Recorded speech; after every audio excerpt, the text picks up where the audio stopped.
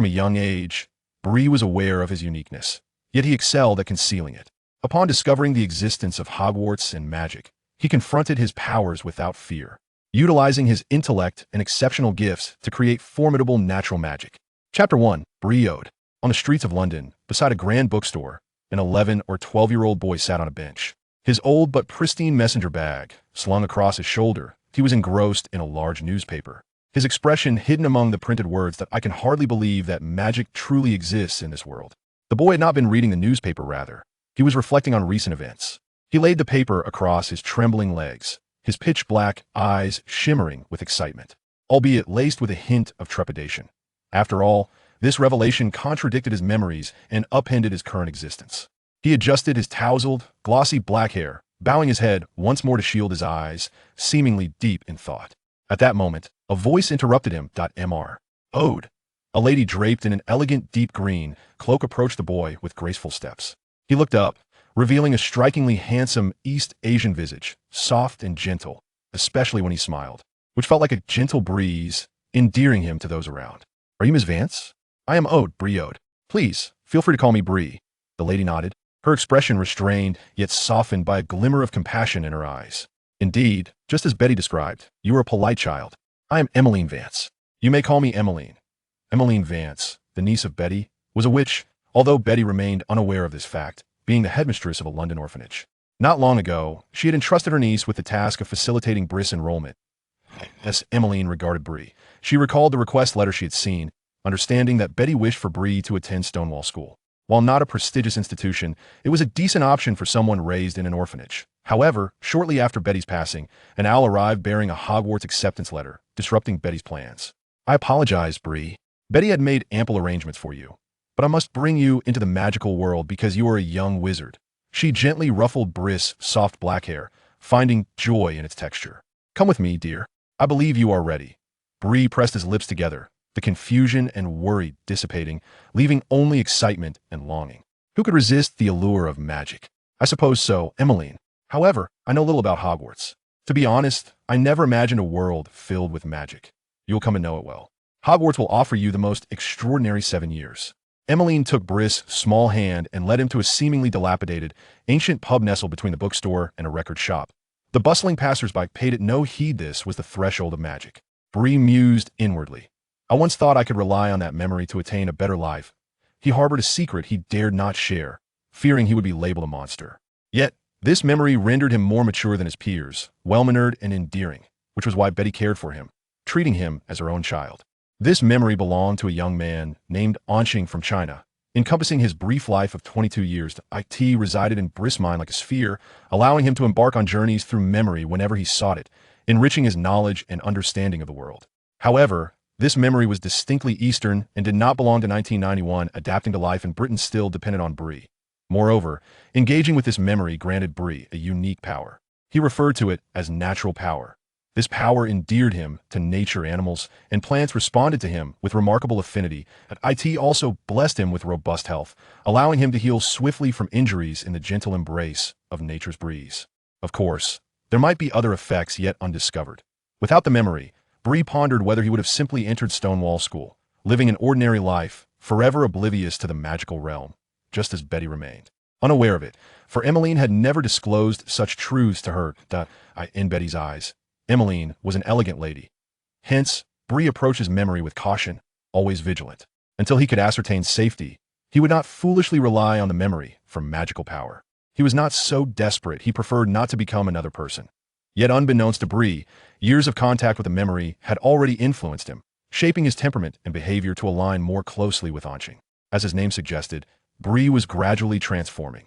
Before discovering the magical world, Briss' dream was to graduate successfully from Stonewall School, acquiring useful knowledge to become an accomplished individual worthy of immigration, eventually settling in China. The connection between Bree and Qing remained enigmatic. Ding dong. The bell above the pub door chimed gently, though the cacophony within drowned it out, and few noticed. Those who did merely cast a glance before turning away, yet Bree sensed curious gazes directed at him. After all, his East Asian features set him apart. However, having gained heightened perception from the powers of memory, Bree did not dismiss the sensation as mere illusion. He thought uneasily. Are wizards truly so peculiar? Emmeline seems quite pleasant. Emmeline appeared to sense Bri's discomfort. She frowned and nodded toward Tom, the pub owner, before guiding Bree through the crowd toward the backyard. To her, the atmosphere felt chaotic and uninviting. Upon encountering some elderly witches clad in tattered robes, sipping pear cider, and appearing rather inebriated, Emmeline felt increasingly uneasy, eager to depart swiftly. Tom, the pub owner, was a gaunt old man, able to count the remaining yellowed teeth in his mouth when he laughed. However, his eyes sparkled with life. A mere glance at Emmeline and Bree, and he returned to conversing with a disheveled man at the bar. The man scratched his head, his thinning hair shedding like autumn leaves, revealing he had neglected his appearance for some time. He muttered, "But that's not what Dumbledore said. Harry Potter, how odd if it weren't for that scar on his forehead. No one would recognize him." Tom chuckled softly, his eyes betraying a strange glint. He calmly wiped away the man's fallen hair with a cloth, clearly wishing to end the conversation.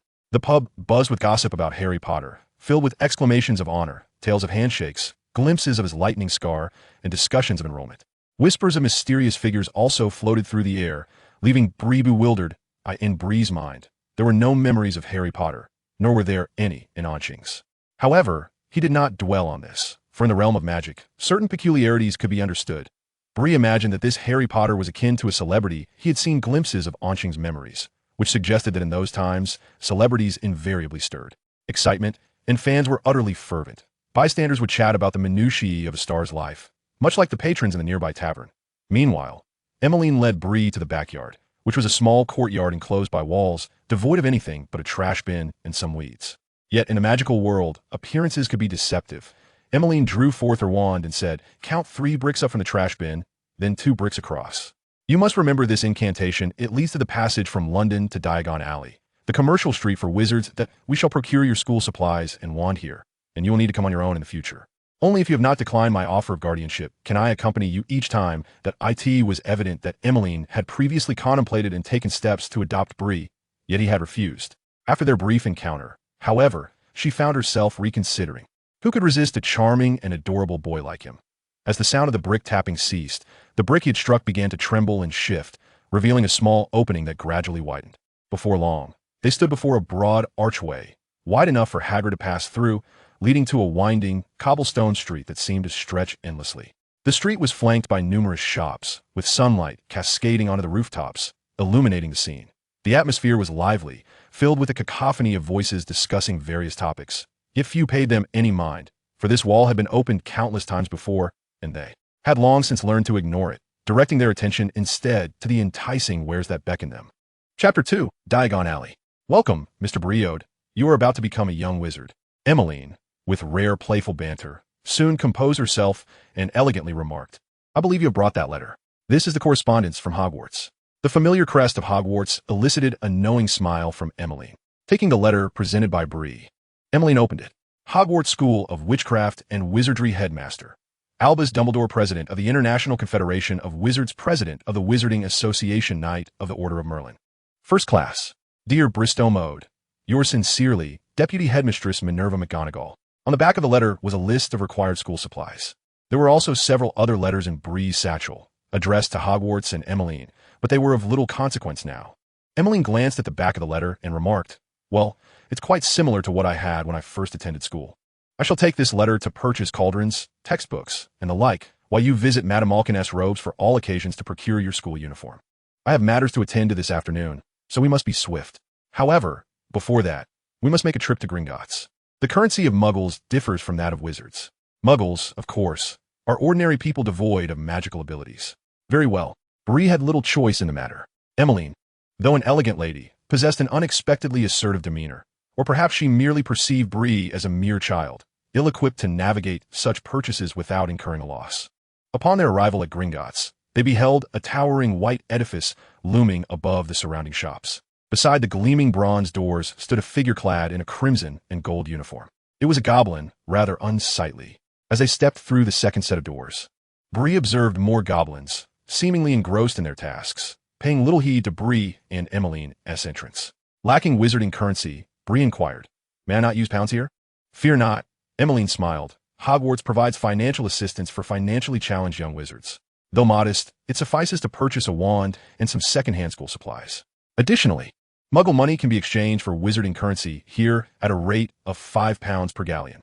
1 galleon is equivalent to 17 sickles, and 1 sickle equals 29 nuts. This is the currency of wizards. Upon hearing this, Bree felt a wave of relief wash over him.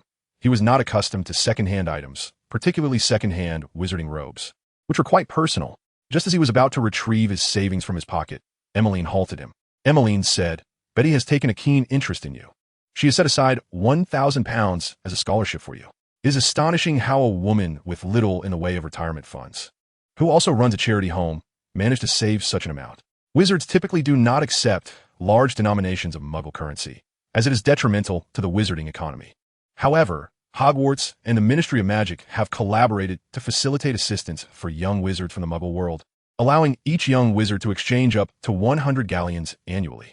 Emmeline approached the elevated counter and elegantly addressed the goblin. "May I trouble you to exchange 100 galleons for me, and also to provide the funds for this child as assistance?" Upon receiving the 500 pounds and the letter from Hogwarts handed over by Emmeline, the goblin displayed a mixture of displeasure and haughtiness. After meticulously comparing the list of beneficiaries provided by Hogwarts for this year, it begrudgingly presented 2 pouches, one large and one small, in a tone laced with arrogance. The goblin declared, "The assistance for impoverished households amounts to 20 galleons, along with 100 galleons exchanged for Muggle currency. Indeed, this is merely entrusted to you for safekeeping." With that, it dismissed Bree and Emmeline, engrossing itself in other tasks, evidently dealing with ledgers, an activity the goblin relished. In the goblin's eyes, all money belonged to its kind, for it was conjured through their unique magical prowess, a craft beyond imitation.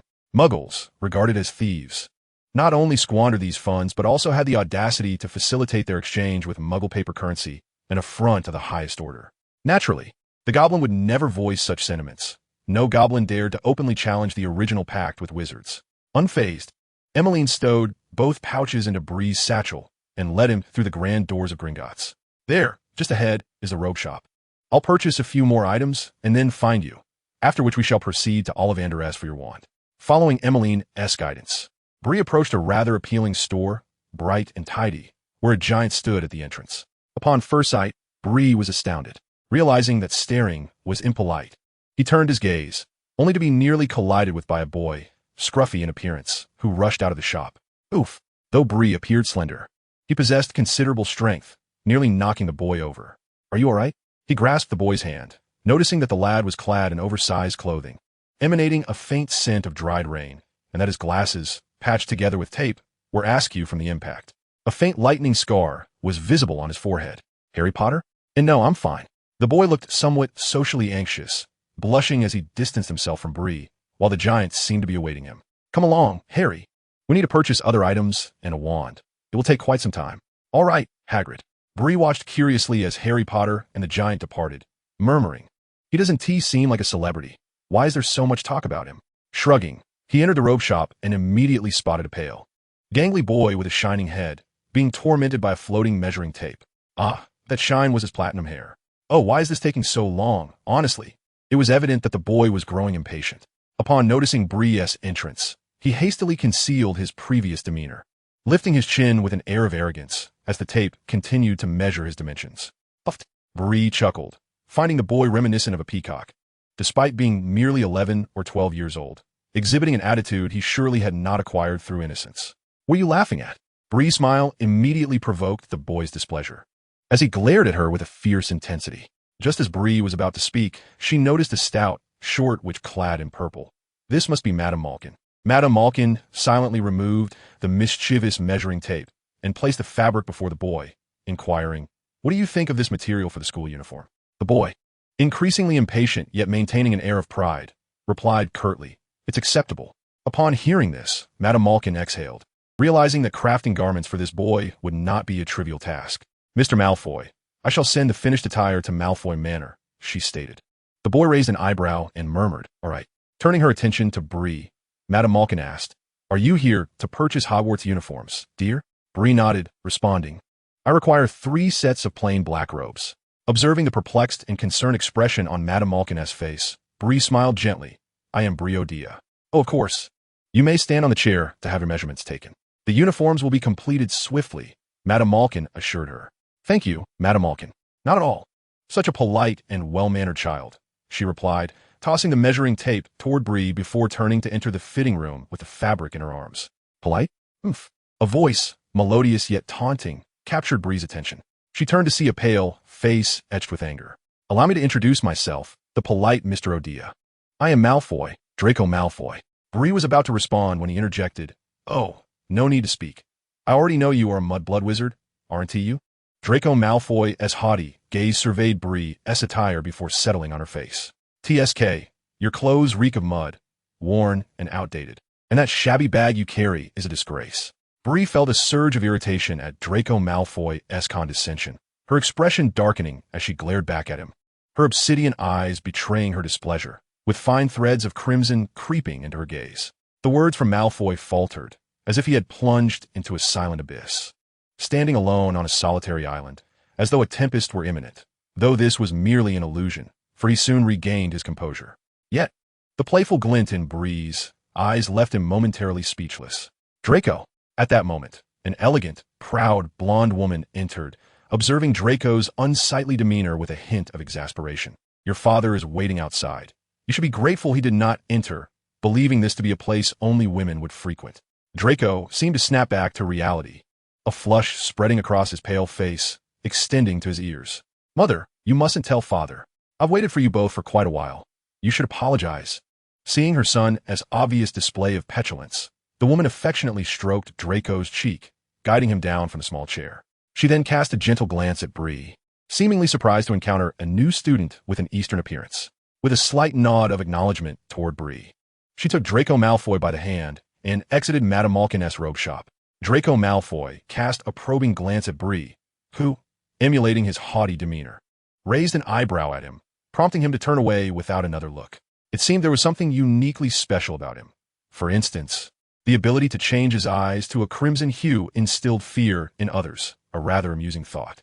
Reflecting on their earlier encounter, Bree pondered the two of them and recalled seeing books at the orphanage, which led him to muse. They appeared to belong to the nobility of the last century.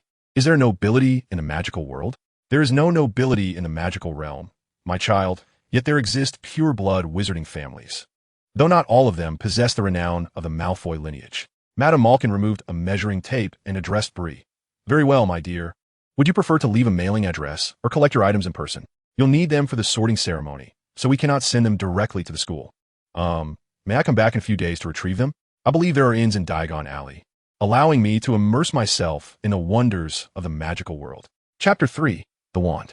With the amiable Madame Malkin's guidance, Bree realized that with a bit of expenditure, he could rent a room at the Leaky Cauldron and visit second-hand bookstores. Thus he began to devise his pre-academic agenda. Apologies, Emmeline, but I do prefer a degree of freedom, he muttered to himself. I suppose I must amend my life's ambitions, to graduate from Hogwarts with distinction, acquire useful magic, and then retreat to China. I wonder if there are wizards in China. They might be rather exclusive, yet I do possess at least half Chinese heritage. Bree was oblivious to the details of his lineage. Betty had never divulged them.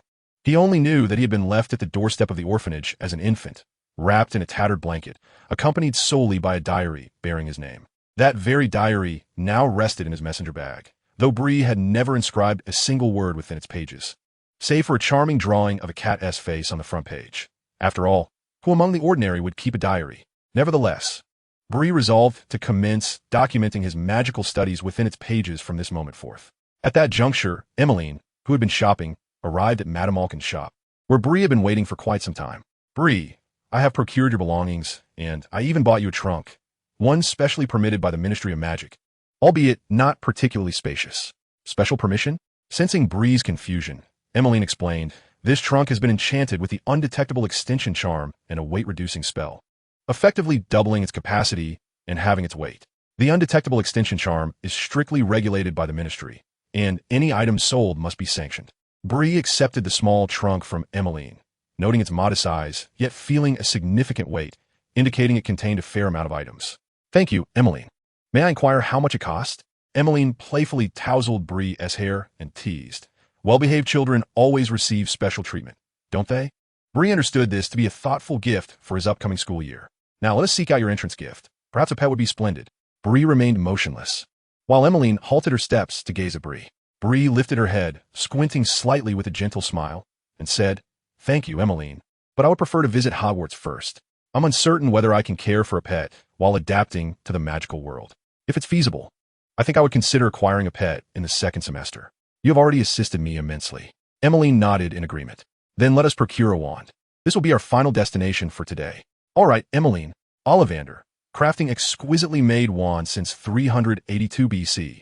Ollivander's Wand Shop is the finest wand establishment in all of Britain, indeed the only one where nearly all British wizards have obtained their companions. Yet, it was evident that the proprietor, perhaps due to his immense renown, had neglected the appearance of his shop, though he seemingly required no advertisement. Emmeline observed Ollivander's Wand Shop with a resigned expression, remarking, "It remains as dilapidated as it was many years ago, but you will find satisfaction here. After all, what you seek is a wand, and Mr. Ollivander is exceedingly kind to those wands." As Bree pushed open the shop door, a resounding crash echoed through the air. Upon raising her gaze, she beheld a disarray of wand shelves, haphazardly arranged in varying heights, and as a result of the noise, a row of wand boxes tumbled down. An elderly gentleman sighed, "Oh, how marvelous! I initially thought this wand would choose Malfoy, but it did not." This was Bree's first impression of Ollivander, mysterious and somewhat eccentric. The shop appeared modest in size, yet its elongated layout extended into the shadows, and, at the sole counter within, the Malfoy family was selecting wands. Bree had already encountered Draco Malfoy and his mother, and the tall, platinum-haired man holding a serpent-headed wand was unmistakably Malfoy's father, strikingly similar in appearance to young Malfoy. The family radiating golden hues. Malfoy's father seemed to never lower his head, proudly gazing down at his son with a discontented expression. "Draco, mind your manners and do not frown indiscriminately." Draco noticed Bree entering, but chose to ignore her. His frustration over not having found his wand after a lengthy selection process was palpable, yet he dared not contradict his father. He immediately straightened his posture, adopting a serious demeanor as he addressed Ollivander. "Sir, I believe you may need to fetch another batch." Mrs. Malfoy chuckled, placing a hand on her son's shoulder. "Draco, exercise some patience. The wand is of utmost importance." "Of course, mother. Malfoy requires only the best." As Draco Malfoy received yet another wand from Ollivander, a burst of red light shot forth, striking the wand shelf beside Bree, causing the boxes atop it to cascade down. Bree hastily stepped back to avoid being struck. "TSK." Draco Malfoy pouted in displeasure, and Bree could sense that he was lamenting the fact that the wands had not fallen upon him. "Oh, I have it. It should be just right for you, a marvelous combination of hawthorn and unicorn hair. I remember where I placed it, thud, thud as Ollivander pondered. A beautifully crafted and antique wand rolled to the feet of Brill. Its azure shaft, entwined with mithril, appeared less lively than one might expect. Meanwhile, Ollivander had ceased his murmuring, fixating intently on the wand resting at Brill's feet. "Oh, what an astonishing combination. Mithril is traditional, yet remarkably versatile, resonating with potent magical energy. While its delicate filigree enveloping the ivy would conceals the wood's inherent vibrancy and variability. Alas, it is regrettable that I did not find an appropriate core for it. Its heart remains empty. Were it not for the properties of mithril, it might never have qualified as a wand." Ollivander felt a twinge of conflict, for without a core, he viewed it as a mere half-finished product. Yet mithril is wondrous, bestowing it with the ability to channel magic. It has already found its owner. Ollivander approached Brill, gently caressing the wand as he spoke. The union of ivy wood and mithril, albeit lacking a core, measures 9 inches, exquisitely crafted, with remarkable resilience. Indeed, it could serve as a bracelet. "Might you share your name with me?" He gazed at the wand, though Brill understood he was addressing him. "Brill Ode, sir." "Ah, splendid. Meester, Augie. Ahem. I hope to hear of your renown in the future, for I am uncertain what this wand might fetch you. 9 galleons, I regret. I cannot offer a discount simply because it lacks a core, as mithril is exceedingly rare." Silently, Brill retrieved 9 galleons from his satchel and handed them to Ollivander, smiling. As the galleons were produced, the wand gracefully contorted into a splendid bracelet, encircling Brill's right wrist. Ollivander raised an eyebrow, observing, "It is evident that it possesses a certain capriciousness and playfulness." With that, he ventured deeper into the shop. Meanwhile, the Malfoy family observed Brill with synchronized curiosity, and Mr. Malfoy's expression shifted as he glanced at Emmeline, who had remained silent since their entrance, before reverting to his haughty demeanor. "Very well, let us depart, Brill." Emmeline, showing disdain for the Malfoy family as if they were mere nuisances, did not engage with them. Convention would suggest that a lady of her elegance would exchange pleasantries, but Brill thought little of it and followed Emmeline out. Once they had exited, Mr. Malfoy remarked, "Have you encountered him, Draco? Draco Malfoy disdainfully replied, just a muggle-born wizard. Lucius nodded silently, choosing not to comment further. I apologize, Emmeline. I fear I cannot acquiesce to your request. Very well, as you wish. I'm not your guardian. Your guardian has always been Betty. However, she did not pass on her duties to me before her demise. Thus I lack the authority to command you. Do not be upset, Emmeline. Oh, you should refer to me as Lady Vance, Mr. Ode. Bree found herself at a loss, her wide eyes fixated on Emmeline. With a resigned shake of her head, Emmeline waved her hand at Bree with little grace, stating, well, Mr. Bree, I believe our journey comes to an end here. This should have been the responsibility of the professors at Hogwarts, but I must admit, I do not resent it taking up my precious morning hours. Farewell, Bree. Take care of yourself, and should you find yourself regretting this decision, feel free to write to me. You know my address. Goodbye, Emmeline. You take care as well.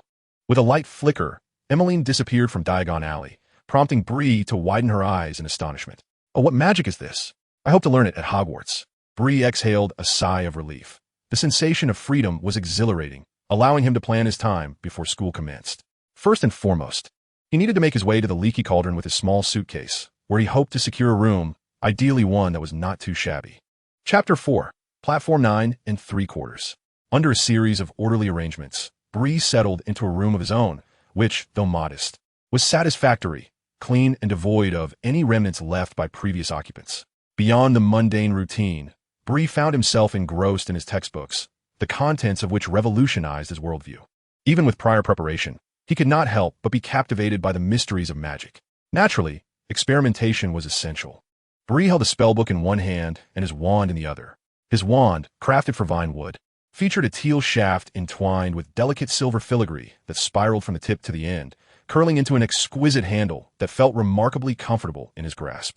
Measuring 9 inches in length, it possessed exceptional flexibility, capable of bending into a bracelet. Ollivander had remarked that he lacked a core, yet both he and Bree understood that the essence of his wand was the power of nature itself. With that, Bree confidently waved his wand, declaring Lumos. As he spoke, a gentle whirlwind of magical energy coalesced at the hollow handle's end, culminating in a brilliant light at the wand's tip. This was the Lumos spell, a delightful little incantation that Bree executed flawlessly on his first attempt. However, he soon furrowed his brow, for he realized that, due to the memories of Qing within him, he had inherited a unique magical power. Yet, he distinctly sensed that the magic he had just invoked was not derived from Qing, but rather from within himself. Could it be that without Qing's memories, I could still be a fledgling wizard? This revelation brought Bree immense joy. It seemed that he was not entirely dependent on Qing's recollections. Bree chose not to draw upon Qing's magic. He wished to rely on his own abilities. This burgeoning pride was something Bree had not fully recognized in himself, nor did he perceive it as a flaw. With each successful spell, Bree's confidence grew, only halting when he encountered more profound forms of magic. He began to meticulously peruse the annotations in his textbooks or delve into supplementary materials, enriching his understanding of magic and its principles. However, it must be said that the study of magical history may become a source of considerable vexation for Briley. He harbors a disdain for this subject and hopes it holds little significance. Setting aside the textbook on magical history, Briley picked up his tome on potions and continued his journey of preparation. He understood that only by utilizing every available moment could he strengthen himself, be it in power or wisdom, to face the uncertainties and vicissitudes ahead. As time passed, Briley completed his review of all his materials, save for magical history and potions. His lack of fondness for potions did not stem from aversion, but rather a mild disinterest. The practical nature of the subject, coupled with its intricate data, made it clear to Briley that mastering it was not something he could accomplish through mere weeks of diligent study. So he merely skimmed the surface. In the subsequent days, Briley ventured to a second-hand bookstore in Diagon Alley, where for the price of a single sickle, he could spend an entire day, provided he did not damage the already fragile volumes. The proprietor of the second-hand shop was not a particularly amiable elderly gentleman, yet his quiet demeanor garnered Briley's favor. In contrast, the bustling Leaky Cauldron, filled with new tomes, proved too cacophonous for his liking, and most new books were not available for perusal. Only upon discovering a selection of books that piqued his interest in the second-hand shop did Briley make a note of them, intending to purchase them at the Leaky Cauldron. He felt immense gratitude towards Ms. Emmeline for her previous sponsorship of his textbooks, and although his purse was not overly strained, Briley refrained from purchasing an excessive number of books, leading him to cross several titles off his list. reassured by the knowledge that Hogwarts housed a plethora of volumes for student access. On September 1st, 1991, Bree mused that his efforts prior to the start of the term might afford him a semblance of agency. The clamor of automobiles filled the air as he dragged his modest suitcase into King's Cross Station, where he encountered numerous wizards clad in eccentric garb and flowing robes, all of whom the Muggles seemed blissfully unaware of, an effect of the ignorance charm, as Bree had learned from his readings. He himself donned a smart casual outfit, purchased in London with his own savings, supplemented by the pounds left to him by Betty at Gringotts, which Emmeline had entrusted to him for his own discretion. What a fascinating place this is. Bree felt buoyant, yet curiously, he had not encountered any detailed accounts regarding Platform 9 and 3/4 among the many books he had perused. 90? Is it situated in between? Could it be some form of enchantment? With his lips pursed in contemplation, he recalled a spell that could unlock doors, pondering whether it might serve him here, though the presence of so many Muggles could risk exposure. "Ah, are you a new student?" a senior inquired. Beside him stood a middle-aged man, clearly the senior's father, who appeared to be brimming with excitement. "I ought to be courteous," Bree thought. "I am indeed a new student. Could you kindly direct me to Platform 9 and 3/4? Before the senior could respond, his father interjected, "My Cedric is truly a friendly upperclassman. Ha ha ha." With his father's words, the senior's mustache twitched, lending an air of amusement to the scene. The youth named Cedric appeared quite embarrassed by his father's words. Yet he refrained from retorting. Instead, he hurriedly addressed Bree. "Follow me. I shall lead you inside. Right here, between the 9th and 10th platforms, the 3rd pillar.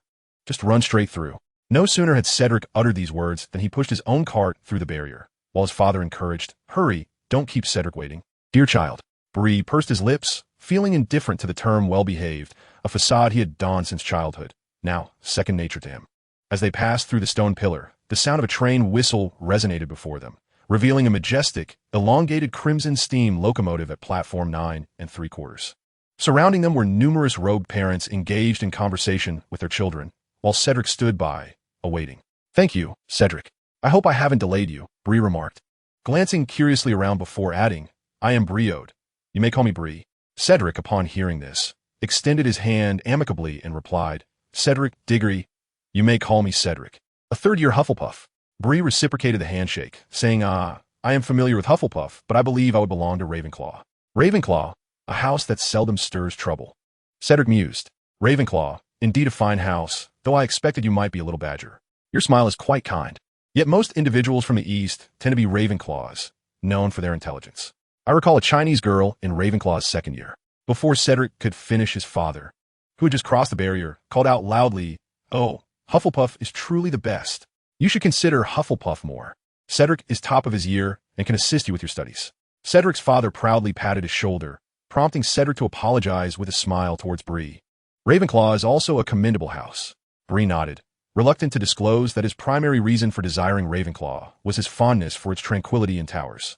He cherished the sensation of the wind at heights, which made him feel at ease, as if he wielded the power of the breeze, akin to a sovereign, unbound. Conversely, Gryffindor also boasted towers, yet Bree found it excessively noisy, suspecting that even the winds there might be tumultuous. "Hey, Cedric." A voice called out to him, presumably a friend. Bree smiled and said, "Then I shall see you at Hogwarts." Cedric nodded gently, waved to his friend, and then added, "The first-year carriages are at the back. You may find a seat in advance. Aside from a few compartments reserved for pure-blood families at the front, you are free to choose any." "All right, thank you, Cedric." After parting ways with Cedric, Bree made his way to the rear carriage of the train. As he stepped aboard, dragging his small suitcase, he caught sight of a platinum-haired individual entering a rather opulent compartment. While the individual did not notice Bree, a girl trailing behind cast a disdainful glance at him. Upon noticing his worn crossbody bag, she averted her gaze with evident distaste and strode directly into the carriage, followed closely by a refined-looking boy of African descent. Bree sensed that his arrogance rivaled that of the girl. Two tall, robust boys were preparing to enter the carriage when Draco Malfoy's voice echoed from within, commanding, "You two, go to another carriage. I do not wish to endure the incessant crunching sounds throughout the journey." "All right, Draco," the two sturdy boys replied, appearing somewhat dazed before making their way to the adjacent carriage. It was clear that they belonged to pure-blood families. The privileges afforded to these pure-bloods resembled the aristocracy of the Muggle world, enjoying a distinct advantage. Without further contemplation, Bree proceeded to the ordinary compartment at the back of the train, selecting one not far from the door to place his luggage. He retrieved his diary from the crossbody bag and began to write about the wonders of magic, with a book on transfiguration resting beside him. Before he had settled into his seat for long, he was greeted by a cacophony outside. Two lively red-haired boys, undoubtedly Gryffindor upperclassmen, were animatedly shouting something. Harry Potter? Chapter 5. The Hogwarts Express. Indeed, Harry Potter, the boy who defied death, the savior of the wizarding world, had vanquished the dark wizard known as Voldemort at the tender age of 1. Bree had perused numerous books in a second-hand bookstore that recounted the tales of the savior, portraying him almost as the soon-to-be crowned new white wizard, with Albus Dumbledore, the current headmaster of Hogwarts, being the first. The white wizard is recognized as the embodiment of virtue in the wizarding realm, standing in stark contrast to the Dark Lord, who has seen 2 generations. One is imprisoned within the Tower of Nurmengard, while the other fell to Harry Potter's hand. However, Bree held a differing perspective. He pondered what a 1-year-old might accomplish, and believed it was truly Harry Potter's parents who defeated Voldemort. The Dark Wizard's name was indeed Voldemort. Yet Bree would never utter it aloud, as some texts suggested that the name bore a curse, capable of summoning Voldemort's followers to eliminate those who showed disrespect. Bree recalled the last time he had seen Harry Potter. He appeared frail and emaciated. According to several tomes from the magical realm, he should have been leading a life akin to that of a prince. Yet, Bree sensed that Harry Potter was not faring well, perhaps even less comfortably than himself in the orphanage. Setting down his diary, Bree reclined in his seat, gazing out the window at the lingering parents and children bidding farewell. He contemplated, to embrace or evade fortune. The savior will likely be sorted into Gryffindor upon entering Hogwarts. I shall treat him as an ordinary individual. Certainly, everything hinges on Harry Potter perceiving himself as an ordinary individual. Had he succumbed to the intoxicating allure of fame and wealth, he would have become a conceited person, prompting Bree's instinct to maintain a distance from him. Children lack a comprehensive worldview. Had it not been for Bree's possession of Qing's memories, he would not have exhibited such maturity, for he is merely an 11-year-old boy. At this moment, a resounding voice pierced the air belonging to a short, plump woman with fiery red hair. Bree glanced over to see her sternly addressing a tall, lanky boy with freckles and red hair, accompanied by a middle-aged man with a similar hue, who was cradling a small red-haired girl. The red-haired woman exclaimed, "Ron, hurry up and get on the train. Where are George and Fred? Percy, too. Why aren't you helping your brother?"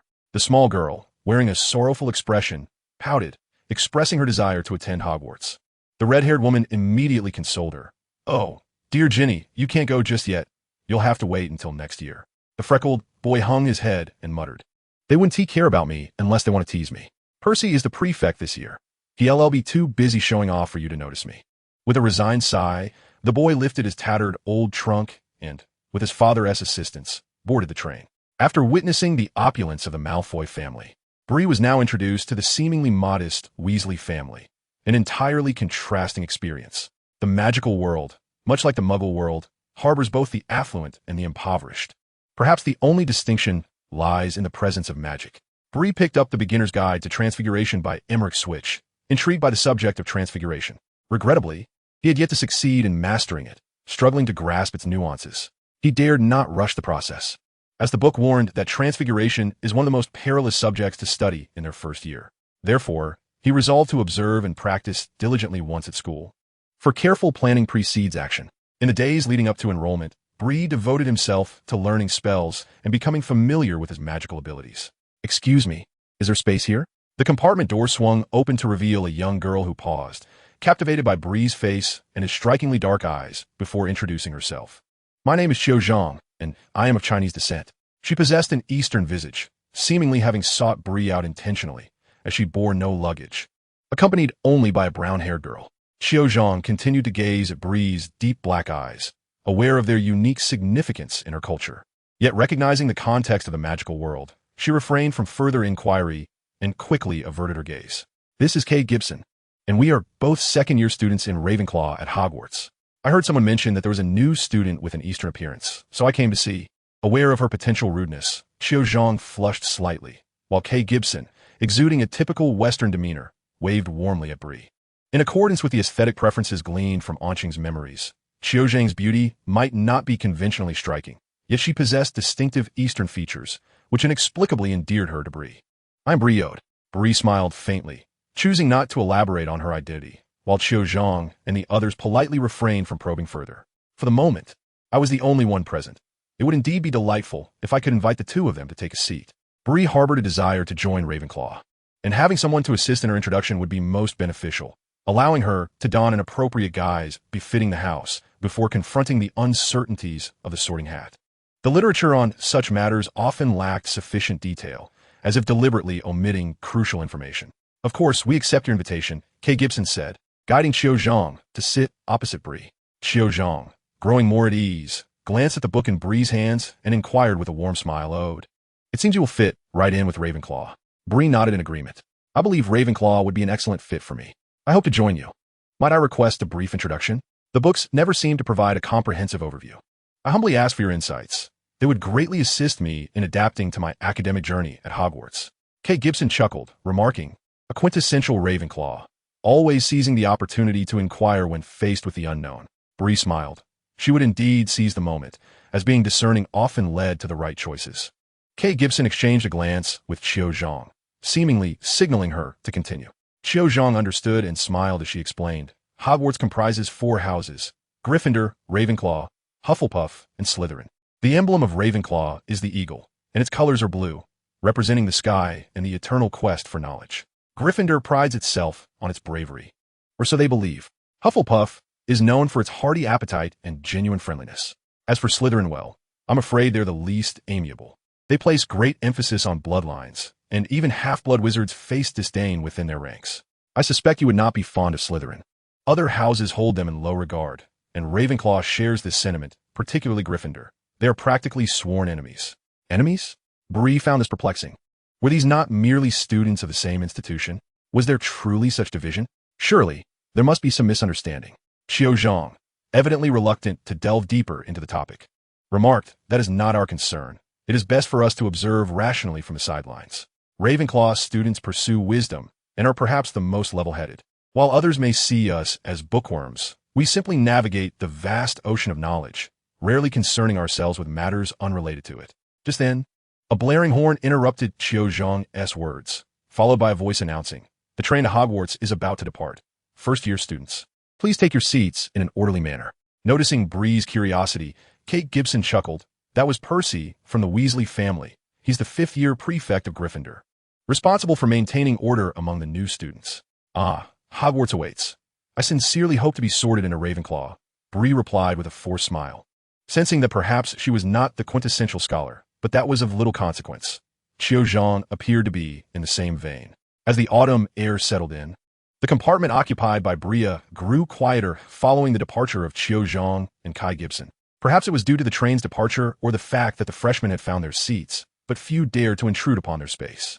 Suddenly, with a resounding thud, 2 tall, slender boys with fiery red hair burst into Bree's compartment, forcefully shutting the door behind them. "Ah, Fred, George, return my spider," Bree exclaimed, still reeling from surprise. The sound of vigorous knocking echoed from outside, soon accompanied by a voice declaring, "Oh dear, Percy is coming. You better keep an eye on my spider, or I shall unleash snails upon your beds." "Haha, Percy saved us." One of the red-haired boys chuckled. The other, clutching a bag, revealed something wriggling within. "This is a spider, our charming little first year." They glanced at each other before one remarked, "Those 2 girls earlier were second years." The other, still holding the bag, added, "And they were from Ravenclaw." With a mischievous glint in his eye, the boy continued, "But one of them had an Eastern visage. I remember her, a stunning Chinese girl named Qiu Zhang." The boy with the spider confidently patted Bree's shoulder, saying, "What a stroke of luck. Already attracting the attention of girls before even being sorted." Bree shrugged off his hand, sitting up straight with caution. "Apologies, but I believe you have your own matters to attend to." Casting a glance at their spider-filled bag, Bree felt a sense of resignation. The glint in their eyes was all too familiar, reminiscent of his own playful schemes back at the orphanage. Not everyone had favored Bree there. Some envious children often sought to trouble him, leaving the weaker Bree to devise clever retaliations, with mischief being a favored tactic. Of course, the well-behaved Bree consistently garnered the trust of Matron Betty, leaving the unfortunate troublemakers to suffer their own misdeeds. The 2 boys exchanged knowing looks, scrutinizing Bree as if trying to discern something deeper. Ultimately, they burst into laughter, in unison declaring, "Ah, here is a delightful little first year." The boy with the spider bag introduced himself. "I am Fred Weasley." The other chimed in, "And I am George Weasley. They shared a glance, affirming their bond as twins. Before turning back to Bree, we hope you'll join Gryffindor. We can have great fun together. What an amusing pair they were. Chapter 6. The path traversed by the four giants.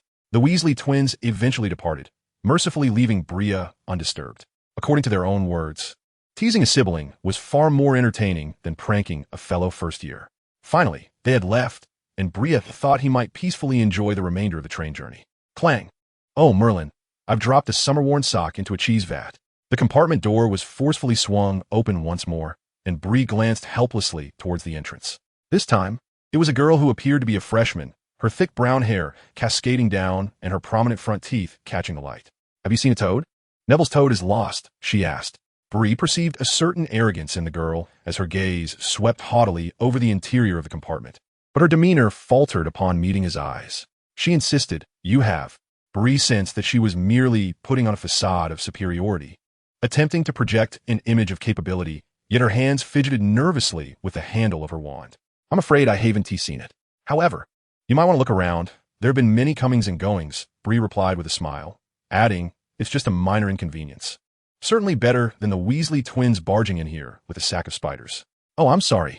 I suppose I should search elsewhere. By the way, I'm Hermione Granger." With that, Hermione Granger promptly shut the door and hurried away, her footsteps echoing down the corridor. Bree shook his head and picked up his book on Transfiguration once more, but before long, he heard a knock at the door. It was the vendor selling snacks. After purchasing a few items, and after a considerable delay, he finally quenched his hunger. However, shortly after, he heard footsteps outside. It was Draco Malfoy, who had just been accompanied by two hulking figures in search of Harry Potter, seemingly attempting to forge a friendship, though it appeared to have been in vain. The arrogant Malfoy failing to secure the pitying Savior's camaraderie. Let us hope the Savior was not intimidated by Malfoy's pallid face and his two imposing companions. In 5 minutes, the train would arrive at Hogwarts, so please leave your luggage on board. We will deliver it to the school, the voice of the prefect announced. As time passed, the darkness outside deepened. Upon hearing the prefect's call to prepare for disembarkation, Bree donned his robes and stowed his book in his suitcase. The train gradually slowed and eventually came to a halt. Outside, a throng of freshmen pushed and jostled towards the exit. Bree took his time, waiting until the crowd had dispersed before he made his way out. He found himself on a small, dimly lit platform teeming with anxious newcomers. The giant he had seen in Diagon Alley was there, holding a lantern aloft. Under its glow, the various hues of hair shimmered, and Bree's dark locks blended in unobtrusively. However, upon closer inspection, one could discern a subtle violet sheen in his otherwise jet-black hair, an exquisite sight. Those with discerning eyes would understand this as a symbol of pure magical lineage. Just as Bree's ebony pupils were pure and powerful, such traits were typically born of a strong, pure-blood wizarding heritage. Alas, such occurrences were rare, and much remained undocumented. Even Bree himself was uncertain, as he had yet to deduce whether his parents were wizards or possessed extraordinary powers. Tightening his robes, he murmured, "It's rather chilly here. Could this be the northern reaches of England?" The night's chill caused the surrounding freshmen to shiver, and as the giant's lantern swayed, Bree heard him bellow, first-year students, come this way. Harry, over here. How are you, Harry?" This Harry Potter is indeed quite renowned. Yet that giant does not seem like a reliable professor. Bree observed the giant's simple-mindedness, or perhaps his bewildered demeanor, which elicited some concern regarding the educational standards at Hogwarts. Following the giant's lead, Bree joined the throng of first-year students, while the upperclassmen had already diverged onto a seemingly broader path. "Come along. Follow me. Are there any first years? Watch your step. All right, first years, follow me." The journey was fraught with bumps and obstacles, compelling Bree to concentrate fully on navigating the dark and narrow path. At that moment, an unsuspecting first year stumbled, tragically grasping Bree's robe in his fall. "Oh, truly," Bree exclaimed, hastily stabilizing himself. "Oh, who did this?" "My robe. Nearby." Draco Malfoy cast a disparaging glance at Bree, as it appeared Bree had not anticipated the muddy pit beneath him, much to Malfoy's misfortune. "Yes, my apologies, it almost fell." The boy beside Bree lowered his head, looking as though he might weep, tears welling in his eyes. He murmured, "I was so worried about Neville that I didn't notice the ground." Bree recognized him. It was Neville Longbottom, the boy who had lost his toad. Soon enough, the meddlesome Miss Hermione Granger would undoubtedly arrive. Who cares if you fall? I only care about who has soiled my robe. This is the finest material. I wonder if you can afford to pay for it." Draco Malfoy's piercing gaze shifted to Bree, and in the dim moonlight, he seemed to recognize him. His expression darkening further. I wondered who it was. Turns out it's you, the poor boy. I'm curious why you're not wearing secondhand robes, but surely. I know your new robe is worth less than a single sock of mine. Bree's good nature and intention to apologize to Draco evaporated. His wand had already been donned as a bracelet on his right hand, easily accessible for use. With an almost instinctual connection, the wand leapt into Bree's grasp. Lumos, a beam of light emanated from Bree's wand, illuminating the surroundings. Familiar with the spell, Bree made the light hover, allowing him to scrutinize Malfoy's pale face, flushed with embarrassment and anger, along with the mud stains on his robe. Even a small blot had inadvertently landed on his platinum hair and slightly reddened cheeks. Though he remained oblivious, as did his friends standing behind him, Bree, being of kind heart, contemplated his next move. What do you intend to do? Seeing Bree draw his wand, Malfoy appeared somewhat anxious, though he feigned composure, elongating his tone. My father is a governor. What do you want? Do you wish to be expelled? A first year expelled before even starting would surely be recorded in the annals of school history. You are bullying a fellow student. Approaching was the brown-haired, meddlesome Hermione Granger, who shielded the sniveling boy behind her before confronting Malfoy.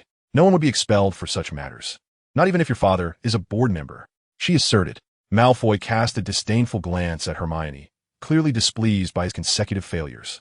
With a scornful tone, he retorted, where did this mud? However, before he could finish a sentence, Bree waved his wand, flashed a smile at Malfoy, and chanted, clean slate. Instantly, the stains on Malfoy's robe vanished. This was a rather useful cleaning charm. Bree tapped Malfoy's cheek with the tip of his wand, and, observing the fury in Malfoy's eyes, added, my apologies, young Mr. Malfoy, but we best be on our way, for that giant has finally noticed the situation behind us and has come to a halt. Of course, none noticed the subtle oblivion charm Bree had cast on Malfoy. The anxious first years were too preoccupied to discern it. Well then, Miss Granger, thank you for your assistance. I am Bree Ode, and I believe we cannot afford to waste any more time. Oh, of course, you may call me Hermione, she replied. And you can call me Bree, he reciprocated. If meddling can be deemed assistance, Bree would not mind having such a friend. It was evident that Hermione was a warm-hearted girl with a strong sense of justice, and Bree appreciated befriending those who stood for fairness. Though he also had a penchant for spontaneity. As the group resumed order, they rounded a bend. Just around this corner, you shall catch your first glimpse of Hogwarts. The giant murmured, I hope nothing went amiss. I was keeping an eye on Harry and didn't see. Turning along a narrow path, they beheld a dark lake. Across its expanse, a majestic castle loomed atop a steep hillside, its spires piercing the night sky, with windows twinkling like stars. Bree found the sight breathtaking, his earlier apprehension dissipating. This would be his home for the next 7 years, where the mysteries of magic awaited him. Numerous small boats floated upon the lake's surface. The giant bellowed, no more than 4 per boat. Bree, Hermione, and the sobbing boy, Neville, settled into one vessel, slightly behind the others, lacking a fourth companion. Meanwhile, Malfoy and his 2 hulking friends occupied another boat alone. Bree could see that the foremost boat carried Harry Potter, who remained close to the giant's side. As the first boats approached the cliff, the giant called out loudly, though only he needed to bow his head. Upon disembarking, Bree heard a chorus of croaks. It's my toad, thank Merlin, Neville exclaimed joyfully, scooping up the toad from the shore. Bree, observing the creature, found it difficult to grasp the little wizard's preferences, and it was clear Hermione shared his confusion. Malfoy let out a scoff as he disembarked. Toads are so passé and slimy. It should be thrown into the Black Lake to fend for itself. As Malfoy's figure receded from view, Neville remained enraptured by the joy of regained belonging. Bree, with a disdainful smirk, acknowledged that it was only the indignant Miss Granger who had cast a furious glare at Malfoy. Everyone was ushered by the giant to the entrance of Hogwarts Castle. The rhythmic knocking resonated, heralding Chapter 7, the sorting. As the giant's booming call echoed, the grand doors slowly creaked open. A tall witch, clad in a resplendent emerald robe, with her raven hair slicked back tightly against her scalp, emerged before Bli. Her impeccably stern demeanor made it evident to all that she was not to be trifled with. Standing solemnly at the threshold, she addressed the giant, saying, Thank you, Hagrid. I shall take over from here. With a flick of Professor McGonagall's wand, the doors swung wide open. Follow me, children. Her voice was crisp and commanding. Yet the surrounding first years were already in a flurry, trailing after her. The air buzzed with chatter as the new students closely followed her through the entrance hall, where torches illuminated the stone walls, casting a warm glow. However, This was not the Great Hall yet. BLI and the first years proceeded along the flagstone floor until they halted in an empty chamber, turning to face McGonagall. She paused, extending her arms in welcome. Welcome to Hogwarts, young wizards. The feast is about to commence, but you must wait a moment. Please maintain silence. BLI, catching a glimpse of Harry in Professor McGonagall's presence, hesitated momentarily, reflecting on the special attention given to the Savior. Before the feast, you will undergo the sorting, a significant event as it determines the house with which you will be affiliated throughout your time at school. You will attend classes alongside your housemates, reside in the same dormitory, and have access to your house's common room, where you may spend your leisure time or visit the library. The four houses are Gryffindor, Hufflepuff, Ravenclaw, and Slytherin. Each house boasts a rich history and has produced remarkable wizards. During your tenure at Hogwarts, your exemplary conduct will earn points for your house, while any misconduct will lead to a deduction of points. At the year's end, the house with the highest score will be awarded the House Cup, a prestigious honor. I hope that regardless of the house you are sorted into, you will strive to bring glory to it. Observing the eager faces of the young wizards, McGonagall allowed herself a modest smile, though she furrowed her brow at the sight of some. As her gaze fell upon Malfoy, BLI discreetly shielded the haughty boy from view. I shall return for you in a few minutes. Now, please remain quiet and wait, McGonagall instructed, turning to depart into the adjoining room. With her exit, the tension among the first years dissipated. BLI, however, felt little unease. He bore no animosity towards such a professor, for Betty often exhibited a similarly stern countenance, a necessity when overseeing so many children in the orphanage. Yet some first years remarked, "Oh, look at her bun, so meticulously arranged. She must be a serious woman. I certainly do not wish to fall into her clutches. It would be dreadful." A few young wizards nodded in agreement. How could they accurately determine which house we belonged to? Bree heard the chatter around him intensifying, as it seemed everyone was preoccupied with their prospective house assignments. Yet none appeared to understand the sorting process. He overheard the previously mentioned red-haired boy stating that there would be a daunting assessment, claiming his brother was one of the Weasley twins. Bree could only think how innocent and endearing their younger sibling was to believe such a thing. However, he understood that there was indeed a test, albeit not one of overwhelming difficulty. Yet, not everyone shared Bree's level-headedness. Harry Potter was already trembling, while Hermione muttered incantations under her breath. Bree leaned in closer. Was she really reciting spells? Would they actually distribute a written examination? By the way, Bree, Hermione turned to him, asking, which house do you hope to be sorted into? I believe Gryffindor is the finest. Without much deliberation, Bree replied, Ravenclaw, I suppose. Who shouted? Bree jumped, startled. A ghost. He felt a flicker of curiosity, but with so many people around, he chose not to investigate further.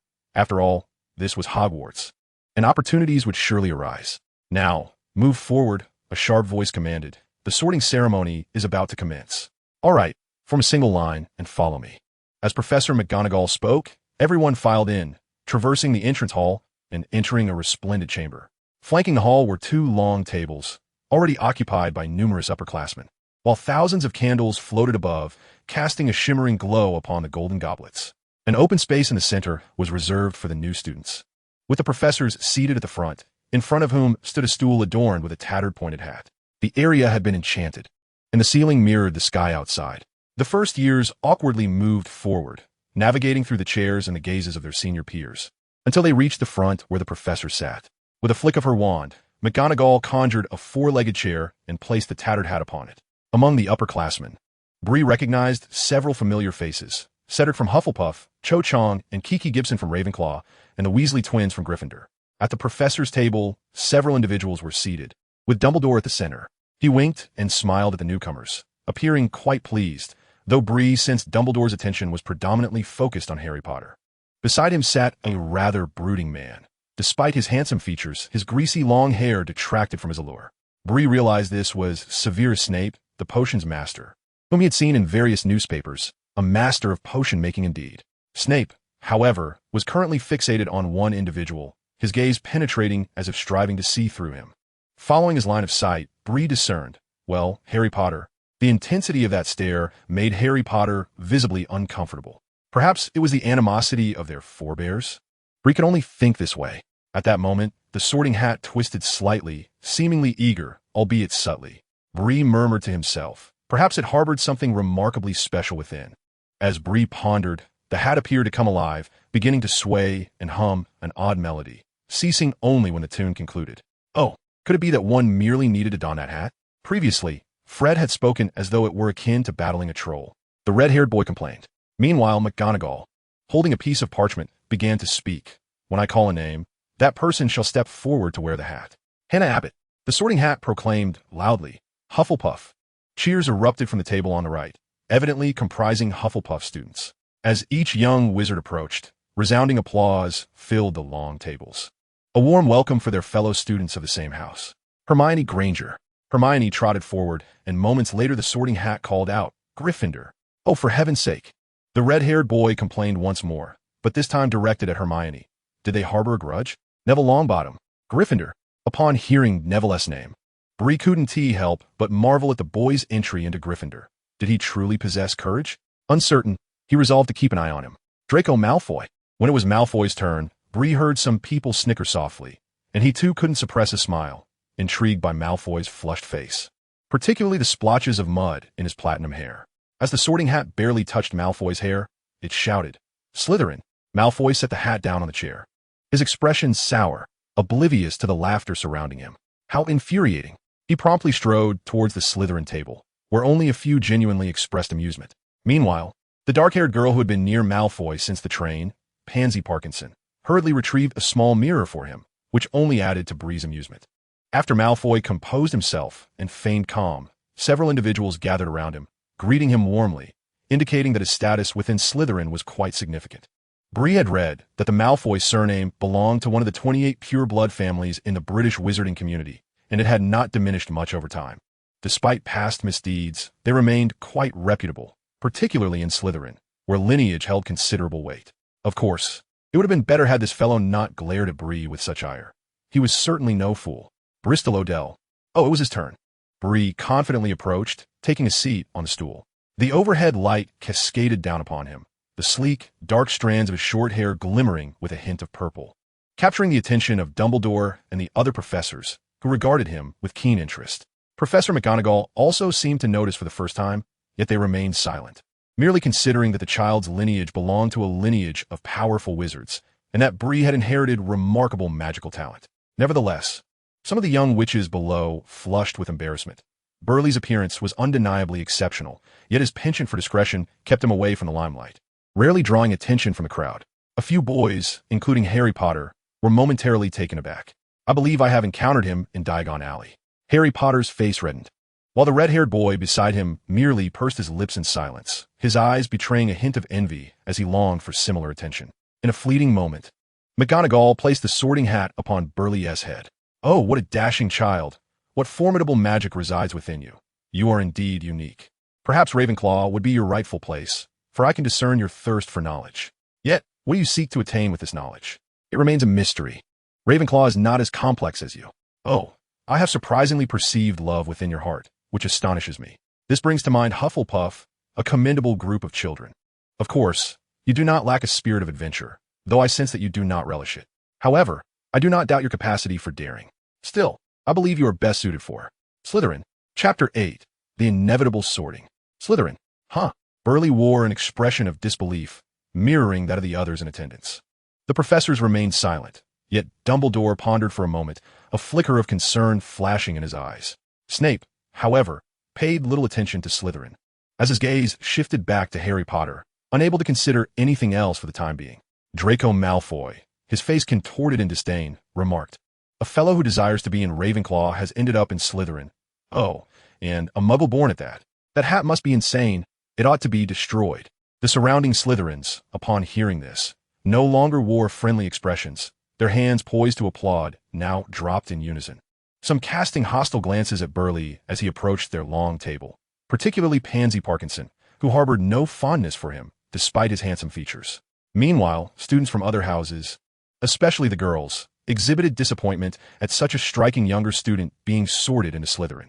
A peculiar silence enveloped the hall, as the other three houses offered only scattered applause to welcome Burleigh to Hogwarts, while Slytherin remained utterly silent. Well, almost. Clap, clap, clap. It was Draco Malfoy who, as Burleigh passed by, muttered, Welcome, little Raven, so you ought to sit at the back. Your muggle scent will spoil our appetites. Little Raven, indeed. The Burleigh who aspired to Ravenclaw should have been a little eagle, But alas, Slytherin is the realm of dark wizards. Burley was aware, having read books and reports, that most dark wizards graduated from Slytherin, including the second Dark Lord, Tom Riddle. With an impassive expression, he took a seat at the back of Slytherin, ignoring the worried looks from a few friends, contemplating how he might navigate through 7 years in Slytherin and graduate successfully, for the reputation of Slytherin was rather dismal. Harry Potter. Perfectly, at this moment, no one was paying attention to Bree, which allowed him to breathe a sigh of relief.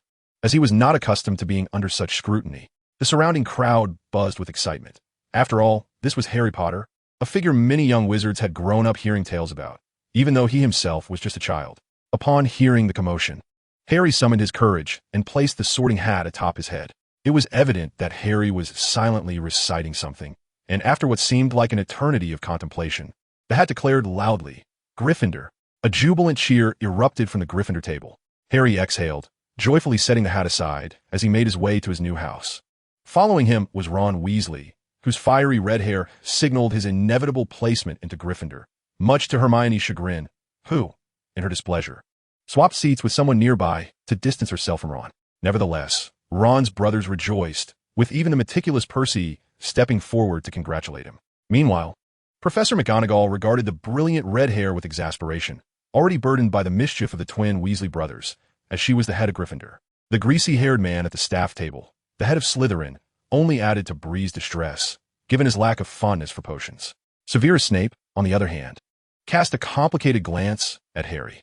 Many were aware of Snape's past allegiance to the dark forces, yet Dumbledore had intervened on his behalf. However, Snape's initial plea to Dumbledore had been for the sake of Harry's mother, Lily, hoping for her salvation. Alas, Lily had perished, leaving behind her child, Harry Potter, a constant reminder of his failure. The anguish rendered Snape unable to meet Harry's gaze, for those eyes bore a striking resemblance to Lily's, while everything else echoed the visage of James, his lifelong adversary. Taking a sip of his drink, Snape turned away, only to catch a fleeting glimpse of the complexity in Dumbledore's gaze, which followed the downcast Bree. At that moment, Dumbledore rose, his face alight with joy, arms wide open as he proclaimed, "Welcome, welcome, everyone, to Hogwarts as we embark on a new academic year. Before we commence the feast, I wish to share a few words. That is foolishness weeps. Nasal residue twists. Thank you all."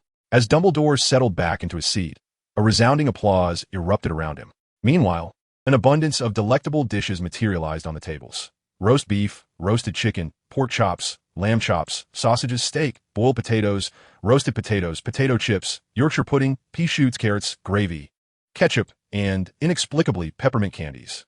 Beside Snape, a man adorned with a turban, resembling a grand Indian hat, murmured, stammering, "Perhaps I will feel honored to have taught the Savior." Snape snorted disdainfully through his nostrils and replied in a prolonged, icy tone, "Perhaps you should contemplate whether you can survive this year, rather than concern yourself with the so-called Savior, Professor Quirrell." Bree felt a pang of hunger and quietly began to indulge in the delectable spread before him. As for other matters, he decided to address them when they arose, dismissing them as insignificant. He lacked the inclination to prepare for potential troubles, for his situation was already dire. Both newcomers and returning students alike shunned him, some even expressing distaste. Suddenly, a multitude of ghosts materialized around him, yet the surrounding individuals, particularly those from Slytherin, paid them no heed. They maintained their decorum, a reflection of their upbringing, as they were well aware of the spectral inhabitants of Hogwarts. Having encountered a ghost previously, they would not dare to be disrespectful. Once everyone had their fill, the sumptuous feast vanished amidst the sounds of conversation, leaving the table neat and tidy in anticipation of dessert.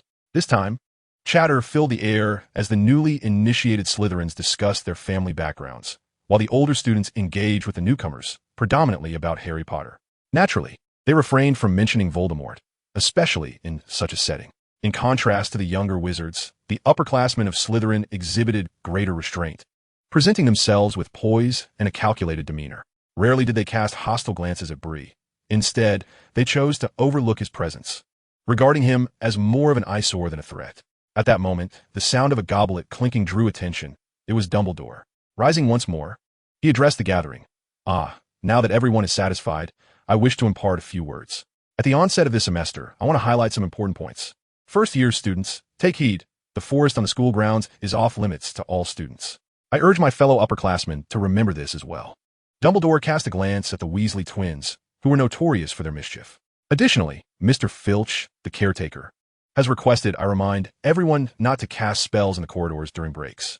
The tryouts for the Quidditch team will take place in the second week of this term. Any students wishing to join the house team should reach out to Madam Hooch. Lastly, I must advise all, those who wish to avoid untimely accidents and tragic fates, to refrain from entering the corridor on the right side of the 4th floor. Now, before you retire for the evening, let us sing the school song, Dumbledore proclaimed. With a gentle flick of his wand, a long golden ribbon spiraled through the air above the dining table, forming lines of text. Choose your preferred melody, he instructed. Ready, sing. The Slytherin dormitory was located in the dungeons, a rather disconcerting thought, akin to being imprisoned. Bree muttered under his breath as he trailed behind. Having regained his composure without any desire to change houses, though he had never heard of students transferring at Hogwarts. However, contemplating the unexpected could indeed be intriguing.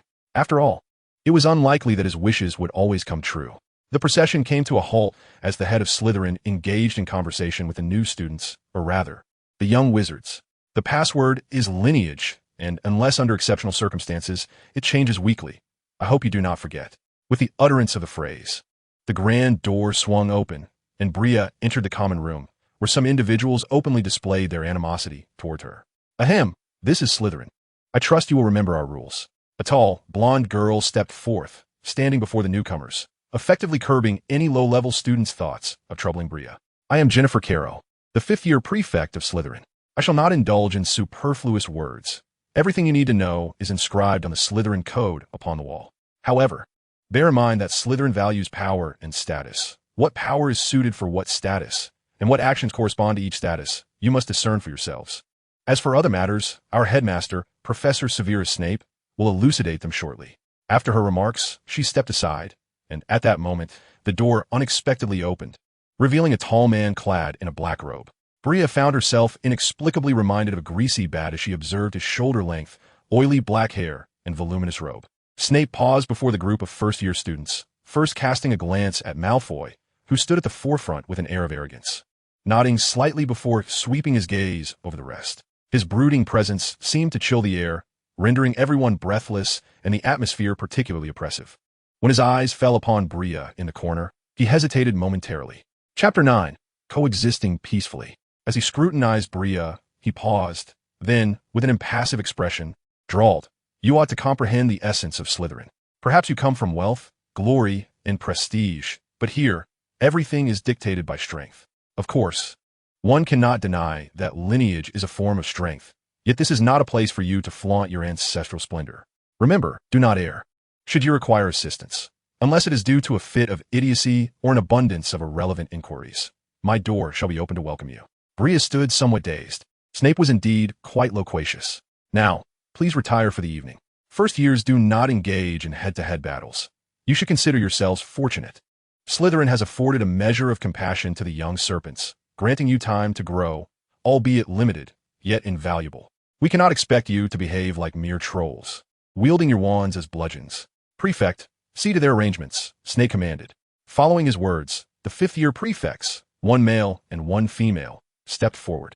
The girl was Jennifer Carroll, who led the first-year girls through the rite passage, while the boy introduced himself. "I am Bennett Wilder. Please follow me." This boy said little else, and bore no particular disdain for Bree, though her roommate in the same dormitory appeared decidedly unfriendly. Slytherin is a domain for two, perhaps due to its early affluence, which prevented the house named after its founder from becoming overcrowded, even somewhat ostentatious. One unfortunate soul sharing the space is Blaise Zabini, a refined young man of dark complexion, who follows Malfoy closely. As the dormitory door swung open, Zabini strode in, indifferent to the presence of his roommate. This indifference was for the best, as BLI had little inclination to concern himself with his roommate's attitude. After a day of torment, he yearned for silence. Only wishing to wash up and rest, cursed Tuesday giving way to the inevitable Wednesday, a day of classes ahead. The entire Slytherin common room exuded a dominant green hue, accented with silver, a theme mirrored in their dormitory where green and silver drapes and bedding created a comfortable atmosphere. BLI found solace in these colors, preferring them over the garish red and white, distinctly different from silver and white, which could not be conflated. He favored the Ravenclaw Tower, reminiscent of his days in the orphanage, where he delighted in the wind atop the highest floor, even in the chill of winter, rather than coiling under blankets like a serpent, motionless. He could only hope for a splendid tomorrow. After arranging his belongings, which the house elf had placed in the dormitory, he set down his slung bag.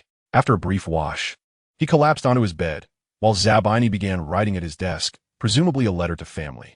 Bli refrained from writing to Emmeline. Their relationship had concluded, and maintaining a basic cordiality sufficed. He did not take out his diary or textbooks for review, but merely retrieved his class schedule from the bedside table.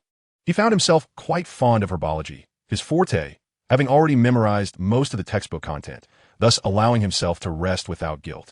As Bli succumbed to slumber, Zabini set aside the envelope, casting a brief, cool glance at Bli before retiring to the washroom to prepare for rest himself.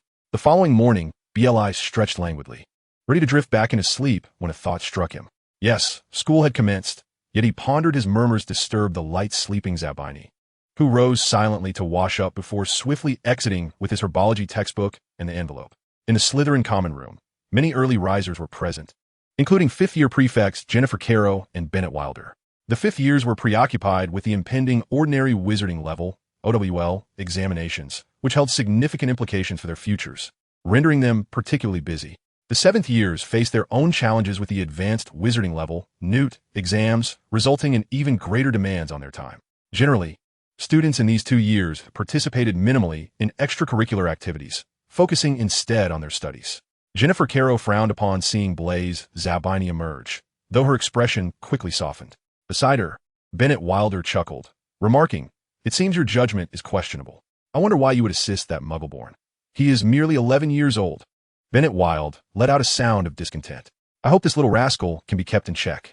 Shabini overheard their conversation, but paid it no mind. Upon spotting Parkinson on the opposite sofa, he greeted him and exited the room without further ado.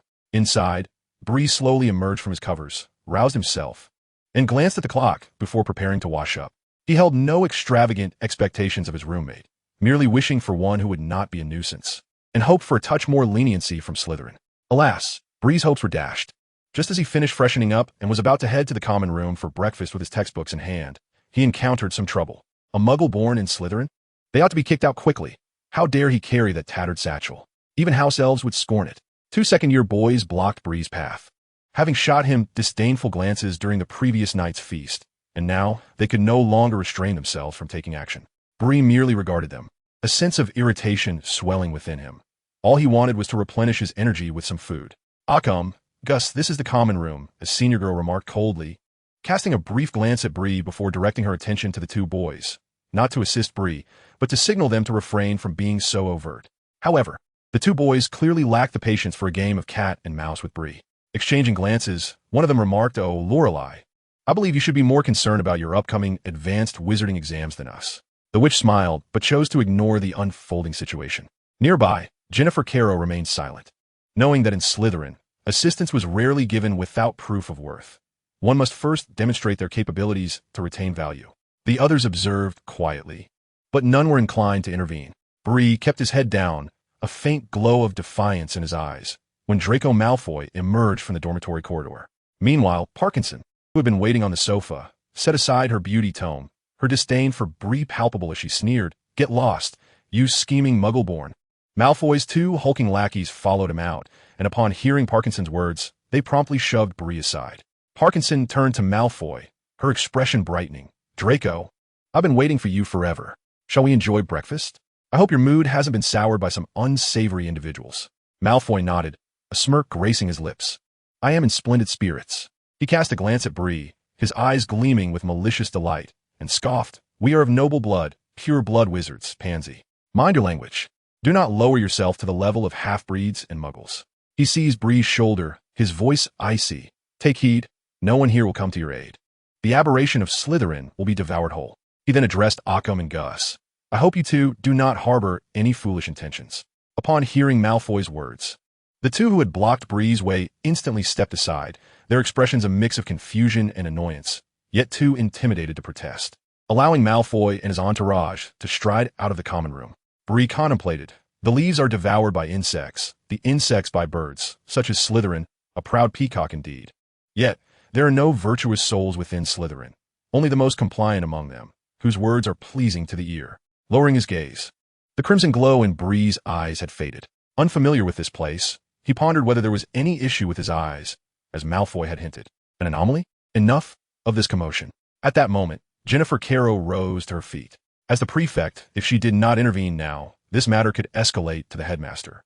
A situation she wished to avoid at all costs, for she did not want to lose her position over such trivialities. Barnett Wilder jested. If this continues, the lad will be in tears, ha. Jennifer shot him a glare before turning to Bree, her expression tinged with disappointment. This is your final counsel. Slytherin allocates status based on power.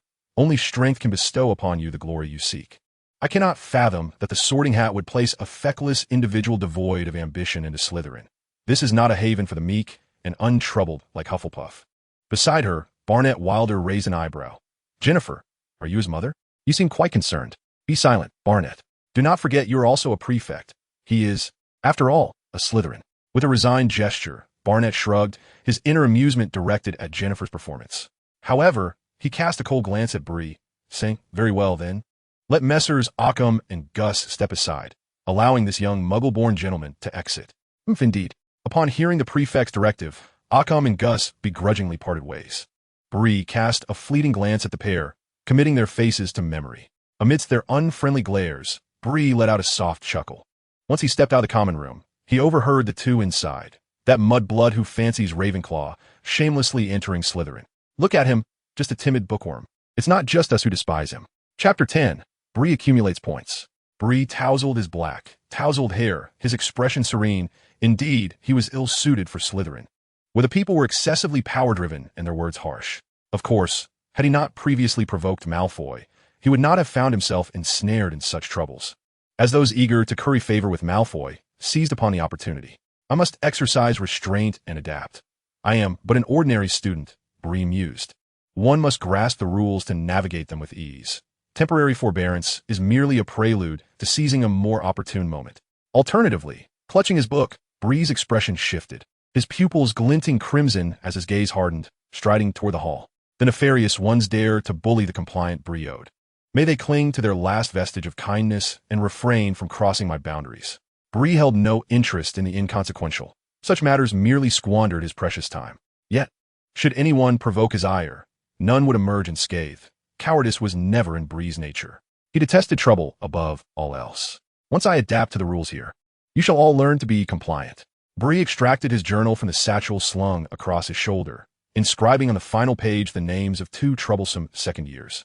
Two burly figures, an unattractive and spiteful girl with a lion-like visage, a platinum peacock, a horse-faced male prefect, a scorpion female prefect, along with those few who stood, sat, or slumbered in the dormitory. It seemed a sheer waste of paper to document such inconsequential individuals, yet it was imperative to record them nonetheless. Having regained his composure, Bree approached the long table in the hall, where a modest breakfast awaited him upon taking a seat. The spread was rather meager. Bree possessed a hearty appetite, a concern that had once vexed Betty. The previous night, overwhelmed by the attention of many and disheartened by not being sorted into his desired house, his appetite had dwindled, leading him to consume little. Ah, the charming little viper. You appear troubled. Suddenly, large hands appeared on either side of Bree's shoulders. Indeed, it was the Weasley twins, distinguished by their iconic red hair. However, was it truly appropriate for Gryffindors to intrude upon the Slytherin table? Bree cast a glance and observed the sparse gathering of Slytherins regarding them coldly. Malfoy offered him a smirk, seemingly mocking his folly, while his roommate, Zabini, swiftly averted his gaze as Bree's eyes swept past him. This fellow seemed to harbor some secrets. Ignoring the two, Bree leisurely indulged in his breakfast. Oh, you're disregarding us. I assumed you would be sorted into Gryffindor. We saved you a spot. The twins wore expressions of mild disappointment, chattering incessantly beside Bree. Yet, inexplicably, his spirits lifted slightly, prompting him to devour another sandwich. Do you require something? I have class shortly. Bree dabbed his lips with a napkin, gesturing toward the textbook on the table. 1,000 magical herbs and fungi. George ruffled Bree's hair, causing him to glare in protest. Oh, very well. But no plant can rival the amusement of a pygmy puff. I hear the Weasley twins are gathering stinksap, and those twins can send pygmy puffs to certain locations, creating delightful chaos. How splendid. Bree raised his gaze, locking eyes with them before replying, Thank you. I shall find a way to bring you some. Fred and George exchanged satisfied smiles, discreetly slipping a cloth pouch to Bree, winking at one another as they departed from his table. Bree chuckled, filled with anticipation. Bree? Huh? Cedric. Oh dear. He hoped he and T-Bin overheard. Cedric's face flushed with concern as he whispered, "Do not handle stink sap with bare hands. Even with gloves, it is inadvisable. The kitchen is one floor below, directly beneath the hall, adjacent to the Hufflepuff common room. Should you encounter any troubles, feel free to seek me out.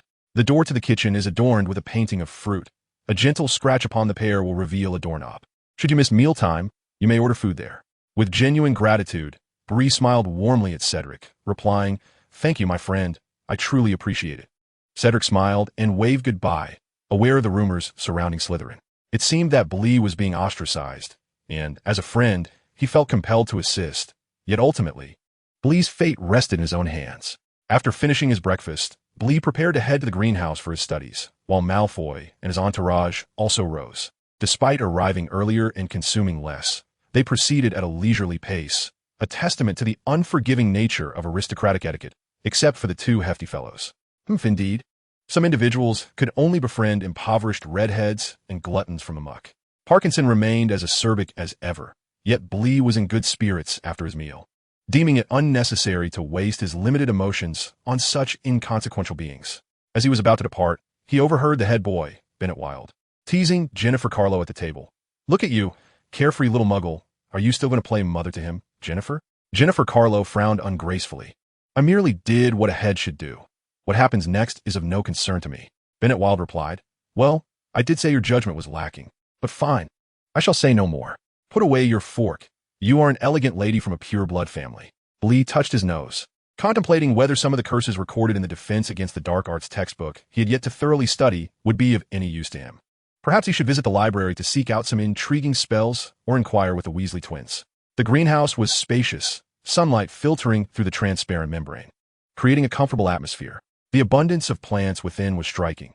However, the ones designated for their lessons were arranged on a central table, featuring a pot of vibrant green shoots, almost reflective in their brilliance. The professor for herbology was Pomona Sprout, a plump and amiable woman, whose long hours spent tending to the plants had left some soil stains on her skirt and sleeves, yet she appeared anything but unkempt. Her smile endeared her to all. Even Malfoy's group had little to say against her. "Who can tell me what this plant is? Please raise your hand." Professor Sprout encouraged the class. "Ah, yes, Miss Evan from Ravenclaw. This is fluorescent grass, Professor." Professor Sprout beamed, awarding Ravenclaw 1 point, and the little eagles rejoiced, especially the girl named Evan, who blushed deeply. The Slytherins felt a tinge of disappointment, though they masked it with their usual restraint. Bree mused, "Is this the connection between Slytherin's glory points and the House Cup? Accolades in class garner house points, while mistakes incur deductions, with the House Cup awarded at the end of each year. Slytherin had triumphed for 6 consecutive years. The entire hall adorned in Slytherin's silver and green. Bree held a fondness for these colors, believing they harmonized beautifully with the hall's decor. Now, who can tell us the uses of fluorescent grass? Oh, Mr. Odell, do enlighten us." "Certainly, Professor." When Bree is serious, his pure black eyes sparkle with brilliance, and his confident demeanor is utterly endearing. It is evident that Professor Sprout finds this little serpent quite amiable. The luminescent grass can be transformed into a glowing potion, also referred to as luminous oil, which can illuminate an area. This plant absorbs light during the day, storing it in its stems and leaves, and at night, it emits a gentle glow. Consequently, many households aspire to cultivate it. However, this luminescent grass shuns human habitation, which often leads to its demise. As Bree recounts his tale, Professor Sprout's smile becomes increasingly benevolent, and the surrounding young eagles gaze at him with admiration. Yet, the little serpents display peculiar expressions. Malfoy snorts disdainfully. Parkinson's countenance darkens, and Shabini's gaze shifts before quickly returning to its customary indifference. "Excellent, splendid. I must award Mr. Ode an additional 5 points for this delightful account, which is far more comprehensive than what is conveyed in our textbooks. You must have read extensively. However, I must add a note," Sprout said with a smile directed at Bree. "If one waters the luminescent grass with moonlit lake water daily, it can avert its demise in human presence. Of course, this must be done every day. I discovered this previously, as herbalist publications often appear after potions in the periodicals, and luminescent grass is frequently overlooked. Hence, this revelation has not yet surfaced in relevant reports. However, you should note this. It might appear on your final exam." "Ha! Mud-playing Mr. Ode, Malfoy remarked as he and his companions brushed past Bree and exited the greenhouse, while the other little serpents vacated with an air of indifference. Nevertheless, Bree sensed a notable reduction in their hostility. A promising beginning, yet some individuals remain unforgiven. Bree patted his messenger bag, which contained textbooks, a diary, and some stinking herbs he had stealthily taken during the break, as the Weasley twins had already forbidden approaching the greenhouse, even under Professor Sprout's watchful eye during class. Thus, acquiring a sufficient amount of stinking herbs proved challenging.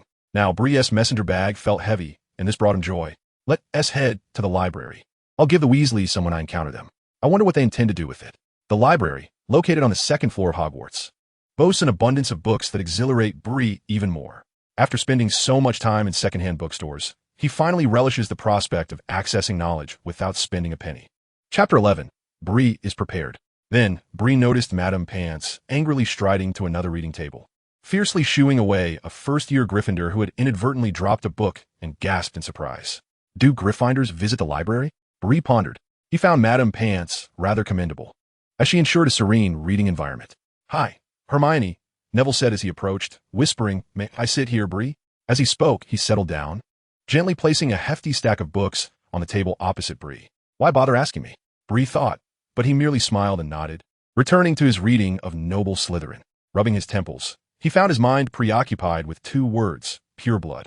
A millennium ago, Salazar Slytherin himself had no intention of instructing Muggle-born wizards or even those of mixed heritage. This stance led to discord with the other three founders of Hogwarts, as recorded in the texts. While the specifics remain unclear to Bree, he understands that the current state of Slytherin House is deeply intertwined with those initial disagreements. Contemplating aloud, Bree mused, just as a pureblood identity can elicit smiles of approval from Slytherin individuals, a gifted pureblood can command their respect, while a powerful noble pureblood can induce them to bow in submission. Yet, I'm likely not a pureblood, having spent my life in the Muggle realm, with my understanding of magic limited to merely a month before the school year. I do not possess great strength. However, I believe this will not remain my condition indefinitely. Perhaps a mixed blood, or even a Muggle with capabilities, could instigate some silence among them. Knowledge is also power. I learn swiftly, which is my advantage. Thus, akin to today's herbology class, I shall display my prowess in pursuit of the so-called glory of Slytherin. Though pureblood young wizards may receive some familial education, due to their inherent magical limitations, they cannot wield magic freely until they acquire their wands at the age of 11. One of the wand's functions is to organize the chaotic and volatile magic of young wizards. Consequently, the gap between Bree and first-year Slytherins is not significant, and due to his latent magical talent and learning aptitude, he has already surpassed them. Bree raised an eyebrow with a smile, gradually rising, having lingered long enough. He had also identified his temporary objective. As they wished, he would feign the role of a Slytherin striving for glory. No one remains elevated forever. Some playful antics may not harm anyone, but can indeed be rather embarrassing. This book is one of the few tomes on dark magic. More powerful and perilous volumes reside within the restricted section of the library. Bree glanced toward the innermost shelves, separated by a cautionary line. That area constituted the library's restricted section, accessible only with the professor's approval for borrowing, and lower-year students could only check out books specified by their instructors. Uncertain if anyone would be on duty that evening, he pondered the dedication of Argus Filch. Holding the book, Bree greeted Hermione, who was still buried in her sea of books, and the drowsy Neville, before heading to the fat lady to borrow a book and departing. Neville sat in a chair, a book in hand, propping his head up, while Hermione lifted her gaze to watch Bree leave, then quietly rose to retrieve the book he had just examined. It seemed that the afternoon was reserved for fertilizing the luminescent grass. No wonder there were no first-year Slytherins or Ravenclaws dining at this hour. Bree speculated on what Professor Sprout might be using as fertilizer. It certainly could not be anything pleasant. With a darkened expression, Bree silently consumed more food. After all, it was already the case. He hoped that some simple spells might assist him. Previously, he had encountered a deodorizing charm in a second-hand bookstore, a freshening branch of spells, with the incantation being fresh scent.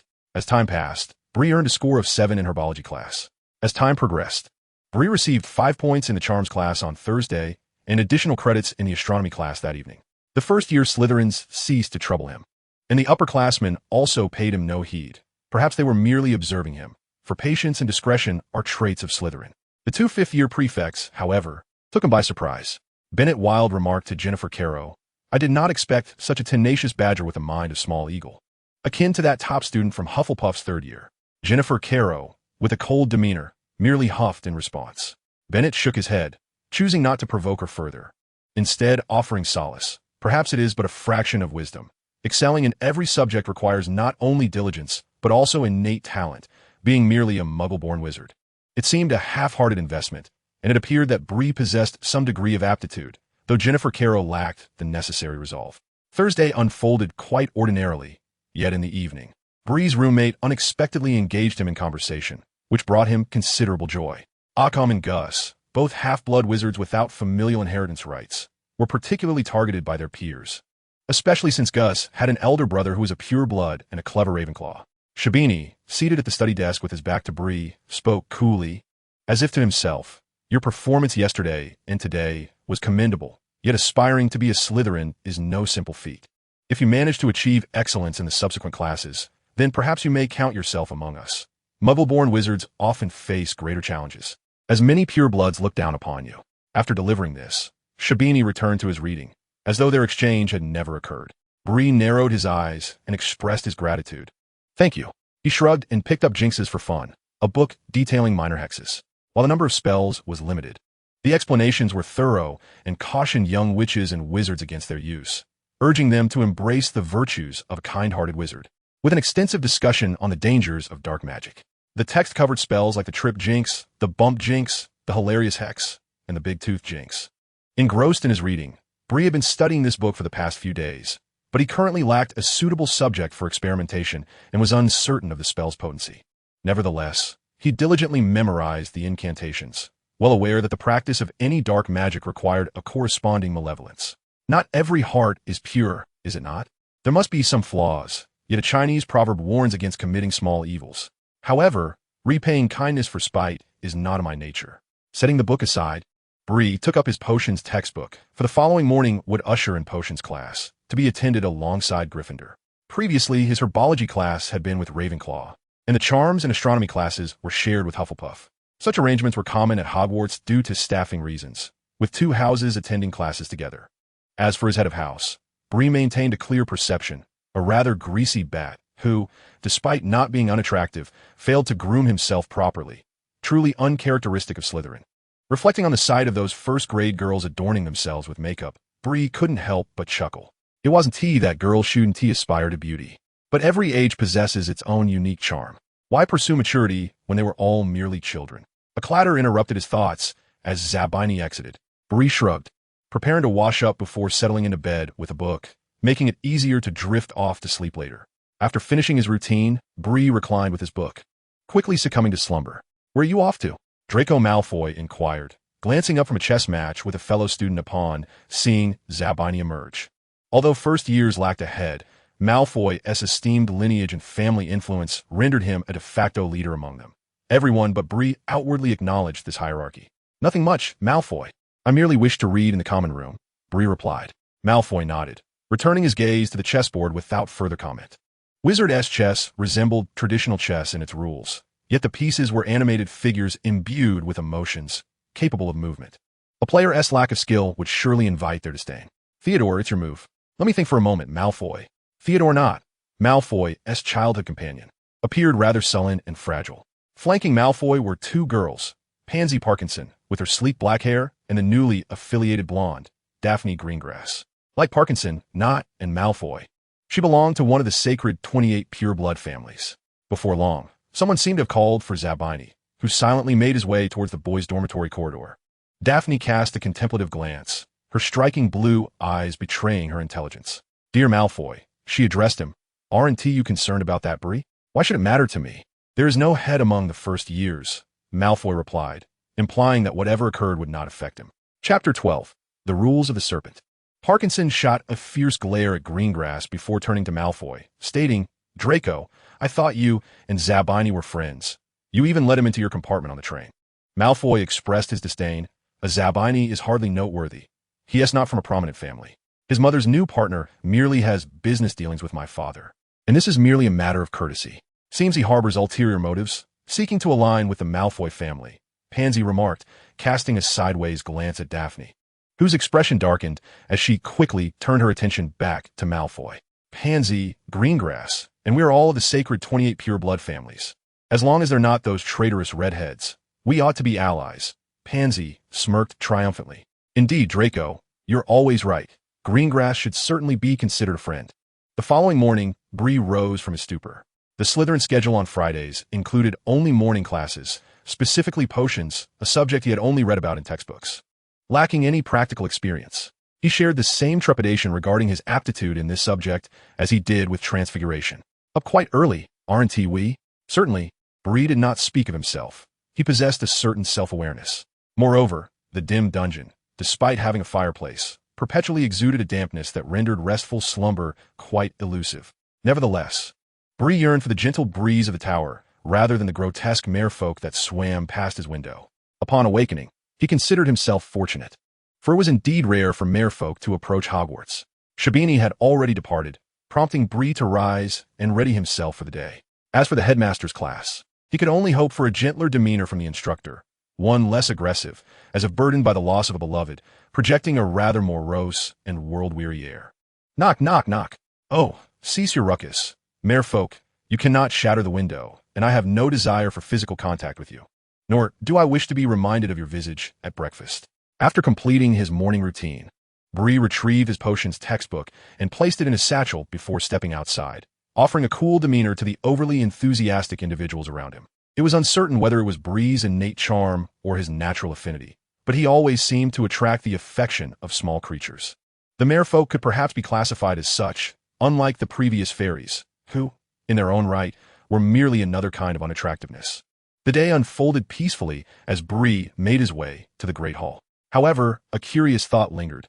Where had the Weasley twins gone? If they did not soon seek him out, he would be compelled to discard the stinky grass from his bag. Good morning, Bree. Good morning, Cedric. You appear quite well today. From the perspective of the faculty table, the dining arrangements in the hall progressed from left to right. Hufflepuff, Slytherin, Ravenclaw, and Gryffindor. Bree sat on the inner side, thus closer to Hufflepuff, allowing Cedric the opportunity to converse with him. Cedric, having listened to Bree, offered a gentle smile. Pleased to see Bree thriving in Slytherin, yet he felt compelled to issue a word of caution, particularly regarding potions class. Just be cautious. Do not undertake anything that Professor Snape has not explicitly instructed you to do. He can be somewhat severe, though I have heard he is rather lenient towards the little snakes. At the very least, he does not deduct points from his own house. However, your luck may not be in your favor, as you will be attending class alongside Gryffindor. Cedric did not need to articulate the underlying tension. Bree understood well that Gryffindor and Slytherin were arch-rivals. Only 2 days prior, the young snakes had merely been adjusting to their new environment, but since yesterday, as their gazes shifted from Bree, they began to unleash their venomous disdain upon the Gryffindors, regardless of their year. The Gryffindors were equally rambunctious, especially with the presence of the Chosen One in their midst. Look over there, a small badger beside Bree exclaimed.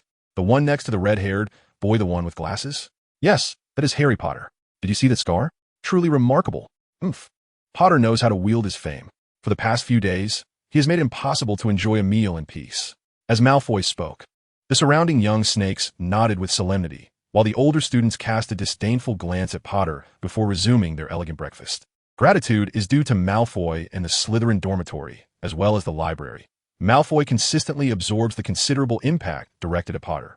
Over the past few days, Bree had risen later than usual due to the class schedule, spending his free time engrossed in books, whether in the library or the dormitory, thereby avoiding a direct encounter with Gryffindor's Potter. However, today he finally witnessed the spectacle. The entire breakfast hour at Hogwarts was abuzz with whispers. Some Slytherins, unable to resist, abandoned their decorum to utter a few words. Yet, Potter evidently struggled to adapt to such notoriety. He was not cut out to be a star, perhaps much like Bree himself. Perhaps he merely wished to navigate through 7 splendid years and graduate smoothly. Bree mused, while Cedric watched his distraction with a smile. He remarked, "Hey, are you watching Potter too?" "Ah, yes, everyone seems to be watching, doesn't it? Though I don't harbor the same animosity toward Gryffindor as the other little snakes." Bree took a sip of milk and said, "I only hope to successfully endure the upcoming 7 years of magical studies." He pointed to his potions textbook. "Rather than concern myself with Potter, I worry about whether I possess any aptitude or passion for potions." Cedric shrugged helplessly, for he too was not fond of the subject. Despite being capable of achieving top marks, If you encounter difficulties, I can offer you tutoring. That would be splendid, but I must first attempt it on my own. Let us eat for now. Some little snakes are glaring over here. How ridiculous. They clearly disliked themselves, yet exhibited such strong desires for control. Slytherin was indeed a peculiar house. They could unite against outsiders while simultaneously fracturing within, resembling serpents in their nature. Suddenly, a flock of owls swooped down. Of no concern to Bree, as he no longer had anyone to frequently send owls to. Today, however, Potter received a letter. Harry Potter gazed in surprise and anticipation at the owl approaching him, aware that he had no one to correspond with. Curiously, he wondered who could it be. His owl, Hedwig, did not bring a letter but rather a note. Hagrid? Harry turned to his friend Ron Weasley, saying, "Hey Ron, it's a message from Hagrid. Do you want me to meet him at 3 this afternoon?" Hagrid the giant? Ron looked a bit bewildered, but seeing Harry so pleased, he chose to remain silent and decided to accompany him to investigate. After consuming a hearty breakfast amidst the admiring gazes of Hufflepuffs and the cold stares of Slytherins, Bree followed the first-year Slytherins down to the dungeons, where the potions classroom was located close to Slytherin yet oddly secluded. The potions classroom was spacious, capable of accommodating dozens of students at once, equipped with numerous small potion stations, typically shared by pairs. The walls were lined with shelves brimming with an array of peculiar bottles and jars, presumably containing potion ingredients or specimens, alongside a storage cabinet for potion materials. At the front of the room, a blackboard stood, and due to its subterranean location, the entire classroom was shrouded in a gloomy ambience, even colder than the corridors due to the lack of bustle. Bree quickly adapted, soon finding a position further back in the classroom. However, some arriving Gryffindor students fell victim to the intimidating atmosphere and a throng of Slytherins, their faces turning pale upon entering, momentarily mirroring Malfoy's complexion. Yet, as Harry Potter stepped into the classroom, these students seemed to find their anchor, gathering around him and gradually locating their own places, distinctly separated from Slytherin, forming contrasting blocks of green and red. "Umph, Harry Potter," Malfoy scoffed, crossing his arms as he awaited the lesson. Alongside him were Gregory Goyle and Theodore Nott, attending to Vincent Crabbe, while Pansy Parkinson and Daphne Greengrass exchanged glances of mutual disdain. As for Bree, well, he was fortunate that this year's first-year Slytherins were in even numbers. A rather robust girl, who appeared somewhat fierce yet composed, silently approached Bree's side. Bree glanced up slightly, noticing the girl, who was a head taller than him, blush and avert her gaze. "I am Millicent Bulstrode, also a first-year," she spoke in a barely audible tone, almost inaudible without Bree's proximity. "I mean, I'm pure blood, but I don't harbor disdain for muggles. Truthfully, not many Slytherins truly dislike you, as most adhere to the pure blood code. You are quite remarkable. That Lumos charm you performed on the path was exceptional. At home, I can barely make the tip of my wand glow. And Malfoy, how daring of you to provoke him. Although I'm unsure of what transpired between you two. Many say that the mud on Malfoy's hair during sorting was your doing." Her evident nervousness intrigued Bree, prompting him to tilt his head in curiosity. Encouraged, she mustered her courage and whispered, "It's not solely Malfoy's fault. It's more about perception surrounding you. No Muggle-born wizard has ever entered Slytherin. At least not that I've heard, and you've never refuted your heritage. Thus, people are hesitant to approach you, even those of mixed blood, who often harbor greater aversion to associating with you than purebloods do." The 2 second years from that morning exemplified this, though few are foolish enough to act so. Perhaps they were incited by someone. According to Slytherin's unwritten rules, anyone who joins us is granted a period of protection, akin to the nature of serpents, born of no malice. They cannot harm. Bree paused, taken aback by this information, and inquired, "How long does this protection last?" Millicent glanced towards Malfoy and replied, "If there are no personal grievances. The internal protection within Slytherin lasts until the conclusion of all classes in the first week, which means it ends next Wednesday. Externally, Slytherin provides protection for a month, during which you will be shielded from bullying by other houses. However, within the house, how you fare is of no concern to them." Bree nodded thoughtfully and offered her a warm smile, saying, "Thank you. You're a kind girl." Millicent blushed slightly, and with a hint of concern reminded, "If you truly are a Muggle wizard, then you must demonstrate your worth. Regardless of the subject, you ought to leave others speechless." "Oh, is that so?" Chapter 13. Bree has a fondness for scores.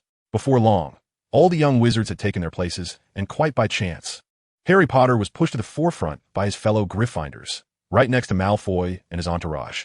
The palpable tension between them was evident even before Professor Snape arrived, revealing Potter's distinct aversion towards Malfoy. Strangely enough, Malfoy did not retaliate. Instead, he regarded Potter with an air of haughty disdain, which Bree considered a display of Malfoy's mercy. Suddenly, the grand doors behind the young wizard swung open, and a tall figure clad in black strode in with purpose. Reaching the podium in the blink of an eye, his speed surpassing even that of Bree, who was hindered by his short stature and youth. Ah, yes, indeed.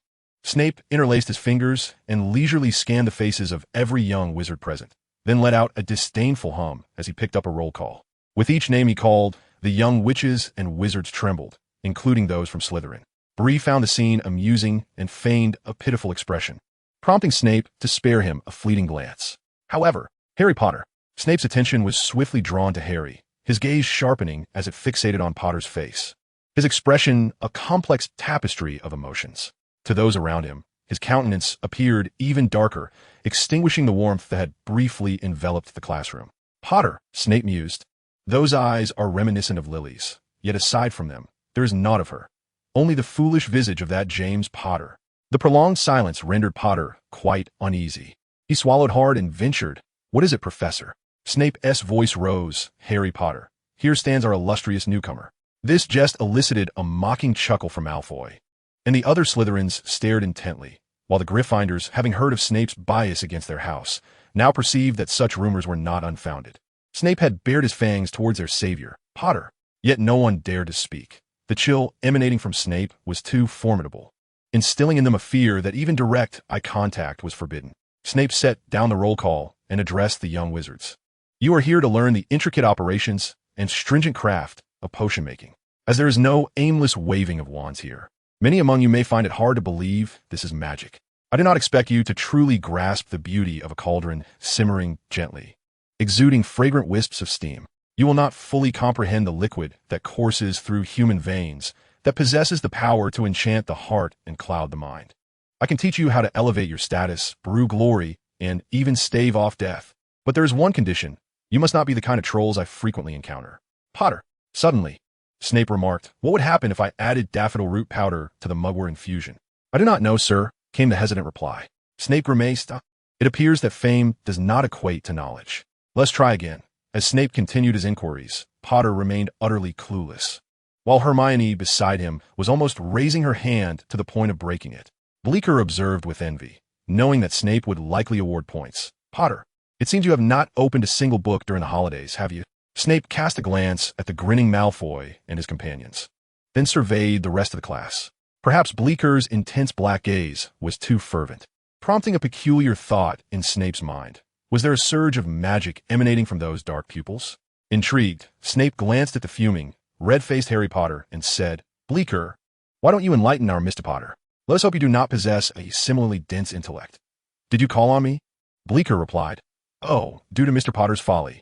Gryffindor loses a point." The quill scratched incessantly across the parchment, and even though Potter had incurred a point deduction, he dared not slacken his efforts. Perhaps he felt disgruntled, yet he had to concede that he indeed had not studied, and thus was unaware of the answers to these questions that were not part of his current curriculum. Meanwhile, Bleeker squinted with a smile, contentedly noting the potion class in his notebook. Snape's lecture was not, in fact, tedious. At least for Bleeker, it was quite agreeable. Though he did not harbor the same affection for potions as he did for charms or herbology, and even found it somewhat distasteful. He felt compelled to feign seriousness and meticulously record each key point Snape wrote on the blackboard. As Snape concluded his writing, Bleeker embarked on his first practical potion-making endeavor. He distinctly recalled the simple elixir for treating scabies, which was precisely what novices like them should engage with. This potion was not hazardous and had a high margin for error, although a failed potion applied to oneself could yield adverse effects. Bleeker and Millicent Bulstrode worked harmoniously. Or rather, it sufficed for Bleeker to take the lead, with Millicent merely handing him what he required. Such straightforward tasks were manageable for her, as she was, after all, a Slytherin. In contrast, the two hulking figures teaming up with Malfoy, Nott and the like, were merely bodyguards dispatched by Malfoy's father. "You are truly impressive, Bleeker," Millicent remarked quietly, her eyes shining with admiration as she watched him operate with remarkable ease, smoothly processing the potion in the cauldron. Soon, they were nearly finished, with only the final ingredient, the boiled slug, left to add. "Now it's your turn. I cannot selfishly learn alone, dear Millicent."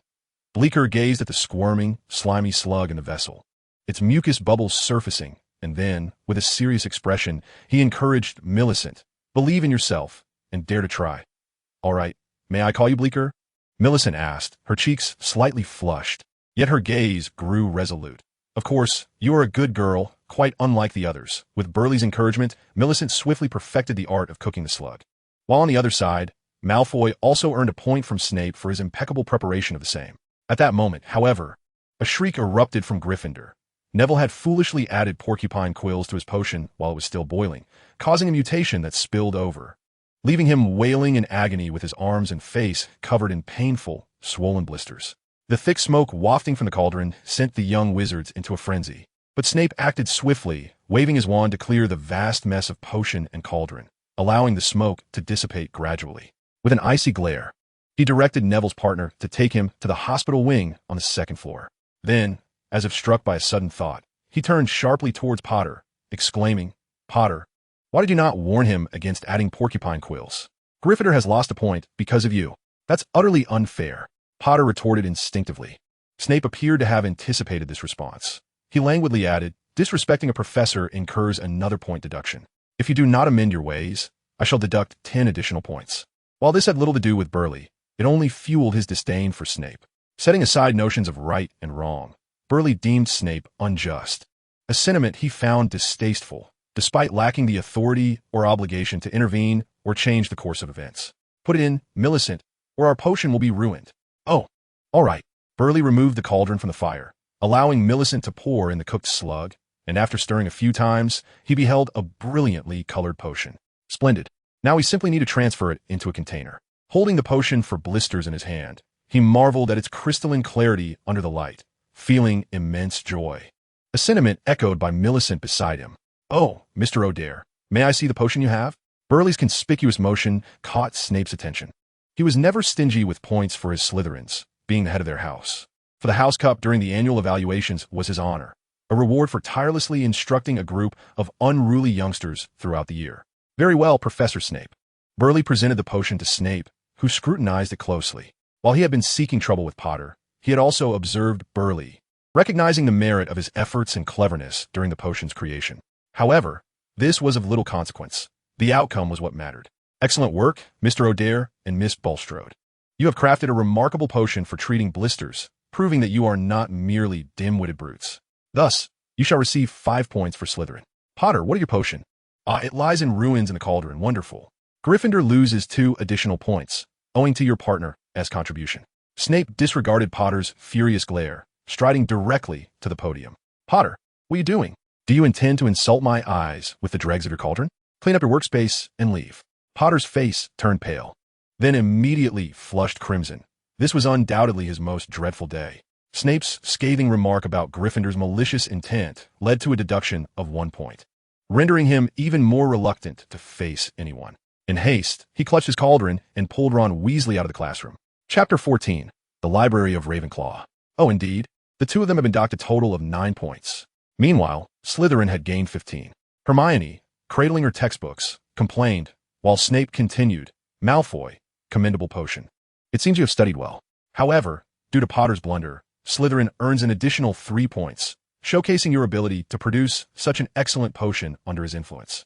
Well, Hermione was even more incensed. Earlier, she had neglected to add the necessary ingredients due to her concern for Neville, resulting in her not earning a single point. She stormed out of the potions classroom, not even casting a glance at Blaise, and did not follow the other Gryffindors, appearing somewhat forlorn. A girl of strong pride. Of course, Blaise did not belittle Hermione. He merely felt that her temper would lead to her own detriment. Blaise, too, possessed pride, equal to that of anyone else. But he understood how to protect himself and when to retaliate appropriately. "Hey, little serpent." The voice came from nowhere as Blaise discreetly parted ways with Millicent. Blushing, Millicent replied, "All right then, goodbye, Blaise." Blaise watched as the little Slytherins nearly dispersed before turning to walk in the opposite direction. "Oh, it's them." Blaise had thought the Weasley twins had been expelled. "Oh, don't give us that look, dear. We've just endured the harshest detention." George feigned sorrow, clutching his heart. "Professor McGonagall has taken the time to personally supervise our punishment these past few days." On the other side, Fred pretended to lament. "We even have to eat at designated times." George and Fred exchanged glances before saying, "Fortunately, she has been busy lately and handed us over to Filch." That poor old man, who has it worse than us? Haha, so we came to find you after learning about your potions class.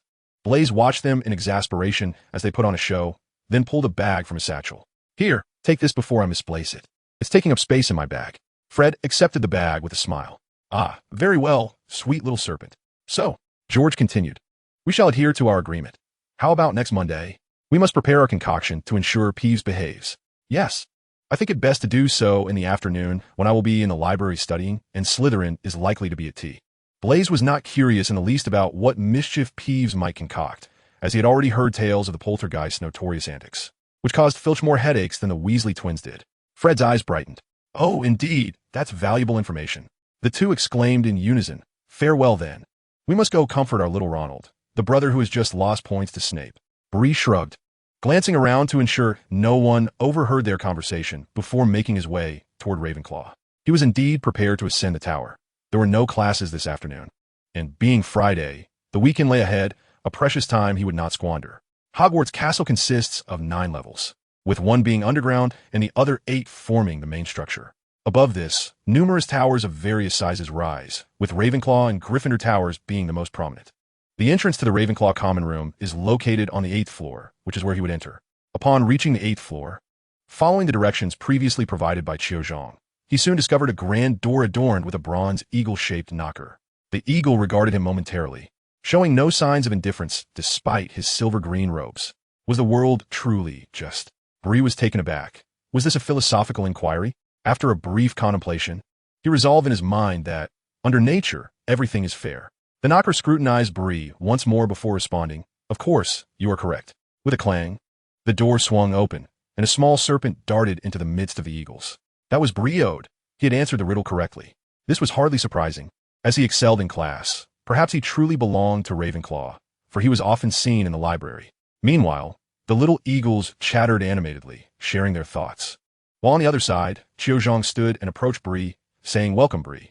I knew you would come upon hearing that Ravenclaw has a library. Bree smiled warmly, replying, indeed, it is a tremendous temptation. With no classes ahead, I can devote myself to studying extracurricular knowledge. Naturally, Ravenclaw welcomes all who cherish learning. The common room of Ravenclaw soon returned to a serene quietude. Qiuzhong led Bree to the library entrance, apologizing, I must head to the Quidditch pitch this afternoon. I need to practice and compete for a seeker position, so I cannot accompany you. However, I trust you will adapt well here. Ravenclaw is remarkably tranquil. Of course. Then goodbye, Bree replied. He was not well versed in the wizarding sport of Quidditch, perhaps akin to Muggle football. After bidding farewell to Qiuzhong, Bree began to browse a book on spells, but unexpectedly stumbled upon one titled Ancient Magic. It appeared worn, having been perused by many. Though the latter sections seemed newer, was this due to disappointment in the text? Curiously, Bree took both this tome and Common Spell Analysis, settling into a corner of the common room. The gentle breeze here was exceedingly pleasant, and the Ravenclaw students maintained a profound silence, elevating Bree's mood and clarity of thought. While Slytherin was equally quiet, the gloomy ambience left Bree feeling somewhat troubled. He always sensed that he did not embody the true essence of a Slytherin, struggling to adapt despite his best efforts. Unbeknownst to Bree, he would never truly be an eagle either. What was the purpose of his pursuit of knowledge? He remained uncertain. Perhaps it was a quest for security, with safety stemming from power, influence, and respect. This is also the reason why Bree is fond of earning credits. Moreover, the pursuit of glory is a rather pleasurable journey, and everyone must acknowledge that his experience has rendered him somewhat enchanted. Yet, Breeode, while the quest for glory is commendable, one must not fall into the snare of glory and become its servant. Many have been driven mad in such a manner, and one must remain vigilant in all matters. But what, then, drives Ravenclaw to seek knowledge? Slytherin chases honor, Ravenclaw pursues wisdom, Gryffindor embodies courage, and Hufflepuff upholds integrity. As Bree perused his books, time gradually slipped away, and he appeared to forget that he had not dined at noon, for the tomes in his hands captivated him utterly. Bree gazed at the volume of Ancient Magic, which he had thoroughly explored, feeling a lingering desire for more, yet he found it depleted. All the knowledge contained within the book resided in his mind. Yet to avoid forgetfulness, Bree retrieved a notebook from his satchel, hastily flipping to a fresh page to organize these insights. Ancient magic is derived from nature, yet over time, it has ceased to reveal itself to wizards. Perhaps only the purest beings can glimpse its wonders, but no one can truly master it, let alone articulate it in written form. Natural ancient magic? Bree noted the book's introduction, which stated that nature birthed magic, and magic in turn created nature. The text chronicled some powers akin to Bree's unique abilities, such as an affinity for nature and a robust physique. However, the notion of purity does not align with Bree's essence. Thus, the purity referred to here is not quite so straightforward. Furthermore, the book mentioned a pivotal concept: meditation. Meditation is a means of perceiving nature, yet Bree had never engaged in such practice. The powers described intrigued him, igniting a desire to experiment, although he was uncertain of the potential dangers involved. Thank you for your hospitality. Until next time, Bree politely bid farewell to the Ravenclaws as he departed their common room. Many older Ravenclaws remained engrossed in their studies, while several younger students, particularly the first-year eaglets, cheerfully waved goodbye to Bree. Once he had left, they began to converse. He is truly handsome, yet too easily overlooked. Indeed, but he is remarkably intelligent, and one feels at ease simply gazing upon him. I barely absorbed any text, as I was secretly watching him. This was a first-year girl. Oh, you were also sneaking glances during her biology class. You are hardly Ravenclaw material if you can be swayed by beauty and forsake wisdom. A few upperclassmen exchanged knowing smiles, saying little more. Bree did not hastily rush to dine. Instead, he seized the opportunity to explore the tower, searching for a suitable place to experiment with his discoveries, which held great significance for him. After some time, Bree stumbled upon something peculiar behind a concealed corridor. A painting, yet a breeze wafted through. Bree possessed keen perceptive abilities, particularly regarding the flow of wind. He gently caressed the grand portrait before him, addressing the lush tree depicted. If you possess a spirit, grant me my heart's desire. Apologies. The portrait lacked sentience. Nonetheless, Bree heeded the wind's guidance and drew forth his wand. Alhamra. Alas, it bore no fruit. No, there are subtle movements. And Bree can sense that this is no illusion. This brick, moments ago, held a flow of magic. Could it be akin to that of Diagon Alley? Chapter 15. The Concealed East Tower. Bree touched a brick beside the portrait, noticing the delicate green moss, a result of the damp air seeping through the crevices. Yet, beyond that, Bree sensed the presence of magic. With a unique gift, that is, a natural affinity for magic, Bree was acutely aware of the situation here. Knock, knock. The wand on Bree's wrist sprang into his hand, and he gently tapped. With each knock, a portrait slowly opened, revealing a concealed space leading upwards. As he traversed the moss-covered walls and staircase, he soon encountered light. The first sensation was a cool breeze, accompanied by silence. This was a tower on the eastern side, untouched by the sunset's glow. Russell. Oh, pardon me, I did not see you there. Were you greeting me? Outside the tower was a small platform, adorned with a lush, verdant tree, closely embracing the tower. Beneath it were stone benches and chairs. The tower itself was modest, unremarkable within Hogwarts. Yet it offered a breathtaking view of the splendid landscape surrounding the castle. From beyond Hogwarts, one could not see this tree and tower, clearly indicating that a powerful concealment charm had been cast, rendering it visible only from nearby. Bree emerged from a small passage beneath the tower, and upon lifting his gaze, he beheld the pointed roof structure above, appearing long abandoned. Alhamra! Bang! The wooden door swung open. It was empty, cough, filled with dust. It was evident that no one had visited for quite some time, or perhaps this place had remained undiscovered. Nonetheless, it now belonged to Bree as his secret base. Cleared and refreshed, the air was invigorating. After casting several cleaning charms, the room was finally presentable. The walls appeared to be laced with bronze, and the floor was made of a rare stone, imbued with some enchantments. Though Bree was not well versed in such matters, he could only surmise they were likely fireproof. The room was spacious, resembling a small classroom, with large windows on all sides, currently unobstructed, allowing the wind to flow freely. There was also an attic. Observing the stone door nearby, Bree noticed a winding stone staircase. Ascending the staircase and employing a cleaning charm, he soon discovered a locked small door. Clang! Before Bree could utter the unlocking spell, the door's lock succumbed to the pressure. After several cleaning charms, he finally stepped inside. Here, due to the application of the undetectable extension charm, the space had been enlarged, making it no less ample than the area below. The walls also bore traces of bronze and were divided into two segments. The western side, resembling an office, quite spacious, and the rear portion serving as a bedroom of a normal resting size. Moreover, this area was not barren. The office was filled with bookshelves and tomes, accompanied by a sturdy wooden table and chairs against the wall, with a bronze serpent lamp atop the table. Oh, someone has arrived. After all these years, you're the first to discover this place, child. Are you alive? A bronze snake lamp, a common sight within Hogwarts, where many facilities possess a consciousness of their own. One might argue otherwise, yet it holds some truth. It is of no consequence, so do not fret, for Hogwarts harbors no ill will towards young wizards. Even though I am not a part of Hogwarts, I am bound by this rule. Not a product of Hogwarts? Alchemical artifacts I speak of. That fellow is a master of alchemy, and I am but a trinket he fashioned, assisting him in illuminating and tidying his abode.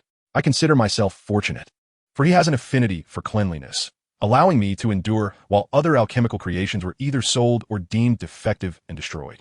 Do not inquire as to why, for that man spent his life in pursuit of the Philosopher's Stone, rendering him both impoverished and proud.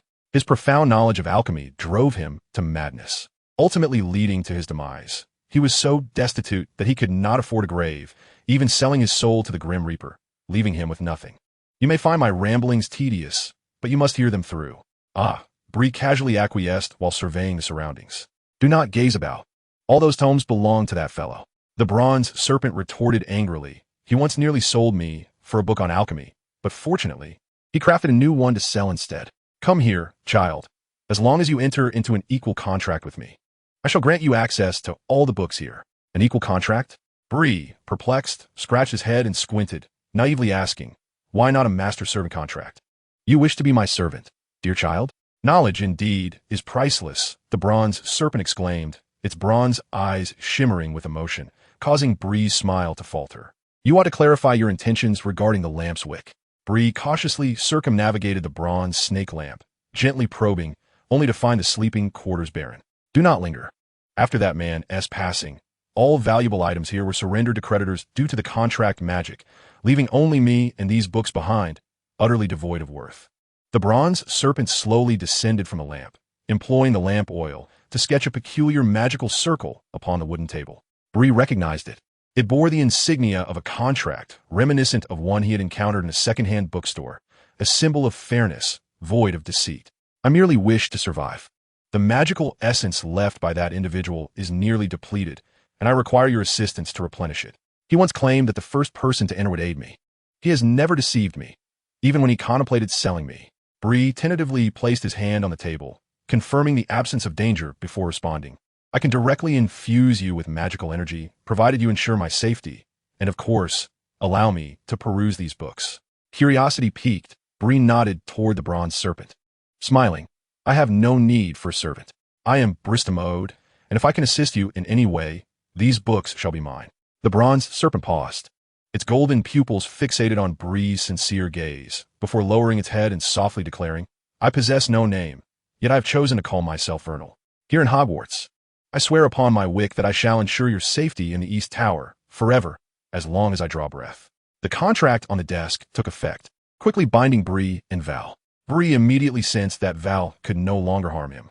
He then placed his finger on the bronze lamp and inquired, shall I directly infuse it with magical energy?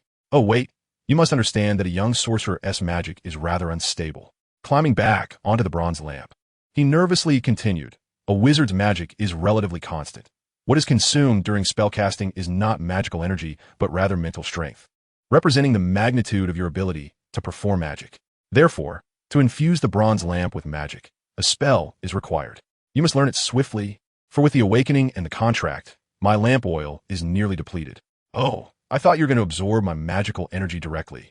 In truth, Bree was curious to see if he could transfer the natural magic within him to the lamp oil, pondering what might transpire.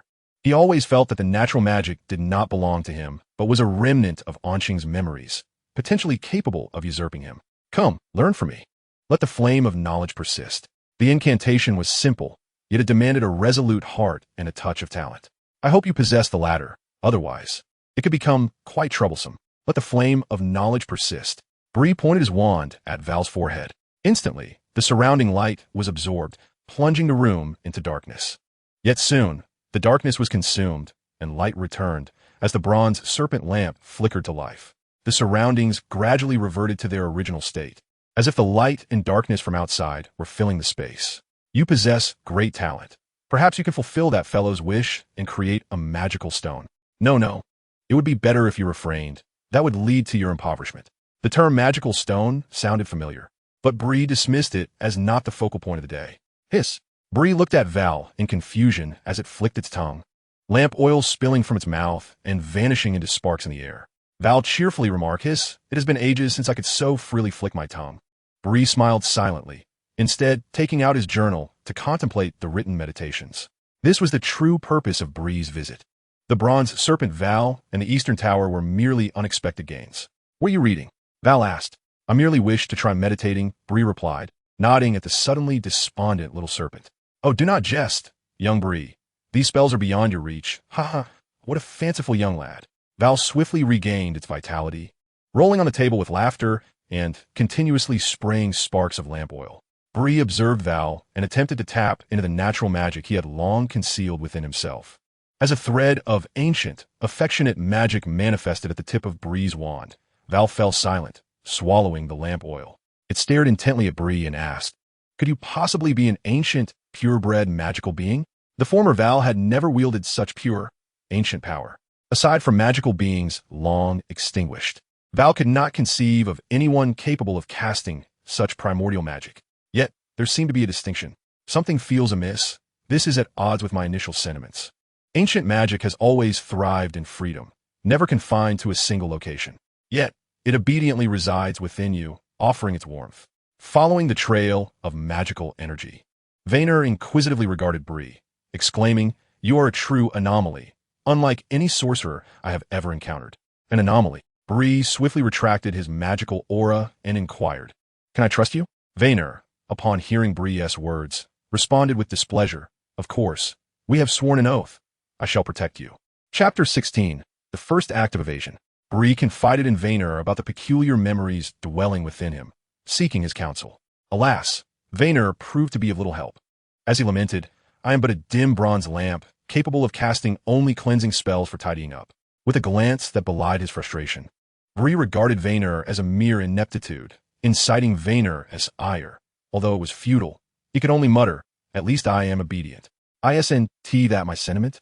Bree's gaze grew colder. "Well, I confess my ignorance, yet I comprehend your trepidation. The act of possession has always existed, yet the price is undeniably horrific.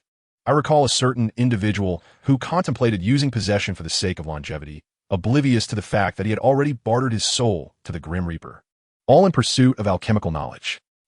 He may very well spend eternity as a servant in hell." At the mention of servitude, Vayner excitedly flicked his tongue, sparks igniting. Bree shook his head and began to practice the meditative techniques documented in his journal, striving to attune himself to the natural magic surrounding him. As Bree closed his eyes, Vayner dutifully kept watch. As night enveloped the outside world, he ignited his magical energy to illuminate Bree. Over time, it seemed Bree entered an entirely new realm. Though shrouded in darkness, flickering points of light exhilarated him. His soul appeared to transcend the confines of his corporeal form, observing himself lost in thought upon the chair. The vibrant magic pulsated around him, warmly embracing his essence. Bree understood that if he attempted to communicate with them, they would willingly act on his behalf, provided he was willing to harness the natural magic within his being. Suddenly, Bree's expression shifted dramatically, for within him resided a radiant orb, continuously exuding power, influencing his physical form. "No!" Bree's eyes widened in alarm, turning crimson as the natural magic violently surged through his body, a terrifying force. However, upon awakening, his pupils gradually returned to their original obsidian hue, and the natural magic receded, as if everything that transpired was merely an illusion. He was drenched in sweat, a chill creeping along his spine. "What troubles you, young Bree?" Vayner asked, a hint of concern evident. He had no desire for the one who replenished his lamp oil to come to harm. "I am well," Bree murmured, shaking off the disorientation while cradling his head. Sinking into contemplation, upon reflecting on the luminous orb, which represented Qing's memories, he exhaled deeply, declaring, "I believe I must temporarily set aside this research until I fully comprehend it." Bree retreated, for the unknown can be both enchanting and terrifying, particularly when it pertains to one's own soul and body. "Oh, it is best, if you can comprehend this, refrain from engaging in such matters. Your magic is formidable, and even without the powers you deem natural, you shall undoubtedly become an extraordinary wizard in the future. Perhaps you could delve into the alchemy here, provided you do not succumb to madness like that individual." Val, with concern, crawled onto Bree's wrist, seemingly offering comfort, or perhaps attempting to warm Bree's form with his own gentle, bronze body. Thank you, Val, but I believe I must take my leave for now. I shall return tomorrow. Bree chuckled awkwardly, his stomach grumbling in protest, having gone nearly a day without sustenance, all due to the captivating allure of natural magic. Nothing will deter me, not even a cold. My curiosity about the books here is insatiable. Bree had never fallen ill due to natural magic, and he hoped this time would be no different. A small bronze serpent escorted him to the door, yet it was constrained and could not leave the tower, unable even to ascend the grand tree outside. Emerging from behind the portrait, it swiftly closed itself, leaving Bree in a dimly lit corridor, illuminated only by a distant torch. He treads softly along the passageway, and with a flick of his wand, a misty clock materialized in the air, a simple incantation he had encountered in the Ravenclaw library that day. Hidden deep within the texts, it posed no challenge for Bree's keen intellect. Through some uncomplicated piecing together, he discerned its principles and executed the spell effortlessly. It was 8 o'clock. Hogwarts curfew was at 9, not excessively late. Recalling Cedric's earlier mention of the kitchen, he planned to navigate the route, hoping the Hogwarts staircases would not prove too troublesome, for the nighttime stairs were notoriously different from those during the day, seemingly designed to ensnare those who fancied nocturnal adventures. Oh, who do we have here? A solitary little serpent. Haha. Peeves the poltergeist intends to have some fun. Bree felt the dampness of his clothing against his back, an uncomfortable chill, accompanied by Peeves' mischievous laughter. Apologies, Peeves, but I am quite famished. Could you perhaps torment someone else? Bree sighed, yet discreetly grasped the wand at his wrist. He was aware of Peeves' peculiar nature. Though a ghost, he could interact with the physical world and remained immune to most spells, leaving even some professors at a loss. Truly, he was unique. However, he harbored a fear of the Bloody Baron, the ghost guardian of Slytherin.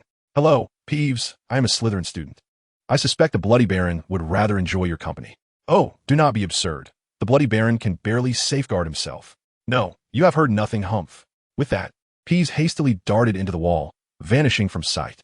Unperturbed, Bree continued towards the kitchen, yet the notion of studying ghosts, which had first arisen before he was sorted, resurfaced, now evolving into an interest in Peeves himself. Did Hermione take my script?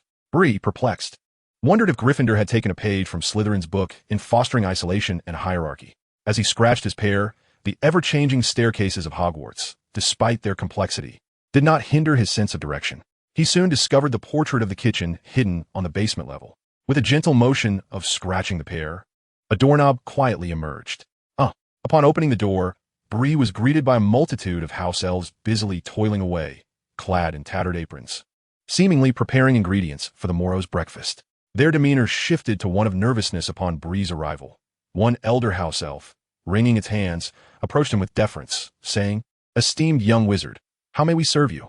Feeling somewhat uneasy under the gaze of numerous wide eyes, Bree managed a warm smile, recalling that they would be cooking for him. "I missed dinner. Could you provide me with some food? It would be delightful to eat here." Uncertain of the repercussions of bringing food back to the Slytherin common room, he was certain it would not be a pleasant experience. Of course, it would be our honor. The house elves, bubbling with excitement, seemed eager to serve him immediately. Following their guidance, Bree settled at a dining table adjacent to the kitchen, and before long, a splendid array of dishes was presented before him, causing his eyes to gleam with delight as he began to feast without reservation. As Bree indulged, the expressions of the house elves morphed with joy, almost to the point of fainting from happiness. They murmured to one another, "The young wizard appreciates our cuisine. He is a student of Hogwarts. I must forever remember this day. I made that apple pie. No, it was a steak I prepared. The young wizard favors this." Amidst this elegant banquet, Bree rubbed his stomach and expressed gratitude. "Thank you for the hospitality. I hope it hasn't burdened you too much." "Oh, it is our duty. The young wizard is so kind. He has given us more work." Bree blinked, then recalled the description of house elves as beings that serve wizards to the death. Their labor was their life, and a lack of work could lead to their demise at the hands of wizards. While Bree could empathize, he found this peculiar attitude unsettling. However, as they were not of his kind, he felt he lacked the standing to voice such lofty sentiments. Departing from the kitchen, Bree retained a few biscuits gifted by the house elves in his satchel. He strode cheerfully towards the Slytherin common room, ready to conclude this hectic day. Having become accustomed to Malfoy's voice, Bree felt little inclination to engage in conversation, especially as his attire had become uncomfortable and sticky after his meal. "TSK, what kind of mud have you rolled in? Really, you ought to be mindful of your status. No matter what, you are still Slytherin, not a glutton." Malfoy detected at least a dozen scents emanating from Bree, Sweat mingled with various foods, a testament to his keen senses.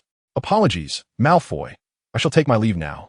Bree observed Malfoy pinching his nose, but had no immediate intention of departing. However, why are there so few people in the common room? Typically at this hour, one would expect to find groups congregating, engaging in their clandestine affairs, or hosting tea parties. Refrain from casting your impolite glances, Ode. Bear in mind that tomorrow marks the weekend, and Slytherin is preparing to hold a private soiree for the newly admitted young wizards.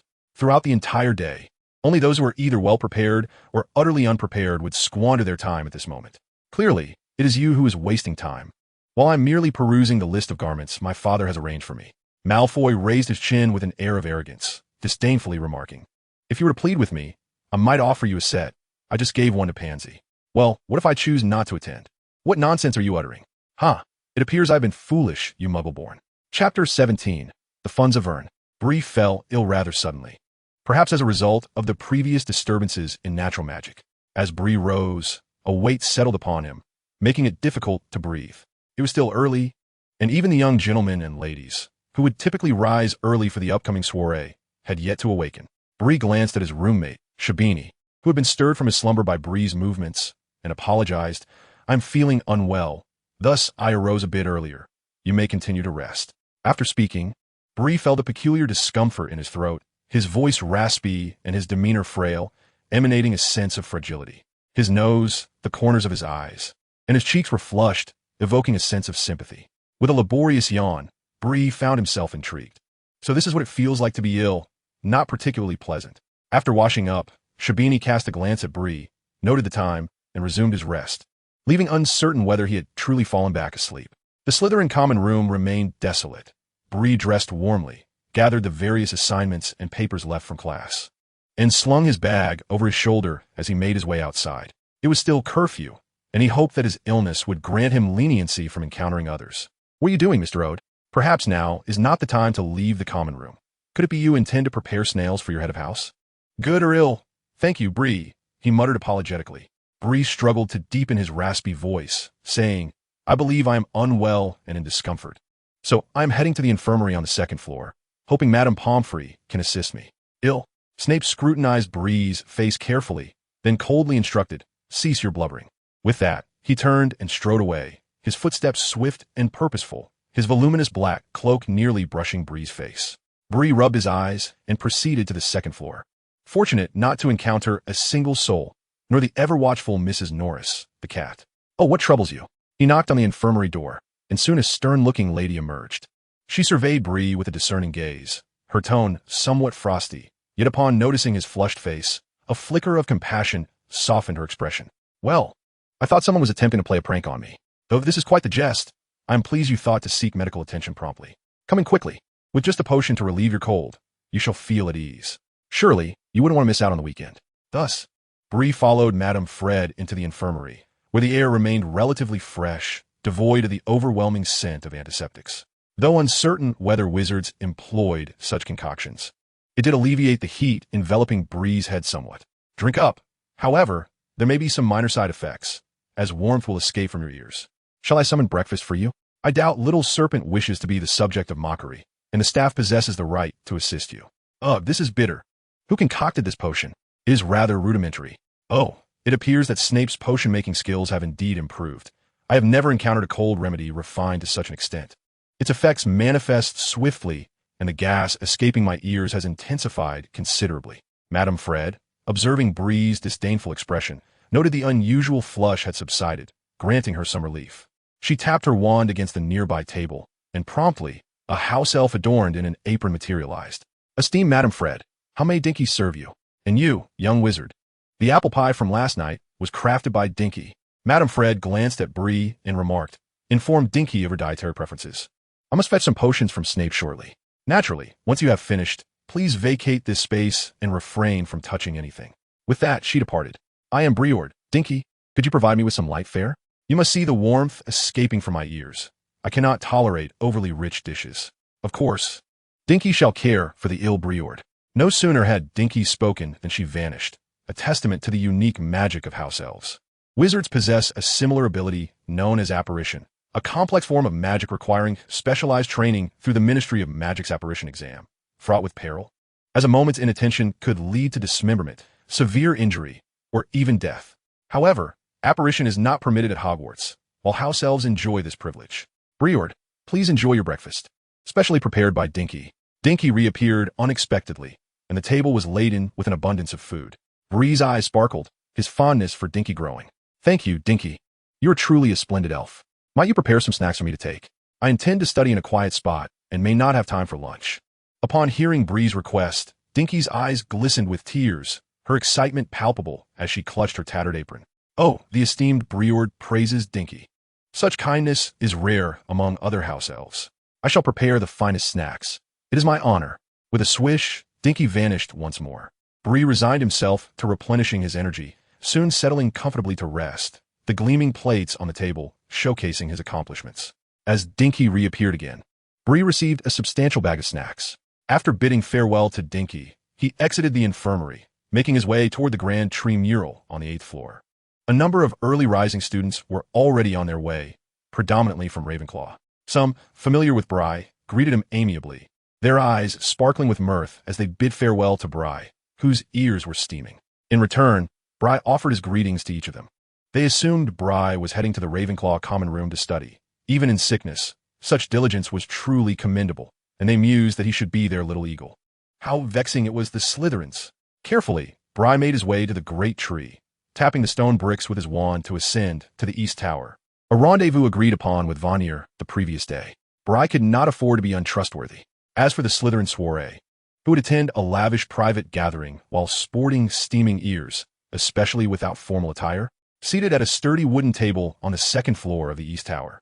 Bree found a chair surprisingly comfortable. He diligently penned his essay on potion class, having nearly completed previous assignments. He would only consider revisions should new ideas arise, opting to eschew the library in favor of articulating his own understanding of the relationship between scabious potion and slugs. Oh, how dreadfully dull you are! You come and do not even converse with me, Vanier lamented, his head drooping, his bright yellow vertical pupils glaring at Bree like a spurned lover. If you find me tedious, you may read a book. My current role is that of a student, and learning is the sole means by which I can grow stronger. True, yet do not expect a serpent to engage in reading. It serves me no purpose, Vanier quipped, lounging beside Bree's hand, suddenly intrigued by his wand. With a sigh, Bree removed his wand and handed it to Vanier. Do not damage it, and do refrain from spitting oil on it. To Bree's surprise, Vanier did not examine the wand, but instead climbed on Bree's wrist, curling into a bracelet. If you are truly bored, why not attempt to arrange the oil you expel into various shapes? Perhaps this could be your claim to fame. Bree shook his head, returning to his essay, while Vanier's eyes lit up with inspiration. You are indeed a genius. How could I have overlooked that? With that, Vanier happily scurried off to practice nearby. Bree chuckled softly before methodically gathering his papers, rising to explore the books left behind by the individual Vanier had mentioned. Most were likely related to alchemy, though there appeared to be exceptions. These are the notes of an individual who studied magic when Hogwarts had only recently been established. He was among the first cohort of Ravenclaw students and had a penchant for note-taking. You may find them beneficial, Vanier remarked, hissing cheerfully as he played. Bree picked up a notebook, scrutinizing it closely. There are magical fluctuations present. This is no ordinary notebook. Carefully, he opened a page, discovering it to be a rather typical set of notes. The initial entries were from the first year. Yet the magical content was significantly more complex than what is taught today, learned with remarkable purity. Bree casually settled onto a vacant patch amidst the pile of books, perusing his notes as the sunlight cascaded from behind him, enveloping him in a warm and comforting embrace. Vanier paused in his task of spitting out seeds, gazing intently at Bree for a moment before quietly burrowing beneath the sturdy wooden table, where a small compartment seemed to exist, likely not crafted by that individual, but rather Vanier's secret hideaway. From this concealed space, Vanier gradually produced a number of golden galleons along with some silver sickles. When Bree inadvertently glanced over, he beheld Vanier's bronze figure reclining amidst a small heap of mixed galleons and sickles, which appeared to number in the hundreds. Where did you acquire this wealth? Bree inquired, perplexed. Wasn't it said that this person was so impoverished that he even sold his soul to the Grim Reaper? Well, what is the purpose of revealing it now? Do you wish for me to purchase an exquisite bronze lamp for ladies? Chapter 18. The Enchanted Diary. How could you think so? I am a remarkable lamp, destined to become the king of lamps, and I would never squander my time on a lady's lamp.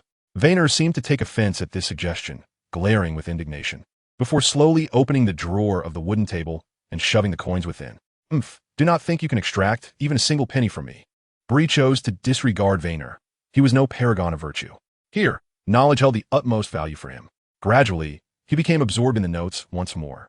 As he continued to leaf through the pages, Bree found himself increasingly intrigued, for the majority of the entries detailed aggressive instant spells.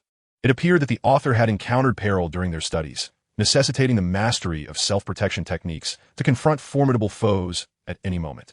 The Shatter Spell? This incantation also appeared in Bree's defense against the dark arts textbook, albeit not with such meticulous detail. Previously, Bree had attempted to learn this spell, but always struggled to grasp its essence. His attempts at casting were awkward. Had he not exercised caution and restrained his magical output, he might have harmed himself. Consequently, he had refrained from delving deeply into these offensive spells, preferring to wait for the guidance of a professor at Hogwarts. He assumed that was the professor's primary duty, and he hoped that the defense against the dark arts class on the following Monday morning would prove beneficial. However, at that moment, Bree found himself with an alternative tutor. Perhaps it was worth a try, as long as he moderated his magical output. This diary seemed to offer a more comprehensive approach to the Shatter Spell, appearing even more potent under certain techniques. Yet, not here. There were too many books around. And Bree was no fool. These tomes belonged to him. What is this? Bree turned to another page, discovering a gap. With his keen perception, he could sense the flow of magic emanating from it. The peculiar sensation he had felt earlier now made sense. Could this book be an alchemical creation? Bree discerned a simple magical trajectory, a hallmark of alchemical artifacts. Yet he pondered what function this book served. Curiously, he grasped the spine of the book, giving it a shake before rapidly flipping through the pages. So many? Bree had initially assumed this unassuming notebook contained little, only to realize he had greatly underestimated its depth. Originally, a small contraption was set up, resembling a spell of seamless extension within a confined space, albeit here its target was the pages of written text. An intriguing little device. Perhaps I should craft one as well. It seems not overly challenging, though I must first master the spell of seamless extension, ensuring a depth beyond mere superficiality. Flipping through the book aimlessly, I refrained from glancing at the titles initially, and soon discovered the source of this book's seamless extension spell. This made matters considerably easier. Are you contemplating the creation of an alchemical notebook? Perhaps you might also wish to examine that first alchemical journal penned by the fellow beside you. It appears he has meticulously documented the detailed crafting methods. While Brill was still engrossed in his studies, Val descended and, with an air of pride, gestured towards a hefty tome beside Brill, which showed no signs of magical flow, its thickness suggesting it was an ordinary book. The notes produced by that individual were quite peculiar. In fact, only this notebook utilized such magic, as only text infused with one's own magical essence could be inscribed onto its pages. The alchemical texts he had collected were standard. Crafting this notebook was indeed a costly endeavor. At that time, he expended dozens of gold galleons to gather the necessary materials, with time powder being particularly precious, though I cannot say what its current scarcity might be. It certainly appears to be rather expensive. Following Val's guidance, Brill picked up the book and swiftly located the method for creating the alchemical notebook. Among the materials he recognized, the hides of magical creatures and time powder were quite valuable, and the essential mithril for alchemy posed a headache for Brill as well. Most significantly, however, was the core material he was unfamiliar with, dreamgrass. Perhaps he ought to consult Professor Sprout. In addition to the notebook, the requisite magical quill also demanded some rather costly materials. Brill estimated that crafting an alchemical notebook would likely require around 100 galleons, assuming he procured everything through purchase. Time powder, however, was not particularly scarce. The remaining materials combined were still within his financial reach. Yet, he intended to assess how many materials he could gather without expenditure before proceeding. There was no need for haste. Brill's desire to create such an ostentatious notebook stemmed from the benefits and future advantages outlined in that individual's alchemical journal. Only upon the owner's demise, or with their consent, could one behold the magical text inscribed therein, and the owner could always locate the notebook's position. Furthermore, by incorporating more intricate alchemical techniques, it could be transformed into a key to a spatial gateway, utilizing enchantments as the nexus for transportation. Of course, the integration of complex alchemy was merely that individual's aspiration. He had yet to gather a crucial material necessary for its formulation, namely the hides of magical creatures capable of sustaining multiple complex spells and temporal forces. Yet, it remained a cherished thought, did it not? Money spent is indeed money spent. Closing the alchemical journal, Brill once again picked up the notebook that had lost its ability to continue being written in due to its owner's passing. He immersed himself back into his studies. Brill only focused on tasks he could complete, for unattainable pursuits were but idle dreams, wasting precious time. As Bree is diligently immersed in his studies, discontent brews in the Slytherin common room. That boy is truly one of a kind. I wonder which upperclassman.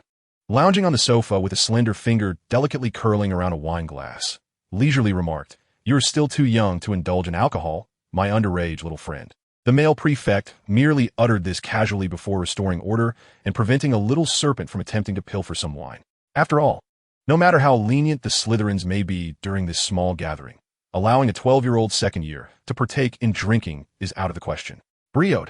I recall him. A charming child indeed. A 15-year-old girl, elegantly attired and slightly alluring, raised her brow with a smile. Yet she had no intention of letting Bree escape her notice. Focus on the upcoming ordinary wizarding level examinations. Miss Enid, he may not withstand your teasing. Very well. Jealous sixth-year prefect. Perhaps I should find a moment to console you. Do you miss me? Ahem.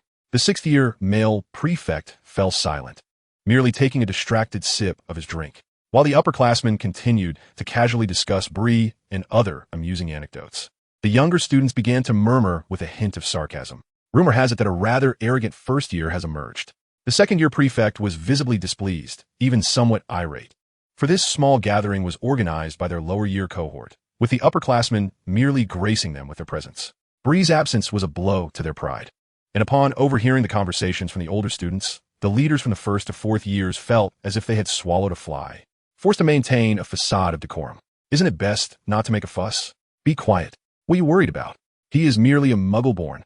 The discussion grew heated, while Malfoy quietly sipped on his green apple juice, engaging in a casual conversation with Pansy Parkinson and Daphne Greengrass. Malfoy, as a first-year leader, don't you have anything to say? The second-year prefect approached Malfoy, remarking, I assume Mr. Malfoy would not overlook the existence of such a foolish individual. Malfoy looked up, a slight smile gracing his lips. Oh, I thought it was someone of significance. It turns out to be Arnold Flint, the second-year prefect. Perhaps you have forgotten that there is no head among first years. Malfoy would not naively take the bait, especially considering that Arnold Flint is merely a branch of the Flint family, whose main lineage holds little sway before the Malfoy family, let alone him. Malfoy often found Bree difficult to gauge, particularly those eyes that could turn crimson, which left him feeling quite unsettled. He could not shake off the events in Diagon Alley. Perhaps Bree was merely toying with him then, yet the thought of what might transpire should Bree truly become incensed was unsettling. The Malfoy family has never wavered, always adept at finding advantageous paths, even when mired in muck. But you are a Malfoy, a first year. Silence, Flint. Before Malfoy could respond, Pansy Parkinson, having noticed Malfoy's disdain and aloofness, intervened to halt Flint's relentless inquiries. Who do you think you are? You must understand that this is Slytherin, where status and strength are of equal measure. Merely being a year ahead in your studies does not grant you the authority to dictate to us, Draco, like a fool. Parkinson remains as spiteful and arrogant as ever, seemingly treating everyone except Malfoy with disdain. As she spoke, Flint's face flushed with anger, yet he found himself unable to retort, for he could not afford to cross Malfoy, let alone the Parkinson family. Reluctantly, he withdrew, his eyes blazing with fury. That insufferable wretch. Were it not for you, I would not have found myself at odds with Malfoy. Very well, this fool has now turned his ire towards Bride. At that moment, Bride's roommate, Blaise Zabini, coolly remarked, Bride is merely unwell. He left the dormitory long ago. Do not make excuses for him. Slytherin demands answers, and he must show respect to Slytherin even on the brink of death. Malfoy chuckled at this, while Pansy Parkinson and Daphne Greengrass scoffed in response. Chapter 19. The Slytherin Soiree. Arnold Flint, in his arrogance, seems to believe he represents Slytherin, a notion utterly absurd. It is said that he secured his position as prefect through the influence of his cousin, the current sixth-year Quidditch captain, who relinquished the role of prefect that rightfully belonged to Marcus Flint, a Quidditch enthusiast who traded his position for a favor from a rival. Zabini, undeterred, continued his counsel. Flint, the house rules strictly prohibit infighting among Slytherin students during the first week. If the headmaster discovers this, you may very well lose your position as prefect. It appeared that Zabini's words had some effect, as Flint seemed slightly more composed. Yet, Arnold Flint arrogantly declared, a glint of malice in his eyes, addressing the observing third and fourth-year prefects, right? You are prefects as well. This is not merely about my reputation. I am but a second year. Among the fourth-year prefects, the female student was reluctant to partake in the humiliation of a first year. She held a certain fondness for Bryant, but remained a Slytherin nonetheless, offering no assistance to the helpless. She merely nodded. I concur with your perspective. Yet I am a lady. The fourth-year prefect, lacking such subtlety, bluntly stated, call me when it is time. The third-year female prefect, harboring a disdain for Muggleborns, was particularly averse to the pure-blood ideology espoused by this individual. Perhaps we need not sully our hands. Let those half-bloods handle it. Oh, do not be so hasty. You must personally relish the experience. Not to mention this is a matter of our dignity, the third-year male prefect insisted. It would be best to give him another beating and prepare some potions to conceal the injuries from the hospital wing. The second-year female prefect had remained silent, quietly sipping her pumpkin juice. Were it not for her family's background, she would not have attained the position of prefect, and the others understood her disposition well enough to avoid provoking her. Bree concluded a day of diligent study, this time not so engrossed as to forget dinner. However, it appeared he had overlooked the fact that today marked the Slytherin feast. Thus, when he gathered his belongings and descended to the ground floor hall, he was met with the disheartening sight of an empty Slytherin table. Maintaining a composed demeanor, Bree traversed the hall towards the kitchen, acutely aware that sitting at the Slytherin table felt akin to a solitary beacon in the night, eliciting whispers and glances from the other houses.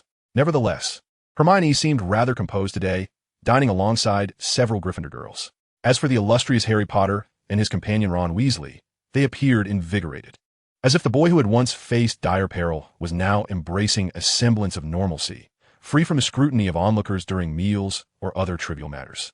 Oh, George, I sense our little serpent is concealing something from us, perhaps the discovery of a hidden fortress. We must inquire with our Granger. Did the little serpent visit the library today? Fred remarked, winking at Hermione. A blush crept onto Hermione's cheeks as she responded. Bree has not been to the library today or yesterday. I assumed he was studying in the dormitory and wouldn't he venture to explore the castle, as that would violate school rules. Oh dear, she is making a mountain out of a molehill. But why concern herself with that wicked Slytherin? All Slytherins are dark wizards. Ron Weasley remarked to Harry Potter beside him. Really, On, let us just eat, Harry replied, evidently uninterested in stirring up trouble or discussing Slytherin, sharing a mutual disdain for them, and thus refraining from contesting Ron's assertion.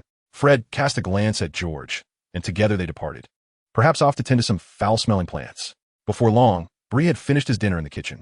Noticing the hour was still early, he resolved to seek out Professor Sprout, hoping to glean information regarding the whereabouts of the elusive Puffskein. May I disturb you for a moment, Professor? Bree inquired. As Bree had surmised, Professor Sprout was indeed in the greenhouse at that hour, tending to the plants. Oh, what brings you here, dear? She greeted warmly, as she watered some Devil-S snare. Would you like to experience them? These Devil-S snare will feature in your upcoming lessons. Certainly, Bree replied, reaching out to touch the Devil snare, which playfully entwined around his fingertips, as if engaging in a gentle game. Oh, I knew you possessed a special talent, Mr. Ode. If you desire, I believe you could become a master of herbology. You see, they favor you, and it is well known that Devil's snare detests contact with warm beings. Bree jested, perhaps I want to intimidate them with fire. He pursed his lips, conceding, well, who said Devil's snare possesses only a fear of flames? I'm certain I can earn points from it in other ways. Very well, I trust you, Professor Sprout replied with a smile. After watering all the Devil's snare with some luminescent grass, Bree heard Professor Sprout say, now, do not hesitate to express your intentions, as long as it is not malevolent. The professors are always eager to assist young witches and wizards. Professor Sprout's words elicited a smile from Bree, who then thought of Snape. Shaking his head to dismiss the dark thoughts, with eagerness gleaming in his eyes, he said, Professor Sprout, I wish to inquire about the essence of the haze grass. I overheard some upperclassmen discussing it in the library and felt quite curious. Thus, I sought you out, for there is no other herbology master in Hogwarts quite like you. Oh, ha ha ha. Well, haze grass is not a plant you will encounter this year, or perhaps even throughout your 7 years of schooling, replied Professor Sprout. Is that so? Bree scratched his head, feeling a twinge of disappointment, for haze grass was a core material, not available for purchase, and its wild form was exceedingly rare. Ah, I recall encountering haze grass in my youth, though that location might still be perilous for you. Perhaps when you're a bit older, I could take you there. And we might just find some, Professor Sprout said, gently ruffling Bree's tousled black hair. Perhaps thanks to Mr. Ood's assistance, these plants are flourishing, allowing me to rest sooner. So I shall award Mr. Ood 5 points. but there will be no more next time. As Bree went to freshen up, he noticed Shabini writing something at the table, with a few galleons scattered about, but he paid no mind and proceeded to the washroom. A whiff of mud filled the air. Shabini glanced at Bree as he entered the lavatory, muttering softly before breaking into a cold smile, his eyes gleaming as he inspected the contents of an envelope. He then stuffed the galleons into his bag and left with a letter. Before long, Sunday concluded Bree's academic endeavors, and Monday arrived, bringing with it the much-anticipated defense against the dark arts class. Bree had kept the alchemy notes with him, yet had not practiced formally. There was neither a suitable space nor a reference point, and practicing alone felt inherently perilous. Bree's own magical abilities, like those of the other young wizards, were rather unstable. Unless wielding natural magic, he lacked confidence in executing spells safely and effectively in a single attempt. Nevertheless, he could not shake the memory of the day he left his body, the vision of himself lingering in his mind. He had no desire to overly rely on that unknown power, fearing the loss of his soul to possession. "Good morning," greeted some of the little eagles, while the snakes turned a cold shoulder to Bree. Millicent, however, anxiously trailed behind him, seemingly poised to speak, but Shabini obstructed her path. "You are blocking the way, Miss Bost," he remarked, stepping in front of Millicent. Bree remained oblivious, searching for a seat closer to the front. When Professor Quirrell entered the defense against the dark arts class, Bree was momentarily taken aback, then discreetly lowered his head, casting a powerful, de-smelling charm around himself to alleviate the overwhelming odor of garlic emanating from Professor Quirrell. Bree had never encountered Chino before, and, at the opening banquet, the garlic scent emanating from Chino was rather faint. However, in recent days, it seemed to have intensified. Did Professor Chino have a penchant for garlic? Bree furrowed his brow, contemplating a shift to another seat, but the only available spot was beside Malfoy, likely due to Daphne Greengrass being squeezed into the seating arrangement by Pansy Parkinson, thus separating her from Malfoy, a commendable act indeed. Bree was quite familiar with Malfoy and paid little heed to whether he was willing to share the space. Before classes officially commenced, and while Professor Chino was still organizing his books, Bree hurriedly made his way to the seat next to Malfoy. Malfoy cast a sidelong glance at Bree and scoffed. Why not demonstrate a few of those spells he just performed? That accursed garlic stench is inescapable. Dumbledore must have been stuck in a honey pot, his nose clogged, allowing Chino to freely procure those pitiful clothes from the house elves. Garlic, indeed, was in the plural form. Bree had come to realize, yet his hands moved with unwavering speed. Chapter 20. Defense Against the Dark Arts. One extraordinary professor this was, prompting Bree to concur with Malfoy's sentiments. Although it seemed unjust to Dumbledore, Bree felt compelled to complain as well. If one were simply lacking in personal qualities, that could be overlooked, but Chino's manner of teaching was riddled with stutters, his speech unclear as he incessantly recited from the textbook, leaving Bree feeling as if ants were crawling on his elbows, thoroughly exasperated. Bree touched the wand bracelet on his right hand, then drew it out, straightening it. Seizing the moment while Chino stumbled over his words, he quietly murmured, "Close your ears and listen." In an instant, the world around Bree fell silent, and without hesitation, he retrieved the notes he had acquired from the East Tower, meticulously reading about the full body bind curse introduced in Chino's textbook, jotting down various insights in his diary. Earlier, as Bree sat next to Malfoy, Parkinson had muttered under her breath, "A good student? Why aren't you paying attention in class?" Realizing Bree could not hear the surrounding sounds, a mischievous smile flickered across her face as she inadvertently lifted her leg and accidentally kicked Daphne Greengrass's chair. Startled by the commotion, Chino stammered, "What's the matter, Miss Greengrass?" Daphne appeared momentarily perplexed, as she had been discreetly perusing a beauty magazine. She cast a glance at Pansy without retorting, content as long as she herself was unaffected. Meanwhile, Malfoy discreetly nudged Bree's arm. Bree hastily waved his wand, dispelling the enchantment and restoring the surrounding sounds, standing up in confusion. "What is it, Professor?" A chuckle escaped Malfoy, who then turned his gaze to Chino. "No, please have Mr. O demonstrate the full body bind curse for everyone." Cough. The incantation is Statum Petrificus. Bree was momentarily taken aback, glancing at Malfoy, who reclined against his chair with an air of indifference, as if nothing had transpired.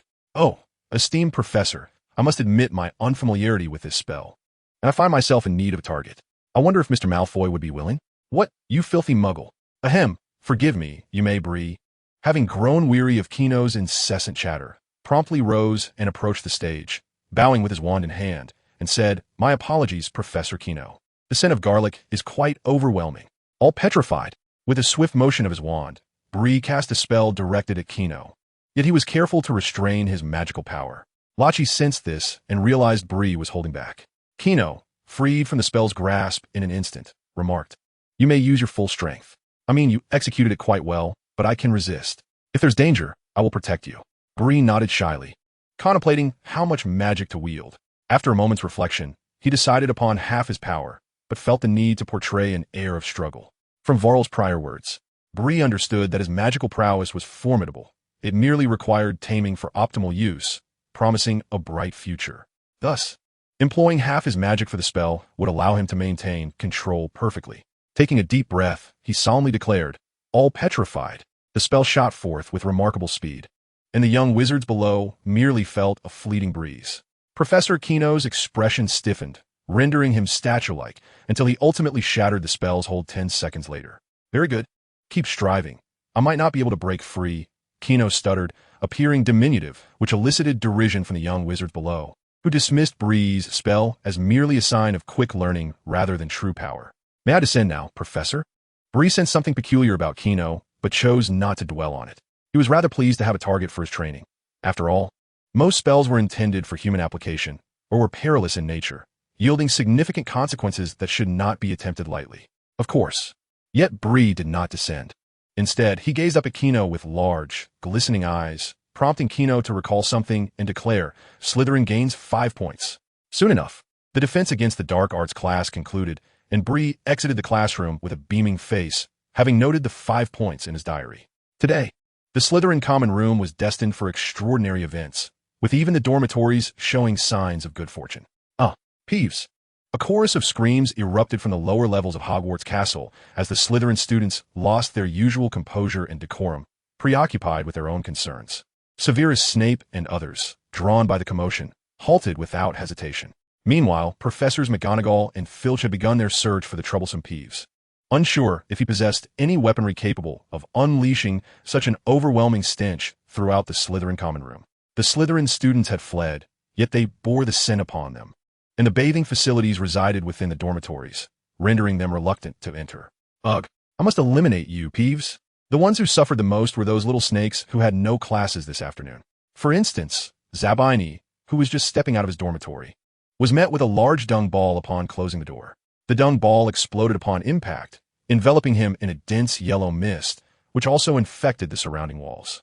Ugh, some of the girls could no longer contain themselves and began to gag, while the boys covered their mouths and noses. As for Malfoy, he appeared on the verge of fainting, his face contorted in distress, muttering absently, "I shall summon my father to vanquish it." However, they were too frightened to flee, lest they be seen by members of other houses. Even Pansy Parkinson had collapsed to one side, with Daphne Greengrass tending to her, while Theodore not looked rather disheveled. Zabini stood aloof, his cold demeanor keeping others at bay. The prefects were deliberating on how to address the situation, whether to suppress the incident or confront Peeves. Yet, 2 burly boys beside Malfoy managed to hold themselves together, serving as his sturdy support, preserving the last vestiges of his dignity. When the news finally ceased, it was Cedric who had dragged Malfoy back to the library for further study. Rubbing his eyes, Cedric remarked, "The lower level reeks, and the Great Hall too. No one dares to dine there now, Dungball." Bletchley touched his nose, seemingly understanding why the Weasley twins had inquired about his stash of stinkweed. And Cedric likely knew as well. Bletchley averted his gaze after a furtive exchange with Cedric, reassured by the silent acknowledgement of trust, thus sparing himself the peril of employing the untested Obliviate charm. "Let us stay here a while longer. I believe studying is indeed a noble pursuit." Pulling Cedric into a corner, Bletchley whispered, "I never knew the Weasleys could be so audacious. It's truly terrifying." Remarkable, those 2 brothers have proven their worth, but I sincerely hope my dormitory remains unscathed, or I shall be compelled to shove that dung ball down their throats. Cedric nodded earnestly, then solemnly advised, "You should refrain from conversing with them, especially in the coming days, lest the Slytherins grow suspicious. Of course, this is all Peeves' doing, but who knows if he can keep his mouth shut." Bletchley nodded, not lacking in wit. Yet he pondered whether the Weasley twins feared expulsion or being ousted from Hogwarts by Slytherin. "Thank you, Cedric. I hope the house elves manage to resolve this before curfew. Otherwise, I may have to find a random spot to sleep for the night." I have already endured Professor Quirrell's garlic stench all morning and wish to avoid the odor of dung for an entire evening. Naturally, Bletchley possessed a de-smelling charm to eliminate the foul fragrances, yet it was still quite bothersome. No need for thanks. You are unlike the other little snakes. Your appetite is quite substantial. The Hufflepuff Badgers are quite fond of you, or perhaps they envy your hearty appetite, Cedric teased, then produced his assignment, diligently beginning to write. Bree feigned a smile, remarking on the splendid camaraderie of Hufflepuff. Afterward, she resumed her reading, delving into the intricacies of the silencing charm, a spell capable of diminishing sound within a designated area, rendering it completely silent, in stark contrast to the muffliato spell she had previously employed, which merely obscured sounds without truly silencing them. The distinction was clear. Using muffliato was akin to covering one's ears while the world continued to hear. As time passed, Bree found herself growing hungry, and at last, a prefect from another house arrived to inform them that Peeve's antics had concluded and the threat had been averted, allowing for a return to normal dining. Bree and Cedric made their way to the Great Hall, though tonight, very few fortunate Slytherins graced the tables. Not even Gregory Goyle and Vincent Crabbe, whose appetites were only slightly smaller than Bree's. Clearly, the situation was dire. Chapter 21. Bree's Transfiguration. Thank Merlin. The Slytherin common room had returned to normal. However, no one wished to linger there, as the younger snakes nestled in their dormitories, nursing their wounds. Bree remained discreet, quickly freshening up before settling at her desk to read. Lost in her book, she paid little heed to the sounds behind her. It was you, wasn't he it? Who else would harbor such disdain for us? It was the voice of Zabini. While this matter concerned Bree, it did not weigh heavily upon her. She was not inclined to bear that burden. Rubbing her temples, Bree set down her book, extinguished her lamp, and nestled under her cozy blankets. She mused to herself. The Weasley twins were indeed rather audacious. The following morning heralded Transfiguration class with Gryffindor, the young snakes having regained their composure, or perhaps merely feigning resilience to match their rivals. Sitting quietly in the front row, Bree held confidence in Professor McGonagall, who exuded a sense of rigor and discipline. Certainly not a teacher of the ilk of Quirrell, though Bree suspected Quirrell possessed a depth not readily apparent. The large, vibrant turban adorning his head, he claimed, was a gift from an African prince, given in gratitude for the expulsion of a troublesome zombie, with the garlic scent intended to ward off vampires. Bree, an 11-year-old, found this hard to believe and pondered how Dumbledore maintained such childlike innocence. Bang! The classroom door swung open. Phew, we made it just in time. Look, Harry, that old woman hasn't tea arrived yet, Ron Weasley exclaimed, and Harry Potter visibly relaxed. They were late, having missed the initial moments of class. Yet, Professor McGonagall had yet to appear, though Bree recognized the tortoise-shell cat perched at the lectern as none other than Professor McGonagall herself. A powerful animagus capable of transforming into an animal undetectable by magic. Nearby, Malfoy wore a sullen expression, seemingly affected by the previous day's events, refraining from his usual taunts. Instead, he muttered, "Oh, ISNT that Potter and the impoverished Weasley? I suppose the famed savior has been delayed by signing autographs for trolls." Laughter erupted from the nearby Slytherins, though it lacked genuine enthusiasm. In the lecture hall, a tabby cat leapt gracefully, transforming into the figure of Professor McGonagall upon landing. Instantly, the previously raucous chapel fell into a profound silence. "Oh, Merlin socks." Ron Weasley and Harry Potter swallowed nervously, while McGonagall fixed them with a piercing gaze. Ron, feeling somewhat guilty, stammered, "Hello, Professor McGonagall, we seem to have lost our way. Those staircases always lead us to places we do not wish to go." Poor Ron Weasley indeed. Bree's eyes twinkled with mirth as he regarded Ron, silently hoping he would tread carefully, for in McGonagall's eyes, the name Ron Weasley had been duly noted. Today, McGonagall donned a green robe, her demeanor as stern and serious as ever. Following her lead, Harry and Ron took their seats beside Bree, the only remaining space available being next to a Slytherin. Ron's expression soured at the proximity, while Harry, attempting to make small talk, remarked, "I saw you in Diagon Alley." However, he quickly caught himself, realizing he was in Professor McGonagall's class. And being near a Slytherin was not his preference. The house rivalry had begun to influence him. Bree nodded slightly and began to focus on McGonagall's lecture. Transfiguration is the most complex and perilous branch of magic you will study at Hogwarts. Any mischief in my class will result in immediate expulsion, and you shall not return. I have warned you. The allure of transfiguration clearly piqued the interest of all young wizards present. Bree's eyes gleamed with enthusiasm, eager to delve into the subject. He found the straightforwardness of transfiguration far more appealing than the slimy nature of bogies. However, this was a mere illusion. for a certain restraint was necessary to navigate the complexities of transformation. McGonagall proceeded to inscribe a lengthy list of magical precautions, detailing the dangers of failure and self-rescue on the blackboard, revealing the intricate conditions underlying transfiguration.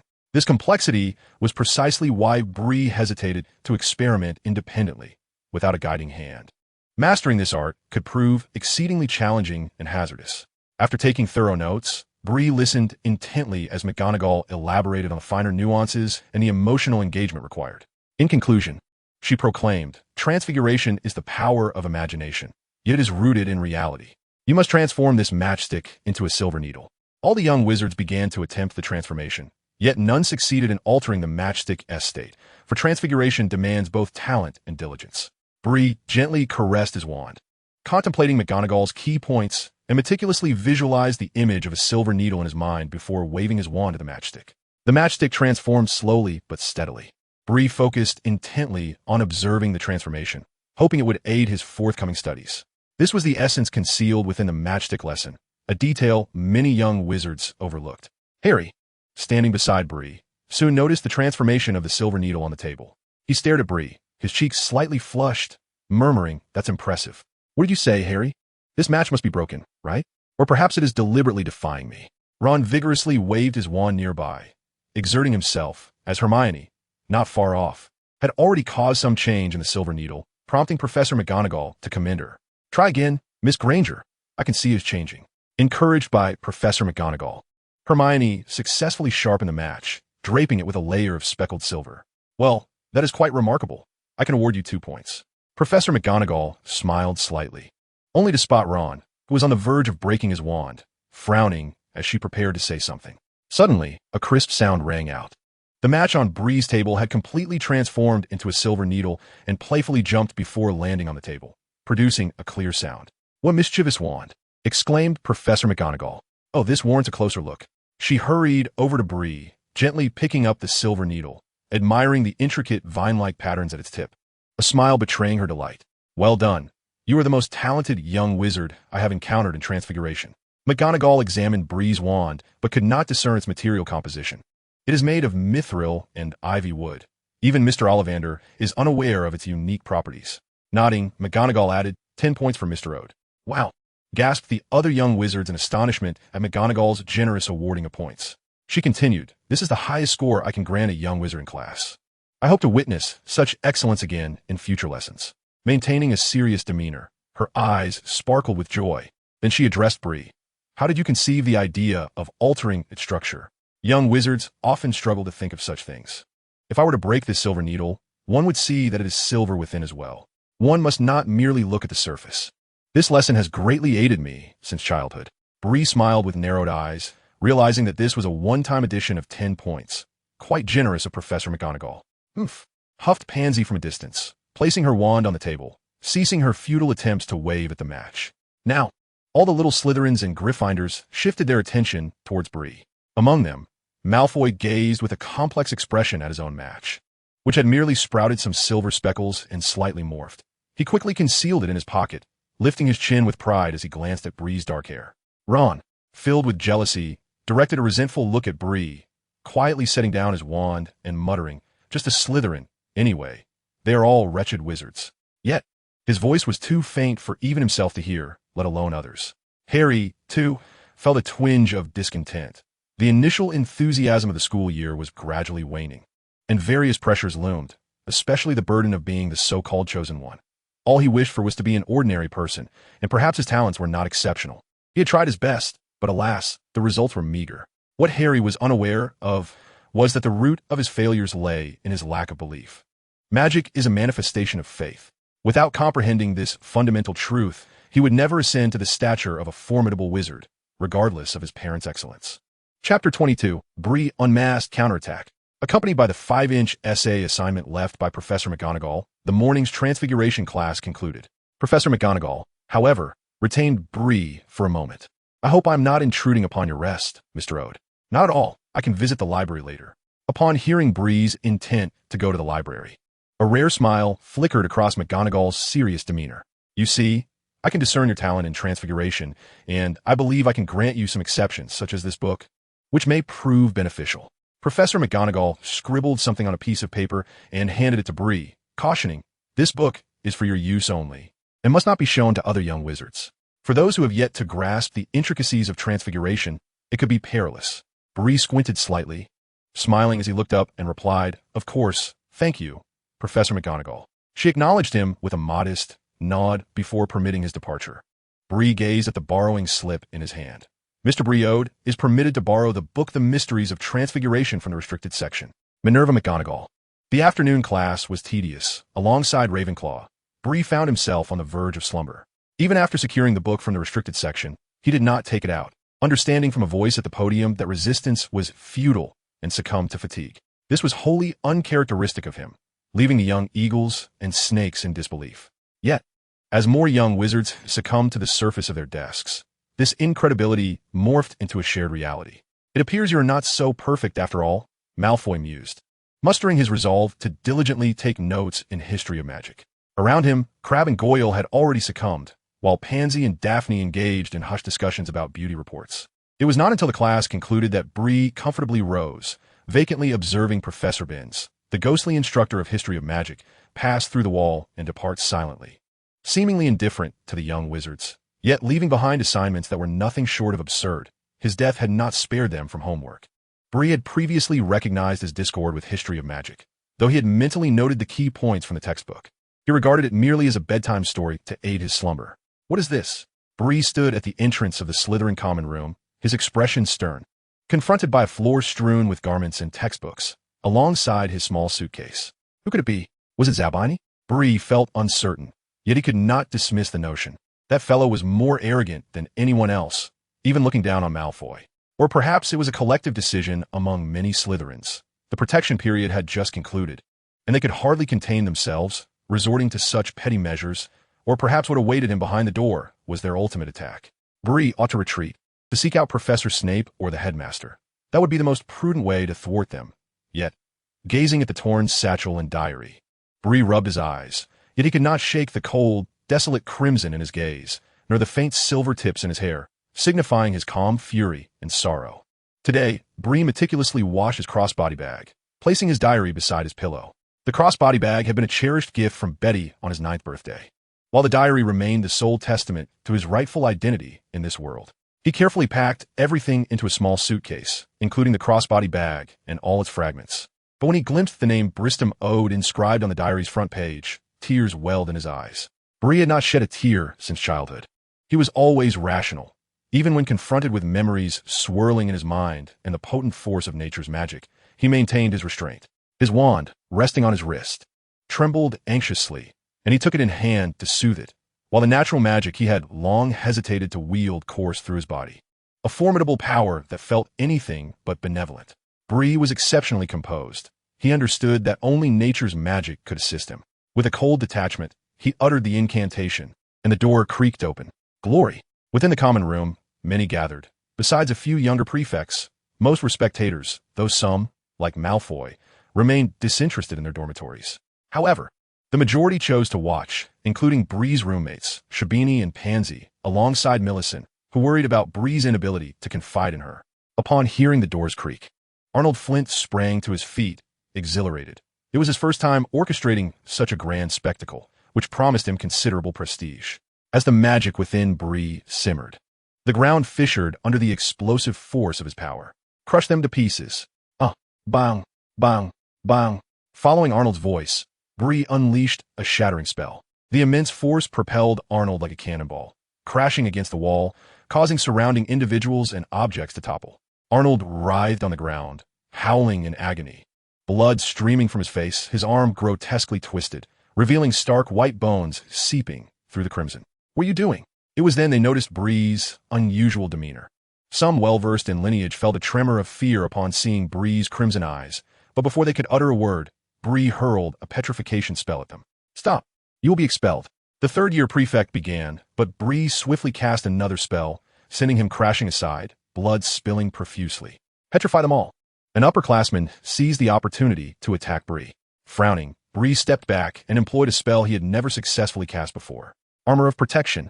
This advanced defensive charm eluded even some upperclassmen and graduates, Yet under Bree's natural magic, a protective layer immediately enveloped him, rebounding the clumsy petrification spell back onto his assailant. Belief. Yes, magic is the product of belief. Never before had Bree possessed the faith to protect, but now, everything was different. Faint and fall. The sixth-grade prefect observed the increasingly uncontrollable scene, realizing he held the highest position among the male students present. After a moment of astonishment, he quickly made a decision, unaware that the sixth-grade female prefect, who had been beside him, stealthily distanced herself, instead gazing thoughtfully into Bree's eyes. It was only when she retreated to a corner that she noticed the enchanting Carol Dynad, the most beautiful Slytherin of the fifth grade, who had been watching Bree from the outset. Some might lose their greatest treasure due to foolishness. Would you not agree, esteemed female prefect? The prefect, known for her rigid demeanor, did not contest Carol Dynad's assertion, but inquired, surely, Bree is not truly associated with that esteemed individual? The male prefect's magic took effect, but it only left Bree in a fleeting daze before he was met with a crushing force. A sharp pain caused the sixth-grade prefect to collapse to the side, while the other young serpents, initially intent on intervening, fled towards the dormitory corridor. But Bree would not allow them to escape so easily. Channeling his utmost magical power, he fiercely waved his wand and declared, Petri Ficus Totalis. A powerful wave of enchantment spread throughout the common room. Rubbing his head, Bree acknowledged that while casting spells did not deplete his magical energy, commanding such immense power still left him somewhat disoriented. Yet, gazing at the chaos that enveloped the common room, a satisfied smile crept across his face. It turned out to be merely a group of sheltered young lords and ladies. Even a few with genuine talent were either fools or had no intention of acting, opting instead to observe. Their scrutinizing gazes irked Bree. Casting a silent glance at those who had already found prime positions to witness the unfolding spectacle, Bree was determined not to let them off so easily. He had meticulously noted every individual who had provoked him in his journal. With eyes aflame, Bree pointed his wand at the two second-year boys who had dared to obstruct him in the common room. Repello. The two spells sent them crashing against the wall, their faces colliding harshly. Bree had little desire to use his fists against these magically stiffened individuals. I know it was you, Shabini, who orchestrated this ambush with these foolish minions. Your unmasked disdain and arrogance have betrayed you. Your scheme was clever, but alas, I trust my instincts. With a leisurely stride, Bree approached the cowering Shabini, kicked him down, and stood upon his face, declaring clearly, I was right. A glance at the others revealed the absence of Malfoy. However, Pansy and a few others were present. Observing their terrified expressions, Bree suddenly lost interest in tormenting them further. It seemed rather tedious. The redness in his eyes dulled slightly. The exertion of such heavy magic was taxing, and he needed respite. Of course, not within Slytherin. As you wish, I shall depart from here. Your presence is tiresome to me. Bree exited, retrieving his small suitcase, and headed toward the tower on the 8th floor. Well, these individuals had chosen an opportune moment. Now, it seemed that only Filch roamed the castle, searching for wandering young wizards in the night. Using his formidable powers of perception, Bree safely ascended to the 8th floor. His head bowed, coldly uttering, Look again, and I shall burn you. He chose to disregard the images that had shifted from pointing fingers to panicked accusations, confident that these individuals would manage their tongues. After all, he was the one cast out, was he not? Bree had always been a compliant child, rarely challenging the majority's wishes. With a flick of his wand, he tapped the stone bricks beside the grand tree painting and entered briskly. A cozy single bedroom awaited him. Though it felt rather desolate today, the corner of the eastern attic housed only a pile of books and a vernal snake dripping lamp oil onto a solid wood table. Chapter 23. Bree's Concerns. Nothing, Vernal, I require rest now. Oh, of course no. I mean there's nothing here. I could sleep on the books. Using my clothes as padding, just for one night. Tomorrow I shall devise a plan.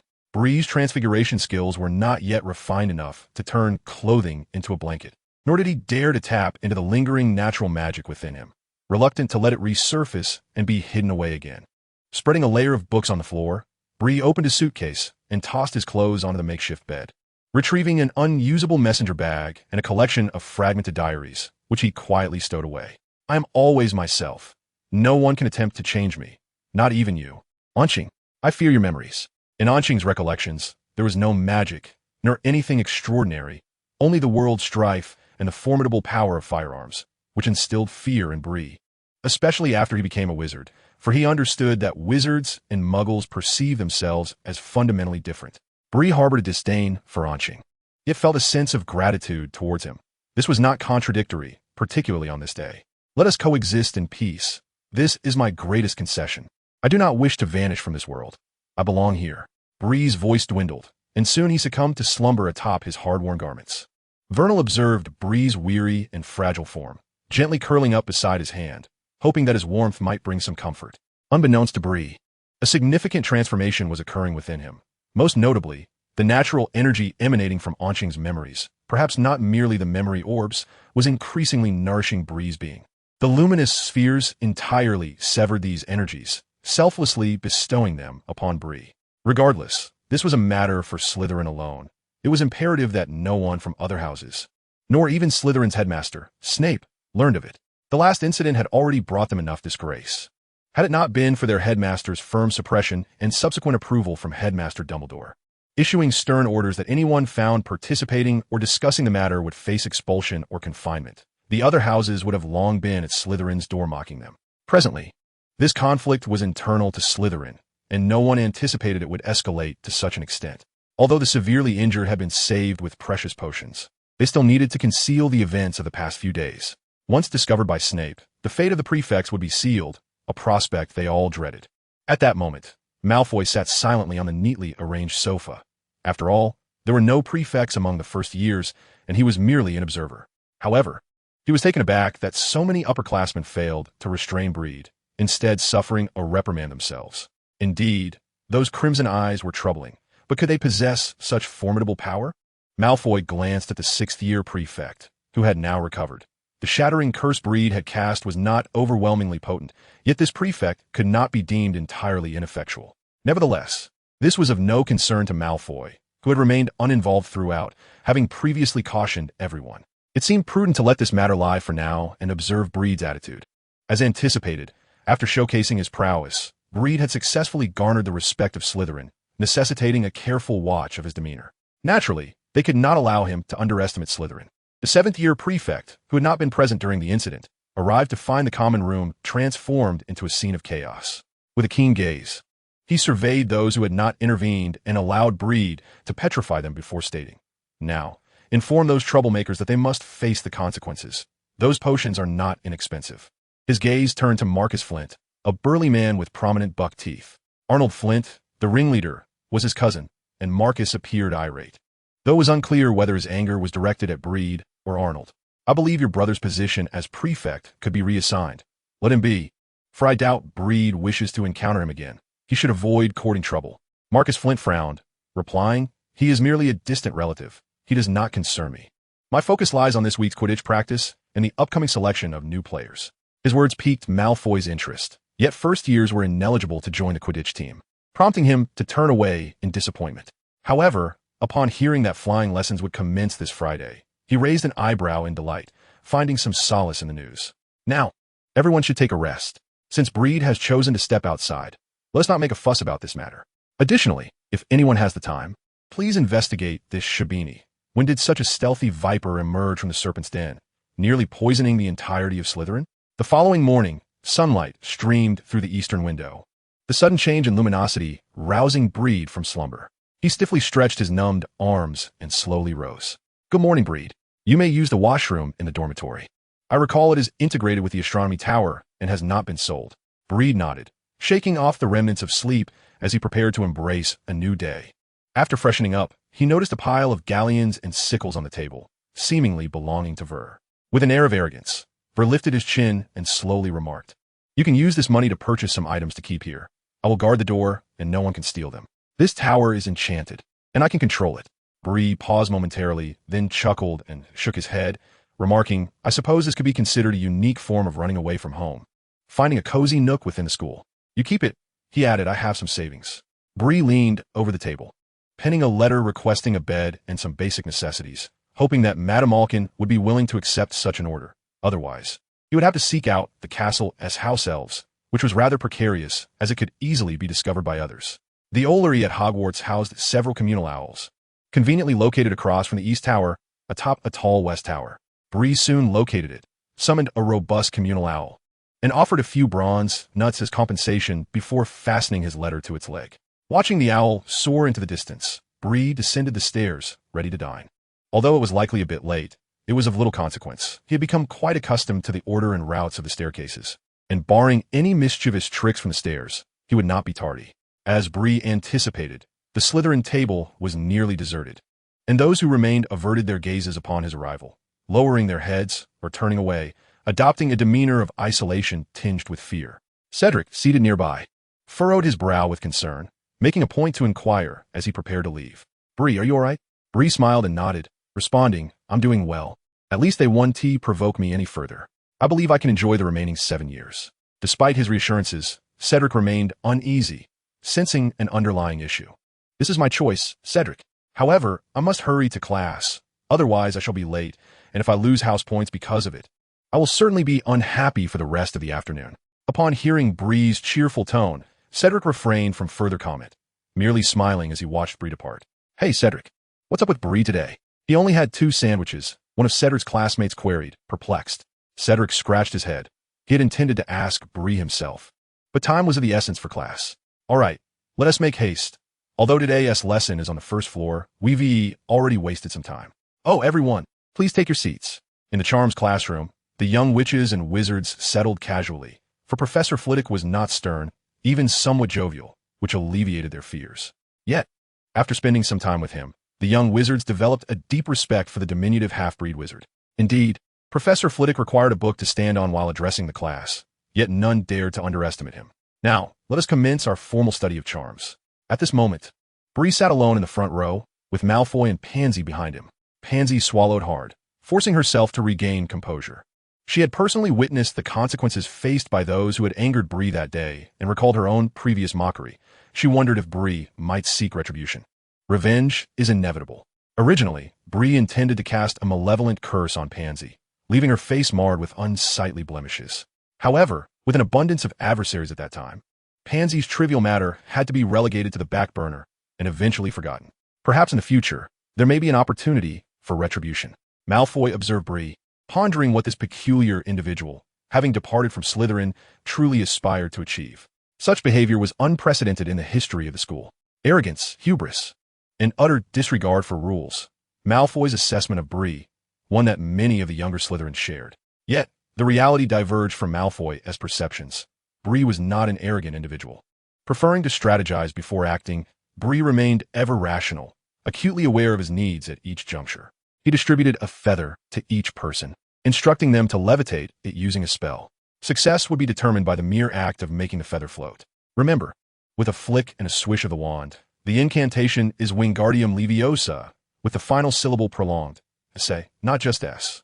Bree nonchalantly drew his wand and pointed it at the feather, paying no heed to the gestures, softly murmuring the spell. Suddenly, with a whoosh, the feather shot forth, its tip embedding itself firmly into the ceiling, while its tail quivered, emitting a low, buzzing sound. Professor Flitwick's eyes snapped to Bree, and the younger Slytherins collectively swallowed, while nearby badgers gasped in astonishment. Had he failed? One badger gazed incredulously at the feather, now settled upon the ceiling, muttering, "Ode has never made a mistake, until today." The younger Slytherins, hearing this, regarded the badger with bemusement. They perceived not a blunder, but rather a potential threat. The conspiratorial thoughts of the young Slytherins found unwelcome validation in Professor Flitwick's words. "This is not a mistake," he surmised. "I believe it is due to Mr. Ode's overwhelming magical power, which he failed to control adequately. Would you, Mr. Ode, happen to have experienced any magical surges recently?" Such power was clearly beyond that of an average young wizard, and the disarray of Ode's magic during the spellcasting suggested the aftermath of a magical upheaval. A realization that left Flitwick feeling uneasy. Yet, he refrained from voicing his concerns outright, opting instead to investigate further before making any decisions. "Perhaps," Flitwick continued, "it will be prudent for you to consult Madame Pomfrey. Magical surges are no trifling matter. Many young wizards struggle to maintain control." "I will do so. Thank you for your concern, but I believe I can manage it," Bree replied, pressing his lips together. He nodded at Professor Flitwick, initially intending to smile in a gesture of camaraderie, but choosing instead to abandon the pretense. Allowing only a hint of gratitude to shine in his eyes, as he earnestly stated, "I can make it obey." With a flourish of his wand and the recitation of the incantation, the feather that had lodged itself in the ceiling was swiftly extracted, descending gently and obediently to float before Bree. "Ah, The precision of control cannot overshadow the latent power it encompasses. I believe I ought to award you some points, Mr. Ode. However, considering your failure to adhere to my instructed gestures and pronunciation, coupled with previous errors in control, I suggest we balance the merits and demerits. And I hope you have no objections. Professor Flitwick hastily added, of course, this does not diminish your talent for spells. Please do not be disheartened. Observing Bree's dejected demeanor, Flitwick felt a twinge of guilt and offered a comforting word. Perhaps you could gently elevate the table before you. I could grant you an additional 10 points for that. Upon hearing this, Bree promptly grasped his wand, waved it with a flourish, and earnestly recited the incantation as instructed by Professor Flitwick. Excellent. 10 points to Slytherin from Mr. Ode's spellwork. Applause erupted as Professor Flitwick led the way, and the Badgers immediately joined in. The Snakes, not wishing to lag behind, even Draco Malfoy clapped, albeit with a puzzled expression directed at Bree. However, seeing Bree calmly resume his seat as if nothing had transpired only deepened their unease. Before long, Professor Flitwick's class concluded, and Bree gathered his textbooks, ready to head to lunch. Having dozed off on the rigid pages that morning, his appetite had been somewhat suppressed. Yet after the booze from the spell class, his spirits had lifted, prompting his stomach to audibly remind him of its needs. Gaining recognition was not merely a triumph for Slytherin, but also an affirmation of my own abilities. Although it was Salazar Slytherin who founded the house a millennium ago, bestowing its initial glory and ideals, it is undeniable that over the centuries, it has been the young witches and wizards who have upheld this legacy. I believe it is the young sorcerers who define Slytherin, rather than Slytherin defining the young sorcerers. As Bree pondered his current standing with Slytherin and how he would navigate future interactions, a series of soft hoots resonated nearby. The owls had arrived.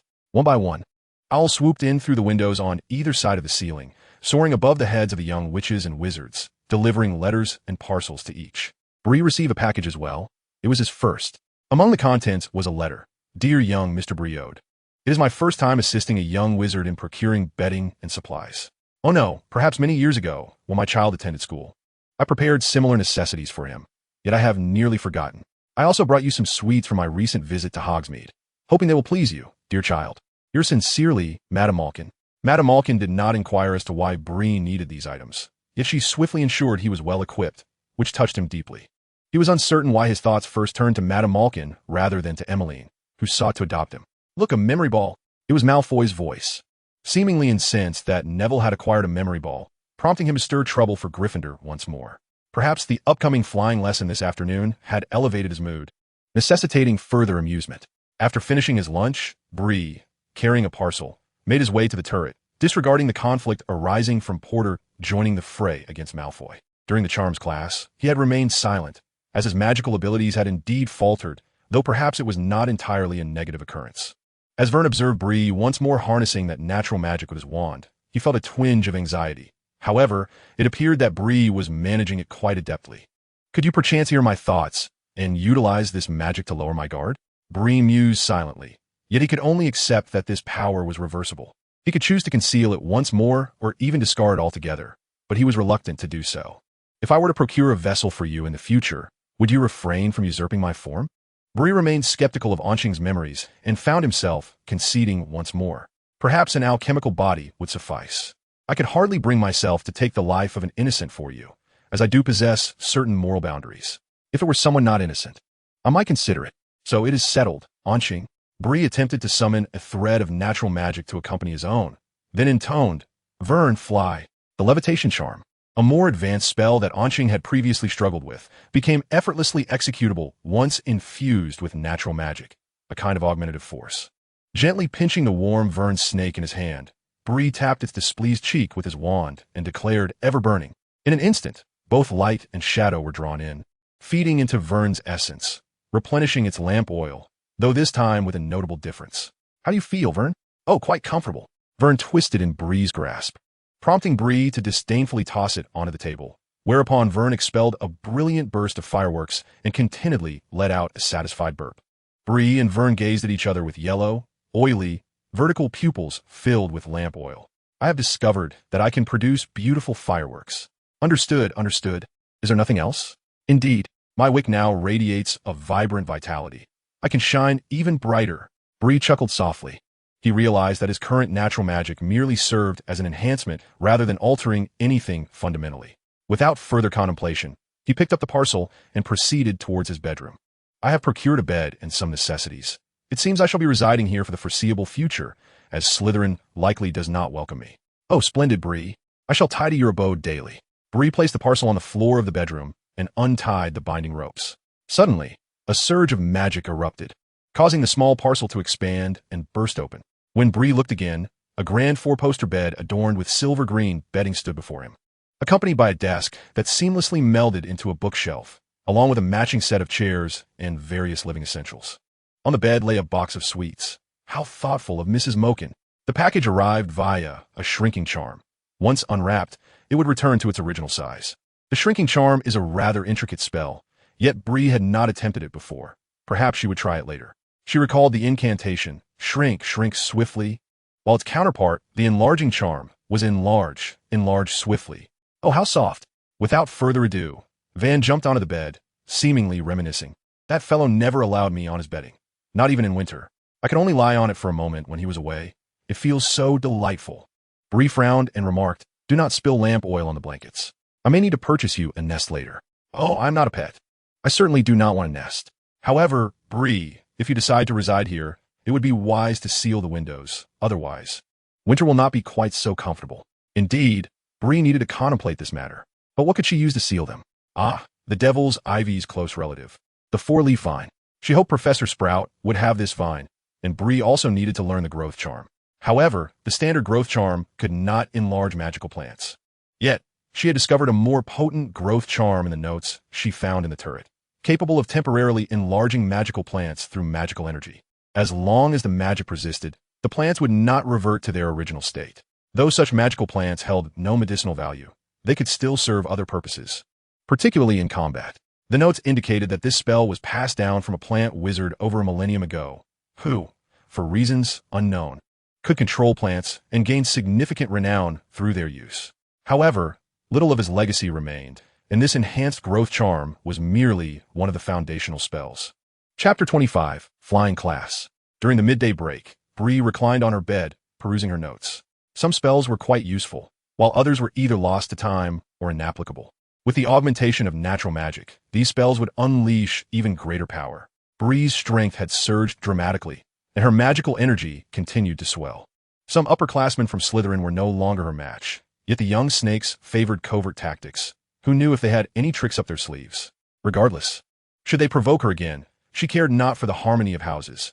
Might was the only rule that mattered. After a brief rest, Bree waved her wand and cast a time reveal spell. Noticing it was nearly 3 in the afternoon, she prepared to descend for class. Flight had always been a human dream, and wizards were no exception to this fascination. However, riding a broomstick seemed rather foolish. Rumors suggested that flying carpets were strictly prohibited by the Ministry of Magic, though the reason remained unclear. Was it for the sake of Quidditch? It was hard to imagine a throng of wizards soaring through the skies on broomsticks, chasing one another. Didn't their backs ache? Bree held no interest in Quidditch and found such flying devoid of meaning. Yet, flying class was a mandatory course for first years. Failing even one subject at the end of the term would necessitate repeating the year.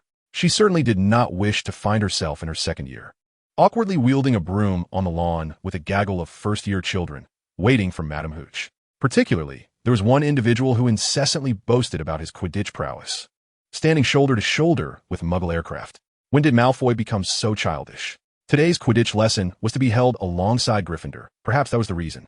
Bree cast a glance at the little lions from Gryffindor and noticed the skeptical expressions on Harry and Ron's faces regarding Malfoy's self-aggrandizing remarks, accompanied by murmurs of discussion. It was nothing unusual, but since he was the boy who lived, a savior, lacking the requisite strength to uphold such fame, it was evident that notoriety did not equate to everything. Bree's gaze shifted. Hadn't someone said something similar to Severus Snape? Snape had been cautioning Harry Potter at the time. Bree thought to himself that he must be out of his mind. After all, Snape was the greasy bat who perpetually troubled Harry. Shaking off the peculiar thoughts from his mind, Bree fortuitously overheard Hermione, who was incessantly reciting key points about flying, nearly approaching the snake's den. Hermione? Oh, Bree, did I say something wrong? Observing Hermione's anxious demeanor, Bree chuckled softly. It's merely a lesson. Even if one is not adept, it matters not. There's a saying in the East, no one is perfect. Sometimes, flaws contribute to one's authenticity and endear them to others. Huh. Hermione turned to Bree and pondered. I heard that you, Bree, slept through your history of magic class from start to finish. Are you referring to such imperfect individuals? It seems indeed that those with flaws are more beloved. I overheard a Ravenclaw who attended class with you Slytherins say you were utterly adorable that day. They all wished to pinch your chubby cheeks. Them? Bree replied, well, Ravenclaw has always been predominantly female. Besides, which boy would take pleasure in pinching another boy's face? Hermione appeared to stabilize her mindset. Perhaps she thought that even the exceptional Bree had shortcomings, and thus she might surpass him through diligent study. This revelation illuminated her path. For Bree's overwhelming prowess in other subjects had left her feeling rather disheartened. Well, as long as the ladies are pleased, I suppose. Moreover, I don't anticipate achieving particularly good results in today's flying lesson. It's not that I dislike flying, it's merely that brooms, in the Muggle world, they're used for sweeping. Indeed, no one is perfect, Bree. Do not be disheartened. Bree watched as Hermione smiled, her grin stretching to reveal her prominent front teeth while she continued to utter comforting words, leaving him somewhat exasperated. Did this girl not even attempt to conceal her delight? Little did he know, Hermione had already begun to envision the upcoming flying lesson with excitement. She had completely forgotten her previous insecurities, and her fondness for what she once deemed a perilous activity, broom flying, was rapidly increasing. Soon, all the little wizards stood in formation on the flying lesson grounds, where dozens of brooms were arranged in 2 rows. Naturally, Slytherin and Gryffindor exchanged knowing glances, each harboring deep-seated animosity. These brooms were even inferior to those in the stairwell. Bree's face was a picture of disdain, while the only one brave enough to stand beside him, Millicent, shielded him from the curious gazes of the other little snakes. She leaned in and whispered to Bree, apologies, I was under their watch at the time. They knew my home, and my sister had married a Muggle wizard. After speaking with you in potions class that day, they discovered me. It's all right, Millicent, the past is behind us. Bruin smiled faintly, though his heart was icy. There was no need for explanations. It was all in the past, and truthfully, Millicent was of little concern to him. As long as she wasn't an enemy, that sufficed. But friendship was not on the table. However, it would be wise for you to keep your distance from me for now. Learning to be a true Slytherin should be your priority. Without strength, one must adhere to the rules set by the powerful, a lesson for any little serpent. Bruin had already stepped outside the confines of the older students' rules and wished to remain uninvolved. He sought knowledge, not treachery. Millicent remained silent. She was not foolish. Yet her heart ached. Just an 11-year-old girl. Perhaps if she had dared to risk everything to warn Bruin, she might not have lost her reason to approach him. Well, what are we waiting for? Madame Hooch has arrived. She is a capable woman with short hair, dressed in a comfortable, practical robe. Her eyes are as sharp as an eagle's. With her arrival, order swiftly took hold among the students. All right, form 2 neat lines and do not move. Place your brooms down. This is against the rules. I shall begin with the fundamentals. Humph. Malfoy tossed his broom to the ground. Seemingly the very opposite of the enthusiastic boy he had been moments before, revealing his true nature as he disdainfully regarded the broom's bristles, tangled and disheveled. Now, extend your right hand and place it above your broom, standing straight. Do not slouch. Madame Hooch scanned each face before continuing. Now say up. Believe in your broom. Up. Everyone began to experiment. Malfoy and Harry promptly lifted their brooms, while a few other young wizards with prior broom experience succeeded in quick succession. Oddly, Hermione was the third to rise, despite taking longer than Malfoy and Harry. She cast a proud glance at Bruin, lifting her chin defiantly. Bruin turned his head away, refusing to look at her, and instead shouted at his broom, up. The broom rolled twice on the ground before lazily lifting off, as if in protest. What are you angry about? Bruin gazed at the shabby broom in his hands, suppressing the impulse to discard it. He wondered what right it had to be indignant. Perhaps it was an alchemical product? Intrigued, he contemplated dismantling it to investigate. However, seeing its quivering state, he temporarily quelled that thought. After all, openly damaging property could lead to lost points or even fines, and he had heard that these things weren't cheap. All right, now we shall begin with the gestures for holding the broom. For those who have not yet picked up their brooms, crouch down and retrieve them. Under Madame Hooch's guidance, Bruin swiftly mastered the art of flying with a broom. I find this method of flight rather unappealing. Bree mounted the broomstick with a sigh of exasperation, her mood dampened by Malfoy's recent reprimand for his unique riding style. Now, on my command, when I count to 3, you shall kick off with vigor. 1, 2. A startled exclamation erupted as a figure soared into the sky on a broomstick. It was Neville Longbottom, situated beside Hermione. Oblivious to Madame Hooch below, he exhibited an audacity that was quite reckless. Watching Neville's pale face as he spun helplessly in the air, colliding with the castle and ascending ever higher, Bree realized the broom had spiraled out of control. What a fool! After a moment's contemplation, she drew her wand and aimed it at Neville. Was Madame Hooch truly an ineffectual bystander, failing to employ magic while chasing after Neville's erratic broom? In that instant, Neville lost his grip on the broom and plummeted from the sky. Whoosh! The poor boy tumbled headfirst. Bree's spell struck him just before he was about to meet the ground, suspending him in midair. The sudden inversion startled Neville, and tears streamed down his face uncontrollably. Bree was deliberate in her actions. The lad ought to learn from his experience. Rather than relying on the levitation charm to safely rescue Neville, Bree, unfamiliar with him, deemed this outcome preferable to a potentially grievous injury. Oh, Merlin! Madame Hooch rushed toward Neville, only to realize he was hanging upside down. Thud! As he hit the ground, he stumbled, yet the fall was not injurious. You ought to thank this young lady, Madame Hooch remarked, glancing at Bree's attire. 10 points to Slytherin. Now, I must escort him to the hospital wing. You all stay put. Spotting a tall boy nearby, Madame Hooch called out, Mr. Oliver Wood, could you do me a favor and keep an eye on this group? They're to fly low. With that, she led the sniffling Neville toward the castle. Chapter 26, Flying Lessons, Part 2. Oliver Wood, a tall, freckled, and handsome fifth-year student, served as the Gryffindor Quidditch team's captain and keeper. The Gryffindors buzzed with excitement at the arrival of their upperclassmen, while the Slytherins regarded him with haughty glares. I hope Madame Hooch has taught you how to take off, but do so slowly, lest you injure yourselves. Wood maintained a moderate stance on house rivalry, being somewhat reserved around the Slytherins, yet earnest with the Gryffindors. This is not the time for glaring. Let's commence our takeoff. With their upperclassmen observing, neither Gryffindors nor Slytherins dared to misbehave. However, as Wood turned to instruct a Gryffindor, yet another situation arose with Malfoy. Hand it over, Malfoy. Harry glared at him. Draco Malfoy stumbled upon a memory ball, belonging to Neville, as he hovered in the air, swaying slightly while observing their heated exchange. The two always seemed to incite trouble whenever they crossed paths. Meanwhile, Hermione, who was attempting to instruct Bree on flying, noticed the commotion and prepared to intervene, prompting Bree to raise an eyebrow and chuckle at the sight of the righteous Hermione soaring down on her broomstick. Ron, who had been nearby, witnessed the unfolding situation and muttered to Bree, "Humph, that cunning Slytherin will surely grow into a dark wizard." With that, Ron also took to the air to lend his support to Harry. An increasing number of young wizards gathered around and would sense something amiss. However, before he could address the situation, he saw Malfoy ascend into the sky, grinning maliciously at Harry. Guess where I'll put it? Come and chase me if you dare. Upon hearing this, Harry immediately mounted his broom and pursued him. Get down, Slytherin and Harry. It's unsafe, Wood shouted, but the two above remained unresponsive. Hermione, filled with indignation, exclaimed this will cause trouble for everyone. He might break his neck. With that, she too climbed on her broom and took flight. As Harry chased Malfoy, Hermione followed closely behind. Seeing this, Malfoy unhesitatingly soared higher.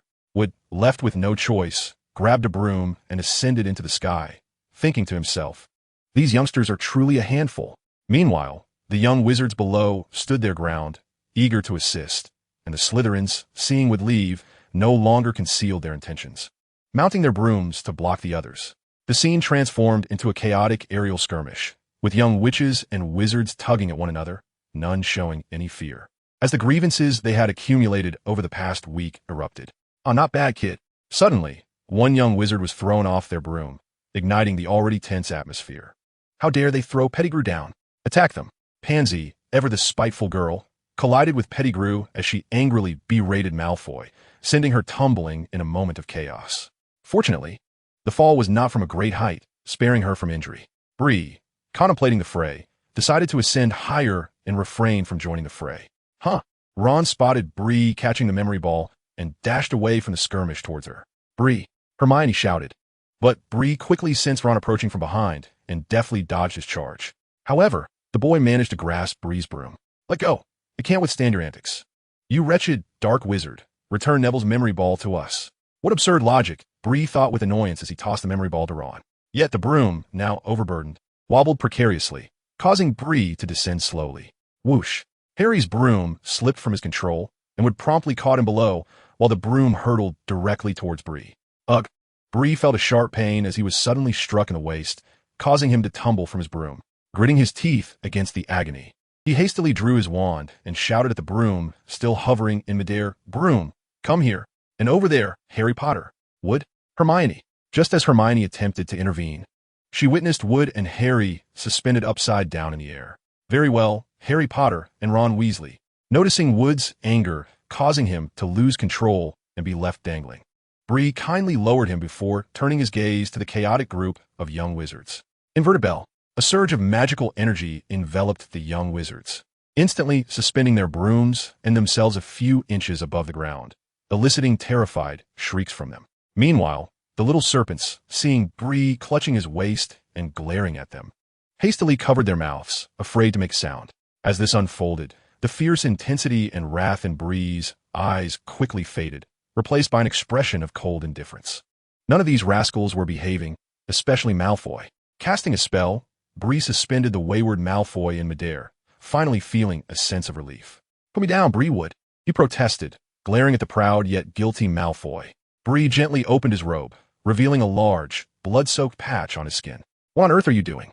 Professor McGonagall rushed over, her face paling as she beheld Bree's injury. Her astonishment grew as she surveyed the group of upside-down young wizards. Just moments ago, she had seen Bree fall due to Harry's broom. How had it come to this? At that moment, Snape appeared seemingly from nowhere, followed by Quirrell. Snape glanced at the suspended Harry, seemingly taking pleasure in the sight before coldly remarking, "I hope our savior learns to grip his broom tightly, lest tomorrow's headlines proclaim the boy who Liv has killed his classmates. Perhaps the news of Mr. Bree Wood's injury will suffice as well."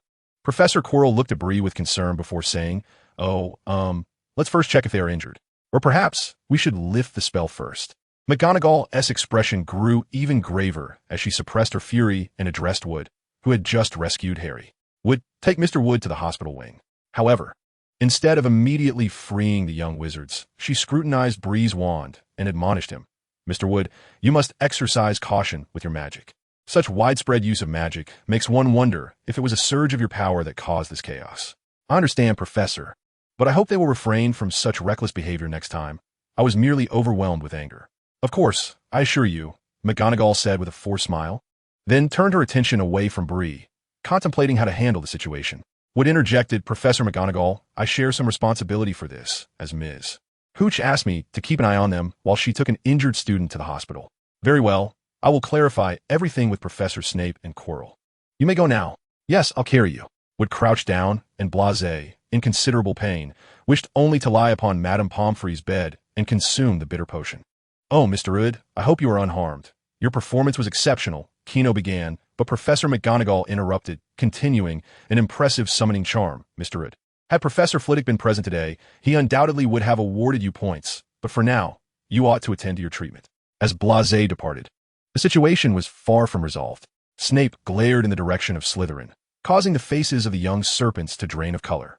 Hermione bit her lip, devoid of any inclination to shield anyone, especially since Blasé, her dear friend, had been injured. Ron had truly overstepped this time, and as for Harry, his broom had spiraled out of control, a consequence of his arrogance and recklessness. Before Hermione could voice her thoughts, Ron spoke first. It was Malfoy. He snatched Neville's memory ball, which prompted Harry to chase after him. Then Malfoy tossed the memory ball to Wood. "They're in cahoots, and I simply rushed in." "Enough, Weasley," Hermione exclaimed, her cheeks flushed with indignation. Chapter 27. Blasé's first attention. Wiping her tears, Hermione furiously addressed Ron. "It is common knowledge that Blasé Wood is a diligent Slytherin, friends with many from Ravenclaw and Hufflepuff, and even your brothers hold him in good regard. Yet you persist in viewing him through the lens of your biased belief that all Slytherins are dark wizards. I apologis, Professor M. Senegal." I was distracted watching Harry pursue Malfoy and lost my composure, attempting to intervene on my broom, but they ignored my calls, Hermione said, glaring at a flushed and dejected Harry and a pale Malfoy. Later, Senior would attempted to intervene, but Malfoy veered off, tossing the memory ball to Blasé, who was clearly distancing himself from a brawl. It was evident that Malfoy had exploited Blasé's position. I then witnessed Weasley charge forward, seizing Blasé's broom, nearly disassembling it, while Harry's broom also went haywire, resulting in Harry's fall and the broom striking Blasé. Had Blasé not been well-versed in spells, he surely would have sustained serious injuries. "I'm deeply concerned for Blasé. May I check on him?" I will accept any punishment that follows, Hermione declared, dropping her broom and running towards the castle. Tears streaming down her face. The professors did not intervene, as they found her account consistent with their observations. Professor McGonagall collected herself and turned to the responsible parties. You shall face further consequences, based on the severity of your actions. I have never encountered such disobedient young wizards in all my years at Hogwarts. Professor Snape, eschewing any further discourse, stated 50 points from Slytherin and Gryffindor for the brawl, an additional 50 points from Weasley for prejudice and harm to a fellow student. Porter received a deduction of 50 points for his impulsiveness, having not familiarized himself with the broom, which resulted in a classmate getting injured and nearly falling off the broom, risking a broken neck. Malfoy was penalized 70 points for instigating trouble and involving his peers. Granger incurred a 20-point deduction for also soaring through the air, albeit with the intention of persuasion. Would fail to manage the young wizards properly, yet that was not entirely his fault. Such substantial point deductions caused even the stern Professor McGonagall to furrow her brow, feeling a deep sense of helplessness. She had no grounds to contest these penalties, only hoping that these young lions would learn from their mistakes. However, the matter was not yet concluded, as Professor McGonagall announced. You three are to be confined. Regarding Snape's remarks on Quidditch, McGonagall pressed her lips together, somewhat displeased, yet she did not refuse. You three will serve a month of detention in Professor Snape's office. Harry dared not speak. He felt fortunate not to be expelled. Malfoy accepted the punishment without protest, but Ron was rather dissatisfied, believing that Bree should share in the blame. Had it not been for him, Ron would not have face point deductions and detention. What about Bree? Ron exclaimed, unable to contain his frustration. McGonagall frowned. While Bree could be considered a victim, he had also utilized a spell against the young wizards, and although he acted to prevent further harm, there was an element of retaliation involved. Let us refrain from deducting points for him. I could use a small assistant. McGonagall nodded, while Snape unexpectedly cast a sidelong glance at Quino, sneering, of course, Mr. Ord does not particularly enjoy slime. After Quino spoke, he timidly retreated towards the castle. Professor McGonagall then lifted the reverse charm from all the young wizards, allowing them to gradually descend to the ground. Yes, Professor McGonagall. Snape, with a stern expression, contemplated deeply. He voiced his uncertainty. We all know that an overflow of magical power can cause various physical changes, as evidenced by Bree's hair faintly glowing with a purple hue. We have not encountered another young wizard like him. Perhaps he possesses extraordinary talent. I believe I must consult Dumbledore. Perhaps he can provide some insight. The sudden inversion of so many individuals, even young wizards, is indeed astonishing. His magical prowess appears to surpass that of most adult wizards, not to mention his remarkable command of spells. As McGonagall spoke, she and Snape set off in search of Dumbledore. In the headmaster's office, Professor McGonagall recounted the day's events with a composed demeanor, while Snape remained silent. Ah, Minerva, this is a fortunate occurrence.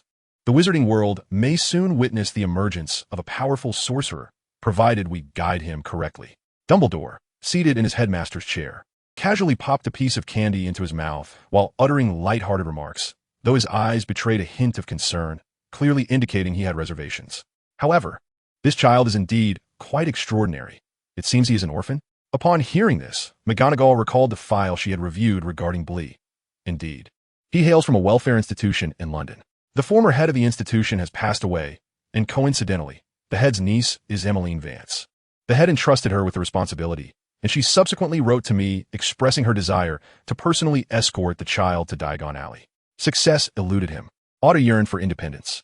A flicker of surprise crossed McGonagall's face. The power of a fairy? It is unlikely that Mr. Otter is a descendant of such beings. At that moment, Snape interjected, asserting that otherwise, Flitwick would have discovered it, especially given his distinctly Eastern features. The mysteries of the East remain unclear to us.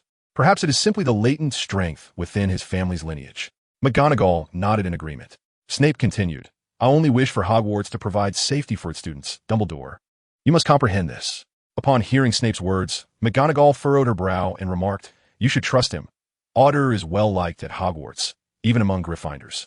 Yes, apart from Slytherin. He has excellent rapport. I may have been overly concerned. Dumbledore, reassured by this, took out a cherished lemon sherbet and savored it, saying with a sense of comfort, Severus, you should understand, the children require their own space. They ought to grow freely, with only gentle guidance. I have faith in your capability, especially since Otter belongs to Slytherin House. A glimmer of light sparkled in Dumbledore's eyes as he ultimately decided to entrust Otter's matters to Snape. Bree was preoccupied with other endeavors. Snape made a dismissive sound, but did not decline, striding out of the headmaster's office. McGonagall cast a glance at Dumbledore. Harboring no further thoughts, she merely wished for Otter to wield his powers wisely. Thus far, Otter had managed well. Aside from occasional moments of loss of control due to anger. "Otter, are you all right?" Hermione asked. Her eyes reddened with concern as she gazed at Otter, who lay unresponsive on the bed after consuming the potion. "I think you should step outside. The patient requires rest. After drinking that potion, he will need time to recuperate. I selected the most bitter one. Honestly, I cannot fathom why the school permits such perilous classes. We just had a frightened student in tears. And now we have a more unfortunate case."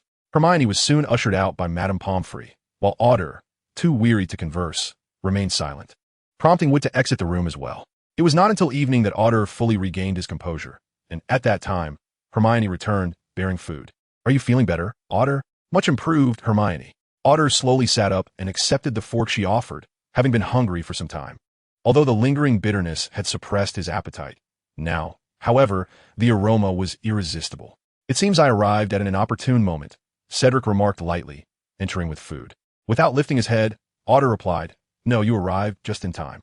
Hermione, uncertain of his appetite, noted that Cedric's portion was just right to satiate him. "Very well, little badger." Cedric placed the food beside Otter's bed and expressed his concern. "I heard you were injured in flying class, so I came to check on you. Are you feeling better?" Hermione glanced awkwardly at Otter, who was heartily enjoying the meal, and shook her head in resignation. "I'm sorry, Otter. I couldn't prevent them. And now you're injured, and soon you'll have to face detention." Hermione's face flushed crimson, for she had not received detention, and the three miscreants had yet to apologize to Bree. This infuriated her further. "Detention?" Bree furrowed his brow. What had he done to warrant such punishment? Chapter 28. Quirrell's Anomaly. "It is truly impressive how you managed to suspend everyone in mid-air. I suppose I cannot surpass you in charms." Was this the reason for his detention? What exactly did that entail? Had he incurred any point deductions?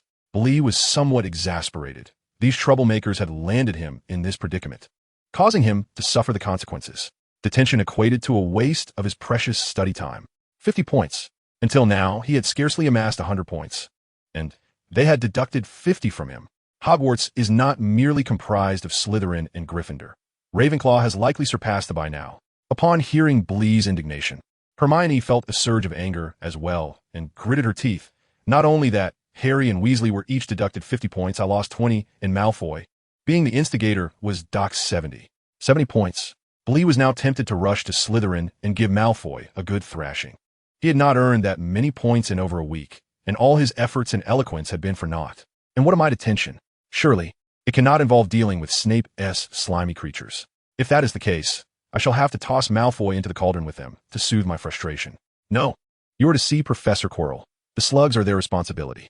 Well, the scent of garlic is certainly preferable to slugs. By the way, Bree, Professor Aurora Sinistra announced that tonight's weather is unsuitable for stargazing, so the classes for Slytherin and Hufflepuff have been postponed until Friday. Understood. I must seek out Professor Quirrell tonight. Bree quickly finished his dinner and bid farewell to Hermione before departing the hospital wing. Bree oot. Just as he stepped outside, he spotted a senior student from Slytherin approaching. "I am the head of the 7th year in Slytherin. We apologize for the previous incident," he said with an insincere tone that lacked any semblance of sincerity, resembling more of a condescension. "No need, head boy. I believe everyone is quite satisfied with the current situation." Bree dismissed him, for Slytherin had never engaged in pointless endeavors. He held the advantage now. He was no fool. "You had best refrain from any foolish actions."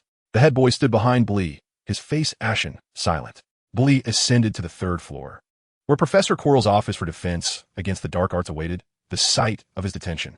"Knock, knock, knock. Please come in." Professor Quirrell opened the door and stated, "Your detention is every evening for a week." Quirrell produced a black leather-bound book, handing it to Bree while saying, "Your task is to study the contents of this book. Subsequently, you will need to assist me in class." Bree accepted the tome, its pages well-worn, and the frontispiece bore the name Quirinus Quirrell. "This is my notebook." Quirrell gazed deeply at Bree, his words laced with seduction, compelling Bree to lift his gaze, ensnared by that penetrating look.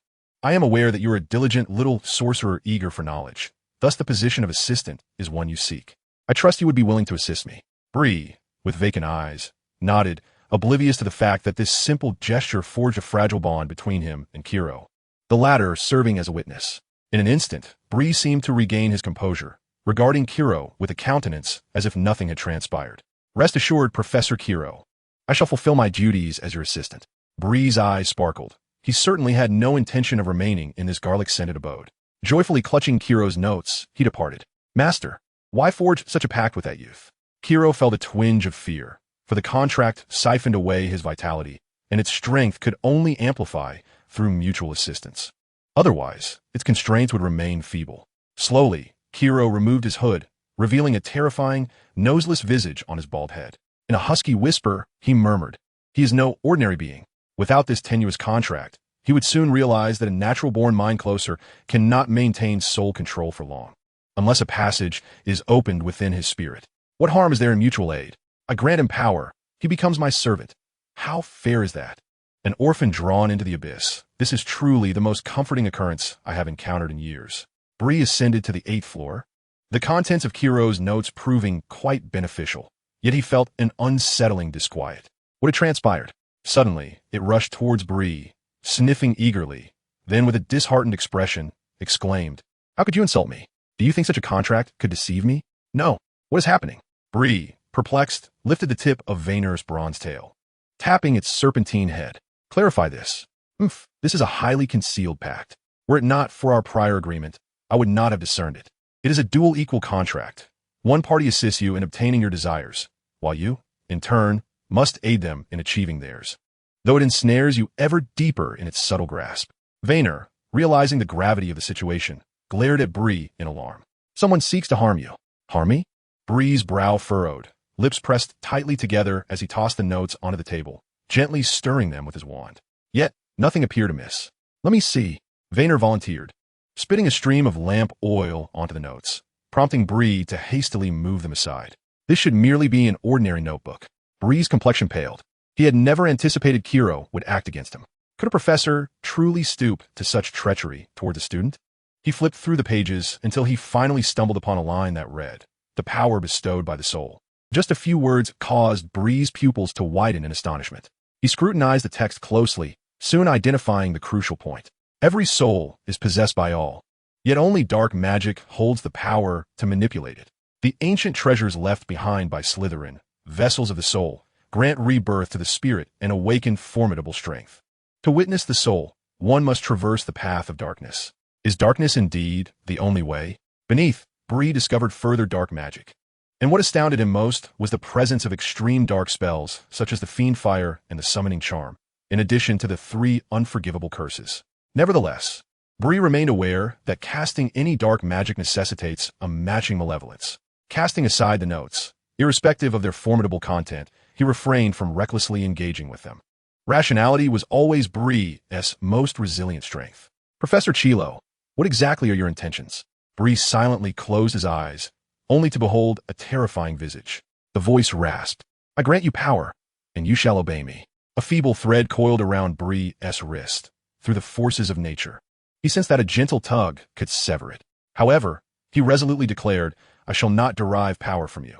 He turned away from the notes and retrieved his own from the turret, immersing himself in its contents. "In comparison, Professor Chilo, your offerings are rather miserly. The magic you wish to teach me is detailed within this tome, and it even includes methods to resist the corruption of the heart, a remedy I find rather unappealing nonetheless." As time flowed on, the dawn of a new day arrived, bringing with it the wearisome potions class, much to Bree's chagrin. Yet, the true misfortune lay with those 3 troublemakers. Had it not been for their handling of the slug during today's lesson, Bree's expression would have been even more dismal. "Mr. Odell, 5 points for your excellent cold remedy." Snape approached Bree, seizing the pink potion, and with a few strides, he stood before Harry. Grasping Harry's chin, he commanded, "Drink." Harry begrudgingly swallowed the potion, while Ron expressed sympathy for his plight, inwardly cursing Snape 100 times upon witnessing Harry's pained countenance. "Bitter. Snape, indeed." Snape let out a cold chuckle, evidently pleased. It seemed Mr. Odell truly excelled. Soon, the classroom echoed with laughter, leaving Harry feeling both embarrassed and helpless. "Malfoy, take your potion when class concludes. As for you, Mr. Weasley, do seek out someone willing to assist you. I have yet to deliver the cold remedy to the infirmary, so your visit would be futile."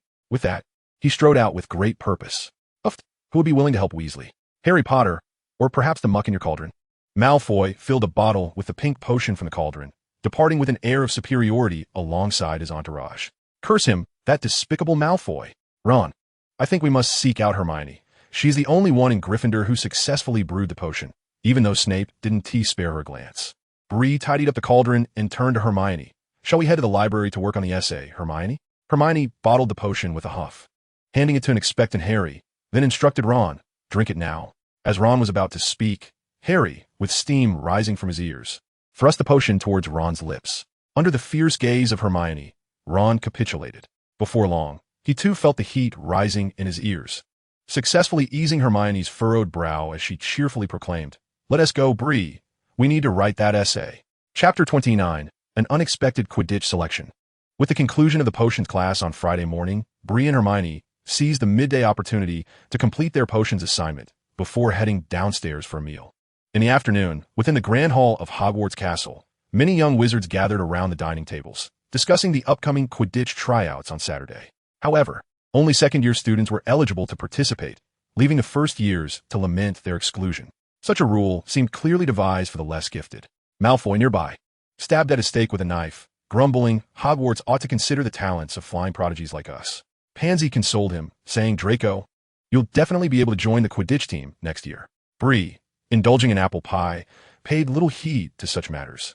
He had to earn points in astronomy class, which posed a significant challenge, as Professor Aurora Sinistra was not particularly inclined to award extra points. Before long, Bree had finished his meal and was preparing to leave for the greenhouse when he noticed Professor Dumbledore entering the hall, accompanied by a barely contained excited McGonagall and a displeased Snape, making their way to the teacher's table. Dumbledore cleared his throat twice and announced, "Quiet, please. We have an important announcement regarding tomorrow's Quidditch selection." Indeed, upon hearing Dumbledore's words, the young wizards quickly fell silent, their eyes fixed intently on him. Malfoy, as if sensing something significant, gazed intently at Dumbledore, eagerly anticipating the words he longed to hear. Of course, I cannot keep you in suspense," Dumbledore continued, his eyes twinkling. "This year, we must amend some rules regarding the Quidditch selection, as we have numerous young wizards with considerable talent. With a bit more practice, they could greatly benefit their houses. Therefore, I have decided to allow first-year students to participate in the tryouts. Any house may join, provided they do so voluntarily, but they must act within their capabilities." "Oh, that's marvelous. I absolutely must participate. This is a reform. My mother will be so proud. I am witnessing history." The news filled many first-year students with delight, while the older students expressed skepticism, though no one voiced their concerns aloud, as acceptance still required the approval of the house captains and the head of their respective houses. I will certainly make the cut," Malfoy declared, raising an eyebrow in excitement. However, his attention abruptly shifted to the Gryffindor table, where Ron had jumped up, animatedly pulling Harry along, indicating that Harry also intended to join. Malfoy had to concede that Harry Potter possessed a talent for flying, and that girl named Hermione Granger was quite remarkable as well. "You will definitely join the house team. Draco, surely your flying that day earned everyone's respect, which is why first years are now allowed to try out." "Ah, indeed, Malfoy is unparalleled. Securing the Quidditch championship would yield a magnificent 150 points for the house." 150. The eyes of a certain individual sparkled, as if contemplating the balance between effort and reward. Gradually, however, his gaze returned to tranquility. A frivolous pursuit, 150 points are utterly insufficient. Without heeding the clamor of the bustling hall, Bree exited forthwith, intent on seeking Professor Sprout to inquire about the four-leaf vine. With the chill of winter approaching, he had no desire to endure the biting cold. Within the greenhouse, Professor Sprout was diligently watering the devil's snare and various other plants. She would not pause for a meal until her duties were fulfilled, lest she miss the crucial time for their care. "Professor," he greeted, "Oh, Mr. O, do come in." Due to recent obligations, Bree had not frequented the greenhouse, yet he quickly assisted Professor Sprout in tending to the plants. "What brings you here today? Let not be another of your peculiar inquiries." Bree scratched his head and chuckled lightly. "It concerns the four-leaf vine. I wonder if you have any here, Professor?" After a moment's contemplation, Sprout replied, "That is a plant you will study in your later years. It resides in greenhouse 2. They pose no danger, and I can provide you with some. However, they are quite young and will require a year or two to mature, so patience is essential." With that, Professor Sprout guided Bree to Greenhouse 2, a place he had yet to visit. It was filled with seedlings, not intended for classroom instruction, as many of the plants at this stage are rather delicate. Here it is, the four-leaf vine. They are gentle, although they are relatives of the devil's snare. Their temperaments are entirely different. Accepting the four-leaf vine, Bree sincerely expressed his gratitude. "Thank you, Professor. I shall care for it diligently." Professor Sprout nodded and added, "I trust you. Should you wish to cultivate plants, feel free to seek my guidance. I believe your talents will suffice. However, I cannot assist with any dangerous or endangered species. Of course, I appreciate your trust. As a student, being able to tend to simple and safe plants is already quite splendid," Bree replied. "Understanding is paramount, but do not take unnecessary risks," Professor Sprout cautioned. Bree smiled, choosing not to respond, and Sprout merely shrugged, stating, "I cannot impose upon you, but caution is still advised." Ruffling Bree's dark hair, Sprout led him from the greenhouse. "Grow swiftly," Bree commanded, wielding his wand and invoking a special growth charm he had discovered in his notes.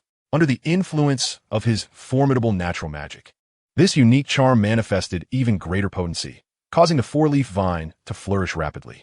The tendrils extended along the great tree, spreading until, guided by his magical control, they enveloped the window frames of the corner tower, creating a translucent barrier to shield against the external temperature and prying eyes.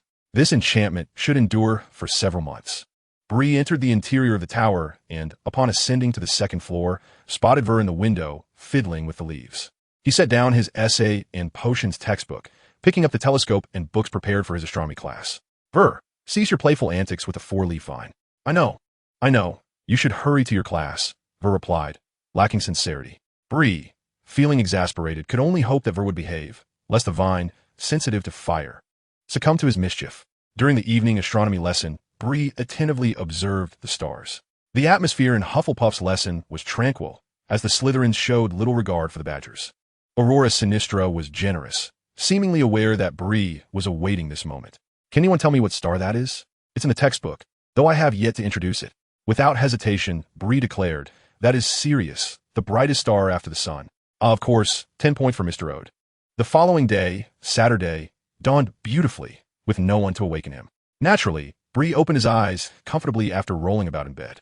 "Good morning, Ver." The serpent-like creature, adorned in a paper-crafted maid's skirt and hat, emerged from the washroom. Upon seeing Bree awake, it said, "I was tidying up. Since you are up, I can assist you in making your bed. I have already organized the books outside, but unfortunately, I cannot cook, nor do I know how to." Bree blinked, hesitating, before finally asking, "Are you male or female?" "I was male before becoming a bronze serpent. Does it matter?" Ver glanced at its form and added now, "Ipusas nojande." "No matter. I shall rise now. Would you like some lamp oil?" "Oh, that one tea be necessary. You should go wash up." With a stoic expression, Bree washed up, and upon emerging, found his bed neatly arranged, with clothes for the day laid out beside it. Ver looked up at Bree, visibly anxious. It had never received a gift. A complete set of house elf tools, along with a splendid little dress. Ver blushed deeply, burning the paper garments it wore. Had it not been for the contract that compelled it, it would not have exerted such effort to please Bree. Noticing Ver's silence, Bree refrained from further jesting. After organizing everything, he prepared to descend for breakfast. Today, his task was to compose a personal reflection on the secrets of transfiguration, a book Professor McGonagall had lent him, and to return it. Clutching the book and his newly purchased notebook, Bree descended the stairs. However, as he passed the Ravenclaw common room, he overheard Chio conversing. "I hope to join the house team today," Chio exclaimed. "You can do it, Chio. You have already been recognized by the team," a friend responded. "But this year, first years are also participating. I am competing for the seeker position, which is the most coveted and the only vacancy in our team. If a more talented student emerges, I will have to settle for a reserve position. Autumn's companion, have faith in yourself. Let us hasten forth." Today marks the Quidditch tryouts. Yet Bree's enthusiasm for spectating is utterly absent. He has matters of his own to attend to. Surely the study of magic surpasses the allure of Quidditch. Upon arriving at the library, Bree swiftly found a secluded spot to enhance his notes on transfiguration. Just then, he was approached by Hermione, bursting with excitement. "I found you. Come with me," she exclaimed, seizing his arm and pulling him out of the library without a moment's hesitation. Under the watchful gaze of Madame Pants, Bree felt compelled to refrain from inquiring about her exuberance until they were outside. "What has got you so cheerful today?" he asked, clutching a stack of books. Hermione, holding a copy of Quidditch Through the Ages, looked up, her eyes sparkling with enthusiasm. "I'm going to try out for the team. I've fully grasped the rules of Quidditch, and it is simply thrilling. I want to be a chaser." "A chaser?" Bree replied. Disbelief etched across his face as he sought confirmation of her intentions. Chapter 30. A First Year's Journey into Quidditch. Bree scrutinized Hermione closely until a blush crept onto her cheeks. Are you quite all right? You haven't been transformed by a polyjuice potion, have you? Why would you squander time on such trivial pursuits as Quidditch? It demands an immense commitment of extracurricular hours for mere points. Surely that isn't worth the trouble. Stop fixating on the scores. One must engage in some extracurricular leisure activities. Hermione pouted, revealing that her motives for entering the library were not entirely innocent. Bree narrowed his eyes and replied sternly, "Do not expect me to partake. I have no desire to soar on a broomstick for the entertainment of a crowd. At the very least, 150 points do not sway me." "Very well," Hermione sighed deeply, resigned. "Then, Hermione," Bree interjected earnestly, grasping her shoulders and gazing intently into her eyes. "Do you truly enjoy Quidditch? Do you relish flying? Pursue your passions, Hermione. I shall support you. Much like the moon gazes upon a mermaid, singing for the first time. Understand that mermaids are brave and unyielding in their quest for beauty and freedom." Hermione nodded slowly, her resolve strengthening. "Yes, Bree, I think I do love Quidditch. Perhaps I once viewed it as perilous, but upon picking up this book, I realized I want to partake." Satisfied, Bree released her and adjusted the book tucked under his arm. "Then I shall cheer you on today. But you know that I must return this book to the library, so I shall need to jot down important notes before your official appearance." "Of course. Your presence is already a wonderful support." "Thank you, Bree. Think nothing of it. We are friends," Bree replied with a light-hearted chuckle, yet within, he mused how he could guide Hermione away from squandering her study time. It seemed rather unthinkable, especially considering how such distractions might affect Gryffindor's standing in class. Bree found himself in a quandary. He had never truly forged a connection with friends, yet Hermione could be considered one, along with Cedric. And the Weasley twins counted as a single entity. Before he could fully contemplate this, the fervent calls for selection echoed from the Quidditch pitch, commencing with Slytherin House. Bree and Hermione sat nearby, and upon hearing that participants needed to prepare in the backfield, Hermione entrusted Bree with the origins of Quidditch before departing. Alone in the stands, Bree perused the rules and introductions of Quidditch, just in time to witness Malfoy's debut. His flying was indeed commendable, suggesting that Malfoy would soon join the Slytherin team. With an impartial perspective, Bree remarked on Malfoy. Regrettably, his demeanor is rather ostentatious. As a seeker, he may be prone to distraction, making him more suited to the role of a chaser. With his mind elsewhere, Bree took out his notebook and began jotting down notes amidst the clamor of the Quidditch field. He hoped to return the secrets of transfiguration to Madame Pants before dinner, as the borrowing period for books from the restricted section was quite brief. Professor McGonagall had merely wished to test his aptitude, granting him little time. As anticipated, Malfoy secured a spot on the team, though it remained uncertain whether he would replace the current Seeker or serve as a reserve. The next team to take the field was Ravenclaw, with the first player being Cho Chang. Given the predominance of female students in Ravenclaw, the team inevitably wielded greater female influence. Suddenly, a wave of cheers erupted as Cho executed a roll in mid-air on her broom, then firmly grasped the golden snitch. It appeared that she would be the Seeker for Ravenclaw. Bree felt a surge of joy for the young lady and continued to inscribe notes on Transfiguration. Truth be told, the secrets of Transfiguration was indeed profound, a subject notoriously difficult to master. Nevertheless, Bree evidently possessed considerable talent. With a flick of his wand, he transformed a nearby pebble into a vibrating golden snitch, cradling it in his palm before reverting it to a mouse. This was a more advanced form of transfiguration, converting an inanimate object into a living creature. However, Bree clearly had not fully mastered it, as a careful examination would reveal the rigidity within the mouse. It seemed that the intricacies of transfiguration were not so straightforward. After all, he had never truly handled a mouse. He returned the mouse to its original form, setting the pebble aside, oblivious to the astonished gazes of those around him.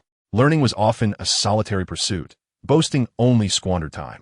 He pondered whether he could achieve such proficiency by his third year. One of the Ravenclaw students sighed in dismay, remarking he would be better suited to Ravenclaw. Slytherin is simply not for him. Ambition and cunning may indeed drive his pursuit of glory. The Ravenclaw student recalled the fervent rumors surrounding the first year known as Mr. Hood, famed for his extensive knowledge and feats of earning points, but chose to remain silent thereafter. Here lies Gryffindor, the house that attracts the most candidates, and also the one that becomes the butt of many jokes. Their focus seems to lie not in their capabilities, but rather in the mere act of participating.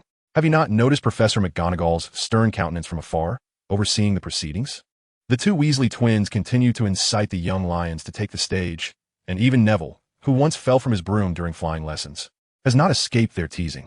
Gryffindor is brimming with vitality, and I sincerely hope Hermione can channel some of that energy into her studies. Otherwise, I would feel quite guilty for encouraging her to partake in such a frivolous pastime.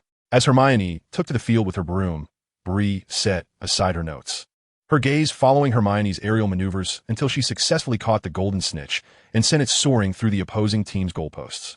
Oh, she scored. Well done, my dear. As Hermione exited the field, Bree applauded, and it was now Harry's turn. Professor Snape, who had not left his post, let out a disdainful huff. Today he, too, was one of the supervising professors. However, from the beginning of the event until now, he had not uttered a single word, merely casting a cold gaze upon each young wizard who took the stage. Congratulations, Hermione. I believe you have fulfilled your aspirations, Bree remarked with a light chuckle. You flew splendidly. Perhaps this year's Quidditch Cup will indeed belong to you, though I realize this may dampen Slytherin's reputation somewhat. Bree glanced towards Slytherin's section, where Malfoy's astonishment made his hair glisten, almost blindingly so. It seems, however, that he has obtained what he desired. You should truly consider joining, Bree. It would enhance your flying abilities, Hermione said joyfully as she settled beside Bree, ready to witness the final selection rounds. Oh, Harry performed admirably. I knew I could not compete with his seeker skills, as I have a preference for being chaser. Hermione clenched her fists, her expression resolute. I shall tackle every dangerous bludger. I must make a trip to the library to return some books, so I cannot accompany you until the end. See you at dinner. See you at dinner, Bree. Hermione, evidently still in high spirits, did not press Bree to stay. The Hogwarts castle felt rather deserted today, as everyone had flocked to the Quidditch pitch. However, Bree unexpectedly encountered someone she would rather avoid. Professor Quirrell? As he obstructed her path, Bree felt a flutter of unease, though she maintained a polite facade. Is there something you need? Professor Quirrell stammered. I have a lesson on the history of dark arts on Monday, and I thought you could be prepared. I have questions to ask. Of course, I shall be prepared. You need not worry, Professor Quirrell, Bree replied, though hesitantly, as if embarrassed. Ultimately, she said, I apologize, Professor, but Professor McGonagall has given me a note to borrow books from the restricted section, and I only have a few days to read them, so I can only attend to your notes on Sunday. Rest assured, I will not neglect your inquiries. Quirrell's expression shifted upon hearing this, yet he managed a weak smile as he said, Oh, that's quite all right. I mean, as long as you remember.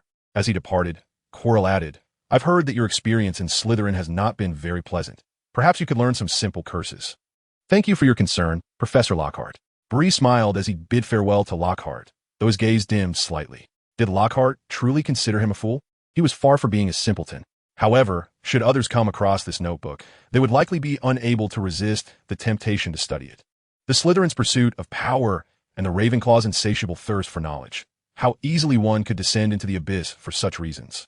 Nevertheless, this peculiar notebook must be discarded without attracting Lockhart's attention, in order to eliminate that faint contract. What exactly did this man intend to do? Setting aside these thoughts, Bree returned the book to Madame Pants and proceeded to the Great Hall for dinner. The results of the afternoon selections had been announced. Hermione and Harry had been chosen, while Slytherin's Malfoy had also made the cut, leaving the rest of the first-year students politely declined. This resulted in Hermione and Harry being surrounded by a throng of eager Gryffindors. As for Malfoy, his nose was nearly touching the ceiling in pride. It seemed Professor McGonagall was absent, so he would have to wait until class to show her the notebook. As Bree was about to ascend to the tower for some rest, he encountered a serious-looking man with red hair. I am Percy Weasley, the fifth-year prefect of Gryffindor. Professor McGonagall has requested your presence in the headmaster's office. Chapter 31. Professor Flitwick's Parchment. Soon, Bree arrived at the headmaster's office, with Percy leading him inside before departing with a stoic expression. Indeed, a disciplined and rigid Weasley, as the twins had remarked. Please come in, Mr. Ode. The door creaked open, revealing Professor Dumbledore's voice. I hope I am not interrupting your rest, but this matter is of great importance and requires your personal attention. As Bree stepped into the headmaster's office, he was greeted by the melodious call of a phoenix. It seems he takes a liking to you, Dumbledore remarked with a smile. Within the office stood Professor Flitwick, who appeared somewhat anxious yet excited upon Bree's entrance. Professor McGonagall stood nearby, holding a tome that seemed quite ancient, crafted for sheepskin. The source of the earlier phoenix call was Dumbledore's phoenix, Fawkes, who perched on its designated stand, gazing at Bree with an apparent desire to descend. It was clear that Dumbledore was taking the lead in this meeting, while Flitwick was the initiator. "Is this," Dumbledore said, peering into Bree's deep black eyes and the faint purple glow emanating from his ear-length hair. "You possess a unique magical ability, one that is ancient. Professor Flitwick has discovered it and harbors some concern regarding your capacity to control it, fearing it may bring you harm." Dumbledore was evidently attempting to ease the atmosphere, for Bree's body stiffened momentarily upon hearing those words. Bree clenched his hands and met Dumbledore's gaze, responding with a hint of indignation. "I can control it. The professors may monitor me at any time. I can prove it over time." Flitwick uneasily observed Bree's angered demeanor, understanding that he was infringing upon Bree's secret, yet felt compelled to do so. "Oh, I apologize. I am merely concerned. I mean, it is my duty to protect you, as a professor, and also for that extraordinary power. Its traces are found within the history of fairies." As Flitwick grew increasingly animated, Bree seemed somewhat perplexed. It was McGonagall who coughed twice, furrowing her brow to remind, "Phileas, calm yourself. We must convey the essence of this power to Mr. Ode, rather than engage in incessant chatter." "Of course," Flitwick replied, pinching the hem of his robe as he turned to Bree. "Child, do you comprehend the nature of this power?" Bree's gaze dimmed momentarily as he pondered the unfolding events, ultimately responding, half-heartedly, "It is the power of nature. I have been close to nature since childhood. It has aided me greatly, which is why I trust it and can harness the strength it bestows." "Ah, you are aware and have coexisted with it for so long. Remarkable," Flitwick exclaimed, his eyes widening. "My dear child, I possess both fairy and human lineage, and through this unique bond, I have discerned the hidden strength within you. Yet, I did not anticipate its obedience to you. Remember, the forces of nature are inherently free, or rather, capricious." "Capricious?" Bree did not fully agree with this notion, but refrained from arguing, recalling that Verdon had once expressed a similar sentiment.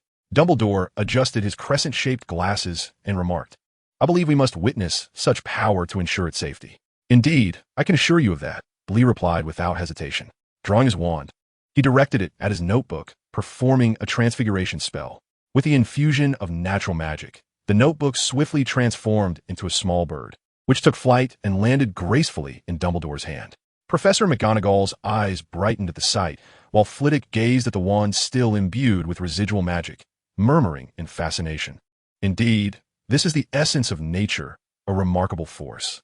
Dumbledore stroked the bird's feathers, feeling their smoothness, and then gently touched its belly, finding it somewhat firm. The magic exuded a gentle demeanor, displaying no signs of disobedience. "I have yet to fully grasp the structural intricacies of transfiguration," Bree admitted with a hint of frustration. "No," Dumbledore shook his head, smiling as he praised. "What you have accomplished is already extraordinary. This bird possesses a remarkable spirit, and your control over it is commendable. With practice and keen observation, you shall master this facet of magic." The little bird fluttered from Dumbledore's palm to land in Professor McGonagall's hands. She handed the sheepskin book she held to Professor Flitwick, then began to examine Bree's transfiguration work. Clearly, upon realizing Bree's ability to command this power, her focus shifted to the art of transfiguration. Dumbledore, watching Bree's expression closely and finding no sign of distress, quietly indulged in a sweet, feeling a momentary sense of relief. Professor Flitwick extended the sheepskin book to Bree, saying, "This tome was bequeathed by my ancestors and contains references to fairy magic. However, I lack the aptitude for such matters. Perhaps you might give it a try. It could assist you in better mastering this power." The sheepskin book was not thick, and Bree did not rush to peruse it. Instead, he offered Flitwick a sincere smile, saying, "Thank you for your concern, Professor. Oh, it's nothing. It is my duty. The pursuit of magic is always bound by limitations. But Ravenclaw does not wish for knowledge to perish. I hope you can learn from it." Professor Flitwick, the esteemed head of Ravenclaw, is truly deserving of his title, as he harbors an everlasting passion for knowledge. Bree then turned to the nearby Dumbledore and Professor McGonagall, expressing gratitude. "I must also thank you both. In my childhood, I always felt like an outcast, concealing my powers and hesitating to use them. It was only after discovering the world of wizards that I could finally relax. Coming to Hogwarts has been my greatest fortune." Bree's words carried a blend of truth and embellishment, and upon hearing them, Professor McGonagall's gaze softened immediately. "It is our duty to guide young witches and wizards. It has been Hogwarts' responsibility for millennia. Rest assured, we shall keep your secret safe." Though McGonagall maintained a serious demeanor, she was considerate, recognizing Bree's wish to avoid excessive attention, thus providing him with reassurance, which alleviated some of Bree's unease. "Thank you very much." Bree said with a gentle smile, his eyes narrowing in delight. At that moment, the small bird in McGonagall's hand transformed back into a notebook. I had intended to seek you out, Professor McGonagall. I have returned that book to the library and written some reflections. I hope to receive your guidance. McGonagall took hold of the notebook and replied, Certainly. I shall return it to you after class next Tuesday. She held a particular fondness for diligent young witches and wizards, especially those who possessed both effort and talent. At that moment, Dumbledore lifted a box of sweets from the table and winked at Bree, saying, Consider this a token of apology for interrupting your rest. I hope you enjoy the fizzing whizbees. However, Mr. O'Driscoll, do exercise caution with your powers, especially around other young witches and wizards. Of course, Headmaster Dumbledore. I would much prefer to be liked and acknowledged than to be despised. Who would willingly choose to be a villain? Dumbledore observed the earnestness in Bree's eyes and smiled warmly, handing him the fizzing whizbees. Today had indeed brought unexpected developments. It was not without its advantages. The downside was that Bree had drawn the professor's attention, making it impossible for him to engage in mischief.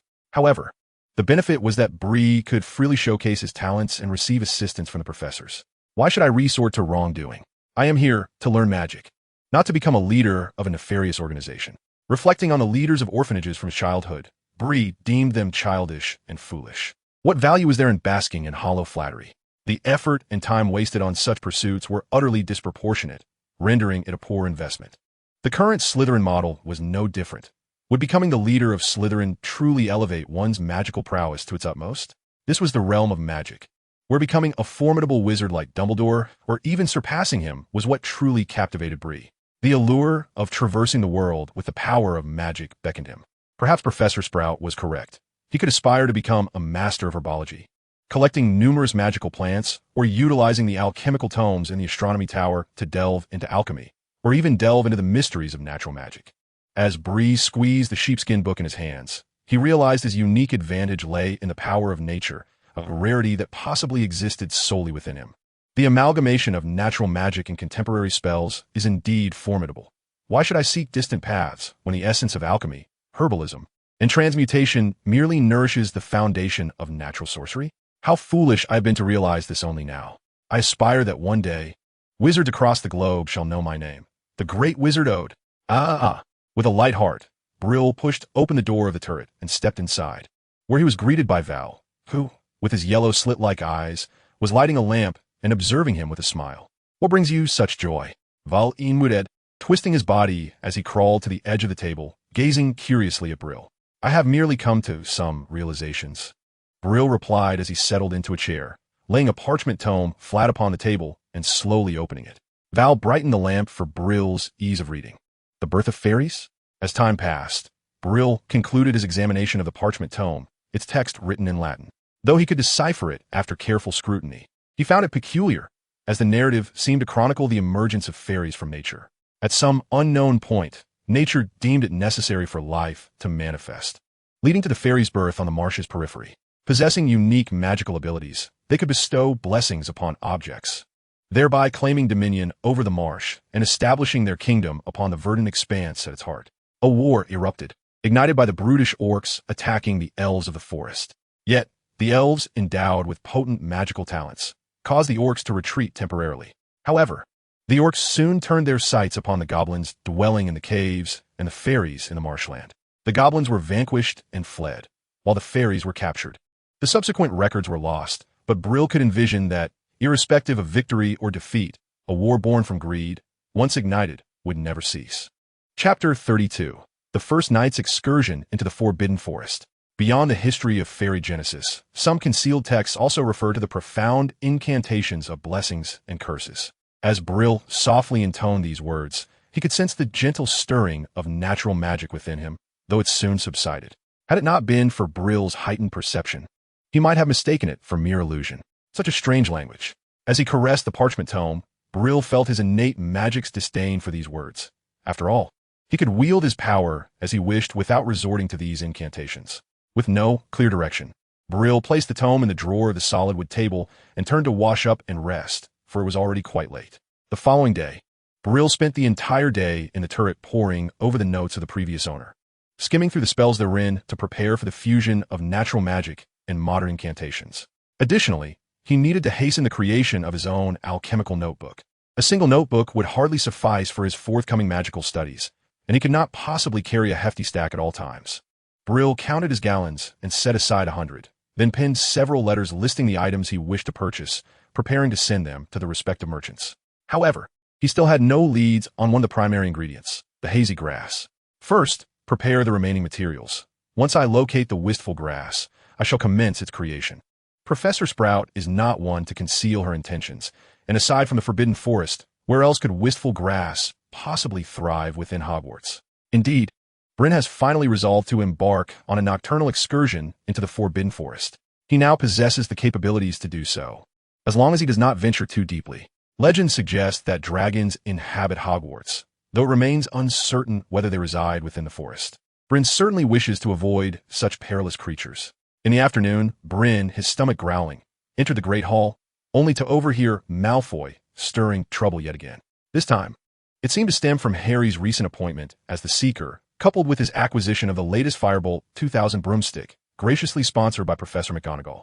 Malfoy, in a fit of arrogance, boasted about his intentions to replace the Slytherin team's brooms, only to be met with his father's refusal.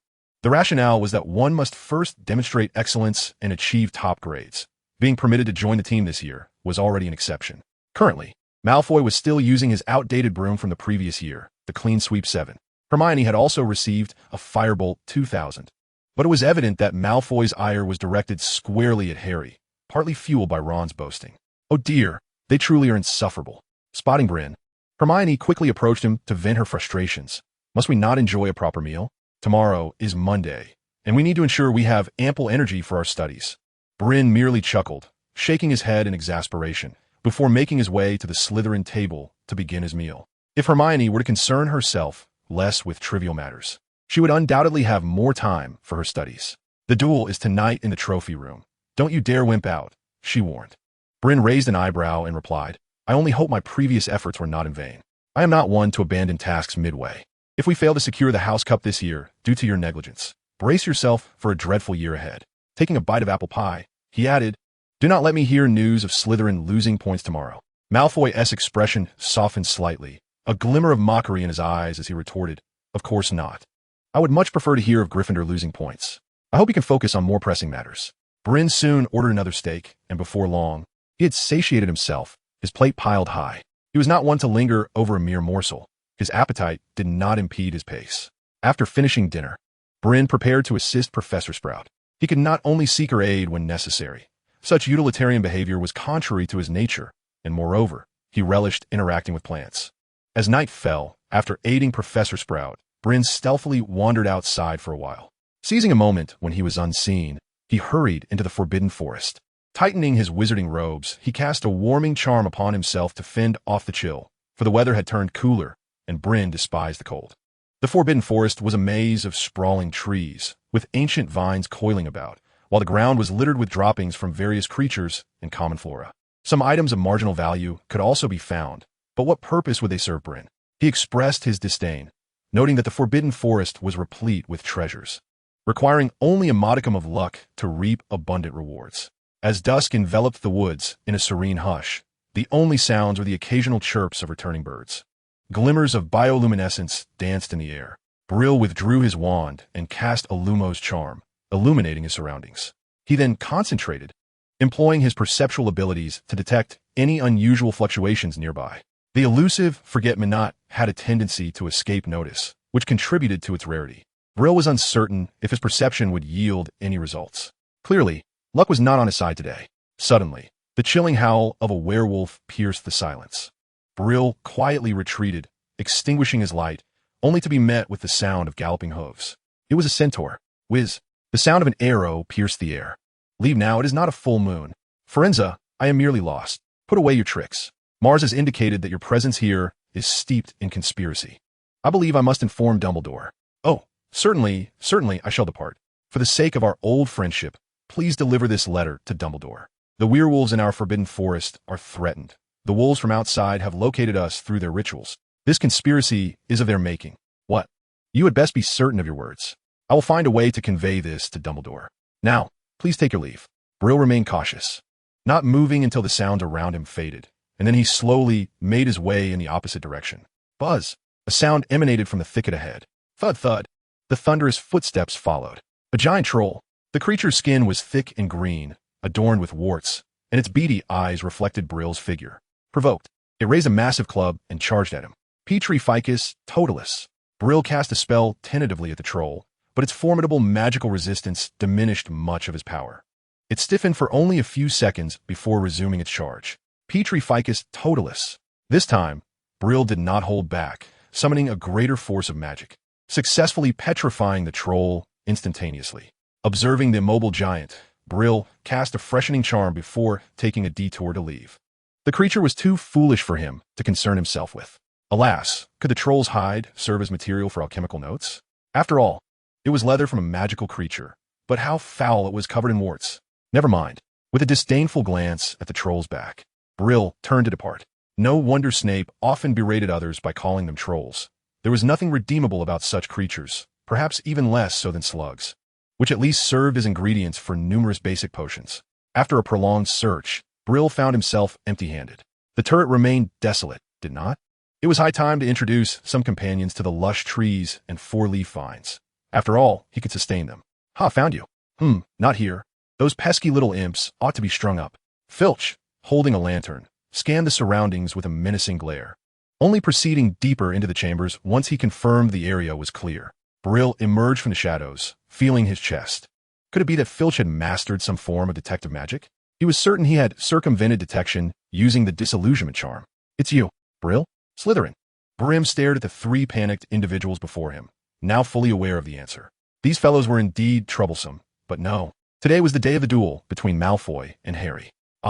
It had to be Slytherin's doing, and Malfoy was certainly his accomplice, just like during their last flying lesson. Enough of that, Weasley. Hermione shot a furious glare at Ron, then turned to Brim with a puzzled expression. What are you doing here? Brim pondered for a moment, preparing to concoct a fib, when he heard someone in the distance coughing from the dust, followed by a string of curses. Thus, he replied, I came out to find a little snake. Malfoy? Brim squinted. Malfoy's platinum hair was unmistakable, and he appeared almost unprepared to conceal himself. Brim, do you care about me so much? Malfoy refrained from exposing Brim's lie, instead lifting his chin towards Harry and saying, Potter, consider yourselves fortunate. Meow. Ron exclaimed in alarm. It was Mrs. Norris. She was Filch's cat, always aiding him in patrols, and her presence confirmed that Filch was not far behind. Brim, you should hurry. Hermione cast a disapproving glance at Malfoy, then tugged Harry toward the 8th floor, with Ron hastily following suit. Malfoy, looking flustered and ready to flee, saw Brim address Mrs. Norris. Please, little cat, don't expose us. With that, he headed toward the staircase leading to Ravenclaw. Malfoy contemplated for a moment, a glimmer of insight in his eyes, and promptly followed. You're going the wrong way, Malfoy. Don't be like that, Mr. Odier. I just helped you cover your tracks, and being caught by Filch would result in point deductions. Brim narrowed his eyes, and when the sounds behind him ceased, he halted and said to Malfoy, I believe we must part ways here, Mr. Malfoy. Malfoy raised an eyebrow. You don't plan to sleep on a rooftop indefinitely, do you? Winter is approaching. Don't trouble yourself. You should be more concerned about your own affairs. With that, Brim cast a disillusionment charm upon himself and stepped into the shadows. Malfoy did not follow. He understood that prying into Slytherin's secrets was a most unfriendly signal. Foolish Brim Odier, a little snake leaving Slytherin. I can hardly believe this is happening in my academic career. Who was there? It was Snape. Malfoy, disregarding any notions of privacy, hurriedly followed Brim into the darkness. Chapter 33, Malfoy's Promise. Who was there? Snape's expression was irritable as he glared with his soulless eyes into the distance.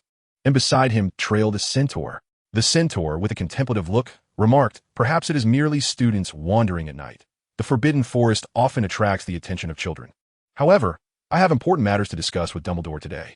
Snape approached the stone gargoyle, guarding the entrance to the headmaster's office, and uttered, fizzing whizbees. The door creaked open.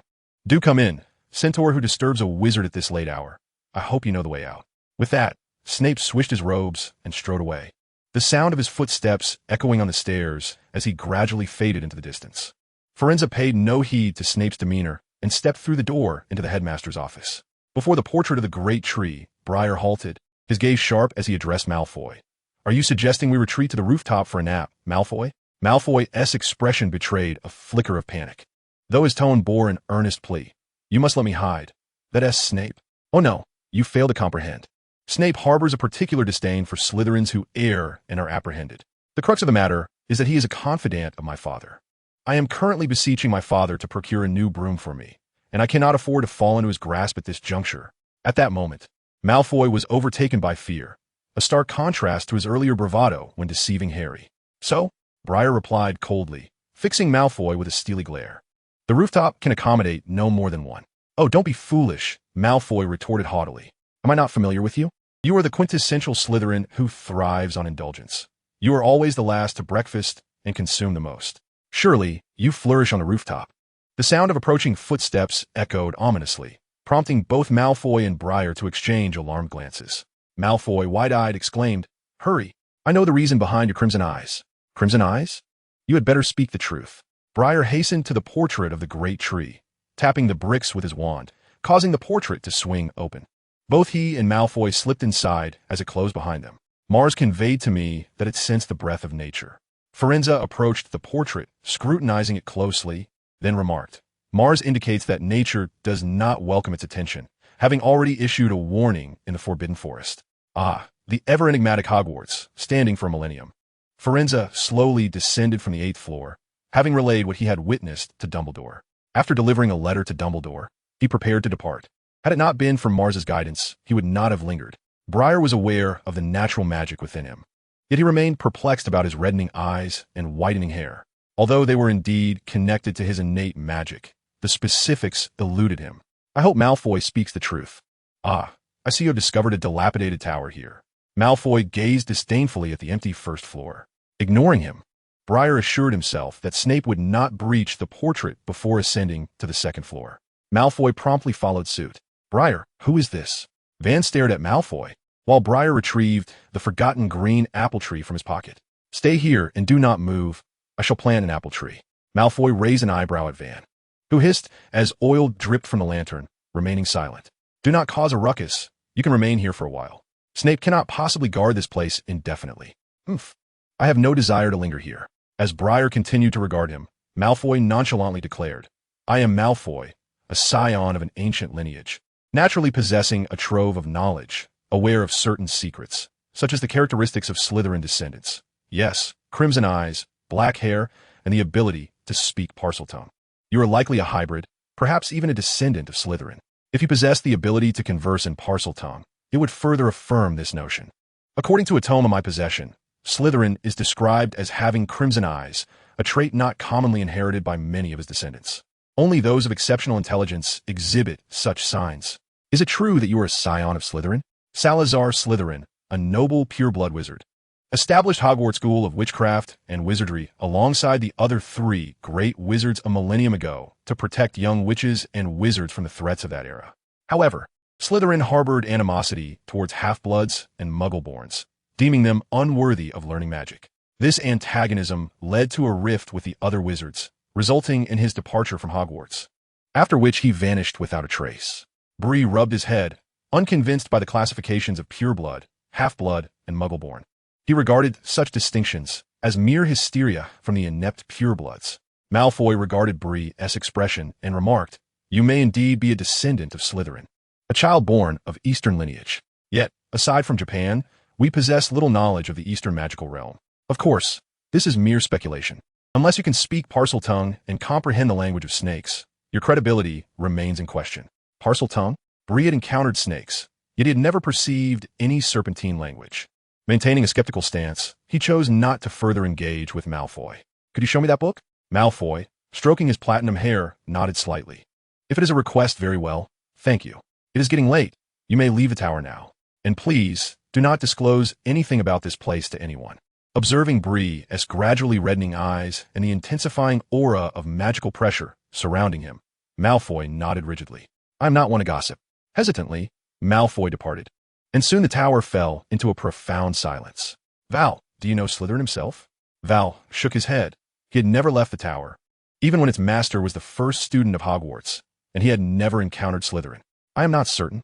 The individual prior was a Ravenclaw student. However, he held no particular aversion to Slytherin himself, and even sought his counsel for the powerful potions necessary for alchemy. The knowledge was too ancient, and Bree could glean little from mere snippets of information. Furthermore, Slytherin is Slytherin, and Ood is Ood. I shall never consider transforming Ood into Slytherin. That is my pride.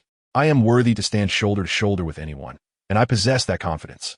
Bree cast aside the myriad thoughts swirling in his mind, allowing only reason to guide him as he pondered whether he desired the legacy left by Slytherin. The answer was evident. Who else among Slytherin's descendants remains? I cannot identify a surviving family within the British magical community. The self-serving Slytherins would not bow to anyone merely because of a surname.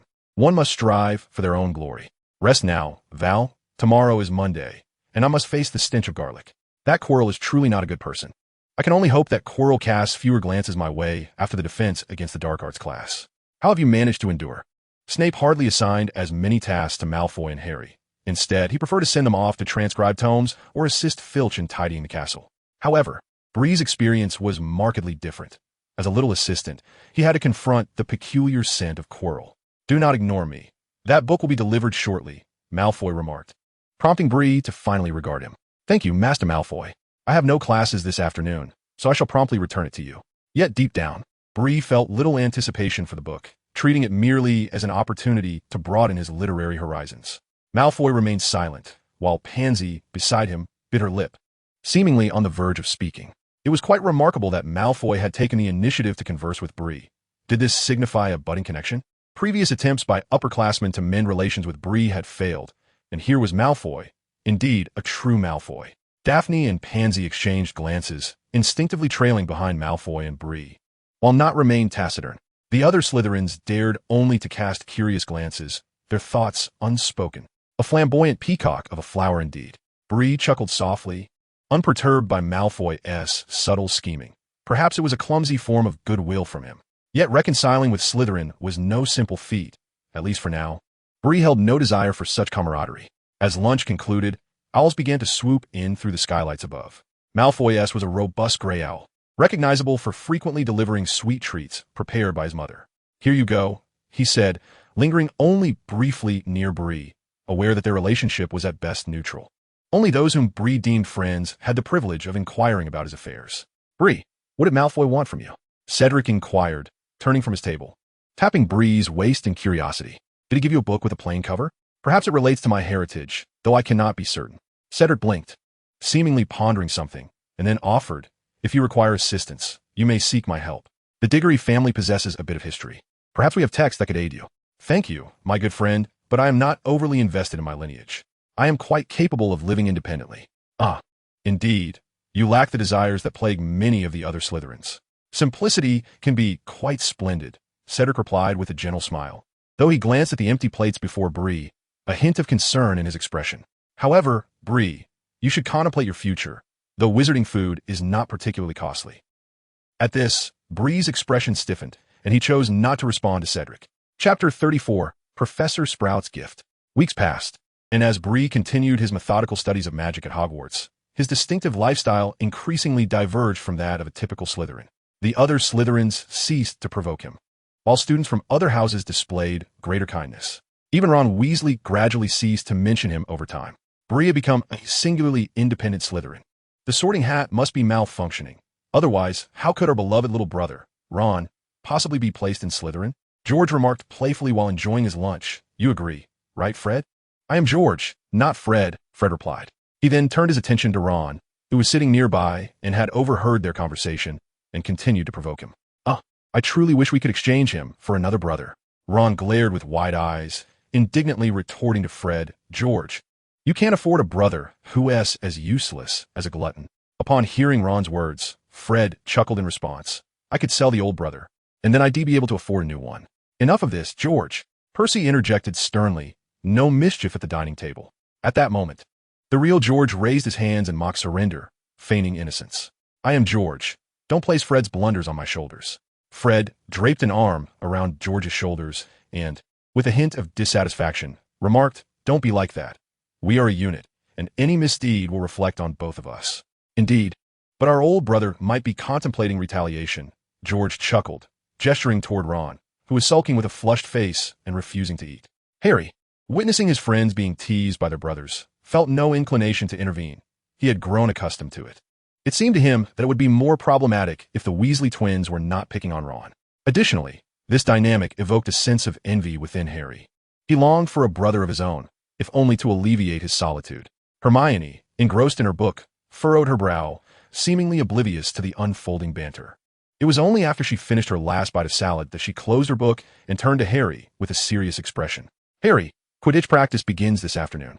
We must head to the library first to complete our weekend assignments." "I understand, Hermione.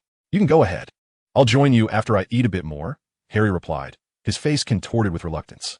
For the past few weeks, he had been navigating this routine, and although Hermione had joined the Quidditch team, it had not significantly hindered her studies. She managed her time meticulously, and, as a fellow student on the same team, he felt compelled to join her without a valid reason to decline. "Do take your time," Hermione said, not glancing at Ron, who was glaring at her, as she made her way to the library with her book in hand. "Oh, look at that. She is just like that oddball, the know-it-all of Gryffindor, incessantly lecturing like an old scholar. No one will like her. Harry, you must escape her clutches." Ron had recently clashed with Hermione during their charms class, even questioning her assistance to younger wizards in mastering spells, and had secretly dubbed her Miss Know-It-All. "Ron, you shouldn't say that about Hermione. She is a girl." "Humph. Regardless, you must admit that the girls of Gryffindor don't favor her either. Granger only interacts with books. Even her joining the Quidditch team is a disaster." "Perhaps." Harry quickly covered Ron's mouth, casting a guilty glance at Hermione, who had not immediately departed. "I apologize, Hermione. Ron didn't mean it." Hermione remained silent, her eyes glistening with unshed tears as she ran away. "Oh, our dear younger brother has upset the little girl, yet he remains the prodigious batsman of our house team." Fred patted Ron on the shoulder and said, "You must apologize, Ron." George added, "It is imperative that you sincerely express your regret. Your previous words were rather hurtful." Percy, maintaining a stern demeanor as the prefect, would not permit any discord within his sight. "You must apologize, Ron." Initially, Ron felt a pang of guilt, but as his brothers continued to chide and command him, he abruptly rose and declared, "Your brother, is that ud? Do not order me around." With that, he stormed off. Harry, feeling uneasy in his seat, ultimately chose to pursue Ron, hoping to mediate the situation. The minor discord within Gryffindor did not attract much attention. At that moment, Bree was engaged in conversation with Cedric about the new desserts being researched by the house elves. It was Friday, and the first-year students had no classes in the afternoon. "I intended to visit Professor Sprout, so I took my leave." Bree tightened his cloak. Winter had arrived, and the temperature at Hogwarts was quite low. It was only somewhat warm within the castle, and although it had yet to snow, the wind had turned frigid. "Professor Sprout, are we transplanting the devil's snare today?" In the greenhouse, Sprout was crouched beside a massive devil's snare, holding a small pot, her little trowel poised for action. "Oh, it'd come over and assist me. Only you can soothe it." Sprout warmly welcomed Bree's arrival. He had frequented her class in recent weeks and had become her favorite student. Bree gently stroked the somewhat agitated devil's snare, emanating a subtle natural magic that calmed it. "What an extraordinary talent," Sprout remarked as she parted the tranquil tendrils of the plant. The devil's snare had many vines, yet only one root system. Locating it would suffice for the transplant. Sprout deftly searched and soon relied on her expertise to find the root. "Were it not for you, I fear I would have needed to resort to flame magic to evade these vines." Sprout waved the small pot in her hand, saying, "This is an alchemical item that Dumbledore procured for me, allowing large magical plants to temporarily reside within it for easier transplantation. Would you like to give it a try?" "Of course," Bree replied, his eyes brightening as he accepted the pot. He then observed Sprout carefully excavating the soil surrounding the root with her trowel, gently lifting it. Seeing this, Bree extended the small pot, and soon the root was nestled within, while the sprawling vines shrank to form a compact cluster. "Very well. Let us proceed with the other plants. I know you have time today, and, as a token of gratitude, I have decided to present you with a gift." "A gift?" Bree responded with anticipation. Caring for plants had become Bree's chosen leisure activity amidst his studies. The relentless pursuit of knowledge had begun to wear him down. He could not truly become a bookworm, yet he always received gifts from Sprout. Just last week, he had received a pot of moonflowers, which he had placed on the windowsill of the tower. "Certainly, I am eagerly anticipating it. However, I must apologize, Professor, as I have certain commitments this weekend that prevent me from assisting you with the plants this afternoon. Moreover, I may soon become rather occupied. Next, we shall delve into the amalgamation of charms and natural magic. As for crafting alchemical notes, I regret to inform you that the platform at the corner tower has become cluttered with numerous pots, all filled with various plants that Bryn has procured from the Forbidden Forest yet we find ourselves lacking the bewildering herb. Oh, that is quite all right. I have ample time this weekend, and I can take good care of them afterward. Sprout smiled gently, tousling Bryn's dark hair and pinching his cheek, saying, "Then let us commence." Certainly. Once she had tended to the plants, she mysteriously produced a small box from her pocket. "This is a miniature flower bed." "A flower bed?" Bryn gazed at the box in astonishment, for he could only surmise one possibility, that this small realm was yet another application of the seamless expansion charm, a highly coveted item, rumored to have been invented by the esteemed Helga Hufflepuff herself. This alchemical tool is crafted from the remnants of Hufflepuff's alchemical manuscripts. "I hope you will find it to your liking." Sprout handed the box to Bryn and added, "Rest assured, it has been approved by the Ministry of Magic. However, I have remained at Hogwarts, where I possess several greenhouses. Thus, I can only keep it in my collection. It is fortuitous that I can now present it to you. Thank you immensely. I truly need it." Bryn's sincerity shone through, his face alight with excitement, prompting Sprout to pinch his cheek once more. "Oh, very well then, goodbye. Professor Sprout. Farewell, my child." Upon leaving the greenhouse, Bryn made his way to the kitchen. He had not intended to appear at the dining table, as today as plans had been interrupted by this box. Now he wished to venture into the Forbidden Forest. "Could you provide me with some portable sustenance? I have matters to attend to, and no time to go to the Great Hall." "Oh, of course. It is an honor to serve the young wizard." Perhaps it was Bryn's familiarity with only the house elf that elicited such excitement, or perhaps it was a display of bravado, causing the other house elves to gaze upon him with envy. With the jerky and sandwich provided by the house elf in hand, Bryn cast a disillusionment charm upon himself. As he invoked the charm, he melded seamlessly with his surroundings, passing unnoticed by several young wizards. While the disillusionment charm is not infallible, it suffices against young wizards. With further mastery, it could even allow him to evade detection by more formidable sorcerers. Chapter 35, The Injured Unicorn. Bryn had become well acquainted with the concealed pathways leading into the Forbidden Forest. He swiftly navigated through the interwoven vines until the sound of trickling water compelled him to halt. Here lay a clearing, one he had discovered a few days prior, quite hidden from view, due to its proximity to a water source. It was adorned with numerous fruit-bearing plants and several magical flora, likely seeded by animals drawn to drink. Bryn retrieved the box from his pocket. It was crafted from wood, exhibiting a rich brown grain, and Professor Sprout had previously elucidated its intended use to him. Bree placed the box gently on the ground and delicately tapped its ornate surface with his wand, whispering, "Blooming garden." Accompanied by a subtle tremor, the box began to unfurl, layer by layer, expanding into a magnificent garden gate. Inside lay a flower bed enclosed by a railing, an enchanting space seemingly conjured from thin air. Delighted, Bree noticed a wooden crate beside the garden gate, filled with various gardening tools. He eagerly grasped the implements, preparing to transplant the surrounding magical flora and fruits into the flower bed. After assisting in the greenhouse for quite some time, Bree swiftly employed his magic to clear the area, leaving only a few tender seedlings that had yet to bear fruit, preserving them for the creatures that would come to feast during the blooms of spring in the years to come. With a gentle flick of his wand, he secured the flower bed gate. After witnessing the wonders of the small box, Bree's excitement began to wane as he resumed his previous task of seeking the elusive dreamgrass. Following the flow of the stream, he intermittently collected edible or magically imbued plants, and today, fortune smiled upon him. He felt that he was on the verge of discovering the dreamgrass. Everyone experiences moments of serendipity. Bree chuckled softly, the tip of his wand igniting with a radiant glow. Through prolonged study, he had mastered some simple spells to the extent that he could now cast them silently. Natural magic was not merely an enhancement of power. It should invoke deeper transformations. Bree's current application of natural magic felt rather rudimentary, and he pondered that magic embodied belief.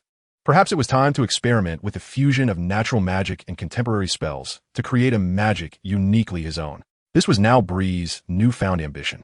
Holding his wand firmly, Bree began to channel his internal natural magic, softly intoning glimmering glow. Buzz! The brilliance illuminated the area, casting shimmering ripples across the stream, with Bree's visage reflected in the dancing waters. The sudden light startled the birds perched in the trees, causing them to flutter and chirp, cautiously alighting on the shadowy treetops, their keen eyes observing Bree, the radiant little wizard. However, he mused, it was still insufficient. Presently, he could only enhance the intensity of spells with natural magic, but could not alter their essence. Such intensity could also be achieved by powerful wizards, rendering it unremarkable. Bree furrowed his brow, A lingering sense of lacking opportunity gnawed at him. His natural magic was obedient, yet success eluded him. Perhaps it is because you are too compliant? Bree mused, tossing his wand lightly. Both the wand and magic seemed to yield to his will, dutifully following the original intent of the spell without deviation. He pondered how natural magic could transform spells, as he had no reference for guidance. Reaching the source of the water, he found a small pond where no further paths led. This shall suffice, Bree thought, glancing around for anything of value. After all, Cedric had mentioned contemplating life after graduation, and Bree kept that in mind. Bringing back some renewable resources from the Forbidden Forest to establish a home was not unreasonable. When I graduate, this place will sprout new magical plants once more. Suddenly, a sound caught his attention. What could that be? A lamenting cry pierced through the cold wind, reminiscent of a deer's call, accompanied by a faint scent of blood. Bree extinguished his luminescent spell and navigated around a cluster of stones. Under the moon's gentle illumination, he beheld a pool of water and glimmering silver blood from a unicorn. The water, a remnant of its desperate flight, served to conceal its tracks, a testament to its cunning nature. The unicorn, a mythical creature dwelling deep within the Forbidden Forest, is revered by wizards as a symbol of beauty, its hunting strictly forbidden. Yet now it lay wounded. No creature would dare harm a unicorn. Its unwilling blood was steeped in curses. The blood of a unicorn holds a peculiar enchantment, instilling both fear and desire. Should a unicorn willingly offer its blood, it becomes a miraculous elixir for longevity. If extracted by force, it transforms into a poison that could turn one into a monster, a fate no one would willingly embrace. The desolation in the unicorn's cries tightened Bree's grip on his wand. Whoever dared to attack such a noble being was undoubtedly a formidable threat. Uncertain if the assailant was still in pursuit, Bree, with his innate affinity for nature, could not abandon the pure-hearted unicorn.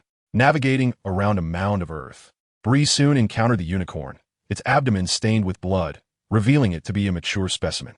Be quiet, he whispered to the unicorn, cautiously approaching its side.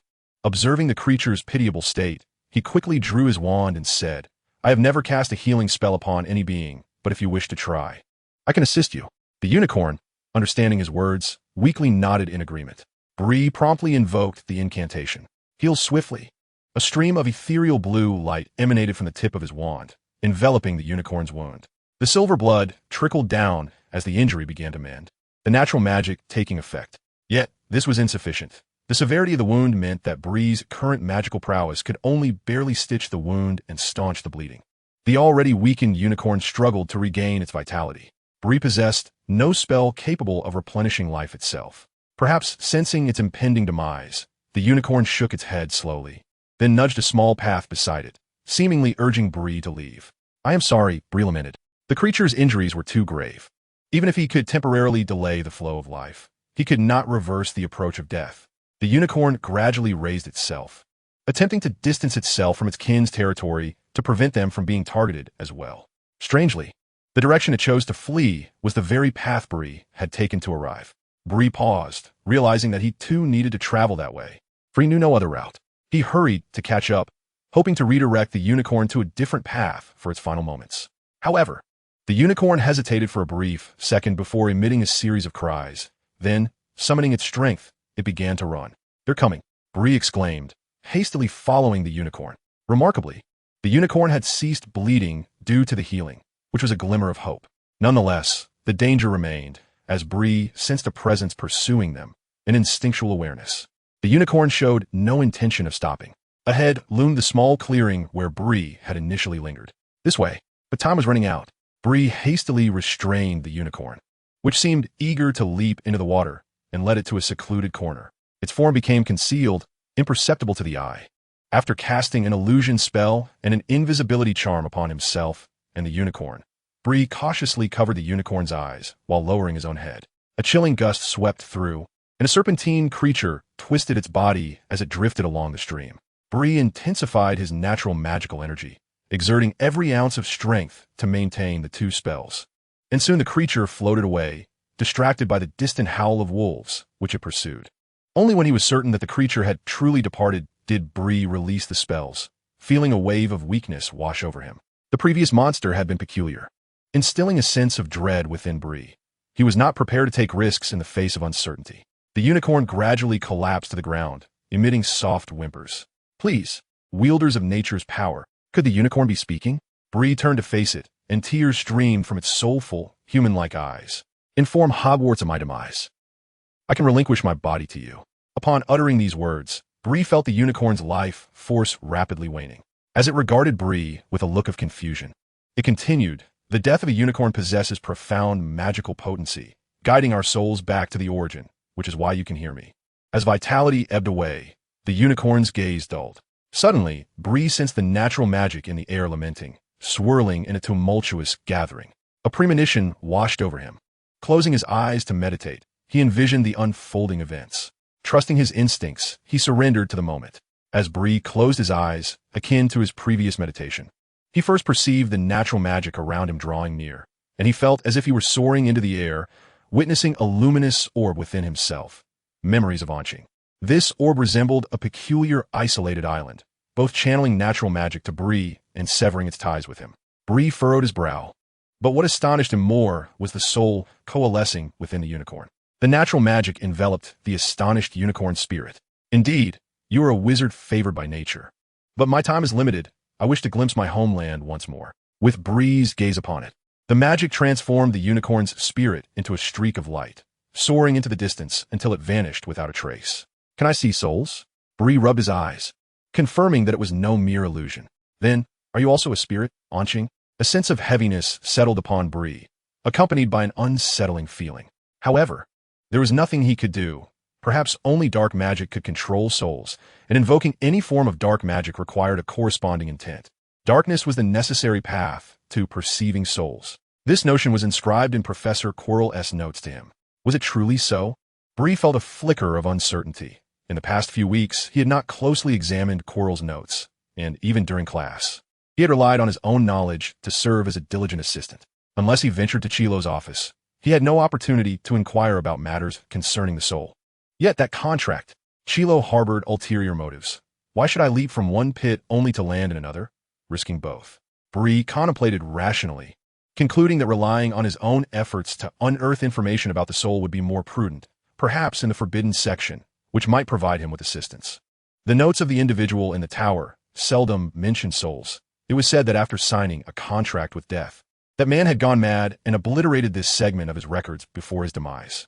Chapter 36. The Unicorn, a Treasure Trove. Knock, knock, knock.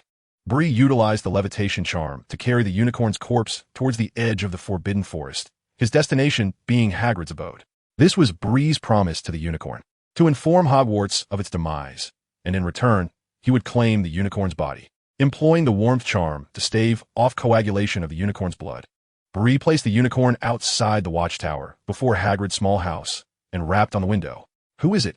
Hagrid's deep voice rumbled, revealing he was likely in a slumber, his tone tinged with annoyance, while the raucous barking of dogs filled the night air. Oh dear. As Hagrid opened the window, he beheld the exquisite unicorn lying outside. Ignoring his thin night clothes, he hurried to open the door to rescue the unicorn. The loss of so much unicorn hair would be considerable. A single magical strand was worth 10 galleons. Upon returning to the tower, Bree unfurled the flower bed on the outer platform, ensuring the plants within could flourish, while the unicorn lay upon the vacant floor of the first level. A unicorn, Fenner, hearing the commotion, descended and was met with the sight of a deceased unicorn sprawled on the ground, with Bree standing nearby, a dagger in hand. You fool! No matter how desperate for money you are, you cannot harm a unicorn. You shall be cursed. Fenner stormed down, rushing towards the lifeless body, its pallor dimming even the glow of his lantern. Bree, exasperated, gently nudged Fenner's dazed head. It was not I who inflicted harm. Indeed, I sought to save it and fulfill its final wish. This is the reward it bestowed upon me. As he spoke, Bree plucked numerous leaves from the four-leaf vine at the window, transforming them into a series of transparent vials using transfiguration. I must act swiftly, or the unicorn's blood shall lose its magic. Bree first collected the unwilling blood from the unicorn, then cleaned the neck, severing the blood vessels to gather the willingly offered blood in new vials. Employing magical control, he spared not a single drop, filling several stacks of bottles. He also did not waste the unicorn's hair, meticulously selecting those strands imbued with magic, wrapping them in cloth fashioned from leaves. The unicorn's hide was not overlooked either. Though it was brutal, Bree held no inclination to squander resources. Calmly reaping benefits was far more sensible than the misguided compassion of a saint. Rest assured, I shall not consume your flesh. My culinary repertoire does not necessitate such delicacies. I meticulously gathered the components of special magical significance: the unicorn's horn, its eyes, the tears that hang from the corners of its eyes, and its heart. Bree carried the remainder of the body, devoid of magical value, out of the tower and interred it within the flower bed. I express my gratitude for your contribution. I shall plant moonlight grass by your grave. For I recall that unicorns also cherish this plant. I shall endeavor to fulfill your final wish. Upon departing the flower bed, Bree prepared to find a secure place for those items. Yet Val remarked, "Though I do not comprehend how you accomplished this." Val gazed at the ground strewn with radiant and benevolent unicorn remnants, his serpentine visage somewhat contorted. "I have never heard of a unicorn allowing its corporeal form to be trampled by a wizard. This is far worse than transforming me into a wick." Deeply ensnared in self-doubt, Val turned to Bree and muttered, "The leaves of the four-leaf vine possess the ability to shield against magic. You merely need to find a safe spot to store them, and I shall guard them for you." "Thank you, Val." Bree waved his wand, silently casting the levitation charm to elevate the bottles, bags, and jars to the second floor, with Val following suit, leaving the first floor shrouded in darkness once more. Once the goods were properly arranged, Bree adjusted his attire before descending from the 8th floor. "Bree?" Autumn from Ravenclaw cast a curious glance at him. "I ventured to the Ollery and procured some items." "What are you doing here?" "I sought out an owl and did a bit of browsing," Bree retorted. "Do you require assistance?" Noticing the large box in Autumn's hands, Bree inquired with gentlemanly courtesy. Bree was entirely unprepared for a change of attire. Perhaps he ought to be more sociable rather than overly distinctive. "I believe I shall attempt to consult Professor McGonagall regarding human transfiguration or request her to demonstrate it." This seemed to Bree the most splendid solution. He certainly could not purchase an entire ensemble, as owls lacked such capabilities. "Oh, what an intriguing notion." Autumn replied with an awkward smile, unsure of how to respond. Human transfiguration was decidedly beyond the scope of her knowledge as a second-year student, and indeed, few upperclassmen would delve deeply into it, as it fell outside the standard curriculum. Bree recognized that he and Autumn had little in common and felt no compulsion to linger awkwardly. "I shall take my leave for class now. Farewell." He bid Autumn goodbye and made his way toward the greenhouse. Today marked the germination of the fiery grass seeds. Professor Sprout had awaited this batch for quite some time. During winter, this plant would be essential for warming Hogwarts Castle, requiring only that they be brewed into potions and sprinkled across the walls and floors. "Now, who can elucidate the characteristics of fiery grass?" Professor Sprout inquired, looking toward Bree, who promptly rose to his feet. Fiery grass can imbue its environment with warmth. It typically germinates in winter and withers in summer. Its growth cycle is rapid, maturing within a mere 3 days and maintaining its mature state for several months. 5 points awarded for that thorough response. "Now, each of you shall receive a seed and a pot. During class, I shall instruct you on how to care for it. By next week, I expect to see them still alive, as this will constitute your assignment." Ron and Hermione had not been seen all afternoon. Just as Bree was about to ascend the stairs to seek Professor McGonagall, he overheard a conversation between Harry and Ron, seemingly concerning Hermione. Hermione had been behaving oddly these past few days. Apart from practicing Quidditch, she seemed engrossed in a mountain of books at the library. It appeared that due to the full roster of Gryffindor's team, she had been temporarily reassigned to the position of Seeker. Could this be the source of her discontent? Women's thoughts, Bree mused, shaking his head. Everyone has their own battles to face. Bree was not the type to concern himself with others, acknowledging his own selfishness without disdain. "Knock, knock, knock. Come in," came a voice from Professor McGonagall's office, and Bree stepped inside. "Ah, it's you, Bree. What brings you here?" Professor McGonagall was correcting assignments with a quill, and upon seeing Bree enter, her furrowed brow relaxed and her tone softened. Feeling somewhat embarrassed, Bree spoke. "Professor, I seem to have forgotten that today is a significant day, and I neglected to purchase an outfit. I was hoping you could assist me." "Assist you?" Professor McGonagall set her quill down, puzzled. "What can I possibly do to help?" Bree replied, "I would like to attempt a transfiguration of the human body. I am aware of its dangers, but following your previous guidance, I have nearly mastered the intricacies of transfiguration theory. I believe I can delve deeper into some transfiguration spells." Professor McGonagall rubbed her temples, struggling to believe his assertion.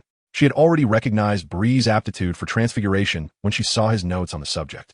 After providing him with additional corrections, she had even written down her own insights in his notebook, but she had never anticipated that he would grasp it so swiftly. "You truly have learned," she exclaimed. "I can demonstrate," Bree said, producing his wand and lightly tapping his black wizarding robe, which was trimmed in silver and green. In an instant, the robe transformed into a flowing silver-white garment, adorned with brilliant blue tufts on the back, extending into a long unicorn tail at the rear, while the hood morphed into the head of a unicorn, firmly perched atop Bree's head. The unicorn's legs formed the trousers, shoes, and sleeves, as well as the gloves. Oh! Professor McGonagall's expression shifted to one of delight as she pinched Bree's cheek before running her fingers over the smooth fabric of the robe and the unicorn's horn. Upon sensing the magical structure within, she instantly recognized Bree's genius. Have you ever encountered a unicorn? Professor McGonagall maintained her composure, allowing Bree to understand that the events surrounding the unicorn from a few days prior had not spread widely. Though Hagrid was unlikely to have withheld the information from the Hogwarts professors, or perhaps Dumbledore had chosen to keep it secret. I encountered one about a week ago. It seemed to have lost its way and wandered to the boundary between the Black Lake and the Forbidden Forest. I had never seen such a magnificent creature. Bree felt no trepidation regarding the potential consequences of harming a unicorn. Those who did so would be cursed, but he was not one of them. Should Dumbledore inquire, Bree would be able to provide information, honoring his commitment to the unicorn. However, the unicorn was rather skittish. It departed before I could approach. Professor McGonagall nodded in response to Bree's words, stating that unicorns are averse to contact with wizards, yet any wizard who has encountered one will undoubtedly be graced with fortune. Your proficiency in transfiguration is commendable. However, I believe this is not the opportune moment for you to delve into human transfiguration. With a flick of her wand, McGonagall animated the unicorn head atop Bree's head, its large, curious eyes scanning the surroundings. The perils of human transfiguration are self-evident. Even I would not dare to undertake it lightly. Hence it is imperative for you to halt your pursuits for your own well-being. There remains much groundwork for you to accomplish before embarking on the study of human transfiguration. Tapping Bree's forehead gently with her wand, McGonagall remarked, "Do conceal your little schemes. I am aware you seek my guidance for your next learning plan." There was no genuine anger in her tone as she turned to inscribe a note. Mr. Bree Odell is permitted to borrow transfiguration of living and non-living things from the restricted section of the library for 1 month. Minerva McGonagall. A smile danced in Bree's eyes as he nodded modestly, replying, "I shall study diligently, Professor McGonagall." Accepting the borrowing slip, he bid farewell to the professor with satisfaction. McGonagall, her eyes twinkling, produced some prepared sweets from her robes, saying, "These are from Dumbledore. You might find them delightful. Toffee? Pumpkin-flavored. Oh look, there's Odell. And what is he wearing? He has a head on his head, a unicorn." Bree's outfit captured the attention of the young witches and wizards in the hall, particularly the animated unicorn headpiece perched atop his head. Beneath the shimmering silver unicorn ensemble, Bree stood out remarkably, yet the excessive gazes rendered him somewhat uncomfortable. He hastily approached the Slytherin table, where he could easily turn to converse with Cedric, thereby alleviating the peculiar sensation. "Your costume is splendid, Bree. I once encountered a real unicorn," Cedric exclaimed with enthusiasm, dressed modestly in farmer attire, complete with mud smeared on his face for authenticity. Cedric reached out to touch Bree's unicorn headpiece, which indignantly turned away, emitting a soft huff. "It is truly beautiful. Thank you. Professor McGonagall helped me with it using transfiguration.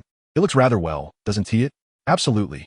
As the professors at the staff table settled in, Dumbledore regarded Bree thoughtfully, as if probing something deeper. "For instance, just now, Bree removed the unicorn headpiece, stroked its horn, and then offered it to Cedric. The unicorn was simply too conspicuous, rendering it inconvenient for a discreet exit. "Oh, are you giving it to me? That seems rather inappropriate." Disregarding Cedric's protests, Bree placed the headpiece atop Cedric's head and waved goodbye before casting a disillusionment charm. Departing the hall, Cedric shrugged helplessly, only to notice a group of eager little badgers approaching, vying to touch the unicorn atop his head. "Be careful, little badgers." Cedric, with his amiable demeanor, lowered his head slightly. Due to the ignoring charm, few noticed that Bree had stealthily departed from the dining table. Even those who did took no heed, for it was a matter of personal freedom. Quietly retrieving Quirrell's notes from the corner tower, Bree hastened to the 3rd floor, only to hear footsteps upon reaching the 4th. He concealed himself in a corner, casting an ignoring charm and a disillusionment charm, thus catching sight of Professor Quirrell's silhouette. Bree's gaze subtly shifted downward, focusing solely on Quirrell's heels, aware that human sensitivity often exceeded expectations. He wished to remain undetected. Following, it appeared that Quirrell was heading toward the Forbidden Zone on the 4th floor, a place explicitly deemed off-limits by Dumbledore at the start of term, warning that students would meet dire consequences there. Bree would be foolish to pursue him. Just as he prepared to wait for Quirrell to move further away, The latter abruptly halted. The sound of approaching footsteps echoed. Unmistakably Snape's. How unfortunate, Bree muttered to himself, wondering if the two were engaged in a game of cat and mouse, wishing merely to escape unscathed. Snape reached the entrance to the forbidden area, pausing for a moment before decisively striding into the corridor, while Quirrell lingered for some time before gradually revealing himself. Master, has Snape discovered? Yes. I will certainly acquire the Philosopher's Stone. Bree, not far from Quirrell, caught fragments of words like Philosopher's Stone and Master, but before he could comprehend, Quirrell, drenched in perspiration, hastily departed, exclaiming, "Please, do not be angry. Snape does not trust me." Quirrell had left, seemingly bound for the third floor. Master, the Philosopher's Stone? Bree glanced into the depths of the corridor, which was shrouded in darkness. Soon after, he heard a dog bark, followed by the sound of a door slamming, presumably caused by Snape. He dashed toward the fifth floor, deciding that returning the book to Quirrell today was ill-advised. Perhaps Bree could devise another method to divert Quirrell's attention entirely away from him. Snape truly was an admirable professor. Upon hearing Quirrell mention Snape's distrust, an idea sparked in Bree's mind. He could have Snape shoulder the pressure, allowing him to extricate himself from Quirrell's clutches. It was evident that Quirrell held a deep-seated fear of Snape, and as long as Bree remained uninvolved with Quirrell, he could seize a chance to extricate himself from the situation. Upon returning to the corner tower, Bree began to rest, yet unbeknownst to him. This night would prove restless for other young wizards. A troll. They had actually allowed a troll within the castle. In the Slytherin common room, Malfoy remarked to Pansy and Daphne, "Dumbledore must be losing his wits. Even a troll is enough to instill such fear. Any diligent upperclassman could easily outsmart a troll." Pansy blushed at his words, stealing glances at Malfoy's proud and handsome visage. One could only hope that Hogwarts administration would exercise greater caution, that filch should be dismissed. The circumstances in the other houses mirror those of Slytherin. The timid young wizards are predominantly in the lower years, naive and fearful due to mere tales of the troll's terror, lacking deeper understanding of the creature. The older students, however, express bewilderment at Dumbledore's decision. Although they too would struggle against the troll, the professors are more than capable of managing the situation without creating such a tumult. Not yet. He mentioned seeking out Blythe, but had departed the hall during the feast. The prefect paced anxiously in the Hufflepuff common room, furnished with pumpkin-shaped chairs, finally exclaiming, "I shall find Professor Sprout. You all stay here." With that, the prefect exited the common room. "What on earth are you playing at?" In the girls' lavatory on the second floor, a foul stench permeated the air, where a massive troll lay unconscious on the ground, a large bump swelling on its head. Professor McGonagall stood at the doorway, her eyes fixed furiously on Hermione, Harry, Ron, and Cedric inside the lavatory, with Snape and Quirrell behind her. Snape approached the troll, while Quirrell cowered at a distance. After regaining her composure and noticing the children were unharmed, McGonagall coldly remarked, "Consider yourselves fortunate. You were not killed by it. Why were you not sensibly remaining in your dormitories?" She then cast a puzzled glance at Cedric. "I believe Mr. Diggory is a well-behaved young wizard. I have heard numerous commendations about you from every house and professor, yet today you..." At this moment, Snape also turned his gaze towards them, prompting Hermione to hastily step forward. "Please, Professor McGonagall, they were searching for me and Blythe." "By the way, Blythe isn't here," Hermione exclaimed, her eyes widening as she remembered Blythe amidst the chaos of the troll. Cedric, aware that Hermione was Blythe's friend, recalled that Harry and the others had made Hermione cry, which led him to consider whether Blythe might seek out Hermione, thus following Harry. It now appeared that Blythe was indeed absent. Cedric, with a look of concern, remarked, "Blythe left the hall before the news of the troll spread. He even gave me the unicorn headpiece." The unicorn headpiece was now covered in dust, evident from the earlier confrontation with the troll by Cedric and Harry. McGonagall glanced at it before turning her attention back to Hermione. "Miss Granger." Chapter 38. The Disappearance of Blythe. Hermione straightened herself, her face streaked with tears but uninjured. "I'm sorry. I thought I could handle the troll. I read about them and know quite a bit." Hermione was not being truthful. She wished to keep the reality concealed to avoid punishment for Ron and Harry, whom she had come to regard as decent individuals. "Without Harry and Ron, I may have perished. Please punish me instead. They are innocent, and I am now deeply worried about Blythe. You must find him quickly. That is not what you should be concerned about at present." McGonagall furrowed her brow upon hearing this, although she did not entirely trust Hermione's words. The safety of Blythe was of paramount importance. Perhaps she believed in Blythe's capabilities to navigate trouble, yet it was essential to locate him first. Snape nodded slightly. Despite his disdain for the talented young lad who had little affinity for potion-making, he could not simply turn a blind eye, for he was still a Slytherin. With a cold glance at Quirrell, Snape strode out of the lavatory, harboring suspicions that Quirrell was behind the day's events, yet Dumbledore remained indifferent. Once Snape had departed, McGonagall surveyed the remaining students and pondered aloud. If this foolish child truly believes he can confront a mountain of a troll alone, how can I allow such recklessness? 30 points from Gryffindor. I hope my trust is well placed. For now, I shall refrain from imposing detention upon you. Hermione, upon hearing this, bit her lip and accepted her punishment in silence. McGonagall then turned her attention to the anxious Harry and Ron, alongside the compliant Cedric. The matter of the troll is now yours, Professor Quirrell.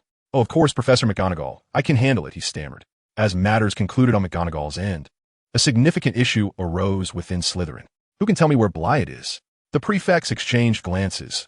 None knew of Blythe's whereabouts, as they were all aware of the reasons for his absence from the common room. It appeared that the truth could no longer be concealed. Malfoy remained silent, knowing that Blythe was likely in the astronomy tower, but he was not foolish enough to speak up, for it would only bring trouble. With no first-year prefects present, it was not his concern. Snape narrowed his eyes, coldly scrutinizing the faces of each prefect, ultimately settling his gaze on Malfoy. Speak. What has occurred? Malfoy, caught in Snape's gaze, sighed inwardly. He dared not defy Snape, especially since his father had promised him a new broom. Although a new set for the house would have to wait until next year, contingent upon his grades. Nearby, Millicent observed the scene with inner turmoil. After grappling with her thoughts, she summoned the courage to speak. Professor Snape, Blythe is the victim. He has been bullied by certain individuals who deem him a muggle-born unworthy of Slytherin, despite his consistent efforts to earn points for the house. He left the Slytherin common room for the same reason. Oh, Snape turned his attention to Millicent, while the other prefects regarded her with surprise at her defense of Blythe. Yet, at this moment, it mattered little. No one could sway Snape's opinions. Muggle-born? Snape's brow furrowed tightly. Then he suddenly laughed. Do you truly believe he is muggle-born? Snape stared into the eyes of each prefect, noting their hesitation and guilt. It seems you have made a decision, yet you have chosen the wrong path. Foolishness. A significant mockery had emerged within Slytherin, and, as the head of the house, I was kept in the dark. Excellent. The temperature in the room plummeted, causing even Malfoy to shudder. Snape was furious. What a waste of your eyesight. Have you not taken the time to peruse the literary treasures within your own abode? The violet luminescence cascading from Brio's raven locks is nearly palpable, and his pitch-black eyes are well known to many. Yet, these young wizards remain oblivious. You ought to inquire with the adults in your households about whether a wizard of formidable magical prowess might exhibit peculiarities. Alas, it seems your elders may not be the wisest either. Allow me to enlighten you, you naive children. Any anomaly within the magical realm should be approached with utmost caution. While few may have witnessed such phenomena, when Brio entered the academy, a number of erudite professors immediately recognized his extraordinary magical potential, a gift likely born only from the lineage of powerful wizards. Muggle blood? That term is better suited for you. Now, remain here until I locate Brio. Severus Snape turned away from the common room, swiftly making his way to Dumbledore's office, where McGonagall and Professor Sprout were already present. Snape had no intention of shielding anyone. He candidly recounted the events surrounding Brio. Oh, the poor child, Professor Sprout lamented, her expression filled with concern. I can scarcely imagine how young Ode has endured this past month. He frequently assists me in the greenhouse, tending to the plants. He is such a kind-hearted boy, and I had no inkling he was facing such bullying within the academy. Professor McGonagall clenched her fists in indignation. This was utterly astonishing. Hogwarts had never witnessed such a situation, and Ode did not deserve to be treated in this manner. Dumbledore furrowed his brow, his worries centering on Brio's emotional state. McGonagall, upon hearing the news, set aside her inclination to deduct points. She could not allow this incident to undermine Brio's efforts, as that would be profoundly unjust. Deductions were not the goal, but rather a method for better managing students. Dumbledore, I believe we should consider setting a precedent, perhaps a transfer. McGonagall's gaze was fervent as it fixed upon Dumbledore. Since Slytherin had made it clear that they did not welcome Brio, he was entirely deserving of a transfer. In her eyes, Brio was fundamentally different from Slytherin. Though possessing a few idiosyncrasies, he was devoid of ulterior motives and maintained a unique kindness. Indeed, I echo Professor McGonagall's sentiments. Brio Ode would be a perfect fit for Hufflepuff. All the Badgers adore him, and the house elves do as well. He is a frequent visitor to the kitchens and has a fondness for plants. McGonagall shot a sharp glance at Sprout, who was babbling on about Brio's resemblance to a badger. When had she ever suggested that he was suited for Hufflepuff? McGonagall pondered intensely. I believe, mister, Ode would also thrive in Gryffindor. He possesses the courage to stand against authority and even ventures out of the common room to face the rigors of academy life alone. Snape remained silent, his eyes fixed on Dumbledore. Dumbledore, with a twinkle in his eye, remarked, "Oh, let's not become too agitated. Each child possesses their own unique character. They are not one-dimensional. Moreover, Bree Ode's fervor for learning is what truly distinguishes him." Dumbledore's gaze flickered towards the two suddenly speechless female professors. "Ah, indeed, I was sorted into Gryffindor back in the day, and my passion for learning was not the reason for my choice of house."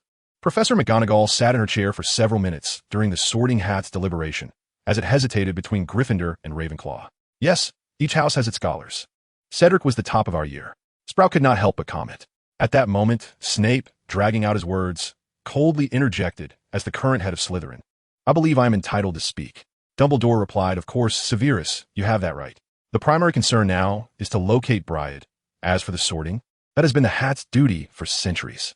Snape's words were blunt, implying that the Hat had placed Bryad in Slytherin for a reason. He must possess the qualities associated with that house, be it character or otherwise. Naturally, Dumbledore gazed at the portraits adorning the walls of the headmaster's office. Remnants of past heads, their souls residing within the frames. "Can any of you tell me where Bryad has gone?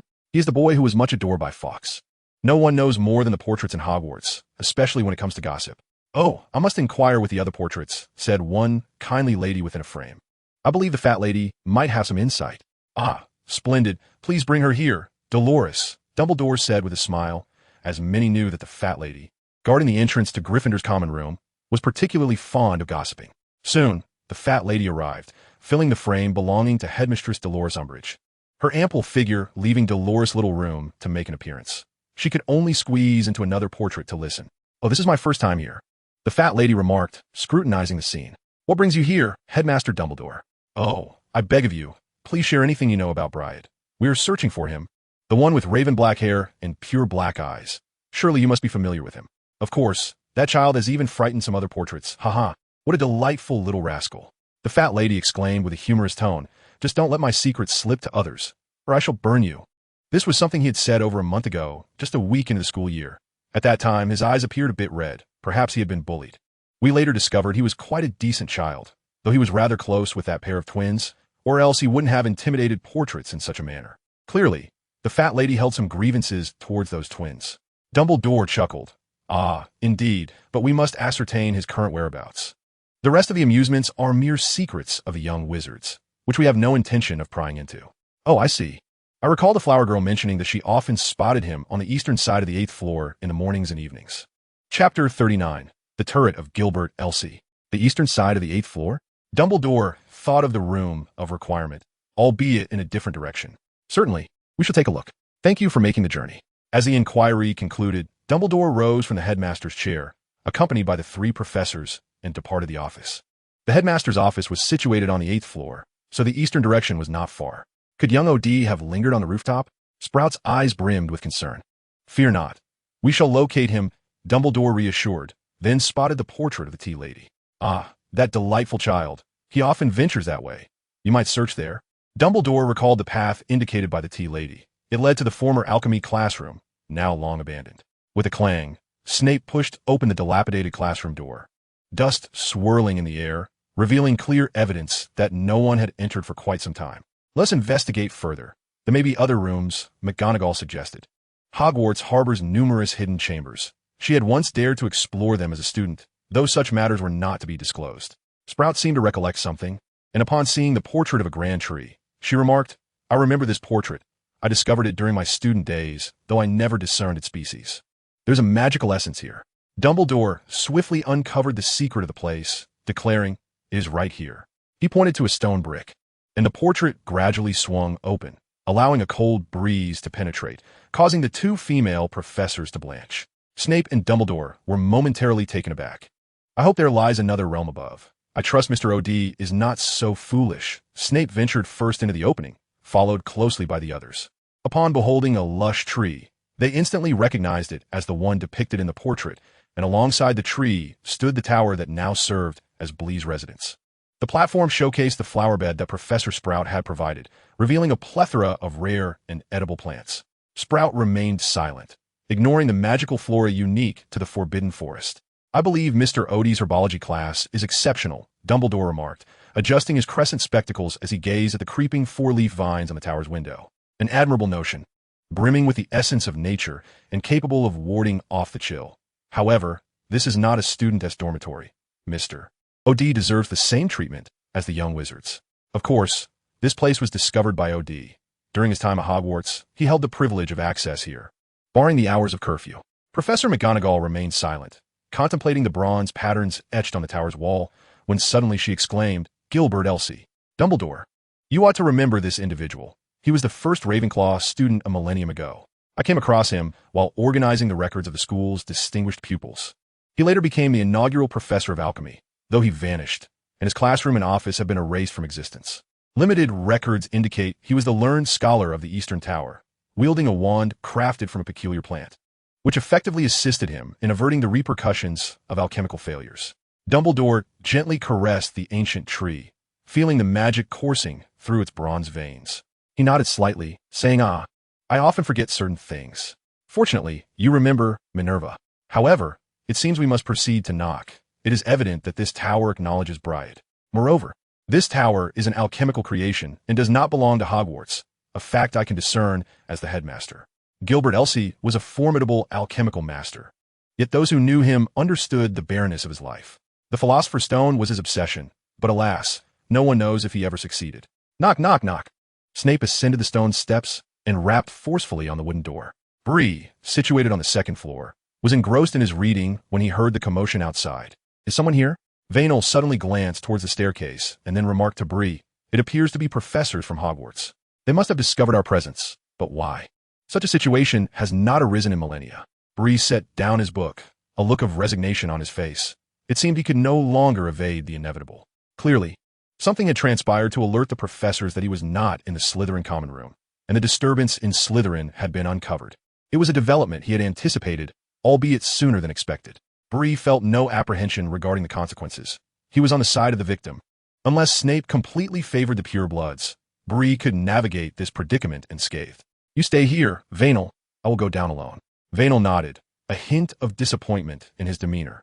Understanding that Bree was about to depart, Bree swiftly descended the stairs and opened the wooden door, maintaining a composed expression while intentionally displaying a flicker of panic. "Professor?" Snape pushed past him, entering the first floor and casting a Lumos spell, followed by the other professors. Professor Sprout enveloped him in a comforting embrace, stating, "It's all right. Dear child, we will restore your dignity." Surveying the empty first floor, the group recognized that the illuminated second floor was where Bree had been resting. But given that Bree had donned his nightwear, they refrained from prying too deeply. However, Professor McGonagall's expression turned stern.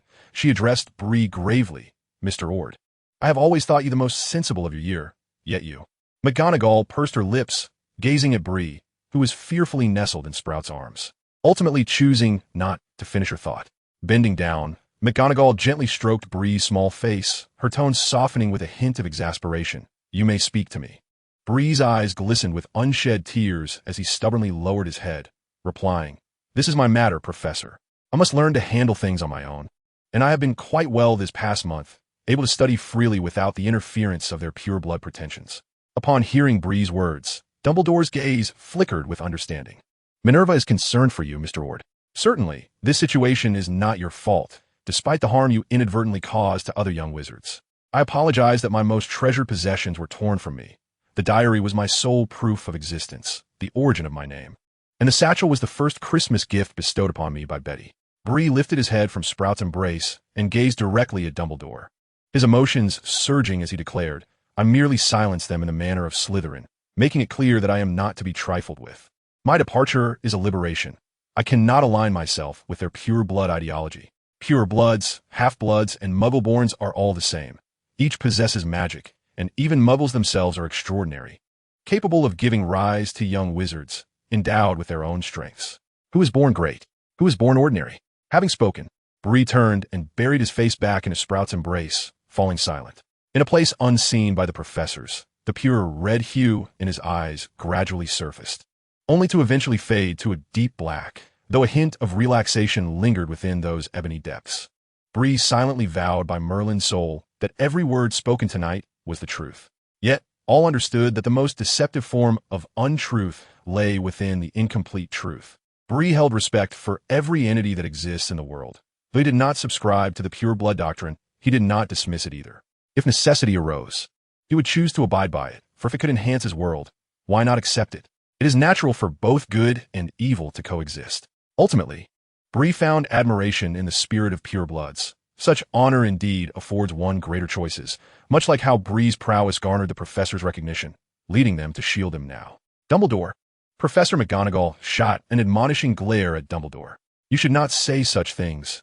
Otter has already recognized his errors, and besides, it was those young wizards who instigated the discord, even going so far as to procure rare potions to bully Otter without a trace. Apologies, apologies.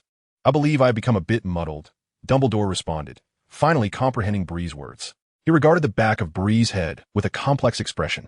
I trust you, Mr. Otter. You are a remarkably thoughtful Slytherin wizard, and I assure you that Snape will uphold the integrity of his house. Snape scoffed softly, startled by Bree's remarks. If those little snakes heard, they would undoubtedly seek to eliminate this peculiar Slytherin immediately. As a half-blood who had faced bullying throughout his youth, Snape empathized with Bree's plight, recalling his own student days in Slytherin alongside Lily. I will ensure their well-being. Slytherin does not permit such internal strife. Upon hearing this, Bree understood that the matter had passed and was about to extricate himself from Sprout's embrace when she tightened her hold. I believe we should discuss the possibility of a transfer, Sprout said gently, caressing Bree's head. I think Hufflepuff could provide better care for young Otter. Bree blinked in surprise. Could a transfer even be arranged? Yet, he felt compelled to express his gratitude. I appreciate your concern, but I am a Slytherin, and I am quite certain of that. With a forced smile, Bree finally disengaged from Sprout's embrace. Slytherin should never have come to embody its current state. From numerous tomes, I have gleaned the true essence of Slytherin. They are astute, composed, and meticulous, possessing an unwavering inner conviction. Perhaps it is due to their steadfastness that those lacking such resolve fall prey to infamy, their actions turning nefarious. Yet, I believe such individuals are but a minority. No soul is inherently wicked. Moreover, I trust in my abilities to navigate the forthcoming chapters of my life. Snape cast a glance of appreciation at Bree, seeming to smile, though it was uncertain whether it was a genuine expression or merely a fleeting chill that caused Bree to momentarily falter. Perhaps we ought to respect Mr. Brio's choice.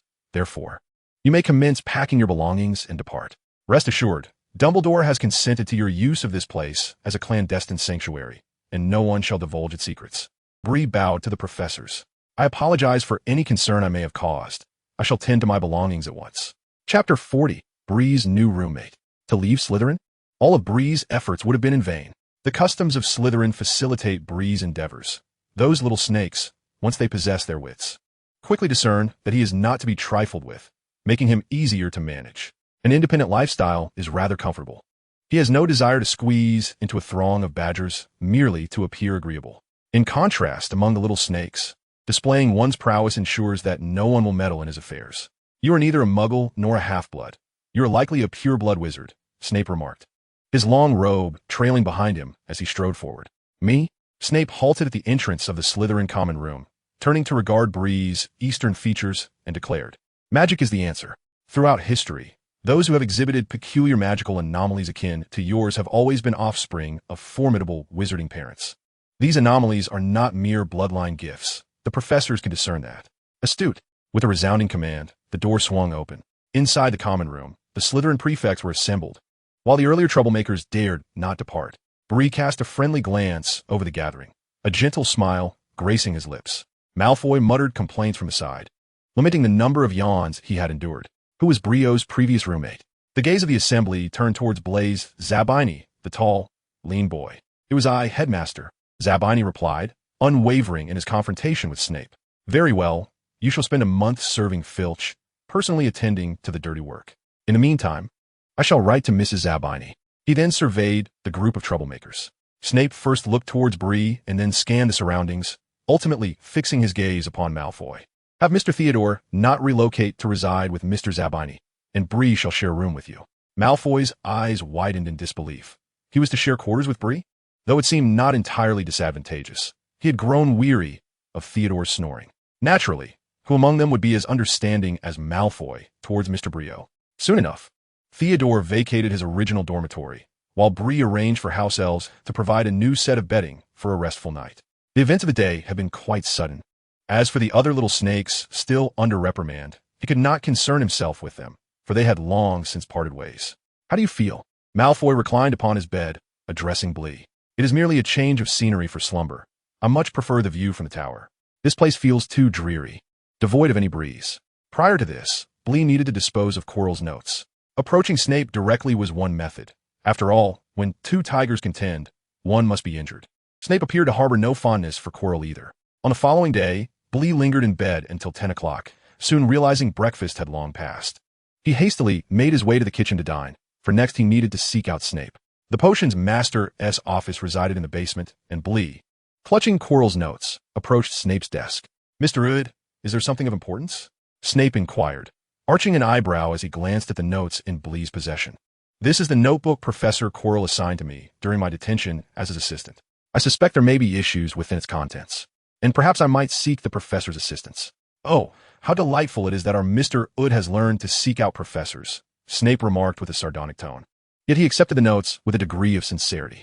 After perusing the pages for a time, he solemnly asked, "I presume the astute Mr. Ood did not delve into the dark magic contained herein?" "Certainly not. Any dark magic necessitates a matching malevolence. I vow by the magic bestowed upon me by Merlin that I have not learned a single spell from this notebook." Snape fell silent for a moment before nodding. "Very well, you may leave. I shall speak with Quirrell regarding his issues." "Thank you, Professor Snape. Call me Headmaster. Mr. Ood, you have acknowledged yourself as a Slytherin." "Indeed, Headmaster." Bree chuckled lightly, his demeanor warm. He swiftly exited Snape's office, leaving the subsequent matters outside his purview. Rumors suggested that Snape had once been affiliated with dark forces, a Death Eater, yet Dumbledore had defended him in court, bestowing upon him the titles of head of Slytherin and Professor of Potions. Thus, he could be deemed trustworthy in certain matters, for after all, Dumbledore himself was a figure of trust. Contemplating this, Bree began to connect recent events. A werewolf in the Forbidden Forest had reported that external werewolves were inciting internal discord. Shortly thereafter, unicorns were pursued by monsters, Quirrell's peculiarities, the master of the Philosopher's Stone, and the ominous barking from the depths of the fourth-floor corridor. Who could Quirrell's master be? Might he be a dark wizard intent on conspiring with external werewolves to assail Hogwarts while hunting unicorns? Was the Philosopher's Stone lurking within the corridor? It seemed that Snape was privy to certain knowledge, and likely Dumbledore was as well. Yet why did they permit Quirrell to remain at Hogwarts? Was it a ploy to draw out a serpent? A trap to ensnare a turtle? Did they not fear endangering the young witches and wizards? This was a school, not the Ministry of Magic. Bree found himself perplexed and disinclined to meddle in these affairs. It would be prudent to keep his distance from Quirrell and focus on the earnest pursuit of magical study. How vexing. That monster lurks in the Forbidden Forest. How am I to locate the Fluxweed? Bree sighed. The incantation has now been thoroughly absorbed. However, the integration of natural magic and spells remains elusive. It is perhaps best to refrain from mentioning the hazy herb, and the collection of alchemical tomes in the turret proves futile without the necessary materials. My only recourse is to seek out texts on the soul in the forbidden section, armed with the borrowing voucher bestowed upon me by Professor McGonagall. Speaking of books, Bree finds himself reminiscing about meditation and the parchment tome gifted by Professor Flitwick. The enchantments and curses inscribed within that tome are astonishing, resonating with the forces of nature. Yet for Bree, they feel akin to a diminished version of natural magic. Perhaps I have yet to uncover the key. With time, I might inquire with Professor Flitwick. With renewed aspiration for my studies, I commenced preparation for the charms class scheduled for 1 o'clock this afternoon, followed by flying lessons and an astronomy class in the evening, leaving my schedule quite packed. As November unfolds, Hogwarts lies blanketed in snow, the air frigid, and the surface of the Black Lake has thickened into a solid sheet of ice. Consequently, Bree ventures outside the castle less frequently. The warmth within the castle, courtesy of the heating potion made from the fiery herb, provides a comforting refuge. I have concocted some myself to insulate the turret. While the four-leaf vine can fend off the cold wind, the cozy atmosphere is undeniably more appealing to me. In the afternoon, within the turret, the Portrait of the Soul is the sole book in which I harbor hope. Over the past month, I have made frequent trips to the forbidden section. However, due to Madame Pance's daily inspections, particularly of the perilous texts, I am unable to take any out, resorting instead to jotting notes in my notebook. The remainder of my time is devoted to other subjects beyond charms. I cannot remain fixated solely on spells. gazing at the methods recorded in my notes for soul detention. Bree scoffs in confusion. Such techniques seem overly crude. How much soul energy can truly be retained? No wonder the portrait of the soul requires so little essence. Should an abundance of soul energy remain, the deceased might find themselves unable to traverse to the afterlife, resulting in a grim fate. Yet, what if one were to employ natural magic to perform this soul detention spell? Bree refrains from experimentation, unwilling to engage in such practices, as they would be unjust to the soul, unless it pertains to an enemy. I cannot cross the threshold of my own principles. Upholding boundaries and maintaining inner integrity are essential to resisting the allure of dark magic, as noted in the writings of the Turret S Master. And I believe this wisdom applies equally to soul magic. Regrettably, the methods remain too rudimentary. They are not entirely effective. The Turret S Master succumbed to the temptation of crossing that boundary, leading to the sale of souls. Setting aside my notes, Varn, who had climbed beside me, expressed concern. Bree, soul magic is perilous. Let us seek alternative methods. Perhaps we could appeal to the professors for assistance. Professors? No, this is a secret I must keep. I will never divulge it to those I do not trust. Even Varn is privy to this only due to the existence of our pact. Varn, this matter is mine to resolve. Just as I will make decisions solely for myself, others are entitled to make their own choices. Conversely, no one shall dictate my fate. Each individual walks their own path, and no one will provide unconditional aid. I may choose incorrectly, yet I have no reason to regret my decisions. That alone suffices. Do not speak of the matter concerning Chilo's notes, for it is not a secret of profound consequence. Its disclosure bears no weight upon me. Surely, Chilo would not resort to violence over a mere notebook. Haha. Bree rises, for tomorrow marks the grand finale of the Quidditch tournament, Gryffindor versus Slytherin. The previous month has witnessed the conclusion of all other house matches, leading to this decisive encounter where the champion shall earn 150 points for their house. Regrettably, Bree harbors no interest in this competition. He hopes to avoid an encounter with Hermione today, for she would undoubtedly insist he attend the match. During the intense battle between Gryffindor and Hufflepuff, a key chaser sustained an injury while valiantly blocking a bludger, inadvertently affecting the timing of the opposing team. Had Cedric, a seeker of such exceptional caliber, not been in play, Gryffindor would have faced significant challenges in securing victory. Thus, Hermione was granted the opportunity to partake. Bree is keen to evade any trouble stemming from a refusal to Hermione's requests. Today, all the young wizards remain engrossed in speculations regarding tomorrow's championship. The recently defeated Hufflepuff team shares this sentiment. Perhaps they feel disappointment, yet they remain amiable, for their integrity forbids them from lamenting matters within the bounds of fairness. A loss is simply a loss. Cedric? He gazes down, lost in thought, until he hears Bree's voice. What troubles you, Bree? Should it not be you who is troubled? Might it be due to Quidditch? Bree, seated at the Slytherin table, turns to Cedric and remarks, I believe you ought to be in a different disposition. Oh, my apologies. I was merely reflecting on my recent defeat upon joining the house team.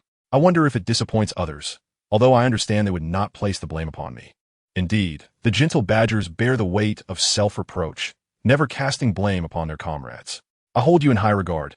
Simply continue striving. However, I did not seek you out merely to offer consolation.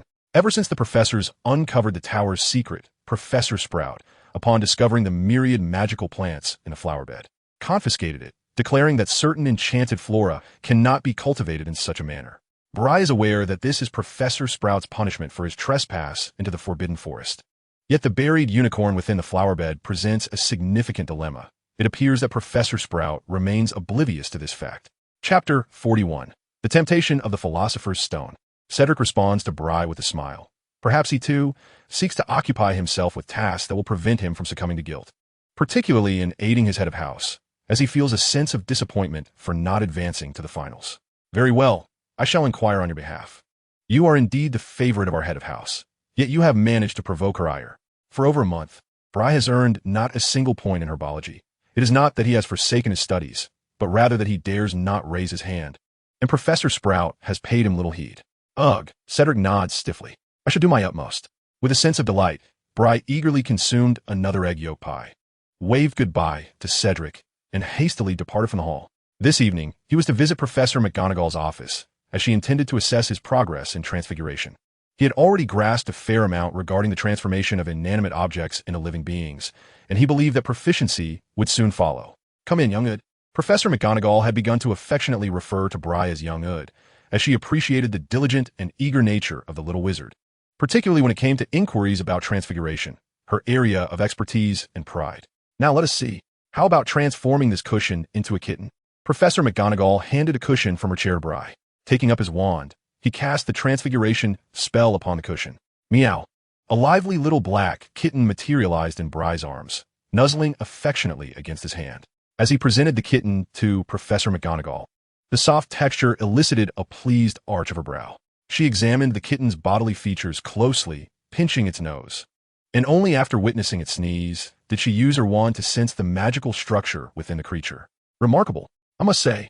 You are the most talented young wizard in transfiguration I have ever encountered, perhaps even more so than Dumbledore was in his first year. Professor McGonagall placed the kitten upon her desk and excitedly retrieved a tome titled Compendium of Transfiguration Reports, Volume 1, presenting it to Bree. I believe you shall find this quite useful. It contains historical reports from the foremost authority on transfiguration, the Animagus Journal. I have collected these over the years, though this volume is but a fraction of the whole. After you have perused this, feel free to request more from me. I will also quiz you on its contents. You must astonish me with your insights. Once I sense you are ready, I shall teach you the more advanced techniques of transfiguration. Gently ruffling Bree's hair, McGonagall continued. Before that, you must accumulate knowledge. You are merely at the threshold of your journey in transfiguration. To achieve transformative mastery, you need a more profound understanding that encompasses related subjects. Patience is key, as a solid foundation is the most vital strength in mastering transfiguration. Bree accepted the book with gratitude. Of course, I understand the dangers of transfiguration. I assure you that I will not pursue advanced techniques without your approval. Professor McGonagall, a seasoned master of transfiguration, commanded his respect. Bree was not one to be arrogant. While many possessed talent, few were truly formidable. Fallen geniuses earn not reverence, but ridicule. Though Bree felt that he could not fully agree with Professor McGonagall's assessment, he acknowledged that while he may not excel in flying class, he certainly did not perform poorly. It was evident that she held greater expectations for him, yet he could not accept the chaotic nature of riding a broomstick. Good night, Professor McGonagall. I hope for an exciting friendly match between Slytherin and Gryffindor. Bree did not articulate his thoughts directly, but McGonagall understood his sentiment. The reports she referenced were, in truth, publications wherein fellow practitioners of transfiguration expressed their thoughts, akin to scholarly articles. Those lacking interest or insight on the subject would likely find them rather tedious. I doubt anyone has informed you, but this is my domain, Malfoy entered the common room, clutching a long, substantial package, followed closely by Crabbe and Goyle. Pansy, Daphne, and Theodore had been waiting in the room, yet they dared not voice their opinions. Come and see. This is a new broom my father bought for me to celebrate my victory in the Quidditch Championship. Malfoy exclaimed, his eyebrows raised in excitement. This is the Nimbus 2001, a custom model, not the soon-to-be outdated 2000 model. Humph. Harry had received a Nimbus 2000 from Professor McGonagall, a rather precious gift, but Malfoy, being Malfoy, always managed to acquire superior things, thanks to his duplicitous, indulgent father, who had previously claimed that only if Malfoy achieved top marks would he purchase a new broom. Yet here he was, presented with the Nimbus 2001, set to be released next year. TSK, how quintessentially Malfoy. Bree glanced up, unable to accept the sight of Malfoy eagerly unwrapping the package and caressing the broom. Your father truly adores you. But I hope he won't be heartbroken because you fell in love with a broom. Are you going to kiss it now? Bree mused, contemplating the need to gather more research in the library. The common book section would suffice for some, while the more intricate matters could await Professor McGonagall's elucidation. The advantage of having a teacher is that they have already paved the way for your studies. All Bree needed to do was strive to ascend. Oh, Malfoy shot Bree a glare before sinking onto the sofa beside him with the broom in hand. You will never comprehend the allure of Quidditch. You have no idea what you're missing. Malfoy was in high spirits, seemingly oblivious to the possibility of defeat. Bree could not resist dampening Malfoy's enthusiasm. Victory is always uncertain. It can only be determined at the last moment. Don't come crying to your father when you lose. With that, Bree cast a teasing glance at Malfoy, whose face was flushed with anger, unperturbed by the fiery glare directed at him. This child could be quite mature at times, yet at others, he displayed a remarkable immaturity. In comparison, Bree felt he was more Slytherin than Malfoy, a child raised in a honey pot, desperately attempting to pose as an adult. Shaking his head, Bree resolved to conclude the day swiftly. Tomorrow presented a splendid opportunity. The Philosopher's Stone, a treasure capable of bestowing limitless wealth and longevity, was worth any price, even the soul of the former owner of the tower. A month ago, upon learning that the stone was likely hidden in the forbidden section on the 4th floor of Hogwarts, he had begun gathering information on it. Nicholas Flamel, an alchemist who had lived nearly 6 centuries, was the only individual in history to have created the Philosopher's Stone. He was still alive and a friend of Dumbledore's. The stone could transmute base metals into gold and produce the elixir of life. But why was it here? Early the next morning, Bree snuggled under the covers, indulging in a lazy slumber, paying little heed to the noise Malfoy made as he hastily donned his Quidditch team uniform. How could a gluttonous and lazy individual ever be a true Slytherin? Malfoy once again complained about the dilapidated sorting hat. Yet he had no time to waste in the dormitory with Bree. After a considerable time had passed since Malfoy left, Bree slowly rose from his slumber, experiencing the most restful sleep he had enjoyed in a month. Upon exiting his dormitory, he found the Slytherin common room deserted. It appeared that nearly all the little snakes had ventured out, for today marked the confrontation with Gryffindor. Slytherin had always excelled in demonstrating unity as a house. Yet the authenticity of their internal solidarity was of little consequence, as it depended on each individual's prowess. Utilizing the disillusionment charm and the invisibility spell, Bree ascended to the 4th floor, approaching the corridor's end, where he discovered a passageway that had evidently not been cleaned for quite some time. Just as he was about to open the door, he heard a sound emanating from outside. Who could it be?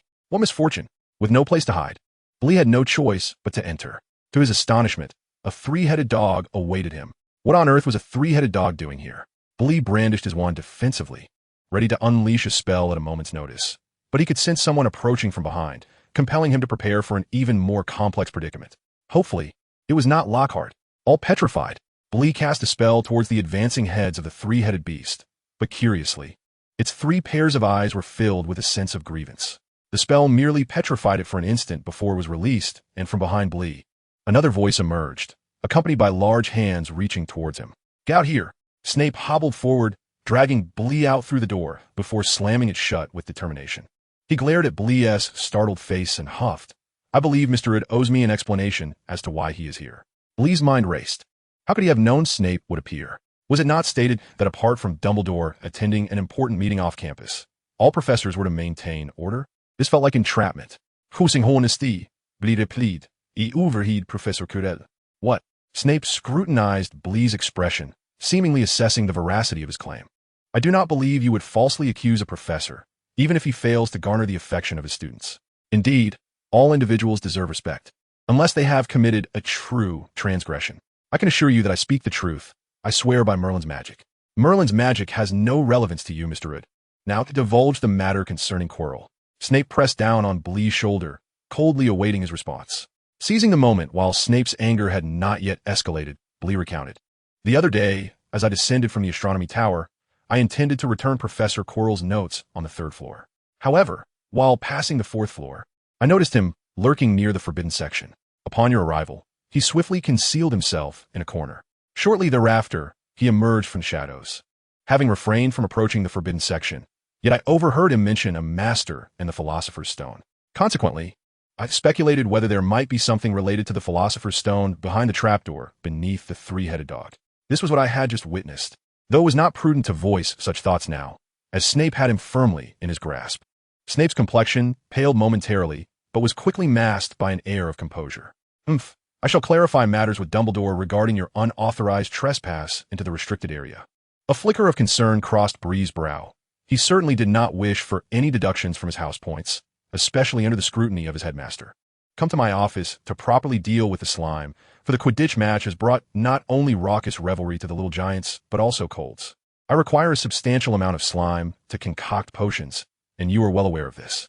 Bree's expression darkened. "Yes, I understand." "Now accompany me to the pitch, and from henceforth, keep your distance from this place. Forget what you have heard, and do not cause me any trouble. Remember that you are not a foolish lion, Ode. Of course, I am a serpent who knows how to preserve its own skin. Regrettably, my time to visit the restricted section has been considerably curtailed. Then please hand over your wand to me. Do not stray from my sight today." Under Snape's escort, Bree found a spot in the Quidditch stadium, aiming to remain visible to Snape while keeping a safe distance, as Snape promptly seated himself in front of Quirrell. It was a mystery how Snape could endure the pungent aroma of garlic. Perhaps it was due to the potions he brewed that were even more odorous. With a gasp, the players from Slytherin and Gryffindor made their entrance, and thanks to Snape's bat-like gait, Bree wasted not a second. Why didn't he, I think, to bring a book to explore the fourth floor? What a blunder. I shall not entertain such thoughts again. Life is always full of unexpected twists. Bree pursed his lips, observing the clash of silver green and scarlet gold as Madame Hooch blew the whistle and tossed up the quaffle, signaling the commencement of the match.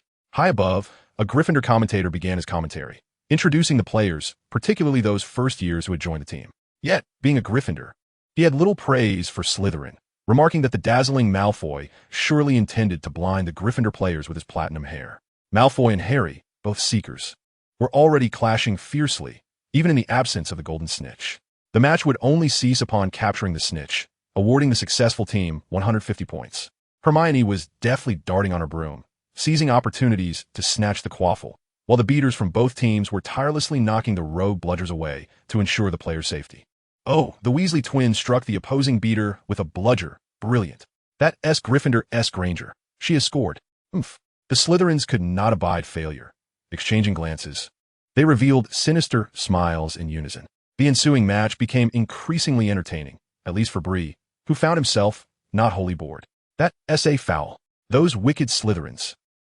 The Slytherin captain, now a beater, Marcus Flint, nearly knocked Harry off his broom.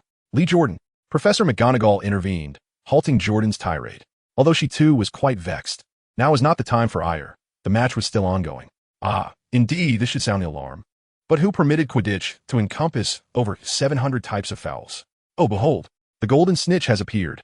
The instant the Snitch materialized, Malfoy surged upward on his broom, with Harry promptly in hot pursuit. The respective beaters immediately intensified their efforts, sending bludgers flying towards the two. As Harry deftly evaded a swirling bludger that grazed his scalp, his broom began to tremble violently, forcing him to halt and regain his balance. He bounced restlessly on the broom, his palms reddening from the friction. Oh, the young wizards in the stands gasped at the sight of Harry nearly plummeting from the sky. Gripping the broom tightly with both hands and clamping it between his knees, he faced sheer terror, teetering on the brink of a fall from a perilous height. Meanwhile, as Harry encountered his peril in the air, Malfoy had already set his sights on the Golden Snitch, but just as he was about to seize it, the Snitch vanished, reappearing on the opposite side of the pitch. Curse it! Malfoy muttered vehemently before veering off in pursuit of the elusive Snitch. Logically, a Nimbus 2000 should not exhibit such erratic behavior. Bleecker furrowed his brow, scanning his surroundings, suspecting foul play might be afoot. Snape? Bleecker could scarcely believe it. Had Snape become so brazen as to resort to curses against Harry Potter in broad daylight to thwart his victory? Over the preceding months, everyone had come to understand Snape's vendetta against Harry. How utterly audacious. Before Bleecker could voice his thoughts, he noticed Ron Weasley also recognizing Snape's actions, sprinting toward him. Bleecker, unwilling to miss a moment, focused intently on the unfolding drama. No, it was not Snape alone. As Bleecker awaited the spectacle, he discerned Quirrell behind Snape, muttering incantations. His gaze fixated on Harry. Did these two conspire to bring about Potter's demise? At that moment, Ron forcefully shoved Snape from behind, interrupting his spell, and as Snape staggered to regain his composure, Ron stumbled away. It was Quirrell casting the spell. Following the disruption of Snape's concentration, Harry's broom became even more uncontrollable, and he could no longer maintain his grip, plummeting downward, his broom hurtling uncontrollably toward the stands. Bleecker was chilled to the bone by the shrieks nearby. The broom was barreling towards him, but Snape had seized his wand. Infuriated, Bleecker summoned all his magical prowess, casting an unspoken spell, Obstructus. Instantly, a transparent barrier materialized before him, and the broom hurtled toward Bleecker. Behind the shield, he sensed its impact, but he knew it could not hold for long. He had to evade. At that moment, he felt a tremor in a soul-bound contract. It was the faint covenant Quirrell had once imposed upon him. A contract is reciprocal. One party offers assistance, while the other is equally obliged to provide the same. As the depth of assistance grows, so too does the binding force of the contract. Previously, Bury hesitated to act, wary of alarming the enemy. Yet Chilo could not contain himself, possibly driven by Bury's leveraging of Snape to return the notes. Bury underestimated Chilo's ruthless nature. Chilo was nothing short of a madman, willing to kill over a mere notebook. Very well, but what of the contract's reversal? Bury gritted his teeth as the broom, breaking through the barrier, struck painfully against his waist, nearly bringing him to tears. It was a cruel reminder of his previous injury during flying lessons, reinforcing his belief that he was fated to clash with brooms. Without needing to look, he knew this injury was far worse than the last, rendering him unable to stand. Yet, he had achieved his objective, seeing Bree alive. Chilo felt a dull ache in his mind and swiftly retreated from the pitch. Blood, someone help. Amidst the commotion in the stands, McGonagall, who had just caught Harry with the levitation charm, turned pale. She hurriedly placed Harry on the grass and rushed over, surrounded by several young wizards who were friends of Bree. Harry, having been unceremoniously dropped onto the grass, expelled a golden snitch, feeling nauseous from having accidentally swallowed it while airborne. Make way, McGonagall urged as she pushed through the crowd of young wizards, while nearby Quidditch players gathered around. Snape, limping, bore a fleeting expression of guilt as he searched for familiar faces. Several professors approached, with Sprout calling out urgently, "Clear the way, don't crowd around." Oh, McGonagall lifted Bree's robe and was startled to see the blood streaming from his waist. She quickly retrieved the fallen broomstick. "Professor Snape, I hope you will investigate who did this." McGonagall's face was grim as she turned to the approaching Quidditch players. Wood quickly take Bree to the hospital wing. Upon hearing the command, Wood swiftly lifted Bree and mounted his broom, soaring towards Hogwarts Castle for the first time. Bree, in excruciating pain, could not utter a sound, gritting his teeth in silence. He would remember this vengeance. Even if Chilo were the reincarnation of the Dark Lord, he would not be saved. As Bree was taken to the hospital wing, the Quidditch match concluded abruptly, with Gryffindor emerging victorious. Thanks to Harry Potter swallowing the golden snitch mid-air, certainly a moment destined for the history books. Even professional teams will be left momentarily stunned by the news.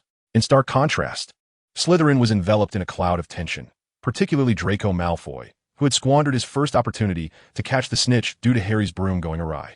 Meanwhile, Hermione, having just exited the pitch, rushed to the hospital wing without changing her clothes, only to learn that Bree required rest. Had it not been for Bree's wandless casting of the barrier charm, he might have faced dire consequences. The broom had gone out of control to a dangerous extent, even displaying traces of dark magic. Chapter 43. Secrets exchanged among Harry and the trio. Lying on the hospital bed, Bree felt the weight of the contract within him intensifying. This was fortuitous, for now, Chilo owed him a life. Kiro harbored a desire to eliminate Bree, perceiving him as devoid of value. In Kiro's mind, a Bree who returned the notebook was nothing but cowardly, a fact that incited his fury, with the cost of that fury being Bree's demise, alongside the dormant contract that would perish with him.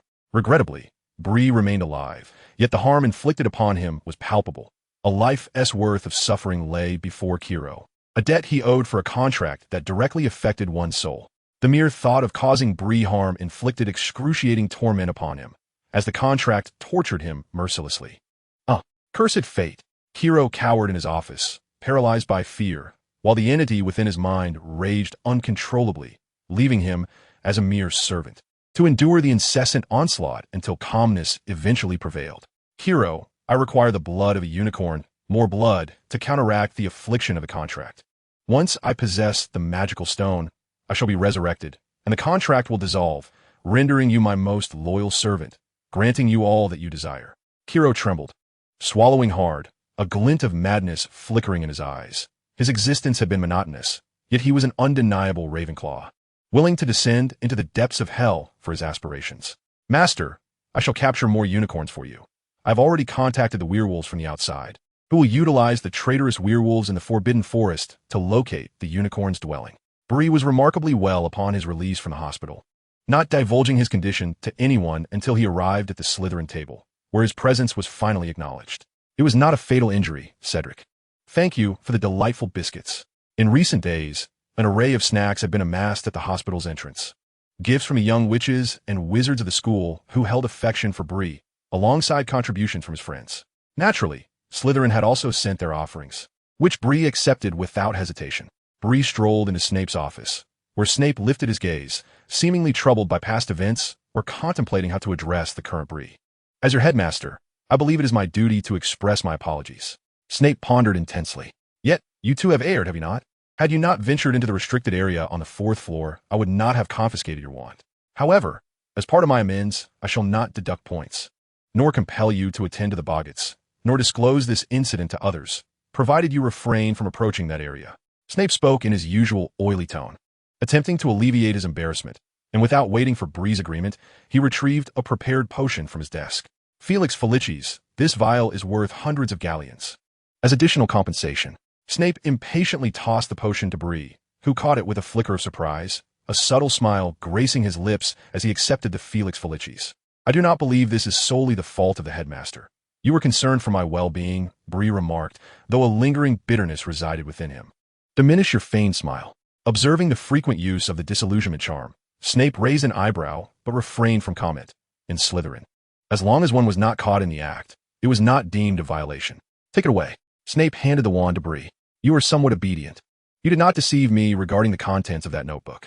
Snape, concerned that Bree had delved into the dark arts due to that notebook from Quirrell, had temporarily confiscated Bree's wand to maintain order, thus precipitating this crisis. With the Felix Felicis, Bree's wand transformed back into a bracelet encircling his wrist. The cool touch of the mithril soothed him considerably. Although Bree could effectively perform certain spells without incantations, he could never reach his full potential. In light of Snape's sincere apology, I shall temporarily refrain from harboring resentment towards him. Bree is a rather pragmatic individual, yet his response to others largely depends on the benefits conferred and the gravity of the situation. Professor Quirrell, where is your token of apology? If you lack one, I shall provide you with a gift. Bree exited Snape's office and ascended the stairs, intent on finding Dumbledore. Many messages had been relayed to Dumbledore, yet he had consistently chosen to ignore them. Quirrell's blatant oddities had gone unaddressed, and this time, it had nearly cost him his life. Even now, Quirrell remained comfortably ensconced in his office. Surely he must sense the strangeness of such an unusually tranquil demeanor. What on earth was Dumbledore plotting? Oh dear! Hagrid was indeed the master of that three-headed dog, and he was aware of what lay beneath it. But who exactly was Nicholas Flamel? As Bree passed the library, he encountered Hermione, Harry, and Ron, who emerged with borrowed books in hand. Ron, in his irritation, mumbled loudly, unwittingly revealing their collective secret. Such a careless young Gryffindor. It's Slytherin, Ron exclaimed, his eyes widening as he fixed a glare at Bree. What was he so upset about? My apologies. I believe you inadvertently exposed that yourself. Hogwarts is not your home. You cannot dictate my path. Bree smiled faintly, while Hermione, with a beaming expression, exclaimed, Bree, I am so glad you are well. You frightened me that day, but Madame Pomfrey would not let us visit you. I never expected you to leave the hospital without a word. Hermione handed the book to Harry, who caught it, and then pulled the awkward Bree aside for a moment. I trust you won to publicly unveil my wizarding robe. Hermione's cheeks flushed as she released her grip. My apologies, I was merely concerned. I understand, but it is all right now. You may place your faith in Madame Pomfrey's healing abilities. Harry watched helplessly as Hermione and Bree shared their camaraderie, while Ron sulked, huffing in discontent. He held an aversion towards all Slytherins, including the seemingly impeccable Bree. He remained convinced that Bree's demeanor was a guise, fooling everyone, professors included. Yet Hermione was already a friend to him and Harry, a bond forged in the wake of the recent troll incident. However, Hermione had other friends, some even preceding their acquaintance. Whenever Bree's name was mentioned in a negative light, Hermione would bristle with indignation. Harry nudged Ron, urging him to temper his anger. And as he took some books from Harry's hands, he whispered, he must have heard that just now, right? Perhaps it is indeed the case, Ron sighed, his lips uttering unrelenting words. He could only hope that Hermione's Slytherin friend would not resort to snitching like Malfoy did. Hermione, upon hearing Ron's comment, finally grasped the situation. Well, if you are referring to the matter of the Philosopher's Stone hidden in the forbidden corridor on the 4th floor, I believe I possess some knowledge about it. What? Hermione and Harry's eyes widened at Bruin's statement, while Ron stammered, I never mentioned the Philosopher's Stone. How did you know? Bruin's obsidian eyes darkened as he turned his gaze towards the savior, Harry. He had formed a conjecture based on recent events, yet he needed further verification. I think we should discuss this in a more secluded corner. After surveying their surroundings, Hermione and the others nodded and followed Bruin to a quiet nook. I once overheard Quirrell mention the Philosopher's Stone. Yes, and Snape is aware of it too. Do you remember that day during the Quidditch match? I was caught by Snape while trying to investigate the forbidden corridor, and he confiscated my wand. At this point, Hermione could not help but interject. You performed a wandless spell back then. She had looked into it and discovered that this was an exceptionally advanced skill, requiring both talent and dedication, a feat that only a few could achieve. As she spoke, a look of disappointment crossed her face. She had attempted it herself, but to no avail, which only served to highlight Bruin's superior aptitude, leaving her feeling powerless. Well, perhaps in that moment of urgency, it was different. You both demonstrated magic as children without the use of wands. I was terrified when I saw the broomstick flying towards me, and the spells I cast were feeble. Without a wand, I was unable to channel all the magic within me. Bruin offered a slight comfort to Hermione, but refrained from lecturing her on wandless magic, especially since she had not yet mastered all her spells. Aiming too high would only burden her further. I think you all might also share your theories. Returning to the topic at hand, Harry and Ron, standing beside Hermione, felt somewhat apprehensive. However, Bruin had already disclosed what he knew about the Philosopher's Stone. Hermione, unencumbered by such reservations, believed she understood Bruin's character well.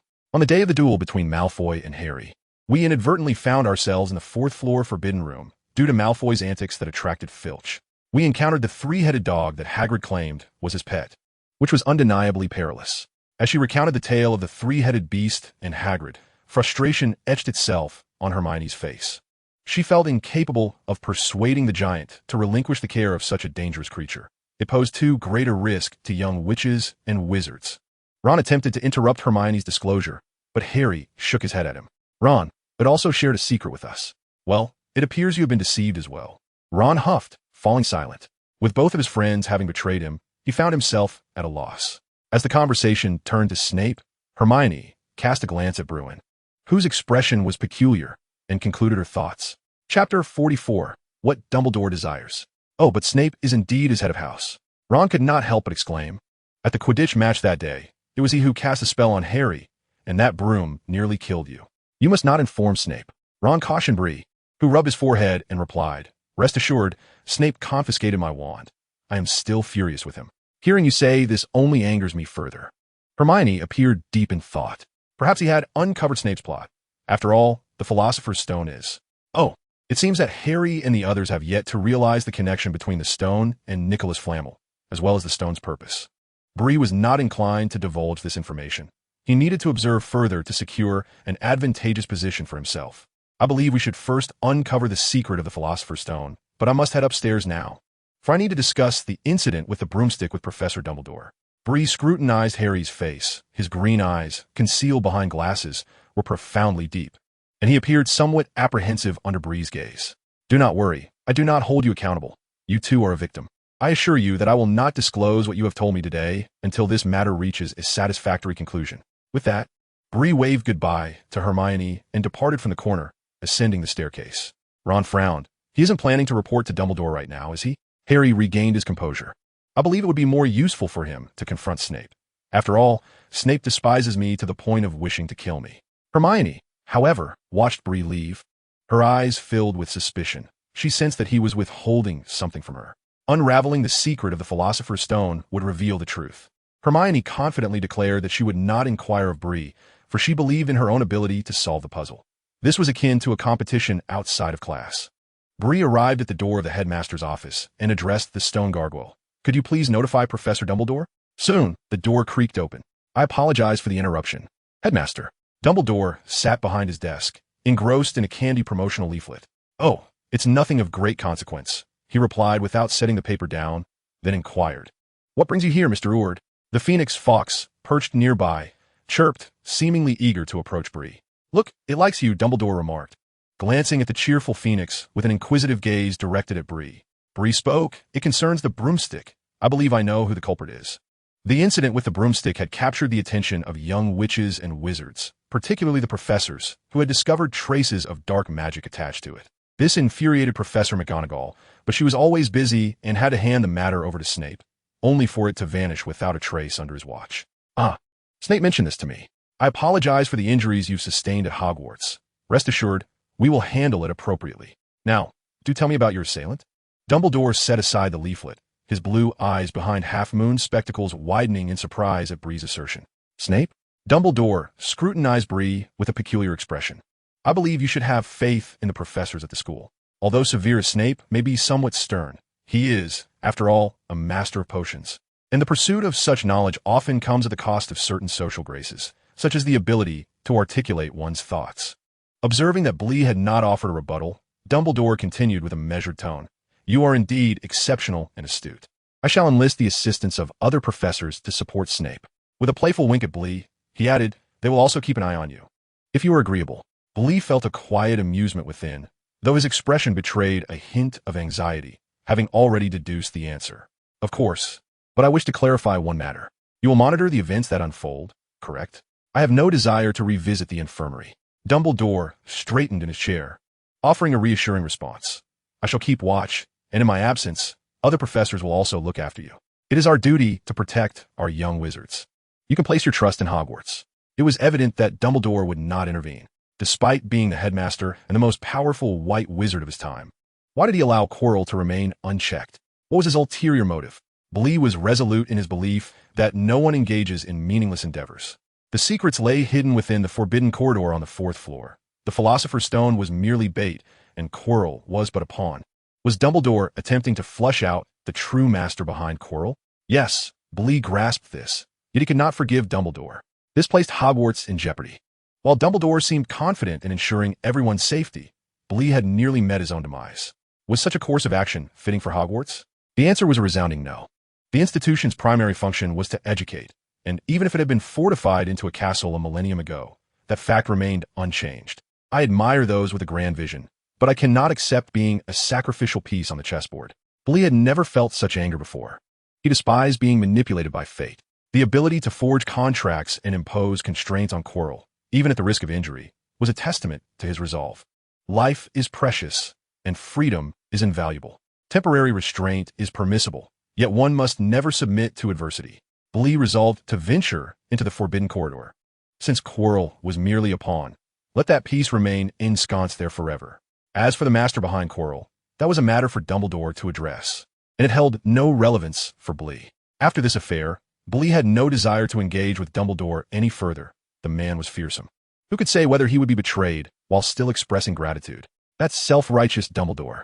A moment's reflection revealed Dumbledore's bias towards Harry. If he was not mistaken, the exception to the Quidditch selection rules was due to him. After all, there were many worthy students. Why was there a deviation in the year when the savior arrived? When Dumbledore announced that first years could participate in Quidditch, Professor McGonagall had been elated. This was clearly Dumbledore's initiative. When had he become so proactive? The boy who lived, who had vanquished the Dark Lord, was just a child of 1 year when he defeated the mysterious one. Recalling the faint lightning-shaped scar upon Harry's brow, Bree felt as if he had come to a profound realization. Thus, it is suggested that Quirrell's master is a mysterious figure who has not yet met his demise. With a hand propped against his head, Bree felt the ache of his thoughts. Recent events had become exceedingly convoluted. He sensed himself ensnared in a vast web. Aware that there were numerous points of escape, yet found himself incapable of movement, for the opportune moments had yet to arrive. The speculation that the enigmatic figure still lived struck Bree as both astonishing and entirely plausible. How could such a renowned individual perish so easily and peculiarly? Surely, the mysterious one was not lacking in intellect. Dumbledore had tasked Hagrid with retrieving the Philosopher's Stone from Gringotts, indicating that Hagrid was indeed a trusted confidant of Dumbledore. The information Potter and Hermione had received was likely a deliberate revelation from Dumbledore himself.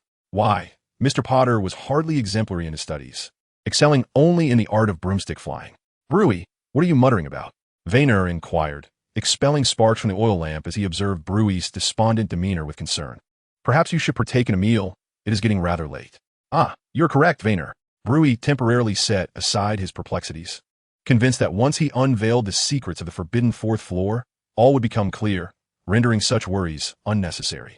Upon leaving the tower, and after finishing dinner, Bree heard Cedric's voice. Here, that's a small box for you. Professor Sprout asked me to return it. Return it? Bree felt a surge of anxiety. He fervently hoped it was not concerning the discovery of the unicorn's corpse in the flower bed. A flicker of sorrow crossed Bree's eyes, but it dissipated quickly, unnoticed by Cedric. Bree seemed to have shared little of his troubles with anyone, and he had no intention of doing so now. Cedric, recalling their encounter at King's Cross Station, realized Bree had come alone. Through the correspondence of Bree's owl over the past few months, Cedric had gleaned a few insights. I'm sorry, Cedric, but I believe I am not suited for this place. I would find greater happiness at Hogwarts. Wait, Bree thought, noting that this might not be the best moment. As he had felt similarly before the last Quidditch match, only to be left regretting his decision. A classic case of losing more than he gained, leaving him disheartened. Chapter 45, The Soul's Detention. Amidst a flurry of snowflakes, Professor Quirrell was preparing to depart from Hogwarts, which was indeed splendid news. At the castle's entrance, Bree, having just concluded potions class, was enjoying the brisk air and preparing to stroll through the snow, when he noticed the Weasley twins engaging in a playful snowball fight. one of them intentionally hurling a snowball at Quirrell's unsuspecting head. Swallowing nervously, Quirrell hastily adjusted his large scarf and proceeded along the path toward Hogsmeade. Ha ha ha! After Quirrell's departure, the twins erupted in laughter, while Snape cast a glance at Bree before sweeping his cloak and striding into the castle. "Little Bree, come join us in a snowball fight," George called out, his exuberance amusing as he flailed his arms, clad in pointed felt hats and bulky knitted sweaters adorned with letters crafted by their mother. "Oh, my apologies, George, but I must take a walk. I overindulged at breakfast." Bree chuckled lightly, opting not to partake in their frolicsome game. George exclaimed, "Ah, look, the delightful Bree has recognized me." Fred raised an eyebrow, sensing it might be mere luck. Yet he paid it no mind and seized a handful of snow to hurl at a passing young wizard. "Hey, you can't do that," protested the little lion, who, with claws outstretched, joined the fray, and as time passed, more and more delighted souls gathered in the snowy scene. The Weasley twins always had a knack for spreading joy. "You've arrived, Bree. Come, there's a significant matter requiring your assistance, something beyond the capabilities of the other young wizards. Hagrid is selecting this year's Christmas tree, but I believe he could use your help."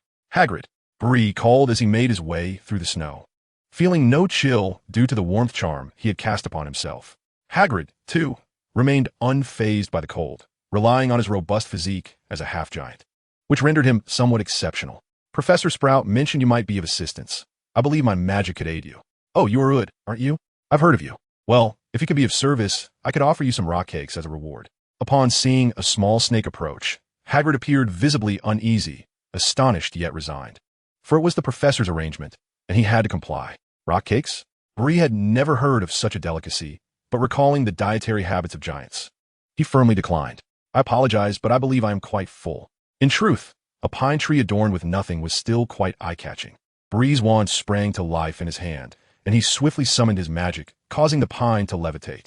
His magical prowess was remarkable, undoubtedly surpassing that of most adult wizards today. "Oh, what a little marvel!" Hagrid swallowed hard, his gaze fixed on the seemingly composed Bree, filled with disbelief. Disregarding Hagrid's astonishment, Bree possessed a profound understanding of his own magic. It was all a testament to the natural magic he wielded.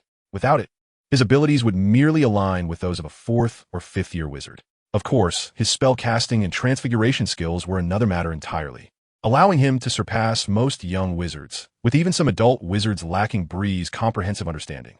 "Oh, Hagrid, do you require assistance?" Bree inquired, trailing behind with his wand raised, while Hagrid led the way, as Harry and Ron stood at the entrance, bidding farewell to Hermione as she boarded the Hogwarts Express. They spotted Hagrid along with the levitating pine tree, prompting them to call out to him. Ron asked Hagrid, "Aren't you forbidden from using magic?" Hagrid's wand had been severed by the Ministry of Magic years prior, rendering him unable to cast spells.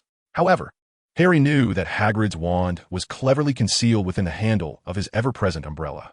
Naturally, he was not one to divulge such secrets, nor did he wish for the loquacious Ron to inadvertently let it slip, which could land Hagrid in trouble with the Ministry. "Oh no, not me. It's Ood. This is truly hard to believe." "Bree?" Hermione tugged her suitcase while Bree circled to the front of the pine tree. "Merry Christmas, Hermione." "Merry Christmas, Bree." Hermione's complexion darkened, as anyone in her year would feel this way upon witnessing the emergence of an extraordinary talent, particularly one who could rival her own pride, Blaise. Well, Hermione was once again disheartened. Yet considering the last time Blaise had managed to suspend all the young wizards mid-air, this enormous pine tree should not be deemed too daunting. "I shall take my leave now, as this is the final Hogwarts Express." The younger wizards were equally astonished to see Blaise levitating a massive pine tree with a spell, while the small snake remained unusually silent, unable to fathom the sensation of such a tree crashing down upon them. At that moment, Malfoy emerged empty-handed, flanked by his 2 burly companions, Crabbe and Goyle, who were burdened with his luggage. "Malfoy!" Ron clenched his fists upon hearing the name, ready to confront Malfoy with a blow. "Weasley, I advise you to be cautious." Pansy approached at that moment, casting a cold, piercing gaze at Ron before linking her arm with Malfoy's. Of course, Malfoy only entertains guests of elegance and beauty." Blaise observed the scene quietly. It was his first time witnessing Malfoy's mockery of Harry and Ron, and he found it rather tedious. "Make way. I believe the professors are growing impatient." Blaise smiled at the assembly and proceeded through the doors with the pine tree, prompting the young wizards to hastily evade him. Malfoy and his entourage remained silent, refraining from addressing Harry and the others. "Oh, look at that Odo, equally detestable," Ron muttered. brushing off the snowflakes that had inadvertently landed on his robes from the pine tree's branches. It's quite fortunate. At least he didn't call me an unwanted child, Harry grumbled. Ron raised an eyebrow. Isn't he also staying behind? This is a first for Slytherin. At this, Harry fell silent, even feeling a twinge of pity for Blaise. When a Sorting Hat had placed Harry, it had hoped to assign him to Slytherin. Had Harry not insisted on Gryffindor, he might have fared worse than Blaise. At least Blaise was remarkably talented, and no one dared to provoke him, whereas Harry harbored fears of being held back due to poor exam performance. Severus Snape stood to the side, as cold and unyielding as a statue, evidently displeased with his role in decorating the lush pine tree alongside Flitwick. Oh, the solitary young wizard. Let us see who comes to your rescue this time. Peeves suddenly darted from a corner, brandishing a large water balloon. A rather annoying tactic for a winter assault on young wizards. Oh, I shall inform Filch and have you clean the corridors. You used magic here? The school rules clearly stated that magic was not permitted in the hallways. You should not provoke me, Peeves. Blaise knew that Peeves was immune to many spells. Yet he was aware that there were some incantations effective against the poltergeist. Previously, while searching for soul-related magic in a restricted section, Blaise had discovered a spell that could temporarily render portraits unconscious. If he utilized natural magic, it might indeed have some effect on Peeves. Chapter 46, Little Peeves. Ethereal Fainting. A beam of azure light struck the nearly headless Nick with remarkable swiftness. By the time Nick registered the attack, he had already succumbed, drifting downwards like a weightless feather. Bree, extending his hand in an attempt to gauge the situation, found himself unable to touch Nick's ethereal form. What if he invoked the spell derived from crafting soul portraits to detain the spirit? Though Bree harbored no particular fondness for Nick, he did not bear any deep-seated animosity either. After all, Nick's propensity for trouble was well known among the Hogwarts populace. It would suffice to employ a mere fraction of magical energy. One could only hope this would not lead to Nick's ultimate dissolution. Soul detention. With the incantation's climax, a blue light surged forth, and Bree felt the spell take effect on Nick. He sensed that, should he choose, he could seize a fragment of Nick's ethereal essence. Losing a portion of his soul's power shouldn't lead to his demise once more, should it? With a gentle laugh, akin to a soft breeze, Bree enveloped a small orb of Nick's soul energy in his magic, extracting it from Nick's form and drawing it into his wand. The magical silver possessed the ability to suppress souls, serving as their nemesis. Observing Nick's now somewhat translucent form, Bree intoned, "Awakened spirit." "Oh, what have you done to me?" Nick exclaimed, his eyes flying open as he leaped into the air, anxiously probing his own body. "You are unharmed," Bree replied with a smile, "but should you disobey, I shall consign you to an eternal slumber, your essence gradually dissipating, unbeknownst to you, from this realm." With that, Bree paid no heed to Nick's terror and strode towards the turret, eager to delve into the nature of this soul energy. Inside the turret, Vanir sat idly upon a bronze lampstand, his spirits lifting as Bree entered. "Oh, you cannot fathom how dreadfully bored I've been," Bree chuckled. "You ought to maintain a sense of anticipation." Upon saying this, Bree released a portion of Nick's soul energy from his wand. It manifested as a diminutive version of Nick, endearing in its size, barely the length of a thumb, though it appeared quite reluctant to part from Bree's magic, continuously absorbing and growing stronger. The fluctuations from this growth were so subtle that Bree remained oblivious to them. "Is this soul?" Vanir inquired, peering intently at Nick, an epiphany seemingly striking him. Suddenly, his expression shifted to one of alarm. "You cannot pursue the alchemy of souls." The concept of soul alchemy was something Vanir had only heard of in whispers. The former master of the turret had employed such alchemy to meld his spirit with his body, creating a sentient alchemical being. "It is too terrifying, too horrifying," he quaked, retreating beneath the lamp's base, trembling incessantly. The very thought of the creation process engulfed him in darkness, stripping him of light and freedom. Bree grasped Vanir's cold bronze serpentine form and cradled him. "Fear not, the flame endures." After casting the spell, warmth gradually returned to Vanir's being, allowing him to finally regain his composure. With a sorrowful visage, Vanir cautioned, "Be cautious, Bree. Anything concerning souls, whether spells or alchemy, is fraught with peril. I know you will eventually explore it, but before you do, maintain your serenity. I shall guarantee that I will not tread where I lack sufficient confidence." Bree's assurance alleviated Ver's worries. He understood that Bree was a man of truth, whose promises, though riddled with loopholes, adhered to the most superficial aspects. Shifting his gaze towards the little poltergeist, Bree regained his former vivacity, attempting to reach out gently, yet failing to make contact. "How do you intend to handle it?" It appears devoid of awareness. An unconscious soul will swiftly dissipate. Ver remained grasped by Bree's hand, harboring little interest in the comically adorable poltergeist. Were it not for his fixation on Bree, he would prefer to hide away. You should know, Ver, I have not encountered any alchemical tomes on souls here. Bree teased Ver's anxious demeanor, choosing not to disclose that this was a spur-of-the-moment decision, merely wishing to experiment with the enchantment for containing souls. It seems rather peculiar. Unlike a typical soul, Ver scrutinized the poltergeist closely, and Bree nodded in agreement. The poltergeist was a ghost of Hogwarts, said to have emerged at the inception of the school. Perhaps it bore some relation to Hogwarts, albeit not particularly close. Bree speculated that if the poltergeist were the embodiment of Hogwarts consciousness, it would not be capable of playing pranks on young witches and wizards. The true poltergeist remained within the castle. Lacking this fragment of soul energy would pose no danger. At that moment, the poltergeist appeared somewhat weakened. However, the little poltergeist exhibited no signs of dissipating soul energy. Rather, as Bree's natural magic intensified, its once dull gaze began to shimmer with a hint of life. Bree, it has awakened. Where am I? The poltergeist mumbled, its voice sweet yet feeble. Bree and Ver exchanged glances.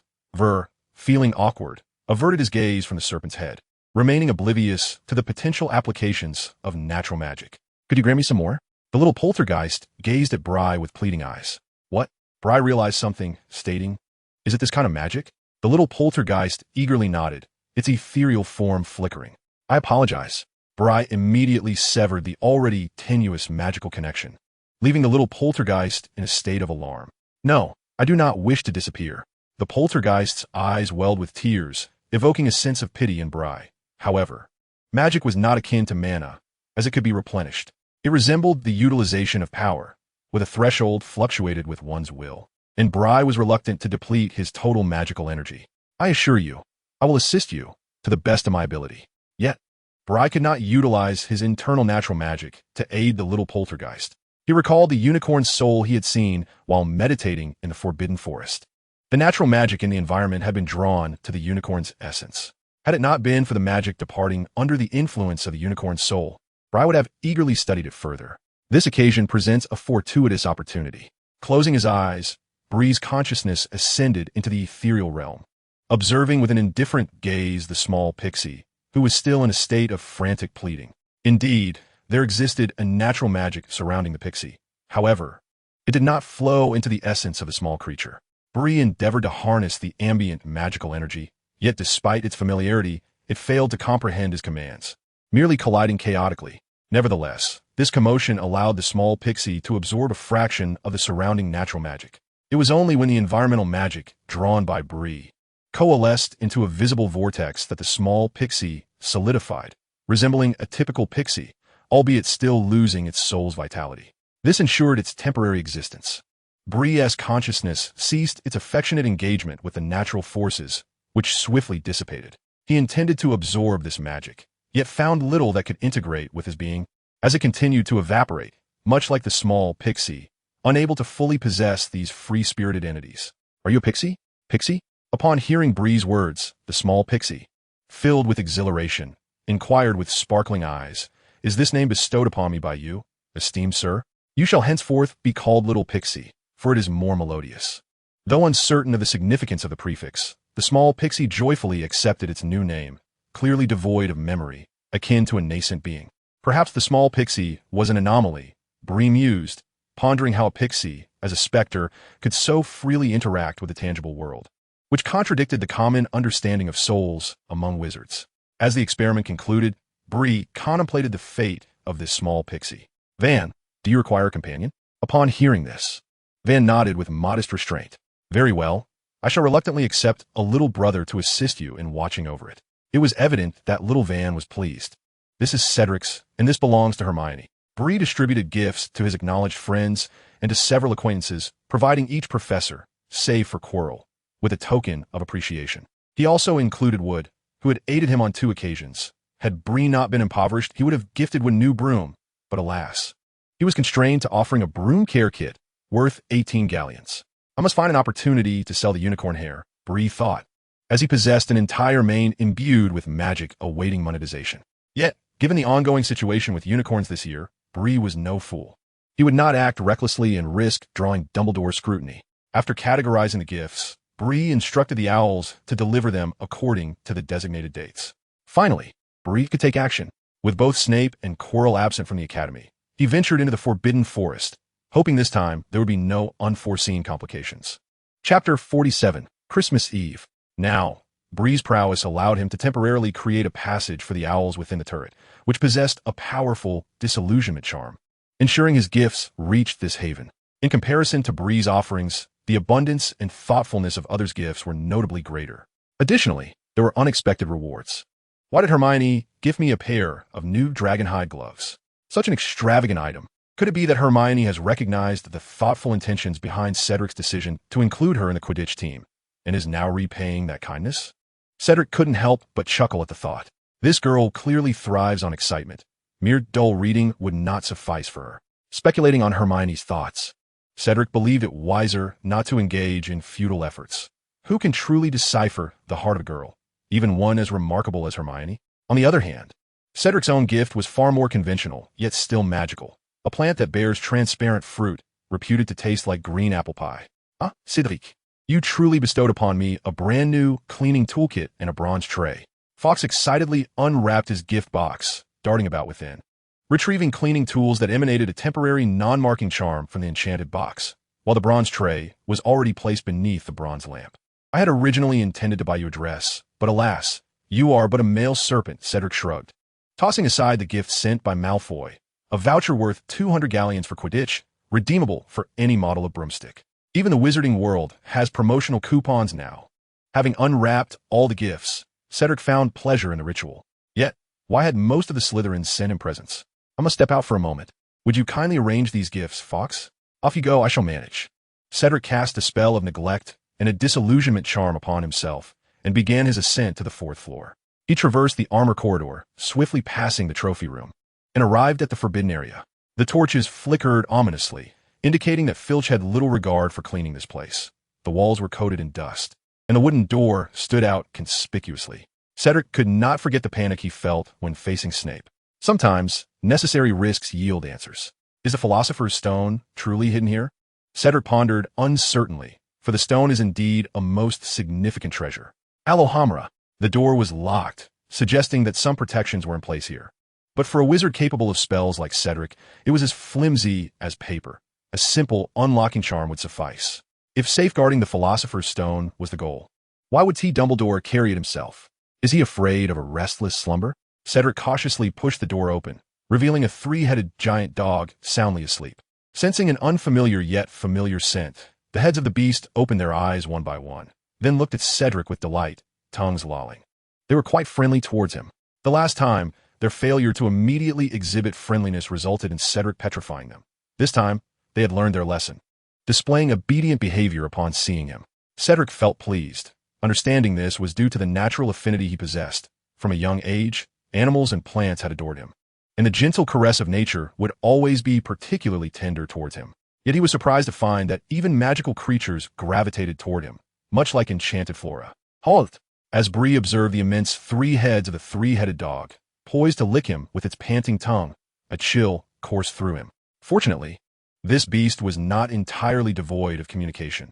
Otherwise, he would have been compelled to cast a petrification spell upon it.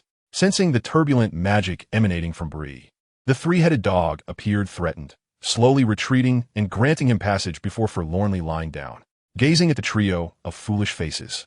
Bree couldn't help but muse that the dog's 3 brains were rather mediocre, which perhaps justified its role as a guardian. Employing a levitation charm, Bree opened a trapdoor.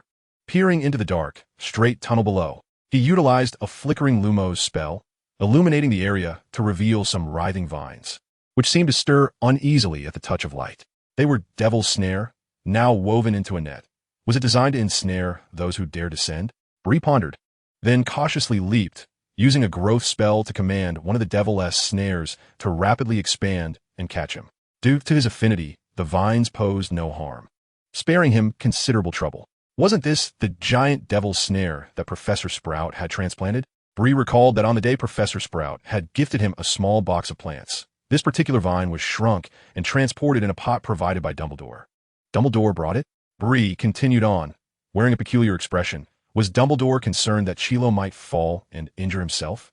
His expression grew even stranger as he carefully pushed open the door before him, revealing a room filled with a multitude of winged keys, flitting and dancing in the air. Bree excused his choice of words, for he could find no more foolish descriptor. The shimmering silver keys dazzled him, and beside the door lay several old flying broomsticks, identical to those used in flying lessons.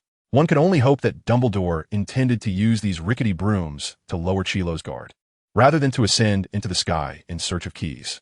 Bree was truly grateful, then unleashed a powerful unlocking charm. The lock upon the door had been enchanted with a counterlocking spell. Any ordinary wizard would find it impossible to unlock. It was evident this was not prepared for Chilo. Bree marveled at Professor McGonagall's peculiar sense of amusement. However, he had to admit it was a formidable enchantment, executed with meticulous precision. This deepened Bree's appreciation for Professor McGonagall's prowess, which was beyond his current capabilities. As he spoke, he strolled forward, his spells unfaltering. One by one, he employed the full force of the hanging bell charm, suspending the enormous chess pieces, traversing the chessboard directly, although Bree wished to adhere to the rules. This was not a competition, and there were no regulations forbidding the use of other forms of power. It felt akin to a mere game. Bree sensed an affront to his dignity. He had prepared himself to face perilous traps and nefarious creatures, to brave the depths of the unknown in search of treasure. Yet now he was confronted with this. Ugh, the stench of the giant. Bree gazed at the ogre, which stared back at him in a familiar manner. Silently, a series of freshening charms were cast, while Brillius swiftly immobilized the bewildered giant with a petrifying spell. He then summoned its club with a summoning charm, deftly manipulating it to strike the giant's head. With a resounding thud, the enchantment's potency waned, causing a significant swelling to form upon the giant's cranium, rendering it unconscious on the ground. The creature might owe its life to Merlin's benevolence, for Brillius harbored no intention of slaying it in that moment. Navigating past the fallen giant, Brillius arrived at a chamber reminiscent of a potion exhibition, where 7 oddly shaped vials adorned the table.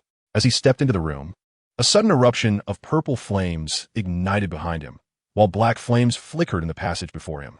Was Snape engaging in a game of suppression? Brillius seized a piece of parchment from the table, which detailed the method to traverse this perilous area, requiring merely a modicum of logical reasoning and a brain distinct from that of the giant. I suspect the ultimate treasure cannot possibly be Dumbledore's floral skirt. This was akin to entrapment. Those wishing to avoid a grim fate should steer clear of this place, for the 3-headed dog guarding the entrance likely embodied the true menace. Brillius exclaimed, "Protective barriers, all." A radiant blue light enveloped him, manifesting a protective shield capable of effective defense against imminent threats. Empowered by formidable magic, he boldly traversed the menacing black flames, ultimately reaching the final chamber. However, to his dismay, it was devoid of any treasure. A throbbing headache plagued him. "Curse you, Dumbledore. I should have pierced a few holes in those woolen floral socks I sent you." Unyieldingly, Brillius scrutinized the room once more, yet his efforts yielded naught. Had I been foolish? Who would truly leave the Philosopher's Stone exposed? Or was the timing simply not right? What was Dumbledore awaiting? Exiting the chamber, Brillius, incensed by the array of potions, tore the parchment asunder, devising a complex high school mathematics problem for any future seekers based on the convoluted logic therein. He then rearranged the potions according to the answers, a recollection from Onching's memories, reminiscent of a challenging exam question. The lingering resentment Onching felt towards that problem was mirrored in Brillius' own vivid recollection. Fuming, he proceeded to the lower chamber, where he cast a powerful sleeping spell upon the giant, repositioning it at the entrance to the next challenge. He ingeniously crafted a mechanism that would awaken the giant should anyone dare approach it. The club was placed back in the giant's hand, and Brillius employed a transfiguration spell to alter its material properties and appearance, ensuring that any who encountered the awakened giant would be astonished by the formidable amalgamation of steel and spikes. With a robust supply of magic, he was confident that this transmutation would endure throughout the semester. Brillius then carefully placed the chess pieces, unhesitatingly shattering several of his own to enhance the challenge. Moreover, he affixed permanent adhesive charms beneath a few pieces, certain that they would be rendered immobile. However, he pondered whether the opposing pieces bore outdated weaponry. It hardly seemed fair. As Bree entered the chamber filled with fluttering keys, he deftly extracted several twigs from his broom, seeking the exhilarating thrill of flight among the dancing keys. Chapter 48. The Mirror of Eris. I found you. You claim to be broken, yet here you remain steadfast at your post. Bree cast an irritable glance at a cerulean key with a broken wing above him, and, without hesitation, employed the summoning charm to seize it. He then removed its wing and forcefully embedded the slick key into the twigs of his flying broom. Look, if the broom disintegrates completely, I shall easily discover you, without the need to fly around aimlessly. With a huff, Bree stepped outside, and the devilish vine seemed to sense his ire, curling up silently. Grow swiftly, Bree commanded as he trod upon a vine, using magic to hasten its growth, which hoisted him upward. Concluding his journey, he shut the trapdoor and affectionately patted the three-headed dog. I have read that the three-headed dog falls asleep upon hearing music. This was initially Bree's plan to lull the creature. As he stroked the dog's ears, Bree kindly cast a powerful silencing spell upon all three heads. Close your ears. Bree waved his wand and patted the enormous dog's head before departing the forbidden fourth floor. Grateful for these straightforward challenges, Bree had ample time to explore the restricted book section on the second floor, seeking to alleviate his dissatisfaction. Perhaps it was a shared sense of empathy that led Betty to notice Bree from the outset, and her nurturing nature only grew as she observed his considerate demeanor. Yet now he found himself alone. Who? As Bree walked down the corridor, he felt a gust of wind hastily brush past him, racing upstairs, accompanied by the voice of Filch. That pesky little imp. Professor Snape, you instructed that anyone seen running about at night must inform you. I suspect that little rascal has gone upstairs. We must catch him swiftly. Snape. Without time to ponder further, Bree followed the rushing wind, utilizing his keen senses to pursue. There was no way the culprit could escape. Almost took the fall for you. Let us see how I catch you. Bree was irked today, and even Filch would likely face his wrath if provoked. Were it not for Snape, the greasy figure who was not to be trifled with, Bree would have no fear of Filch. No way forward, you fool. Bree recognized that they were on the sixth floor, a rather secluded area, likely an abandoned classroom, devoid of even a door lock. Hearing footsteps behind him, the fellow was not foolish enough to be utterly reckless. He soon tiptoed inside, prompting Bree to follow suit, casting a silent area spell. As for why didn't he use the disillusionment charm? Bree was not naive enough to believe he could cast a charm to evade Snape without his wand. That would only raise alarm. Soon, the footsteps outside ceased and gradually faded away. Bree commenced his observance of the room early, noting a colossal mirror positioned at its center, nearly reaching the ceiling. Surrounding it were haphazardly arranged chairs, the squalid environment starkly contrasting with the mirror's ostentatious magnificence. Was this placement intentional? Bree pondered, when suddenly a diminutive figure emerged before the mirror. It was Harry Potter. Had he just donned an invisibility cloak? Bree recalled from his readings that the cloak was a magical artifact woven from the hair of a magical creature known as the Demiguise, with the most renowned being Ignotus's cloak, one of the legendary Deathly Hallows. Ignotus was one of the Peverell brothers, and, according to lore, possessing all three Deathly Hallows would grant one mastery over death. The other two Hallows were the Resurrection Stone and the Elder Wand. The cloak's ability to render the wearer completely invisible had led subsequent generations to capture demiguises for their fur to create similar artifacts. However, the degree of invisibility it provided was not exceptional, especially when compared to Bree's imaginative conception of the Hallows. Bree felt an urge to depart. He sensed that following Harry Potter would lead to misfortune. Yet that mirror, Eris Stellaria, Erwebicafurua Idenors, Harry uttered aloud, and upon hearing this phrase, Bree was suddenly reminded of a journal he had once perused, which mentioned the Eris mirror, capable of revealing one's innermost desires. At that moment, Harry abruptly covered his mouth. A look of terror etched upon his face, as if he had witnessed something inconceivable. Mom? Dad? Bree understood that Harry had glimpsed his parents. The accounts concerning Harry Potter had noted those two remarkable wizards, who, although Bree had not delved deeply into their story, he recalled had perished while confronting the Dark Lord on the very night Harry vanquished him.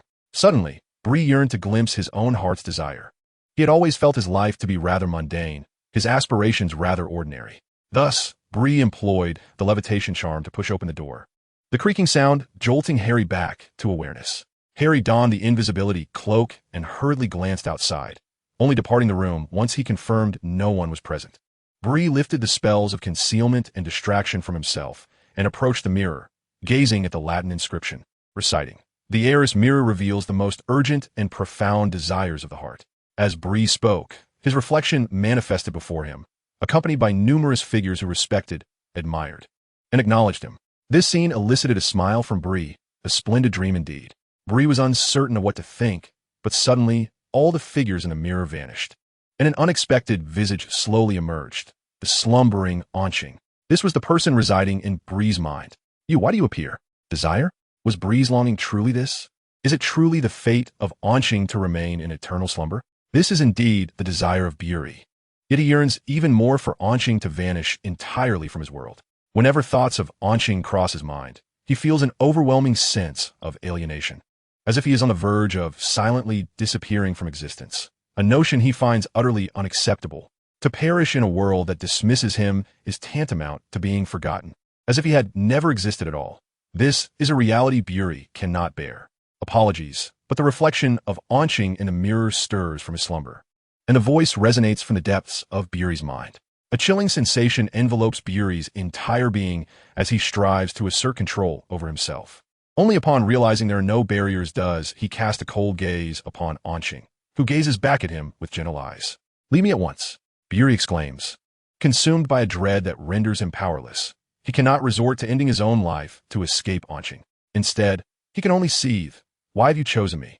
Qing, with a serene expression tinged with guilt, regards Bree's disdainful countenance and replies, "I understand your apprehension, yet I assure you, I would never harm you.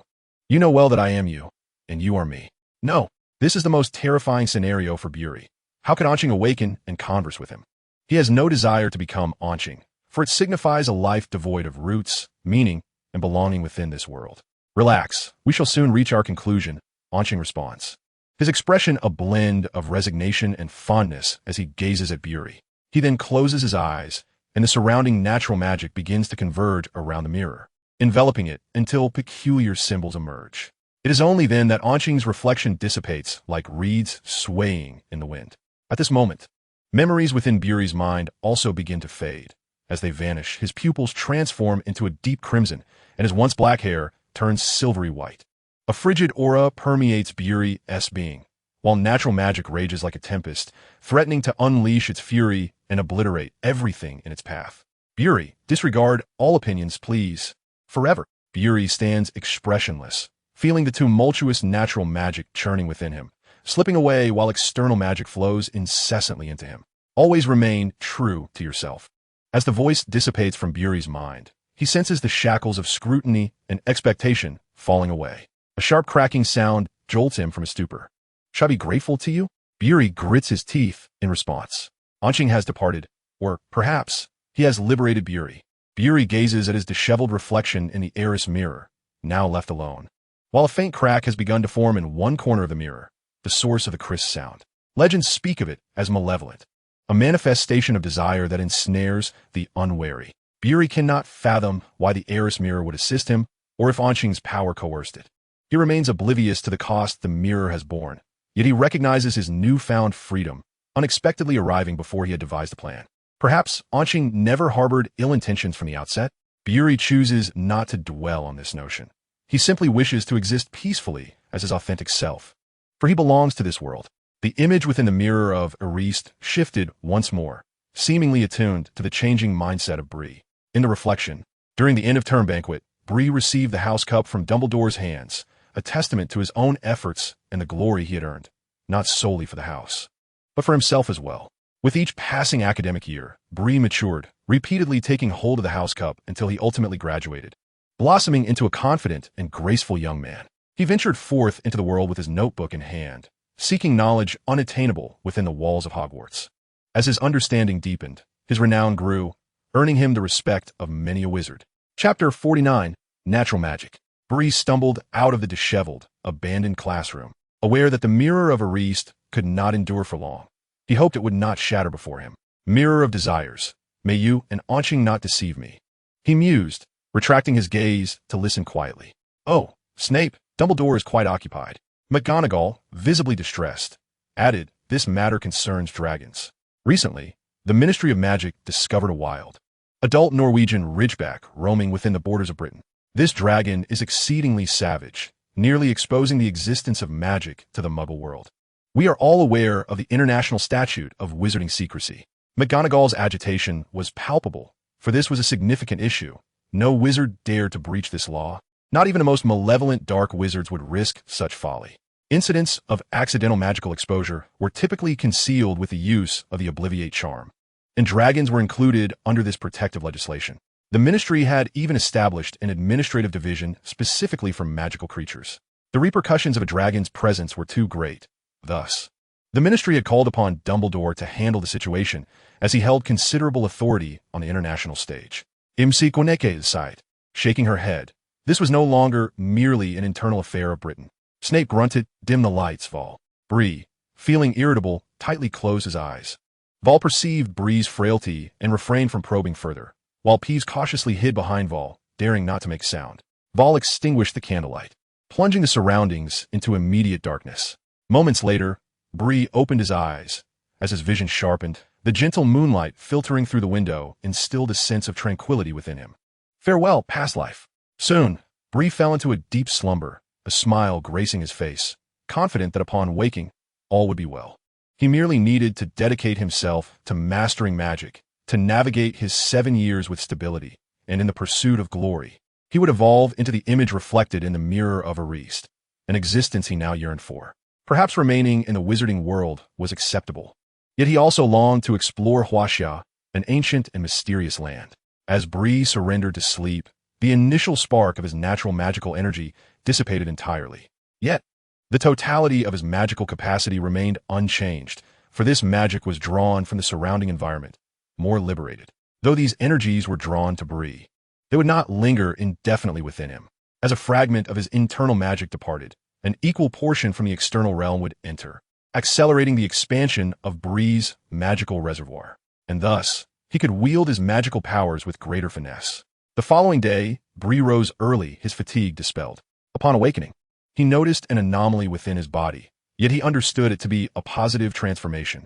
Previously, his natural magic had been lifeless and devoid of vitality.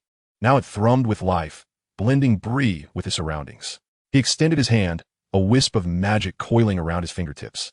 It had never occurred to him to communicate with the external magic using the power within him. This was the true essence of natural magic. Bree harmonized his internal magic with that of nature, and a powerful wave of magical energy surged from his hand. Light. He envisioned the trajectory of the illumination spell in his mind, and, through sheer will, employed his internal natural magic to connect with the external forces of nature. Crafting this simple spell, though merely an illumination charm, a sphere of light materialized at his fingertip, radiating a dazzling brilliance. Squinting against its intensity, Bree beheld a pure magical barrier that shielded him from the overwhelming glow. He cast it forth, and it erupted in midair, releasing a wave of light that brightened the dimness of the morning room, the illumination lingering long after. This was the essence of natural magic, the magic of nature. Thought is the source of magic's creation. Magic is the force behind its manifestation. A wand serves as the conduit for magic's appearance. Yet nature is the ultimate guide, surpassing even the wand's capabilities. The wand upon Bree's wrist trembled anxiously, as if fearing abandonment. "You are exquisite, little one, and I still require your assistance." Bree could not afford to display such power at school, for it would thrust him into the spotlight. Without the strength to protect himself, he would refrain from ostentation. While the natural magic he wielded was formidable, its effectiveness depended on the audience. Moreover, this was merely an illumination spell. The complexity of other spells far exceeded this simplicity. Bree needed considerable time to construct a new magical framework unique to him. To wield natural magic necessitated the acknowledgement of nature, and it was evident that Bree was a child recognized by it. It was time to prioritize the matter of the alchemical notebook. He required one that was entirely confidential and infinitely usable. However, perhaps he should seek out Professor Sprout for guidance regarding the thestral grass. He hoped she would provide the answers he sought. In the ensuing days of the holiday, Bree delved into the mysteries of natural magic. Previously, when his internal magic had been dormant, he had only discovered that natural magic could amplify spell potency without altering their essence. Now he had uncovered a new realm, which he referred to as natural magic. This form of magic liberated the constraints of the spells themselves, rendering them powerful and spontaneous. Although certain aspects lacked the precision of traditional spells, such as a thorough cleansing, where a charm could render the floor spotless, natural magic merely enveloped the surface in magic, peeling away a layer of debris. This effect bore resemblance to a stripping charm, suggesting that functional spells were not well suited to natural magic, making profound alterations challenging. Bree contemplated in his heart that he had discovered certain elemental spells that were most suitable for transformation into nature magic, such as the illumination charm, the fire spell, and the hurricane incantation. However, The latter, too, proved somewhat challenging, as Bree could currently only conjure a small fireball and a minor whirlwind, necessitating further study. He pondered what transformations might occur with transfiguration. Resolute in his intent, Bree harnessed the magical energy within him to communicate with the natural magic of the external world. And soon, the feather quill at his side metamorphosed into an owl. The owl appeared remarkably lifelike, its eyes brimming with vitality, aside from the absence of soul. It bore little distinction from a genuine owl. The surrounding natural magic continuously replenished its essence, albeit still insufficient, thus extending its duration of existence. This was something he had previously deemed impossible. Evidently, nature magic had once again amplified the effects of transfiguration, yet there remained no fundamental alteration. What essence could transfiguration truly transform? Could it create authentic beings? The thought startled Bree. This was the sheer might of nature itself, and he did not believe himself capable of such feats. Setting aside the exploration of transfiguration's essential transformations, he acknowledged that such musings were too distant for the present. It was imperative to first combine simple spells with natural magic to create nature magic. With Qing's departure, the study of soul magic could be temporarily shelved. Bree was aware of the dangers of the soul and deemed it unwise to delve into such matters while still vulnerable. As for Chilo's contract, that was now a concern for Chilo himself. Bree hoped that the petty Chilo would not unjustly penalize him during lessons, for that might render Bree even more ruthless should he decide to eliminate him. The notion of a 1,000-day prevention against thieves was futile, and with Dumbledore indifferent to the situation, could he not save himself? Bree had learned during his time at the orphanage in the Muggle world that in the face of danger, one should seek the aid of officers. However, in England, the situation was disheartening. Seeking help seemed fruitless. Was self-rescue not an option? With these thoughts in mind, Bree resolved to keep a close watch on Chilo. Should Chilo venture into the forbidden area on the 4th floor, it would become his grave, as that place was a trap laid by Dumbledore for Chilo. Bree merely wished to nudge events along, thus absolving himself of responsibility. With this in mind, Bree departed the tower with his little poltergeist companion. For this little creature could assist him. Little poltergeist? Yes, sir. The poltergeist was somewhat exhilarated. It was its first outing with the esteemed Bree and was about to undertake a task for him, which ignited a spark in its eyes as its transparent form fluttered in midair. Observing the diminutive creature, no larger than a thumb, Bree chuckled kindly. Now, I require your assistance. Perhaps you could masquerade as the child of a certain individual. Though it may be a slight imposition, it would greatly aid me. Seeing the poltergeist's innocent and curious expression, Bree spoke earnestly. Would you be willing to help me, little poltergeist? Of course. The poltergeist appeared invigorated, nodding incessantly. A look of satisfaction flickered in Bree's eyes. It is referred to as the Pie Pie Ghost. This name pales in comparison to the charming little Pie Pie Ghost. You are truly one of a kind. It bears a striking resemblance to you, though it cannot match your handsomeness. I require you to gain its trust and then utilize it to keep an eye on a particular individual. Should this person venture into the restricted area on the 4th floor, you must immediately come and report to me. After Bree finished speaking, little Pie Pie Ghost wore a resolute expression, determined to serve as a diligent spy for the adult. As Bree led little Pie Pie Ghost past the restricted area on the 4th floor and then to the 2nd floor to discreetly meet Chilo, he allowed it to wander freely within the castle. After all, as long as the Pie Pie Ghost caught sight of it, it would surely become intrigued. Chapter 50. I am Bree.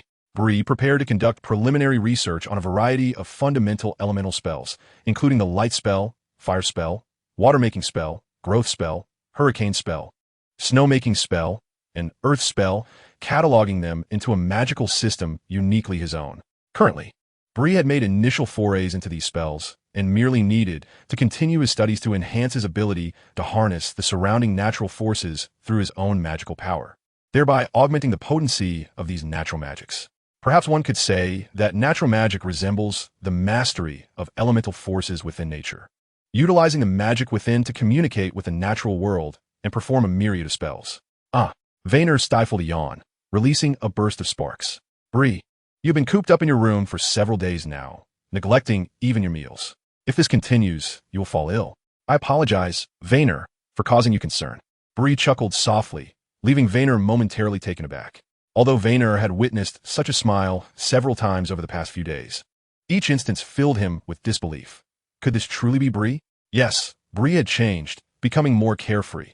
Many matters were no longer shrouded in secrecy. The guise had vanished from his eyes. Perhaps this was what confidence looked like.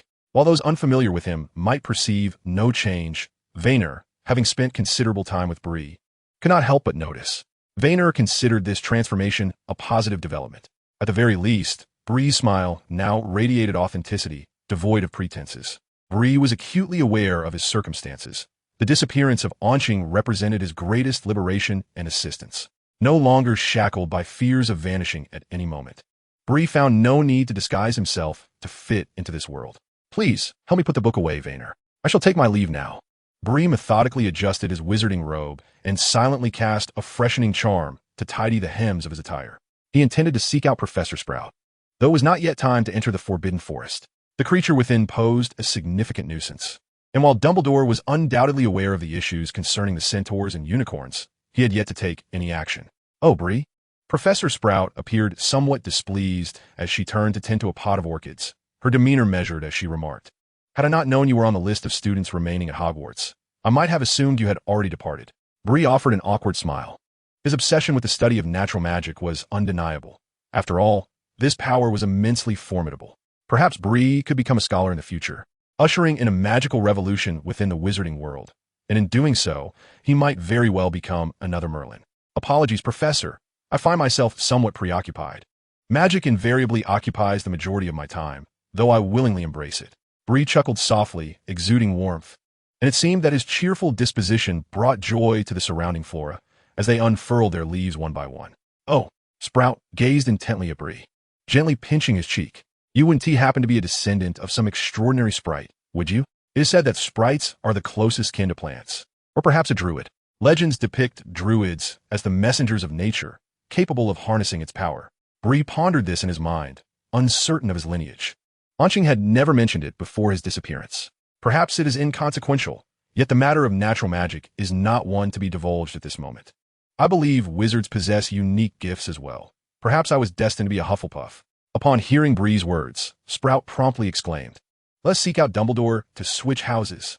"Oh no, Professor, do not jest. I am well aware that I am a Slytherin, and I too aspire for glory and renown." Bree felt quite helpless, and Sprout, too, shrugged in disappointment.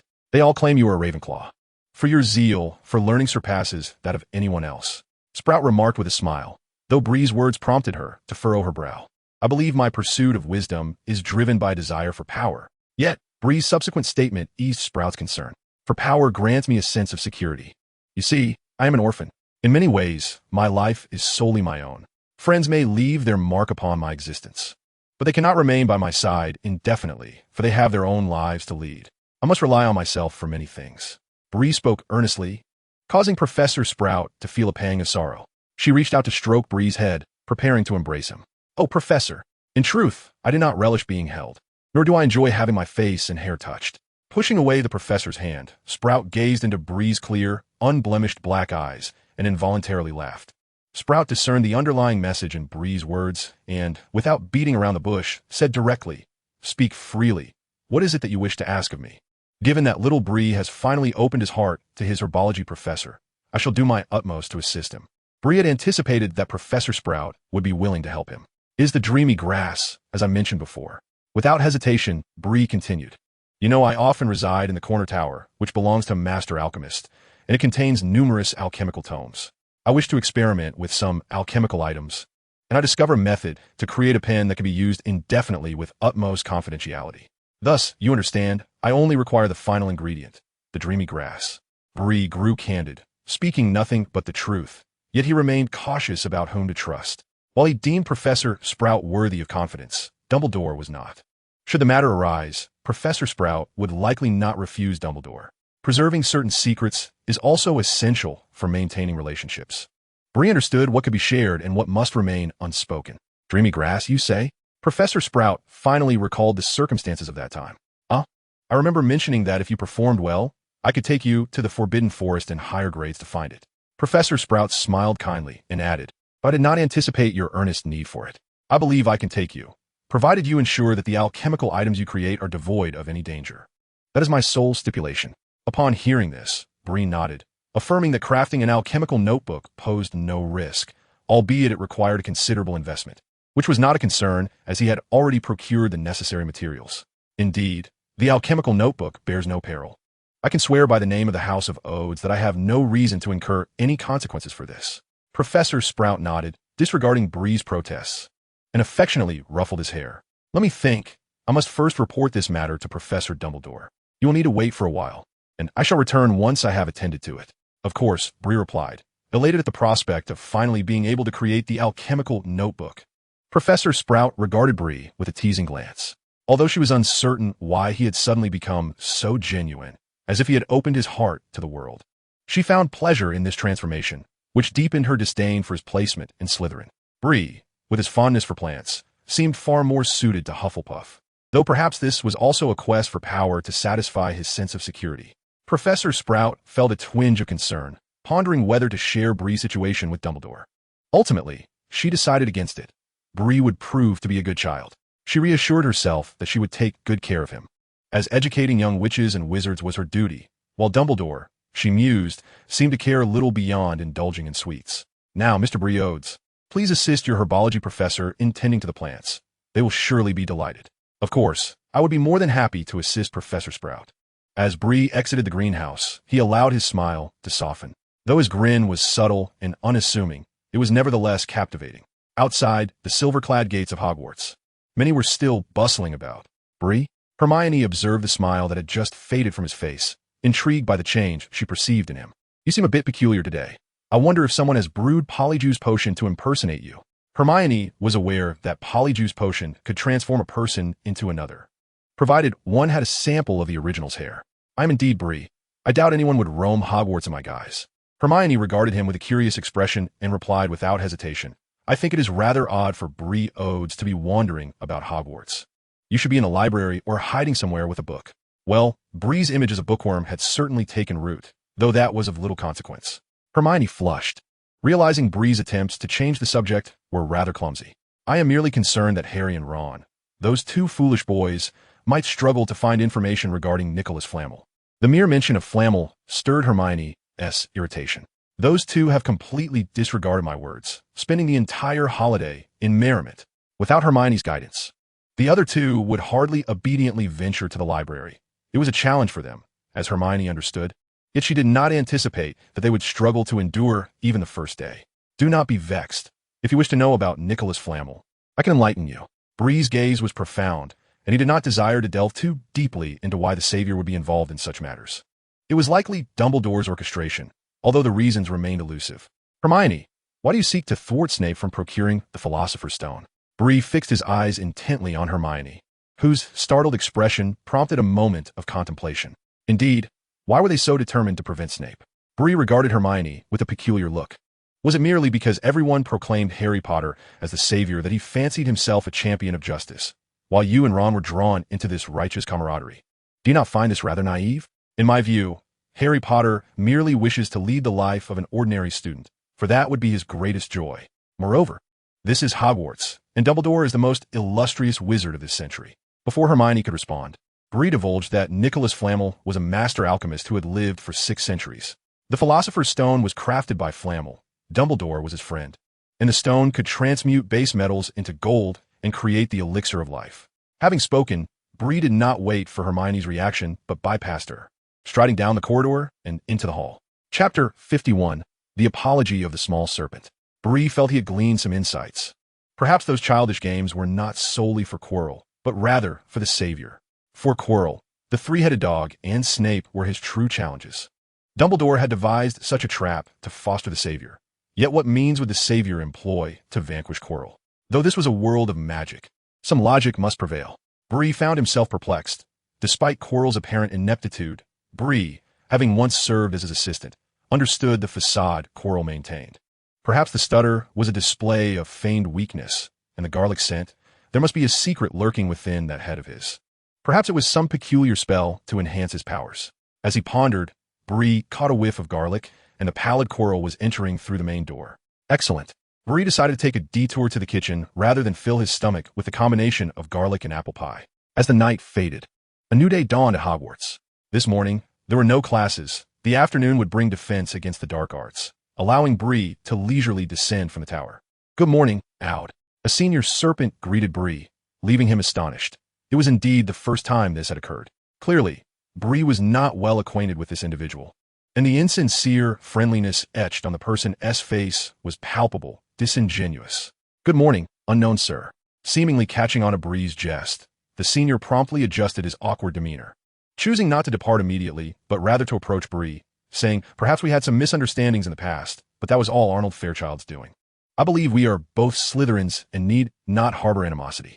With that, the senior smiled and took his leave. An awkward encounter indeed. Bree is the voice of Millicent. She approached Bree and whispered, "Be cautious. Many people are covertly discussing you today." Millicent had initially intended to inquire whether Bree was pleased with the Christmas gift she had given, yet it was evident that Bree was not inclined to broach the subject. And moreover, Bree had not prepared a gift for Millicent, which rendered Millicent hesitant to mention it. "I will be mindful, Millicent." Observing that Bree had not distanced herself due to previous events, Millicent could not help but smile sheepishly and then stepped aside. Bree, noticing the tall yet bashful Millicent, paid her little mind and settled into the seat vacated by Nott, next to Malfoy, who was engrossed in a book. With the end of the term approaching, this fellow still remembered his father's promise to procure new brooms for his team if he secured the top position in his grade. "Do not regard me with such disdain. My father has lowered his expectations of me." Malfoy felt a surge of irritation upon seeing Bree's handsome visage. His father had become aware of Bree's existence and was astonished by her prowess, a revelation that Malfoy deliberately leaked, for otherwise he would not outshine Bree and thus miss out on the brooms. Well, a self-aware Malfoy is not entirely disagreeable. Bree noticed a girl approaching her. Her cheeks flushed as she addressed Bree. "I'm the second-year prefect, Astoria Greengrass. May I have a word with you?" It appeared she was not particularly eager to converse, as her tone resembled that of a mere formality, prompting Bree to furrow her brow. She intended to respond, but the timidity evident in Greengrass's eyes and her facade of bravery left Bree momentarily taken aback. "Very well, Miss Greengrass. What is it you wish to discuss?" Greengrass withdrew a small bag from her robes, which appeared rather deflated, as though it were empty. "I sincerely apologize. The incident in the common room was not my intention." Recalling the ruckus in the common room, Greengrass felt a twinge of apprehension. Although she had not participated, she struggled to find a valid reason to approach Bree. "I believe this is an apology gift, a seed of Dragon-S bloodflower. The seeds of the Dragon-S bloodflower are exceedingly precious, with significant medicinal value. Each seed worth 100 galleons." Bree accepted it without hesitation, surprised by the abruptness of the gesture. However, it was not unwelcome, especially with so many witnesses present, as it seemed unlikely they would orchestrate a frame-up. After accepting the Dragon-S bloodflower seed, Bree nodded. "I think we can consider the matter from before settled." Not wishing to dwell on Greengrass's intentions any further, she instinctively withdrew, while Malfoy regarded the scene with an enigmatic expression, clearly aware of something unspoken yet refraining from voicing it. Bree intended to privately inquire about what had transpired with him shortly, as numerous gazes had remained fixed on her since her arrival. Subsequently, Bree experienced a semblance of what Malfoy must have felt upon his initial entrance to the academy, as those eager to ingratiate themselves with Bree were unabashed in their flattery, causing Bree to feel somewhat awkward. "No need to search for me. I've already encountered Bree, and she has informed me about Nicoleem. You all should proceed to dine." Hermione deliberately chose not to seek out Harry and Ron during dinner, not only to teach them a lesson, but also to contemplate the question posed by Bletchley earlier. Why should they assume the role of heroes? After all, this is Hogwarts, and they are merely students. "Something seems off about her," Ron whispered to Harry, who too sensed Hermione's preoccupation. "So, Snape covets the power of the Philosopher's Stone." Harry and Ron's eyes widened in astonishment. They had never considered that a mere stone could hold such formidable power, especially Ron, whose family's financial struggles made the notion of a stone that could turn base metals into gold an almost unbearable temptation. "What should we do next?" Ron inquired. Without hesitation, Harry responded, "We must thwart Snape. The Philosopher's Stone must not fall into the hands of evil." Ron clearly supported this decision, yet Hermione appeared conflicted. At 11 years old, Hermione was understandably hesitant, as were Harry and Ron. Together, they were no match for Snape. To act rashly would undoubtedly lead them into peril. After all, Snape was no troll. "We should seek out Dumbledore and inform him. This is his domain," Hermione insisted, regarding Harry and Ron intently. "Do either of you possess a spell capable of defeating Snape? If not, come with me to find Dumbledore. You can't even unlock that door. You need to learn the unlocking charm." Embarrassed by Hermione's words, Ron flushed but dared not retort, and Harry felt similarly muted. "Stop trying to be heroes. You are Harry Potter, not a savior." Hermione snapped at Ron, who frowned in disagreement. You are not the knight beside the savior. She countered. We are merely students at Hogwarts. Isn't that the identity you desire, Harry? Not a savior, but an ordinary student. I understand. That would be the fairest for you. Bletchley's words had indeed sparked a new perspective within Hermione. She noticed Harry's eyes brighten upon hearing her declaration, realizing she had made the right choice. Now, let us proceed to the headmaster's office. We must clarify matters with Dumbledore. He is the greatest white wizard of this century and will surely unveil Snape's true nature, sanction the villain, and protect the Philosopher's Stone. Harry was swayed by Hermione's conviction, as was Ron, recognizing that confronting Snape directly was not prudent. Perhaps informing Dumbledore was indeed the wisest course of action. All right. Your reasoning is quite persuasive, Ron muttered, secretly relieved at the prospect of avoiding Snape, though he felt the weight of being his savior's friend. Hermione smiled with pride, but refrained from revealing Bletchley's other comments. Otherwise, she knew Ron would not relent so easily and would require more convincing. Let us hurry before curfew. You can still sneak into the kitchen for a snack. Bletchley shared its location with me. She exclaimed. What was it like to be the center of attention? Was one not tempted by such a privilege, reserved solely for those deemed noble by Slytherin? Clearly, Malfoy was aware of the underlying truths. Had Slytherin truly fostered such a cadre of hypocrites? Bree is not one to make promises lightly to these individuals. However, it would be illogical to refuse a gift that is presented to him. Moreover, even the youngest of serpents are well versed in the art of gift-giving. Bree finds himself intrigued, for they seem to understand his needs. Yet, some of these young serpents lack discretion, daring to request his notes under the pretext of studying. Bree's notes are not for everyone's eyes. Malfoy, oblivious to Bree's thoughts, did not conceal the truth when asked about the matter. Your eyes, he remarked, as I previously mentioned, may very well suggest that you are a descendant of Slytherin. It is not only the Malfoy family that is privy to Slytherin's secrets. While there are fools among us, there are also those with cunning minds. Do not underestimate these families, Bree. Though they may not be powerful, they can sometimes cause significant trouble. The wizarding world does not rely solely on individual strength. Familial influence is a form of power as well. Of course, some young wizards merely follow the crowd, especially since the Malfoy family is hosting the Christmas Gala this year. Many families are now aware of you, and perhaps you should thank Malfoy for the multitude of gifts you've received. Malfoy spoke of family influence with evident pride. The Malfoy family is undoubtedly one of the most prominent in the British wizarding community. Even the Minister of Magic must consider their standing. However, Bree recalls that the Malfoy family seemed to have chosen the wrong side in the previous generation, were it not for a flimsy excuse and a substantial sum of galleons. Draco Malfoy might very well be visiting his father in the wizarding prison of Azkaban now. Thank you, Malfoy. Chapter 52. The thoughts of the young serpents in the days that followed. Some of the younger, foolish serpents finally ceased their harassment of Bree. After all, not everyone can endure Bree's indifference. While they may not feel entirely defeated in their attempts to deepen their relationship with him, they find solace in having resolved their previous unpleasantness with him. Indeed, Pansy and Daphne even extended tokens of apology. In the Slytherin common room, several older students lounged on the sofas, engaged in what was ostensibly an internal meeting. The origins of this gathering were unclear, yet those present could be considered the current power brokers of Slytherin, each possessing considerable family influence and sharing a common interest. That Bree, you must have noticed his eyes. He is likely a descendant of Slytherin. Moreover, the sixth-year prefect, with a serious demeanor, interjected, I trust you all understand the importance of this information. It must not be disclosed to outsiders. Upon hearing her words, another replied, of course, who would dare defy the prefect's orders? We are not as foolish as Ted. Ted had been the previous sixth-year prefect, but after he attempted to impede Bree in the common room and was subsequently injured by him, the others had pushed him aside to quell Snape's wrath upon discovering the incident. The new prefect was the very individual now speaking. Another boy, a seventh grader, though not the class president, was undoubtedly the strongest among his peers. He remarked, what about those unruly ones? And the younger students are quite adept at currying favor. Yet Bree is impervious to such tactics.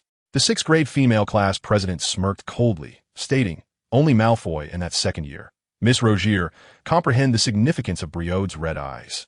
The third-graders are mere fools. The warnings have already been issued by those present that night. They understand the importance of discretion. When Snape uncovered Bree's situation, these youngsters refrained from divulging anything regarding the red eyes, thanks to the cautions from those in power who possess formidable influence due to their intertwined family legacies. Now that the chessboard is set, let each of you rely on your own abilities. I am aware that you all have plans to either align with or eliminate Bree. However, I advise you, great individuals will ultimately return. A rugged-looking boy with a hoarse voice concluded the gathering, and the others tacitly accepted his statement before departing. The sixth-grade female class president lingered for a while before finally leaving, her expression grave upon overhearing their conversation. She contemplated her connection with Bree and recalled Selwyn-'s words about either forging alliances or eliminating threats. She did not make an immediate decision, as this matter typically warranted familial consultation, but time was of the essence, with others already scheming to profit from a situation. Perhaps it would be prudent to strike first. During lunch, Bree had just wiped his mouth with a napkin when he noticed a flurry of owls soaring through the sky.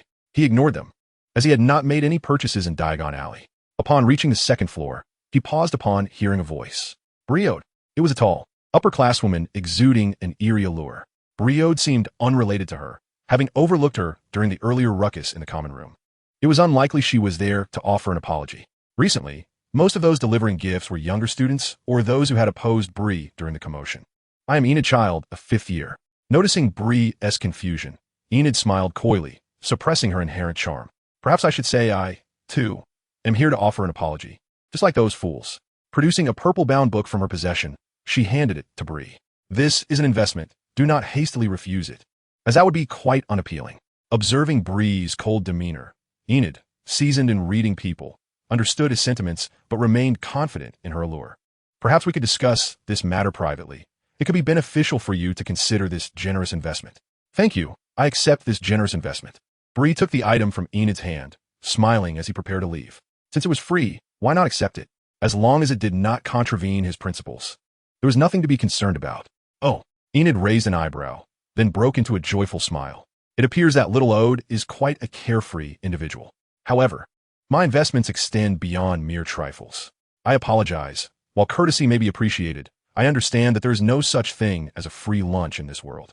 A flicker of surprise crossed Enid's eyes as she discerned that Bree's considerations were his own. Accepting what he offered was merely a reflection of his willingness to part with something of little value, a gesture devoid of genuine worth.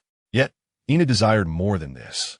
Having long set her sights on Bree, she was not about to relinquish her pursuit so easily. Perhaps you can make a request. Your whereabouts are ever elusive, and I am not one to pry into the affairs of young ladies. Mr. Ode ought to exhibit some gentlemanly conduct and spare young girls the trouble of deciphering a man's thoughts. Strikingly, Enid, a fifth grader, was 4 years Bree's senior, yet she feigned a demeanor of delicate vulnerability that momentarily caught Bree's attention. If you could procure a tome on elemental magic or ancient spells, I would be inclined to hear what you wish from me to bring you. Do not merely seek out commonplace items to appease me. The investment demands of Slytherin are reciprocal, resembling a transaction, as you should comprehend. Of course, I shall endeavor to find something that satisfies you. But I also hope that little Ode will honor his commitments and listen to my terms. A promise? That is not a promise. I believe Miss Enid has misunderstood. This is merely a business exchange. If you possess what I require, I shall trade with you. If not, then I regret to say it is not possible. With a fleeting glance at Enid, observing her astonishment, Bree maintained a demeanor of indifference. Suddenly, Enid's smile for her, transforming the investment in Bree into a fair transaction, was far more advantageous and gratifying. It seemed Miss Enid had made her decision. Thus, farewell. The library housed scant volumes on elemental magic, as historical records indicate that such sorcery began its decline millennia ago, existing only in the collections of long-established noble families. Perhaps utilizing Enid could yield some rewards. If the costs were minimal, a transaction could be arranged, serving as a signal that might lead Bree to greater gains. As Bree departed, Enid chuckled softly, finding the encounter quite amusing. Yet, she recognized she had gained the upper hand, and she owed thanks to their sixth-year prefect for not compelling her to attend some trivial meeting. Her gaze dimmed momentarily as she recalled the conditions proposed by Prefect Alyssa Shafik, which stirred some doubts within her. What was Shafik's intention? Why would she have me summon the foolish seventh-year male prefect to the common room? Was it to indirectly involve her fiancé in the meeting? Perhaps to gain a share of the plot concerning Ode? Raising an eyebrow with elegance, Enid harbored no belief that Shafik acted out of benevolence. She was well aware of Shafik's family's insistence on Alyssa's betrothal to the recently prominent heir of the Bernard family, Baker Bernard. Yet, this was not her concern. She ought to contemplate how to satisfy Bree Ode. Enid leaned against the corridor railing, her waist twisting gracefully, a soft laugh escaping her lips as her gaze deepened with contemplation. On the other side, as noon approached, Bury Spread opened the tome given to him by Enid in the corner tower, a detailed account of magic that surpassed even the meticulous notes of the Tower's master. After all, those notes were relics from a millennium ago, while the essence of magic has not significantly altered over the centuries. One cannot underestimate the wealth of knowledge amassed over time, including subtle innovations and discoveries. Oh, Chilo, look at that. A mere female student exhibits more generosity than you. How could you possibly succeed? As Bree perused the pages, he found that the entire volume focused on 3 spells, namely the Soul Extraction Curse, one of the 3 unforgivable curses which occupied the most extensive portion of the text. The other 2 were the Brainlock Curse and the mind-reading spell, Soul Extraction. Each of these spells possesses formidable power and presents considerable difficulty in mastering. During his previous encounters in the restricted section, Bree had not encountered ample explanations regarding these 3 spells. The Brainlock Curse necessitates a partner for practice, yet Bree found himself devoid of any trustworthy companions. Although the Soul Extraction spell does not fall under the category of dark magic, it still requires extensive practice. Bree lacked any viable targets for this endeavor. The Soul Extraction Curse, while not as notorious as the other 2, demands a malevolent mindset that is not to be trifled with. After meticulously studying the entire book, Bree realized that while he might not have the opportunity to learn these spells just yet, his extensive reading would always enable him to explore adjacent subjects, serving as a means of self-improvement. It appeared that the magic of the Tower's master had been rather rudimentary in its time. Comparing his notes with the tome provided by Enid, Bree noted that the recorded dangers of the Soul Extraction Curse were exceedingly high, posing significant risks to both the caster and the target. Moreover, he discovered something unusual, which might be a family secret of Enid's. The information was incomplete, resembling bait deliberately placed by Enid.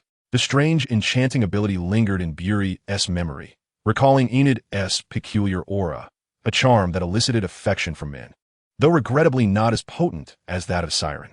Initially, he had assumed she possessed the bloodline of Siren, but seemed otherwise. Sirens are mystical beings, and long ago, wizards intermingled with them, leading to the inheritance of such bloodlines in some wizarding families. It is peculiar, indeed, as many ancient wizarding families pride themselves on their pure bloodlines. Closing the book, Bree felt little allure from that aspect of enchantment. Perhaps Enid was revealing something to him, hinting at deeper secrets yet to unfold. Chapter 53, The Choice of the Little Serpent. That night, as Bree descended from the corner tower, he encountered Bernard, the 7th-year prefect, waiting outside the common room, the very individual who had sought him out after the recent commotion. Allow me to formally introduce myself.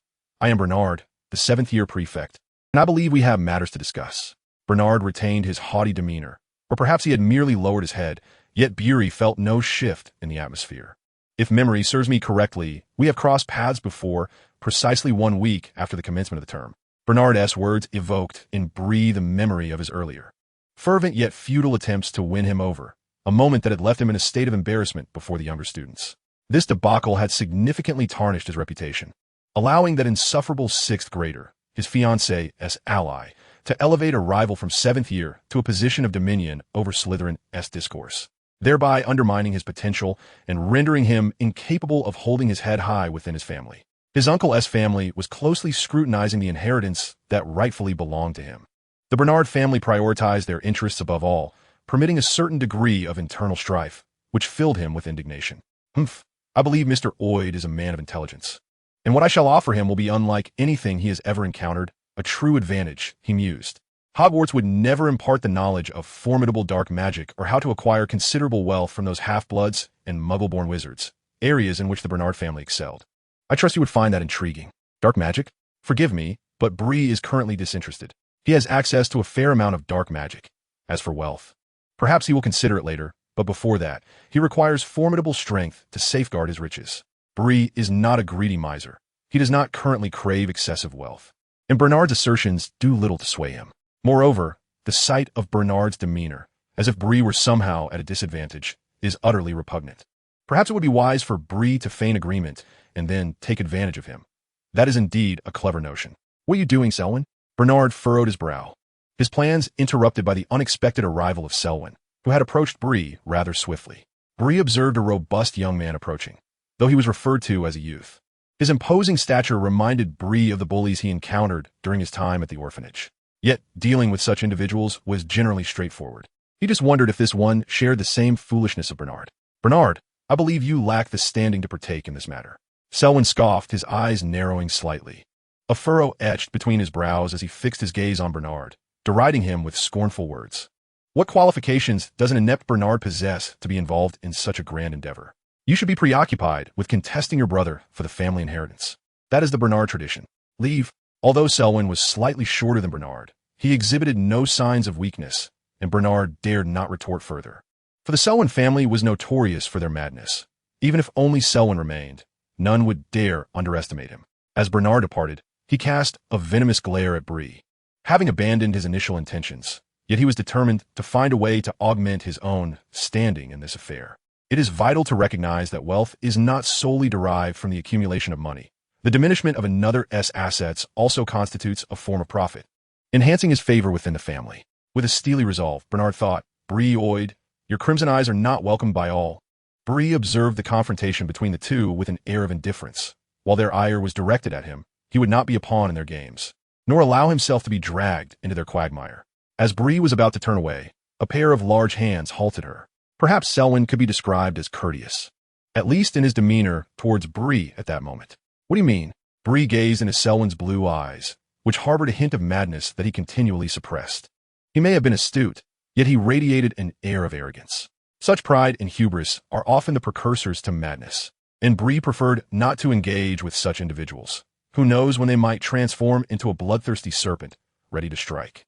Perhaps you could exhibit a bit of serpent's tongue. That would prompt me to follow your lead. Selwyn took a deep breath, calming his tumultuous emotions. We have shrouded your secret, and I trust no Slytherin serpent will divulge what I anticipate to unfold. Upon finishing, Selwyn offered a gentlemanly bow, which appeared rather ludicrous, for he was not accustomed to such gestures.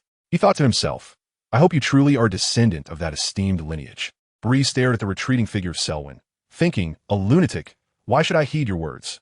She had harbored expectations of gaining some advantage from their encounter. Yet all she received was a threatening glance and a vacuous promise. There was no need for Selwyn's companionship. She had no penchant for forming factions, and those who merely admired her need not be so close. Had Slytherin's ambitions begun to manifest through their gaze? However, Bree would not offer promises to others. Perhaps a lie could be easily dismissed by some, but her commitments held value. At the very least, she staunchly upheld her principles.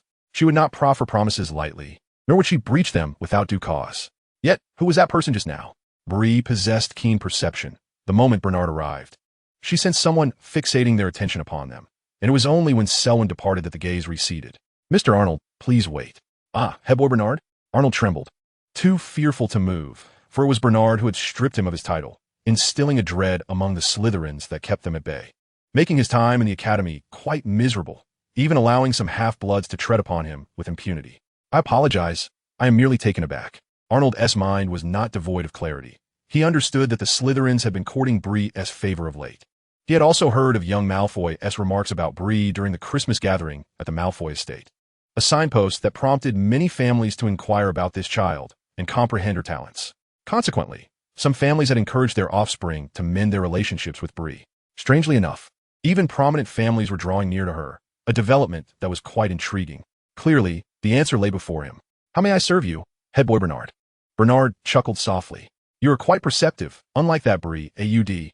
Observing Arnold's submissive demeanor, Bernard recognized that such a small serpent could be venomous, a potential weapon. Spread a particular piece of information, and once the task is accomplished, I shall restore your title as head boy. Arnold's eyes gleamed with determination as he promptly responded, Please, speak.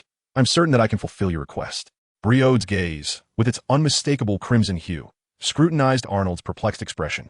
Bernard recalled that Arnold was merely a distant relative of the Flint family, oblivious to the profound secrets entwined within. The mark of Slytherin's descendants was unmistakable. No other family in the European wizarding realm could lay claim to such a lineage. Slytherin. Arnold's legs trembled, and he abruptly lifted his gaze to Bernard. Sensing an inescapable trap, pressing his wand against Arnold's throat, Bernard declared, Now Slytherin has two voices. One seeks to court Ood, while the other aims to suppress him. You are aware of our shared history. As he pushed the wand closer, Bernard's voice turned sharp. Do you comprehend the consequences of Ood wielding power within Slytherin? Perhaps he may not act against you, but everyone knows the rules of Slytherin. There are plenty of sycophants eager to curry favor. Arnold swallowed hard, the point of the wand sending a sharp pain through his throat. Bernard lowered his wand, leaning closer to Arnold's ear, and whispered, "Your only choice is to confide in me, to discreetly inform Dumbledore and all the others in the house." He paused momentarily. "But not now. Those individuals have yet to place their bets, and this is not the opportune moment." He patted Arnold's shoulder, rousing him from his thoughts. "So what shall your choice be?" Did Arnold truly possess any choices? "I, Arnold Flint, shall never divulge the details of my conversation with Bernard Beck. I will accomplish this task." This indeed presented an opportunity. In pursuit of regaining his former glory, Arnold was willing to take such a risk. Merely relaying a message seemed simple enough, especially if done discreetly. Bernard smiled with satisfaction. For no minor task should be undertaken personally, a principle instilled by families of prominence, as even the slightest trace could lead one to irrevocable ruin. Therefore, remember to keep our discussion to yourself. It serves you no benefit. You must understand what Bernard represents. Of course, I comprehend, as long as Mr. Bernard upholds his end of the bargain. As long as Arnold could ascend to the position of prefect, he would be unable to reveal this secret, lest those who lost their bets would tear him apart. After the two departed, a figure emerged. It was Elisa Shafik, the sixth-year prefect. Chapter 54. The Serpent's Scheme. The sixth-year prefect, Elisa Shafik, observed as her prey had taken the bait, and she began to plot her next move. Perhaps in this dispute regarding Bree, Bernard was indeed the core, yet exceptions existed. Why should I, the eldest daughter of the Shafik lineage, be forced to marry a pretentious upstart? Elisa's countenance was stern, her striking beauty somewhat diminished by her serious demeanor. She was confident that her trap would thwart this foolish union. She had already conspired with Bernard's uncle, certain that Bernard was destined to fail. The headmaster? It was the weekend, and Bree had risen early to prepare for his studies on natural magic in the astronomy tower. Yet he encountered an unexpected figure, Snape. "Come with me." Without further ado, Snape turned and made his way to his office. Bree hurriedly kept pace, perplexed as to why Snape sought him out. "I hear you are in search of the bewitching herb?" Snape inquired directly, leaving Bree no time to react before continuing. "Do not engage in any foolish endeavors. Alchemy is no jest. It would be best for you to remain in your tower and practice there, where certain enchantments can protect you. Do not wreak havoc in the dormitory like a troll." Listening to Snape, Bree deduced that he must have learned this from Dumbledore. However, Professor Sprout had yet to approach Bree, seemingly stalled by Dumbledore. What a clueless old fool, not permitting students to acquire supplementary knowledge. "Did you take that to heart?" Snape leaned down, fixating his gaze on Bree. "Some professors, I understand," Bree replied. Snape straightened, nodding with satisfaction, and proceeded to discuss the matter that had summoned Bree that day. "I presume you are aware of the current state of Slytherin. The little serpents will not rise early without incentive. So what is your choice? This is an opportunity to gain honor, status, and power. I never imagined young Malfoy would praise your talents, letting the entire pure blood circle become aware of your existence." Snape was unaware of Bree's crimson eyes, as the little serpents had not divulged this to him. His position was precarious. The pure blood families were uncertain of his allegiances, perhaps to Dumbledore or perhaps to himself. Bree felt somewhat resigned. This situation was not of his own making, yet had caused him considerable trouble. Snape raised an eyebrow. "Magic? Very well, that aligns with Bree's character. In that case, remember your choice. I shall keep an eye on those little serpents to ensure they do not disturb your studies, and I hope for your success. However, I do not wish to see anything less than an O on your exam results." Oh, the highest score. Bree understood this well. "I will secure the top rank in my year. That is no challenge for me." Indeed, who is unaware of the scholarly reputation of the Odes? "Now be off. Perhaps you wish to assist the potions master with the Snargaluff." Bree had no desire to deal with Snargaluffs and quickly departed Snape's office. Yet, who had orchestrated this conversation today? Was it Snape or Dumbledore? Bree sensed that Dumbledore was watching him closely, a vigilance unlike that reserved for the Savior. "Mr. Ode, please wait. Is there something amiss? I believe Professor Snape will handle everything. No need for apologies." Bree jested, and Elisa understood the humor. "I do not believe an apology is necessary. I have come to propose a transaction with you, one unlike any previous dealings." Elisa gestured in a direction, and after a moment's contemplation, Bree did not refuse and followed her. "Please go on." Bree was curious about what made this different. Was it not merely an attempt to win him over with promises of benefit, establishing a mutually advantageous relationship? Of course, there were also arrogant individuals who sought Bree's submission, but that was out of the question. "It concerns Bernard." Elisa gazed into the depths of Bury's eyes, the inky blackness revealing no hint of thought, as though a cerebral barrier had been cast. With a solemn expression, she remarked, "Bernard is aware of the secret behind your eyes, and he has chosen not to cultivate your allegiance. Instead, he seeks to prepare for a pivotal moment when he can unveil this secret, thereby placing you in a perilous position. Bree pondered the potential dangers his eyes might bring. Were there adversaries of Slytherin within the academy? To be honest, Bree himself was uncertain of his lineage to Slytherin. Can a mere pair of eyes truly signify one's identity? The answer was ambiguous, and he himself felt a disquieting doubt. For he lacked the ability to converse with serpents. Perhaps a snake might be drawn to him, but it seemed only the spirits of deceased serpents could engage with him. Elisa was somewhat taken aback. She had not anticipated Bree's naivety. Reflecting on his upbringing in an orphanage, she dismissed her surprise and clarified, the current headmaster is from Gryffindor, and the enmity between Slytherin and Gryffindor has existed since the foundation of the school. I believe that present-day Hogwarts cannot accommodate the descendants of Slytherin. Her gaze fixed intently upon Bree. She was reluctant to mention that individual. The Dark Lord was the last scion of Slytherin, as you are aware. He became the Dark Wizard. A revelation flickered in Bree's mind, and he understood. No wonder Dumbledore had been so perturbed. He likely remained unaware of the intricacies surrounding Bree's eyes, yet he was already fixated on him. Bree felt a pang of regret for not being more vigilant regarding the wizard around him. Too many were aware of his crimson eyes. Yet he was unable to control their manifestation in moments of fury. Observing Bree's contemplative silence, Elisa refrained from interrupting, trusting that he would arrive at the correct decision. Bree, having read about the disturbances caused by the Dark Lord a decade prior, was somewhat informed of Dumbledore's formation of the Order of the Phoenix to counter Voldemort's Death Eater organization. It was evident that Dumbledore regarded the Dark Lord as an adversary, and should Bree's potentially Slytherin lineage come to light, Dumbledore would no longer regard him with such leniency. I assume you do not intend to threaten me? Bree inquired. Meeting her gaze, a subtle smile graced Elisa's previously stern countenance as she replied, this is a collaboration. I will assist you in eliminating Bernard, and in return, you will provide refuge for someone. She continued, I am aware you have been hiding in a certain location within the tower. I require such a place, and it is not an insurmountable task. Is it truly that simple? Who is this individual? Bree questioned. Elisa recognized his trepidation, but refrained from elaborating, simply stating, a person who poses no danger to you or to Hogwarts. She merely wishes to escape and live with a legitimate identity. This is a pact between myself and her father. I imagine there are numerous hiding spots within Hogwarts. Besides, you seek my assistance against Bernard. Do you not harbor animosity towards him? Bree sensed the complexity of the situation. Elisa was a formidable woman, her thoughts intricate, which left him hesitant to engage in cooperation. It appears I have not concealed this from you.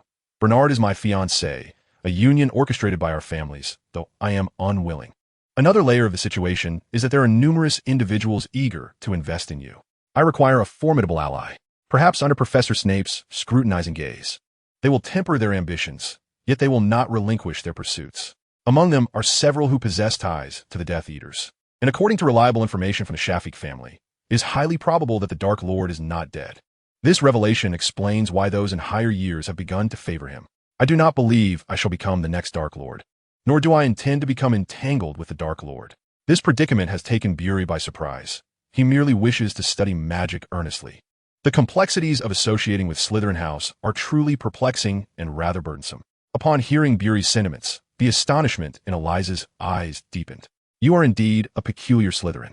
Those of Slytherin are indifferent to your opinions. They only care about what you can offer them. I have many options, yet you are my optimal choice. In light of the numerous purebloods who favor you, I can confidently proceed to confront Bernard with your alliance. Please, share your plan. Bree tentatively acquiesced. Harboring one individual seemed trivial. It appeared that Eliza had already orchestrated everything. Confronting Bernard would be straightforward. Their family permits internal rivalries. Although death is a stark word, greed can blind their judgment. I will summon Bernard to the Forbidden Forest under your name. Others will handle him, of course. I must be present to maintain appearances. Otherwise, it will be difficult to account to Dumbledore and Hogwarts. Dumbledore's interference could complicate matters. If possible, I hope you can attend, as I will need to entrust the individual to you for departure. After pondering briefly, Bree replied, that is acceptable. If you cannot locate me, you may inquire with Peeves regarding my whereabouts. I shall meet you at the entrance of Slytherin. Eliza raised an eyebrow. Were you the one responsible for that mess? This matter has little to do with me. I am not the mastermind. Eliza discerned the implications. Claiming little involvement suggested some degree of complicity. Very well. She adopted a prefect's demeanor, her expression serious as she stated, I hope such incidents that tarnish Slytherin's reputation do not recur. You too. are a Slytherin and should uphold a sense of shared honor and disgrace for our house. I cannot control Peeves. I believe you are mistaken. I merely provided some raw materials, nothing more. Eliza regarded him with skepticism. I hope that is indeed the case. Chapter 55. Obstacles for the Young Serpent. In the days following Bury's conversation with Snape, the entire cohort of Slytherin seemed to have received some directive. The younger students no longer fervently trailed Bury, which brought him considerable relief. It appears Snape's control over Slytherin remains sufficiently strong, though certain matters remain beyond the reach of authority. Eliza has already informed Bury that Snape cannot be overly trusted, as many purebloods have yet to ascertain his true stance and merely feign respect for his status as a potions master. The upperclassmen have also slowed their approach towards Blythe, for he has grown disdainful of trivialities and sees no need to feign camaraderie without something of value to offer. In stark contrast to Arnold, who had just concluded a conversation with Bernard and now finds himself in a predicament, he is unceremoniously placed in a chair to be administered a truth serum. Within Chilo's office, Arnold reclines, his mind clouded, as the voice within Chilo incessantly urges him onward. Yes, master. The voice emanating from Chilo is that of a mysterious entity, or perhaps his own soul, which has taken residence in the nape of Chilo's neck, exerting control over him. As Arnold is hoisted into the chair, Chilo swiftly retrieves a small vial of the truth serum, a forbidden substance strictly regulated by the Ministry of Magic, requiring extensive authorization even for official use. It remains unclear how Chilo acquired this illicit potion, yet its efficacy is unmistakable. Speak. Why is the entirety of Slytherin currying favor with Blythe? Chilo, now devoid of his previous stammer, fixes an unwavering gaze upon the unfortunate Arnold. Due to Blythe's recent surge in influence, Arnold has deliberately distanced himself from the Slytherin ranks, striving to evade the opportunistic individuals who would leverage his misfortune to gain favor with Blythe. Unbeknownst to him, his isolation has drawn Chilo's attention, as a mysterious figure looming above him harbors a debt of life owed to Blythe, and is presently concocting a means to unravel this bond. The peculiar occurrences within Slytherin have piqued his curiosity, prompting him to abduct Arnold for interrogation. In a daze, Arnold involuntarily divulges. It is because the Malfoy family has praised him, this filthy wizard who hails from an orphanage. What does it matter if he is pureblood? The most infuriating aspect is that numerous esteemed wizarding families are preparing to invest in him, while the younger wizards blindly follow suit. Upon hearing this, the mysterious figure suddenly radiates a murderous intent, causing Chilo to sweat profusely and Arnold to tremble in his chair, though this menacing aura dissipates almost as quickly as it appeared. Chilo, allow me to interrogate him. Chilo removes his hood and turns, revealing a smooth head adorned with a grotesque, noseless serpent visage, eyes aglow with a sinister crimson hue. Reveal Blythe's reaction to this. Arnold, vacant-eyed yet trembling, responds. Blythe revels in it, exploiting cheap friendliness to amass a multitude of apologies, truly despicable. The mysterious figure inquires further. It seems you harbor no affection for him. Indeed, he has caused me to lose my position as prefect. I must avenge myself. He is nothing but a wretched spawn, a vile little man. It appears not all of Slytherin is rallying behind Blythe. The figure glares at Arnold with malicious intent, instinctively mocking him. What do you intend to do for vengeance? Foolish imbecile? As a Slytherin, to defy the prevailing tide for such a trivial title is tantamount to courting death. Yet, Arnold's next utterance leaves the mysterious figure momentarily speechless. That contemptible individual possesses a pair of hidden red eyes, which the fools believe to be a symbol of Slytherin. They even aid him in suppressing the truth. He is merely a product of the orphanage. How could that be? At best, he is a half-blood inferior. I merely wish to convey this message.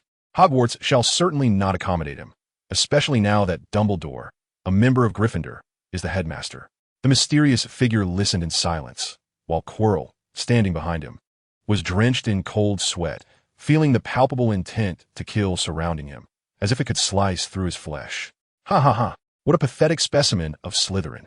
Quirrell sensed his body slipping beyond his control, while Arnold was grasped by the throat by the mysterious figure, or rather, the Dark Lord, who needed merely to exert a slight pressure. Not yet, the mysterious figure murmured, releasing Arnold and directly employing a spell, the Legilimency, which he could not recklessly wield at the moment. This spell, rooted in the reading of minds, would be devastating to Quirrell's body, as the mysterious figure was currently utilizing Quirrell's form, rendering their minds disconnected. Quirrell wished to plead for mercy, but the pain overwhelmed him, causing him to faint. After the Legilimency, the mysterious figure acquired the knowledge he sought. Was Arnold truly a descendant of Slytherin? The mysterious figure was uncertain. Yet a compelling plan began to form in his mind. He hissed softly, "Bride, you cannot escape my grasp. Once I unlock the Chamber of Secrets for you, you will discover that you are the creation of my design, my beloved child." Achoo! Bree sat in the reading area of the library, rubbing his nose. Fortunately, Bree had cast a silencing charm in advance. Otherwise, Madame Pants would have heard the noise and expelled him. The weekend study sessions always attracted a throng of last-minute strivers to the library. Had it not been for Bree's need to locate a particular piece of information, he would not have come. I suppose I should lend out my book. The number of newcomers is increasing. Bree had arrived at the library quite early, while those procrastinators had only just begun to trickle in. Being kind-hearted, he decided to offer them a seat. As he picked up the book from the table, intending to seek out Madame Pants, he noticed Hagrid entering. Did Hagrid also need a study? Bree found this puzzling, but then saw Hagrid making his way to the section on magical creatures. Ah, this made sense. It was well known that Hagrid had a fondness for magical creatures.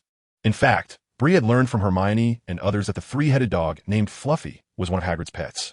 Lost in thought, Bree then spotted Hermione entering, accompanied by her two unwilling companions, Harry and Ron. It seemed some individuals were reluctant even to scramble for last-minute study sessions. "Bree?" Hermione exclaimed upon seeing him, leading Harry and Ron over, as he was the only one with available space in the library. Hermione was somewhat irked, but mindful of Madame Pants's wrath. She muttered through clenched teeth, "Did you not say you wouldn't study?"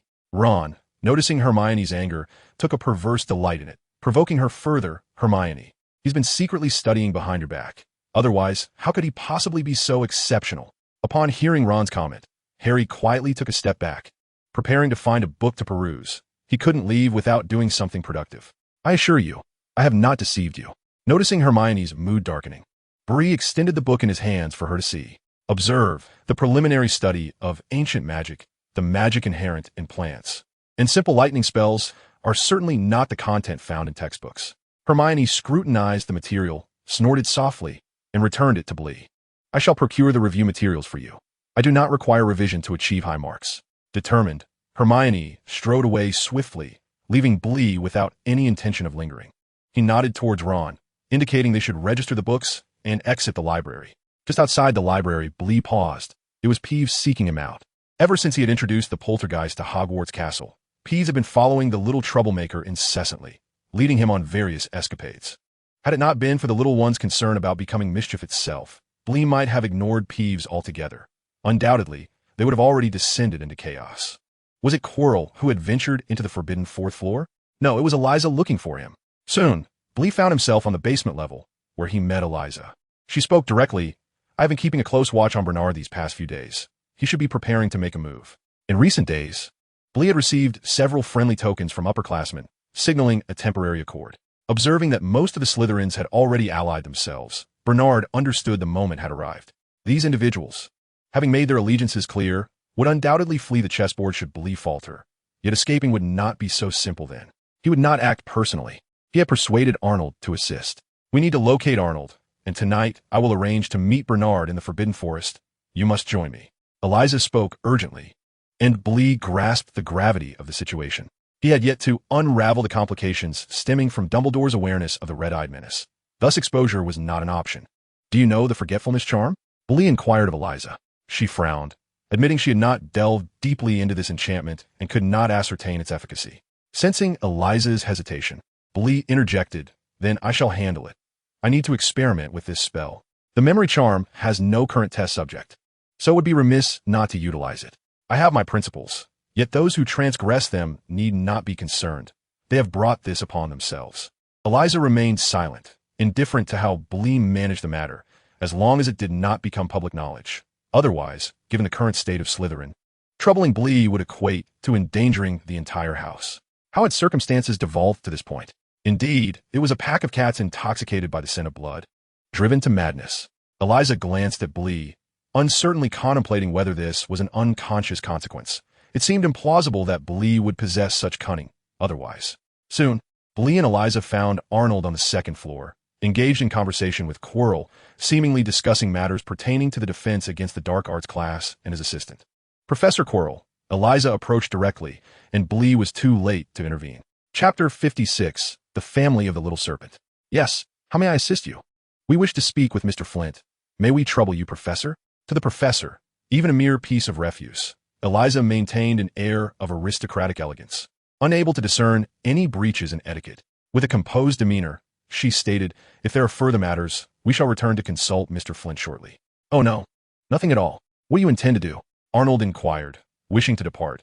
Yet Eliza had already obstructed his path. "I apologized suddenly."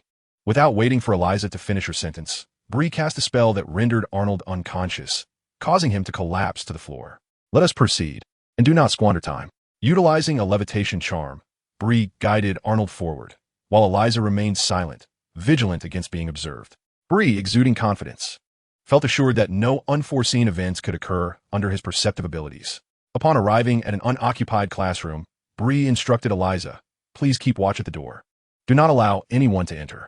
Recognizing Bree's intent to engage in something clandestine, Eliza obediently stepped aside, choosing not to interfere, for this was Bree's undertaking, and it was of no concern to her. Memory extraction.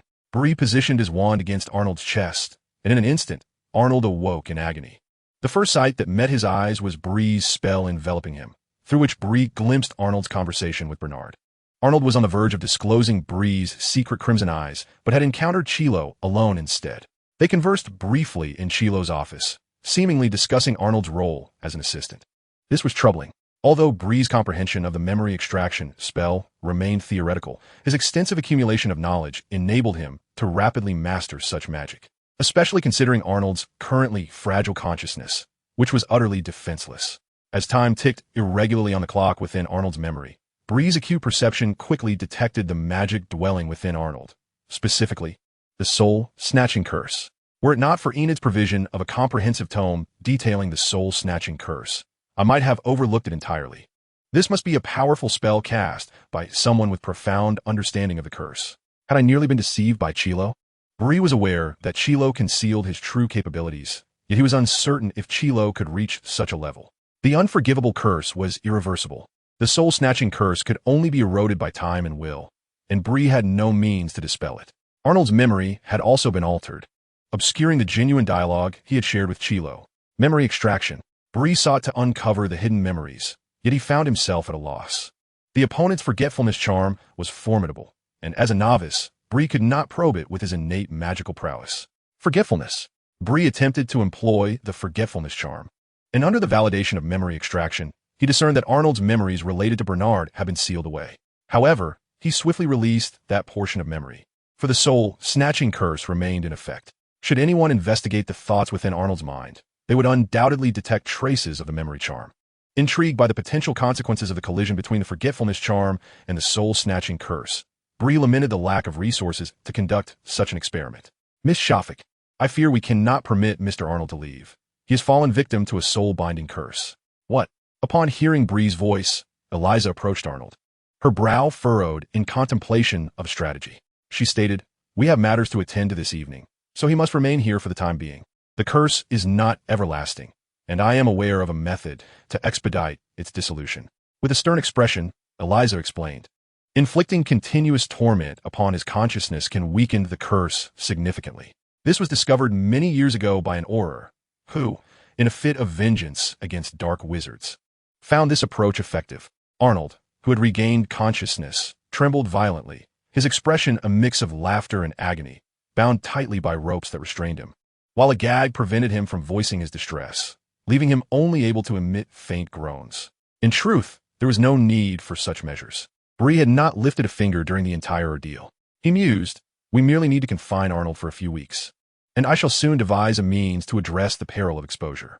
Moreover, who can guarantee that the little snakes are united in purpose? I do not wish to live in constant trepidation of threats." Bree had formulated a plan and spoke with sharpness. "What if I were not a descendant of Slytherin?" "You must be," Eliza replied, her gaze unwavering. She cast a silencing charm and continued, "Perhaps you are unaware, but as the Dark Lord's influence wanes, the situation for pureblood families grows increasingly dire, with all roads leading back to Dumbledore. Though he may not have directly oppressed us, the majority of those from the other three houses harbor a wary attitude towards Slytherin, particularly those employed within the Ministry of Magic or those who have lost kin to the Death Eater menace." Bree felt a measure of confusion. He had never delved into such matters, for he was not of noble lineage and had been raised without the notion of family loyalty. Hence, he had little inclination to engage with the topics Eliza broached. Alas, take care of yourself. Eliza clearly wished to avoid further discussion, yet Bree was unwilling to relent. If you intend to threaten me with something trivial, I believe I can offer you a revelation. Eliza's eyes sparkled with intensity, evidently. She sought a justification to divulge her thoughts to Bree. Before Bree could respond, Eliza's expression hardened as she declared, I hail from the esteemed Shafik family, which has never aligned itself with the Death Eater cause, at most supporting them out of necessity before retreating into the shadows. We adhere to the ideals of pure blood lineage, yet do not engage in malevolence. However, those of mixed blood, led by Dumbledore, harbor no intentions of sparing us. It seems they regard the centuries of dedication by pure blood families as a mere jest. After all, who does not rise from nothing? Frankly, I can empathize with them, for I have studied the history of the Shafik family. We too began from humble beginnings and labored for millennia to establish our family's prestige. Their current stance mirrors that of the Shafiks of yore, seeking to undermine the fruits of our arduous endeavors under the guise of justice. Eliza's anger was palpable, intertwined with her lament for her own plight. Am I to be the sacrificial lamb? Bree sensed something amiss and felt the weight of the situation. Why would someone of such humble origins attract the attention of so many? What significance does innate talent hold when there are countless wizards with similar gifts? You may be unaware that the Dark Lord of yore was as formidable as yourself. My knowledge is limited. Yet I comprehend that the so-called Death Eater organization was merely a facade erected by the pure blood families to confront Dumbledore. To remain passive would only herald the annihilation of pure blood families. At least by opposing, they could buy themselves some time. Clearly, the Dark Lord faltered and ultimately turned against the pure blood families, but no one deemed this a misguided decision, for Dumbledore's power also sustained damage. In the end, none emerged victorious. It is perhaps laughable that the Ministry of Magic believes itself to have triumphed, yet this is precisely what the pure blood families require. The arrogant ministry has begun to regard Dumbledore with suspicion, affording the pure blood families a respite. Bree remained silent. If I am not mistaken, he had been chosen by many families to become the next adversary of Dumbledore, or at best, a reserve. The continuation of a family is a form of alternative immortality, and pure blood families would certainly not acquiesce to forced demise. Why do you confide in me? Bree inquired, casting a cold glance at Eliza. She, appearing impeccably composed, yet speaking with a mischievous tone, replied, If one cannot prevail, one must join forces, dear Mr. Ode. Since a new cycle has commenced, why can I not establish a new Shafik family? Ambition radiated from Eliza's eyes, causing even Bree to take notice, feeling a twinge of apprehension. I shall not wed into the antiquated family. I will choose the most suitable partner, be half-blood, muggle-born, or even a muggle, as long as he can assist me in acquiring all that I desire. I perceive your distinction, Mr. Ode. I believe we could become allies with a common goal. Surely, you do not wish to be a pawn sacrificed by the pure blood families, do you? Eliza regarded Bree earnestly, but was met with a light chuckle. I apologize. I believe I possess the right to choose my own path. I could even forge an unbreakable oath with Dumbledore and escape this battlefield. Such is the act of coward. As a Slytherin, a true Slytherin would not conduct himself in this manner, Eliza cautioned, momentarily adopting the demeanor of Slytherin prefect. I suspect this is merely your excuse to reject my proposal. Please do not allow it to become a reality. Entrusting one's fate to Dumbledore is an exceedingly erroneous choice. Bree understood well. Thank you for the information. Though I am uncertain how the pure blood families intend to utilize me, I suspect they will be willing to invest. Perhaps the Shafik family can provide me with some ancient texts. Eliza smiled coldly. Very well. As long as you complete today's tasks, I shall bring you what you seek. Our Slytherin Bookworm. Chapter 57. The Trap of the Little Snake. Natural magic requires ancient knowledge to deepen understanding. According to Bree's insights, the surviving ancient scripts are far too fragmented to form a cohesive system. Perhaps these ancient families can offer him some surprises. In the evening, before curfew, Bree followed Eliza out of the Slytherin common room, only to find Malfoy trailing behind. Is there something you need, Malfoy? Malfoy, with a furtive demeanor tinged with excitement, cast a glance at Eliza before whispering to Bree. I have uncovered a secret. Harry Potter's oafish companion is raising a dragon, a Norwegian ridgeback, and it is truly magnificent. Bree observed the infatuation in Malfoy's eyes with a sense of unease. This fellow had rather peculiar tastes, either brooms or dragons. However, was Harry Potter's oafish companion Hagrid? A Norwegian ridgeback. One wonders if its hide could serve as material for alchemical notes. Bree ought to stockpile some, lest he encounter failure. and the other parts of the dragon are equally precious. Yet, indiscriminate slaughter is the act of a fiend. Bree already possessed unicorn fur. Do not regard it with such eyes. One must appreciate the beauty of dragons. Enough, Malfoy. I am well aware of their allure. Bree had no time for conversation with Malfoy.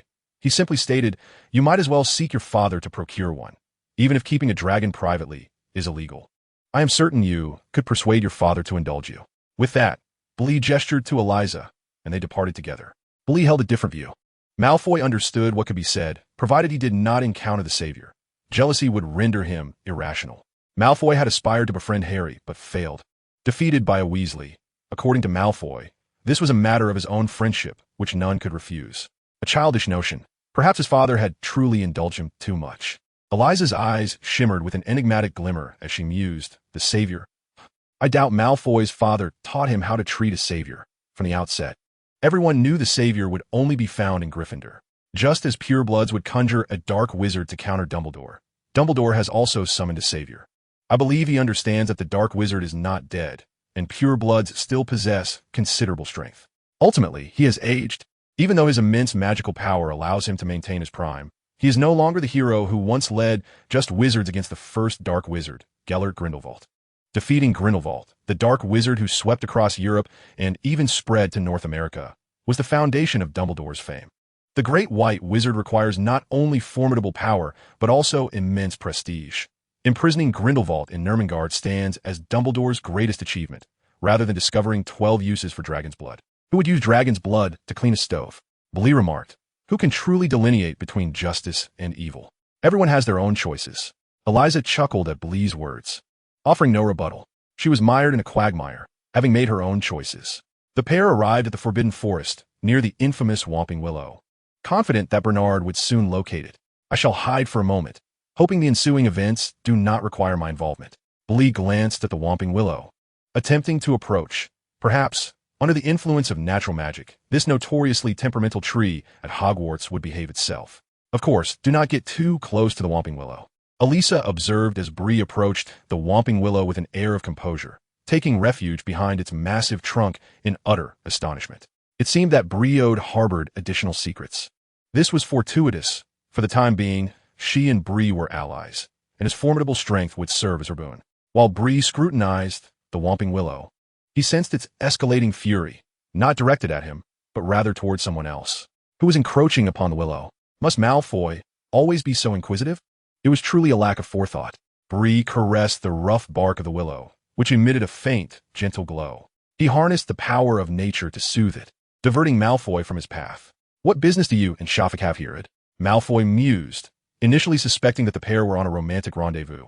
But it now appeared they were involved in something of greater significance. Mind your own affairs and stay put. Just then, Malfoy noticed an individual approaching from distance.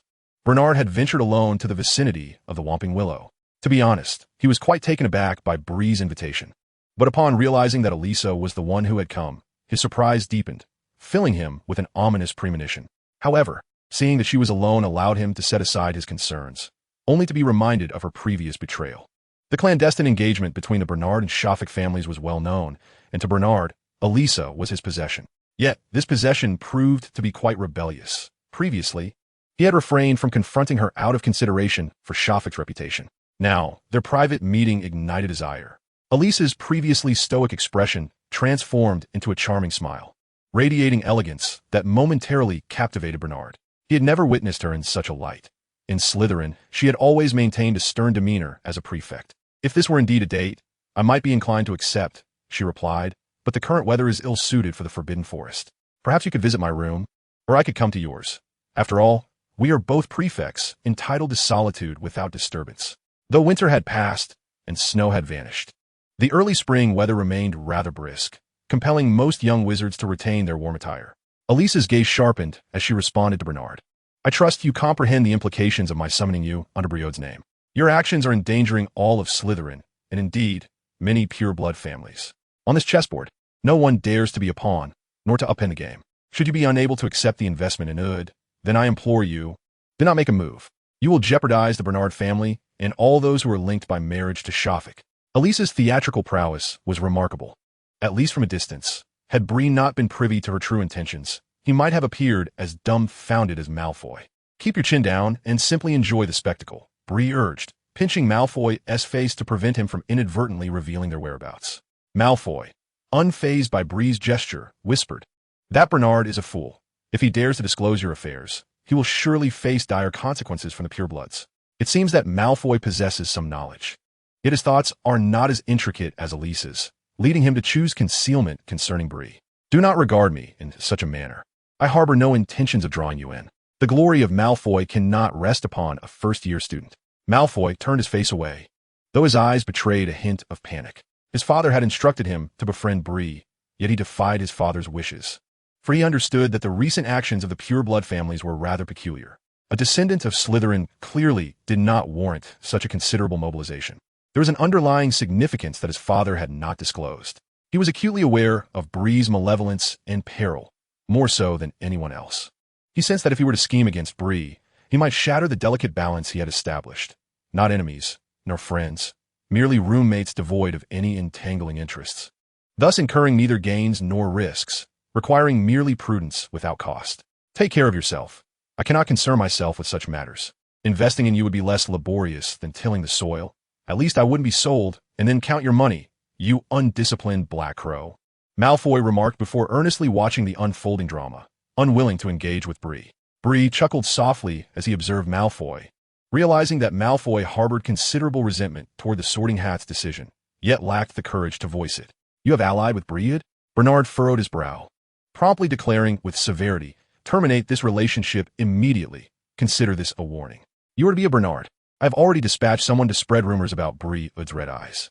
Observing Elisa's audacious demeanor, Bernard seethed, "You have manipulated Flint." Elisa casually tucked away her curly golden locks, responding with deliberate calmness, "Should you voluntarily relinquish the engagement, I shall refrain from exposing your deeds. Bernard cannot possibly contend against all the pureblood families." Gazing into Elisa's mocking eyes, Bernard's hesitation evaporated, though he concealed it well, tightening his grip on his wand. Feigning an air of restraint. "So this is what you desire. I can forego the engagement, yet let us discuss further. Rather than vying for interests against a multitude of pureblood families, it would be more advantageous to bring about their mutual detriment. The weakness of allies can highlight one's own strength, and therein lies the greatest profit." Elisa appeared to ponder, her gaze momentarily distant, which was precisely the opportunity Bernard awaited. Stupefied, a spell was cast toward Elisa, who had anticipated the attack and swiftly rolled to evade it. Taking advantage of the dimly lit night, Elisa dashed into the depths of the forbidden forest. Bernard immediately pursued her, understanding that once he made his move, retreat was not an option. Striking true is the nature of a serpent, for otherwise, he faced only backlash. Elisa must not be allowed to escape. Chapter 58. The Young Serpent's Headmaster. Suddenly, as Bernard plunged into the forbidden forest, he was startled by a wolf's howl. He saw Elisa's face pale with alarm, prompting him a halt. "Behind you." Bernard felt a rush of wind at his back and quickly dodged, catching sight of a dark figure brushing past him, leaving claw marks across his shoulder. A werewolf. How did the werewolves from the depths of the forbidden forest arrive here? We must repel them swiftly. Eliza cast a spell towards Bernard, who was about to charge at the fallen foe. She had to intervene. "Get up, you fool," Eliza shouted, unleashing another incantation at the werewolf. The creature deftly evaded her magic, granting Bernard a moment to catch his breath. He hastily grasped the wand that lay nearby and managed to rise, albeit unsteadily.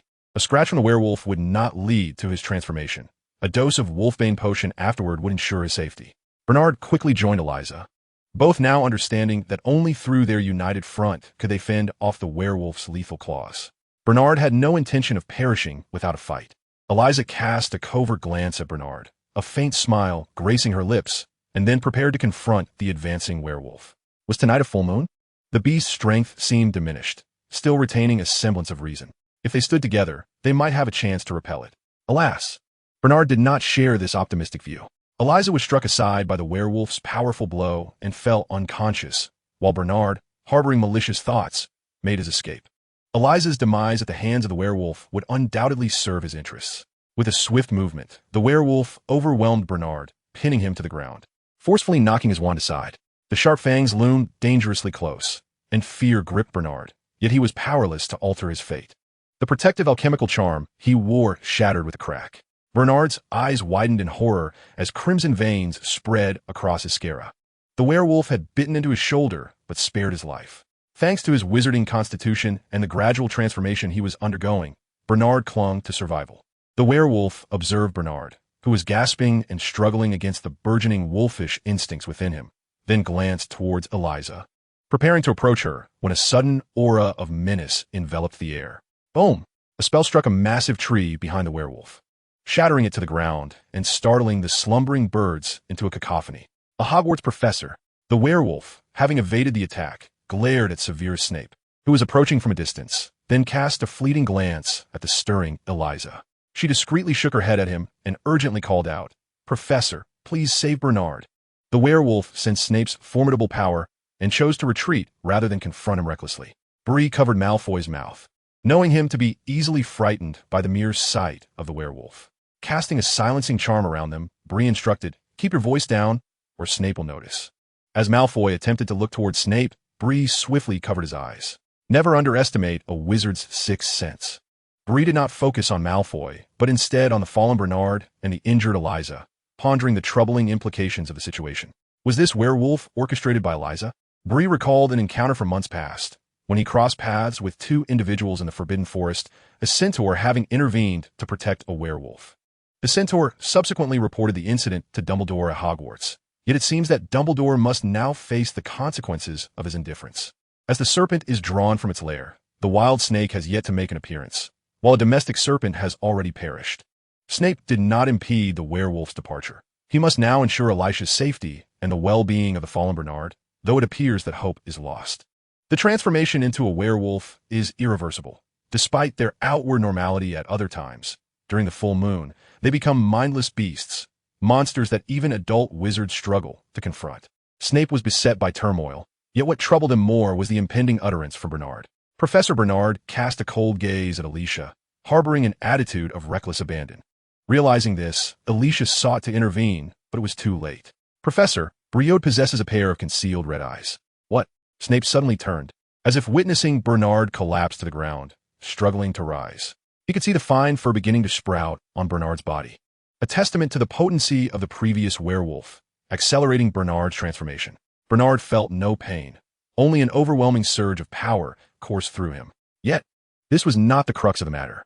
He understood the wizarding world would never acknowledge a werewolf as a wizard. His family would regard him as a disgrace. Seeking to extinguish him, having lost everything, he resolved to overturn the board entirely. Red eyes are the emblem of Slytherin, as we all believe. Bernard's anger towards Alicia was palpable. It was because of her that he was destined to become a hunted werewolf. Snape observed the wound on Bernard's shoulder, healing rapidly, realizing that the die had been cast. Now, he was more concerned about the matter of the red eyes. The fact that these two had sneaked into the Forbidden Forest and been attacked by a werewolf could be addressed later. This was Dumbledore's domain to handle. He was merely a potions master, and at most, he could offer a wolfsbane potion as a token of apology, contingent upon the Bernard family still considering this heir worthy of their name. Understanding that the situation had been laid bare, Alicia sought to devise a way to conceal it, hoping to persuade Snape to assist in hiding the truth, especially since Snape was the head of Slytherin. She cast a casual glance toward another direction in the Forbidden Forest. If Bree was following, he was likely in that vicinity. "Headmaster, you cannot disclose this matter to Dumbledore. You are a Slytherin." Snape furrowed his brow, casting a cold glare at Malfoy, who emerged without a hint of trepidation, his resolve unwavering as he met Snape's gaze. "I believe Mr. Malfoy ought to be in the common room, rather than the frigid Forbidden Forest." Snape sidestepped Malfoy's challenge, warning him instead, "This matter does not concern you. Briode should seek me out. Perhaps I should refer to you as Dumbledore's servant, Professor Snape." Snape's eyes suddenly narrowed with intensity, fixating on Malfoy with unyielding scrutiny. "I suspect Mr. Malfoy's mind has been devoured by a troll to utter such nonsense. As your headmaster, it is my responsibility to watch over you and prevent you from committing foolish acts."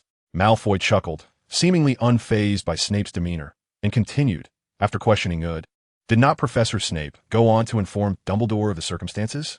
Perhaps you are a spy hidden among the serpents?" What exactly is Mr. Malfoy insinuating?" "I doubt his intention is merely to humiliate your headmaster here." Snape's expression darkened, his tone laced with malice, causing Malfoy to tremble slightly for a moment, though he quickly composed himself. Professor Snape need not deflect the conversation. Many in Slytherin are well aware of this matter, regardless of whether anyone has a fondness for Rudd. No one intends to divulge his secrets. This is a solidarity unique to Slytherin, aimed at protecting a scion of Slytherin from Dumbledore's potential ruin. We all understand the repercussions should Dumbledore become aware of this situation. It would bring no benefit to Slytherin House. Malfoy fixed his gaze on Snape, asserting, "It would not benefit you either. Remember, you hail from Slytherin as well. I cannot believe the headmaster lacks a sense of belonging to Slytherin's glory, devoid of shared honor and disgrace." Malfoy grew increasingly animated, boldly stating, "You have no justification to inform Dumbledore. Doing so would serve you no advantage and would only wound Slytherin. Do not act foolishly, severe as Snape." Elisa sensed an inescapable aura of menace enveloping the two in front of her, while Bernard, sprawled on the ground, cared little for such matters. Understanding this was his sole opportunity. Suppressing his injuries, Bernard promptly seized his wand and dashed into the depths of the Forbidden Forest. Upon seeing Bernard flee, Elisa's expression hardened. She wished to intervene, but was interrupted by Snape. "Pay him no mind. I shall manage this." Snape scoffed, lightly tapping his wand, which, though silent, resonated like a drumbeat against Elisa's heart. Snape's gaze sharpened as he slowly stowed away his wand. He indeed had no obligation to clarify matters with Dumbledore. Such a stipulation was absent from their agreement. Protecting Lily's child bore no relation to Bree. He was the head of Slytherin. Excellent. It seems the Malfoy family has found a worthy successor. One can only hope to witness the resurgence of the Malfoy legacy. Snape declared, as the head of Slytherin, "I shall conceal Lud's secret, yet I shall also keep a watchful eye on him and you all. This is my duty. Set aside your thoughts. The Dark Lord's affairs will never find a place under my watch. I am not like Dumbledore, the sweet-talking giant." "Humph." Snape waved his robe and strode forward, coldly stating, "If you do not wish to be devoured by werewolves, then follow me. For today, both you and Elisa shall each lose 50 points. I care not for your reasons for being here, Mr. Malfoy, provided you can endure the look it will cast upon you tomorrow at the loss of such significant points." Elisa silently regarded Malfoy, as if seeing him anew. Malfoy curled his lips in a subtle smirk, his eyes reflecting the familiar gaze of Eliza. Indeed, Eliza realized that she could not underestimate Bree. Such a person would never overlook danger. Eliza turned to follow Snape as he departed, while behind her, a hand discreetly gestured aside. Snape paid no heed to the solitary Malfoy. For today he had far too many concerns on his mind, and soon, an even greater predicament awaited. Chapter 59. The Friend of the Little Serpent. Bree. Malfoy collapsed onto the bed, his body trembling in weakness as dread surged within him, triggered by memories he could scarcely control. He had spoken such words to Snape. No, it was Bree who compelled him to act thus. The Soul Curse. Malfoy's head spun. It was the first time Bree had wielded true dark magic, specifically one of the 3 unforgivable curses, the Soul Curse, which had been wielded with excessive force. Overcome by fear, Malfoy succumbed to an unending nightmare, hoping he would awaken renewed on the morrow. At the very least, Bree would not be angered by a deduction of 50 points. That, at least, was a piece of good news. Bree surveyed the wand in his hand, recalling how he had harnessed the natural magic of his surroundings to cast the Soul Curse. The malevolence that should have rebounded against him was instead devoured by nature, failing to exert its influence. This was not in accordance with the fundamental principles of dark magic, especially not with the advanced nature of the 3 unforgivable curses. However, now was not the time for such contemplations. Upon receiving Eliza's gesture, Bree understood the true purpose of his presence here. It was a pact he had made with Eliza. Temporarily sheltering someone would not involve the werewolf from earlier, and indeed, that incident was merely a transaction. Eliza had located the werewolf, offering a chance to leave the Forbidden Forest and gain a legitimate identity, thus compelling the werewolf to act against Bernard. "It is you, isn't it?" The werewolf's voice was hoarse, yet through his tone, Bree recognized him as the one he had encountered in the Forbidden Forest conversing with the centaur. Bree scrutinized him carefully and noticed he cradled a small wolf cub in his arms. "This is my daughter, the one I agreed to take out with Shafik." The werewolf fixed his icy gaze upon Bree, declaring, "Bernard will be my subordinate. I have fulfilled my part of the contract with Shafik. I trust you will not breach your promise, or I shall storm into Hogwarts and tear you apart." Gently, he set the small wolf cub down, yet the cub, seemingly devoid of emotion, approached Bree as it listened to his words. "Dear Yana, go forth and remember all that your father has said." The werewolf's eyes brimmed with sorrow, yet he was powerless, for he would never permit Yana to grow up within the werewolf clan of the Forbidden Forest, subject to their dark curse. Yana was different. She possessed an extraordinary lineage, a potent bloodline that would shield her from the lunar affliction. Please, keep your promise. Take Yana away, freeing her from the constraints of the forbidden forest. With that, Bree pointed his wand at Yana. Bind swiftly. Invisible chains ensnared Yana's limbs, silencing her cries. Observing the small wolf cub on the ground begin to howl, Bree gently tapped her head with his wand, unafraid of her cold, wolfish gaze. Be quiet. I certainly will not cradle a perilous little wolf cub. With that, Bree lifted the immobilized Yana, casting an illusion and a concealment spell upon both himself and her as they proceeded towards Hogwarts. Today had already presented enough challenges, and he still needed to negotiate terms with Malfoy later, which was rather vexing. Perhaps Bree should simply grant Malfoy a complete oblivion spell. Upon arriving at the turret, it was already the witching hour. Although Varn did not require sleep, he extinguished the lights. Varn? Yes. Varn peered down from the second floor, illuminating the ground floor with light. Bree, what brings you here at this hour? Varn had not been on guard against Bree, perhaps having sensed his entrance earlier. Yet he also detected another unfamiliar presence, prompting his silence. A wolf cub? A werewolf. Although Bree was uncertain why Yana consistently presented herself in wolf form, he chose not to inquire further. He warned Yana, "This is a small tower at Hogwarts. You shall remain here for the time being. I will bring you food daily. And once the term concludes, you can depart with your father's true contractual partner." As Bree lifted the enchantment from Yana, she remained in a daze, merely nodding in acknowledgement. It appears you can comprehend my words. Bree had initially presumed her to be a dim-witted wolf cub. Well, good night. However, you cannot ascend to the second floor. You must stay on the first. Bree certainly did not wish for the wolf cub to wreak havoc, as the upper level housed numerous precious tomes. Please rest well. Miss Yana. Bree adopted a more gentlemanly demeanor, plucking a tender leaf from a four-leaf vine and transfiguring it into a makeshift dog bed before saying, "Until tomorrow." With that, Bree waved goodbye to Varn and departed the turret. Yana slowly approached the dog bed, lying down peacefully, curling into a ball. This was the choice her father had made for her. Having lived in the Forbidden Forest since childhood, she longed to experience the outside world. Yet she was also terrified of it, for the werewolves trapped within the forest circulated horrific tales of the outside realm. Now, aside from her, no one could break the curse and escape. Those wretched fairies, she thought, recalling her mother's last sigh before passing. Back in the Slytherin dormitory, Bree glanced at Malfoy, sprawled carelessly on his bed, pondering whether Malfoy would retaliate in embarrassment upon seeing him like this the following day. The likelihood was high, yet the threat appeared minimal. I should get some sleep. Tomorrow is another day, he mused. Malfoy was a clever lad and should understand how to choose wisely. Bree could not genuinely cast a complete oblivion spell on Malfoy, as Severus had certainly formed a lasting impression of him tonight, and future matters required Malfoy's cooperation. Bree had devised a way to publicly reveal the issue of the red-eyed boy, while ensuring Dumbledore could not act against him. Indeed, the enemy of my enemy is a temporary ally. Dumbledore's primary concern was that the red-eyed Bree might be coerced by pure-blood families toward the path of the Dark Lord. Thus, if Bree positioned himself as the antithesis of the Dark Lord and the pure-blood families, Dumbledore would find himself at a loss for action. This is Shafiq's inspiration for him. However, Bree would never choose to join simply because he could not prevail. Dumbledore is not to be trusted. He harbors no desire to engage in the so-called war between justice and evil, nor to become mere cannon fodder. Dumbledore and the purebloods have not nurtured Bree. After all, the leaders of justice are invariably constrained by decorum and morality. Bree intends to elevate himself above this moral quagmire to extricate himself from the game. I have faith that Dumbledore would swallow the metaphorical fly that is thrust into his mouth. As a leader of righteousness and a headmaster, he bears the obligation to protect a student who stands in opposition to dark forces. Yet, many families have previously supported the Dark Lord, and in the absence of his true demise, they dare not extend goodwill towards anyone harboring malevolent thoughts against him, at least not openly.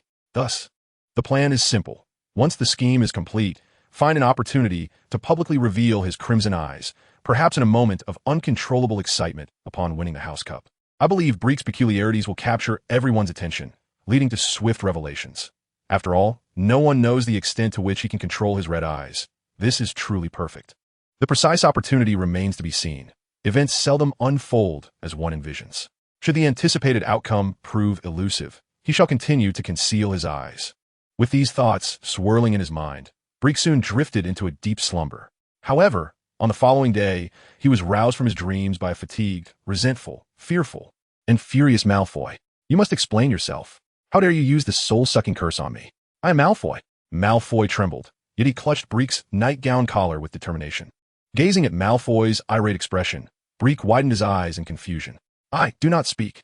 Malfoy, observing Bree's befuddled demeanor, tightened his fists. You should comprehend the peril of dark magic. Even if you are a genius, you must remain vigilant, you arrogant black crow. Recalling the repercussions of dark magic he had witnessed, Malfoy grew concerned about his own well-being. Though he wished to investigate, he realized this matter could not be made public. You insufferable wretch, I must keep my distance from you. I shall move out immediately. You can share a bed with Theodore? As he spoke, Malfoy released his grip, fully aware that should he dare strike Bree, he would undoubtedly find himself hanging upside down. I owe you a favor in this matter, Master Draco Malfoy. Huh, how flattering. But what can you offer me? Malfoy shrugged off Bree's hand, his complexion flushed, yet he spoke with seriousness. Malfoy has never entertained useless friends. Indeed, but I do not refer to Malfoy. I speak of Draco Malfoy. You need a reliable companion, unlike those friends arranged by your father and family, correct? Not friends arranged by my father and family? Malfoy huffed, and upon seeing Bree extend his hand once more, he was drawn in, instinctively grasping it. Do not underestimate Malfoy's friendship. Even the Savior cannot attain it. Chapter 60, The Dinner of the Little Serpent. As Bree watched Malfoy arrogantly depart from the dormitory, he exhaled a sigh of relief. It was undoubtedly easier to disregard such a naive child than to rise early. Glancing at the time, Bree resolved to procure some sustenance before seeking out Iona, hoping the little wolf cub would relish a well-cooked steak. He made his way directly to the kitchen. Having already consumed his fill, packing food at the dining table would surely incite undesirable gossip. Bree could easily envision Cedric approaching with a concerned gaze, inquiring about his increased appetite. To his dismay, upon reaching the corner, Bree beheld the devastation wrought upon the green apple tree in his garden. He cast a cold glance at Iona, who was crouched beneath the tree, her form adorned with leaves from the plant, as she munched contentedly on them. Seemingly savoring the taste, Bree approached, intent on capturing the startled Iona, and grasped her by the scruff of her neck, lifting her up. While the leaves of the green apple tree were indeed edible, he surmised that the fruit it bore would be far more delightful. Stay here and do not ruin those poor plants, he admonished, placing a cooked steak before the wolf cub. Eat this. As he spoke, Bree recalled the impending full moon, a time when the howl of a werewolf could spell trouble. I shall return during the full moon. At that time, I will need to bind you and cast a silent charm around us to prevent others from discovering a werewolf in our midst. Observing the longing gleam in Iona's eyes as she fixated on the steak, Bree smiled and bent down to ruffle her fur affectionately. Go on, eat up, little one. Bree possessed a tender heart for small creatures, believing them to be far more innocent than humans and interactions with them less complicated. The little wolf cub whined softly as she devoured the steak, and Bree prepared to take his leave. Wait, came the voice of the small girl. Bree turned to face Iona, finding it peculiar that such a sound emanated from a wolf cub. Iona, her expression vacant, lowered her wolfish head and murmured, As long as I maintain my wolf form during the full moon, I shall not go mad. You need not concern yourself with me. Ah, you can speak. Bree raised an eyebrow, intrigued by the notion of a werewolf who could avoid losing control. A significant secret indeed, one that piqued his curiosity as it defied commonly held beliefs. Of course, if I can ascertain that this is the case, I shall feel considerably more at ease. Forgive me, my mother and I both had a fondness for green apples. She passed away last July, when they were plentiful in the Forbidden Forest, only to be destroyed by my father afterward. Iona's voice was devoid of emotion, yet Bree sensed the ache of her longing for her mother. Your father loved your mother dearly, he remarked gently. No, Iona replied bluntly, without a trace of resentment. Father did not love her. In fact, he deceived her. The green apple was a symbol of their union, yet after my mother's death, he destroyed it. This is the conclusion of a lie. Bree felt a wave of surprise. The nature of werewolf love was indeed peculiar, resembling a marriage built on deception. It was evident that the werewolf cared deeply for his daughter. Iona did not wish to pursue the topic further, yet she did not conclude the conversation either. She gazed at Bree with a mixture of curiosity and an inscrutable search in her eyes. She continued, I shall no longer disturb the flora in the garden. You are a person of your word. The lifeless body of a unicorn had conveyed to me that you are indeed true to your promises. Iona thought this to herself, but refrained from voicing it, merely lowering her gaze in silence. Bree, perplexed, noticed that time was drawing near and thus departed from the turret, leaving Iona to gaze out the door. After concluding her classes, Bree was intercepted by Enid, who held an aged tome in her hands. Little Ood, see what your sister has brought for you? Enid inched closer to Bree with an increasingly affectionate tone. Over the past few days, she had observed many cower before Snape. Though she paid it little heed, acquiring this book had not been an easy feat. Although it held little significance for the Childer family now, it was a cherished heirloom. I believe this carries enough weight, my dear. Bree accepted the book entitled Floral Magic, crafted from parchment, though it was likely not the original. This is a rewritten edition by my great-grandmother, filled with her annotations. She dedicated her life to its study, yet our family insists she was merely a florist. Bree was taken aback, for the first page boldly proclaimed that this was magic concealed within flowers, untamed by wizards, emanating instead from the wonders of nature. However, according to Irina, it was inherited magic. For inheritance, one must first learn. What do you desire? Clearly, Bree was intrigued by the tome and intended to peruse it thoroughly rather than endure Enid's familiarity. I have no interest in such insipid kindness, dear little Ood. Perhaps you could share your thoughts on the unusual happenings in Slytherin. Enid produced a small silver mirror, adorned with an emerald, its intricate patterns exuding an antique charm. She seemed to inspect her reflection for blemishes, yet Bree surmised it was likely a magical artifact capable of recording images. Bored little serpent, he thought. Bree tucked the book away, fixing his gaze on Enid with a hint of dissatisfaction. You need not be so circumspect. Transactions are reciprocal. If I cannot fulfill my end of the bargain, I would not resort to deceit to seize this book. Indeed, I understand. Mr. Ood's dealings are fair, Enid replied, stowing away the mirror and scrutinizing Bree closely. I believe I grasp your meaning, Mr. Bree. This is indeed a rather tedious affair. The pure blood families have an inflated sense of self, forgetting the sentiments of the true protagonist. Enid fluttered her eyelashes at Bree, saying, Let this book serve as a token of goodwill from Mr. Bree. A gesture of friendship holds its own value. With that, Enid took her leave, having met the minimum expectations set by the Childer family, leaving the rest of her time to herself. Enid mused. Everyone believes Ood's kindness to be worthless, seeking alliances. Yet who among them is truly capable of collaboration? Perhaps only that dear head boy can. It might be wise to converse more with Alyssa, for it was evident that Bree Ood's influence could no longer penetrate this matter. One has truly underestimated the esteemed prefect, who has deftly utilized this pure blood operation to eliminate her betrothed without a trace, thereby altering the dynamics of the Arnold family and securing the friendship of Arnold, along with a portion of support from the Shafik family, an invaluable asset indeed. Enid smiled as she gracefully tucked her hair, her objectives achieved. She had confirmed that Bree Ood possessed such ancient powers. She believed it would not be long before Bree sought her out. The art of inherited magic is not easily mastered. Even Enid herself had only scratched the surface, a mere shadow of the strength derived from her faint bloodline. As for Bree, upon realizing the magnitude of this magic, he would undoubtedly require her assistance to learn it. Gently caressing the silver mirror in her hand, Enid's face glowed with excitement as she mused. The ancient floral language magic shall bloom in my generation. The relics left by my grandmother are undeniably authentic. At dinner, Enid occupied her seat at the Slytherin table, observing Bree as he settled beside Malfoy, who was boastfully recounting their friendship to those around them. His gaze was keen, revealing that Malfoy should not be underestimated. Nearby, Selwyn cast a sharp look, yet one tinged with approval. At the head of the table, Eliza maintained a stern demeanor, while Arnold sat silently in the corner, lost in his meal. Who will emerge victorious in this Slytherin game? Days later, on a Saturday night, while perusing the restricted section, Bree had completed the books Enid had given him, yet they were rife with omissions. He needed to seek additional notes to supplement his experiments. Floral magic bore some resemblance to natural magic, reminiscent of the fairy spells inscribed on the parchment given by Professor Flitwick, though the accounts were rather vague. As an orchid blossomed, a beautiful blue flower materialized in Bree's hand, only to dissipate almost instantly. Frustration mounted. What was he missing?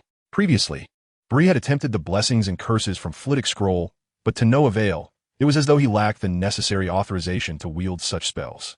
Just then, Bree, having exited the second-floor library, heard peculiar sounds emanating from an adjacent empty classroom. Curiosity piqued, he edged closer and peered through the crack in the door, his face flushing crimson.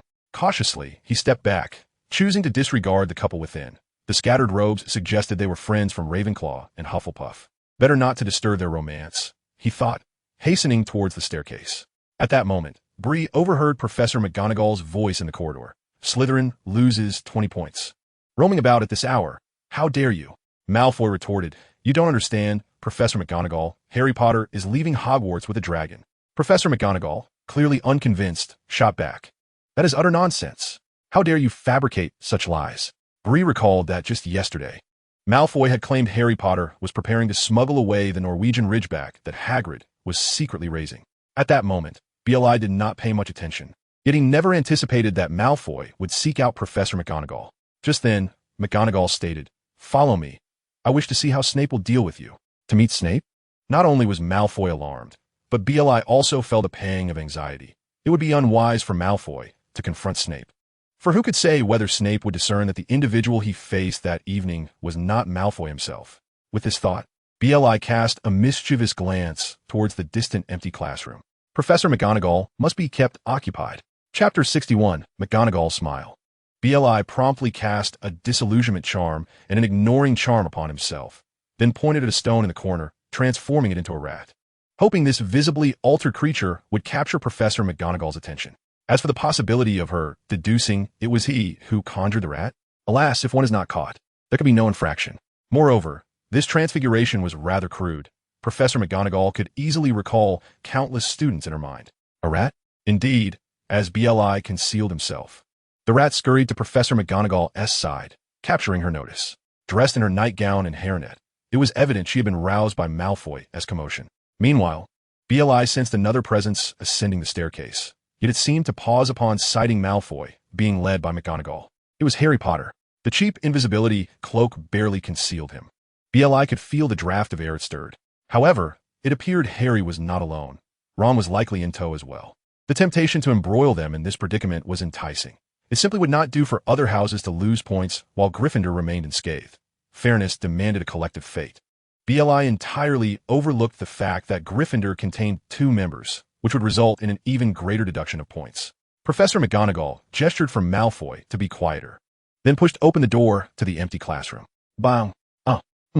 Professor McGonagall's countenance darkened at the sight of a male and female student engaged in intimate discourse within the classroom, her expression drenched in disbelief.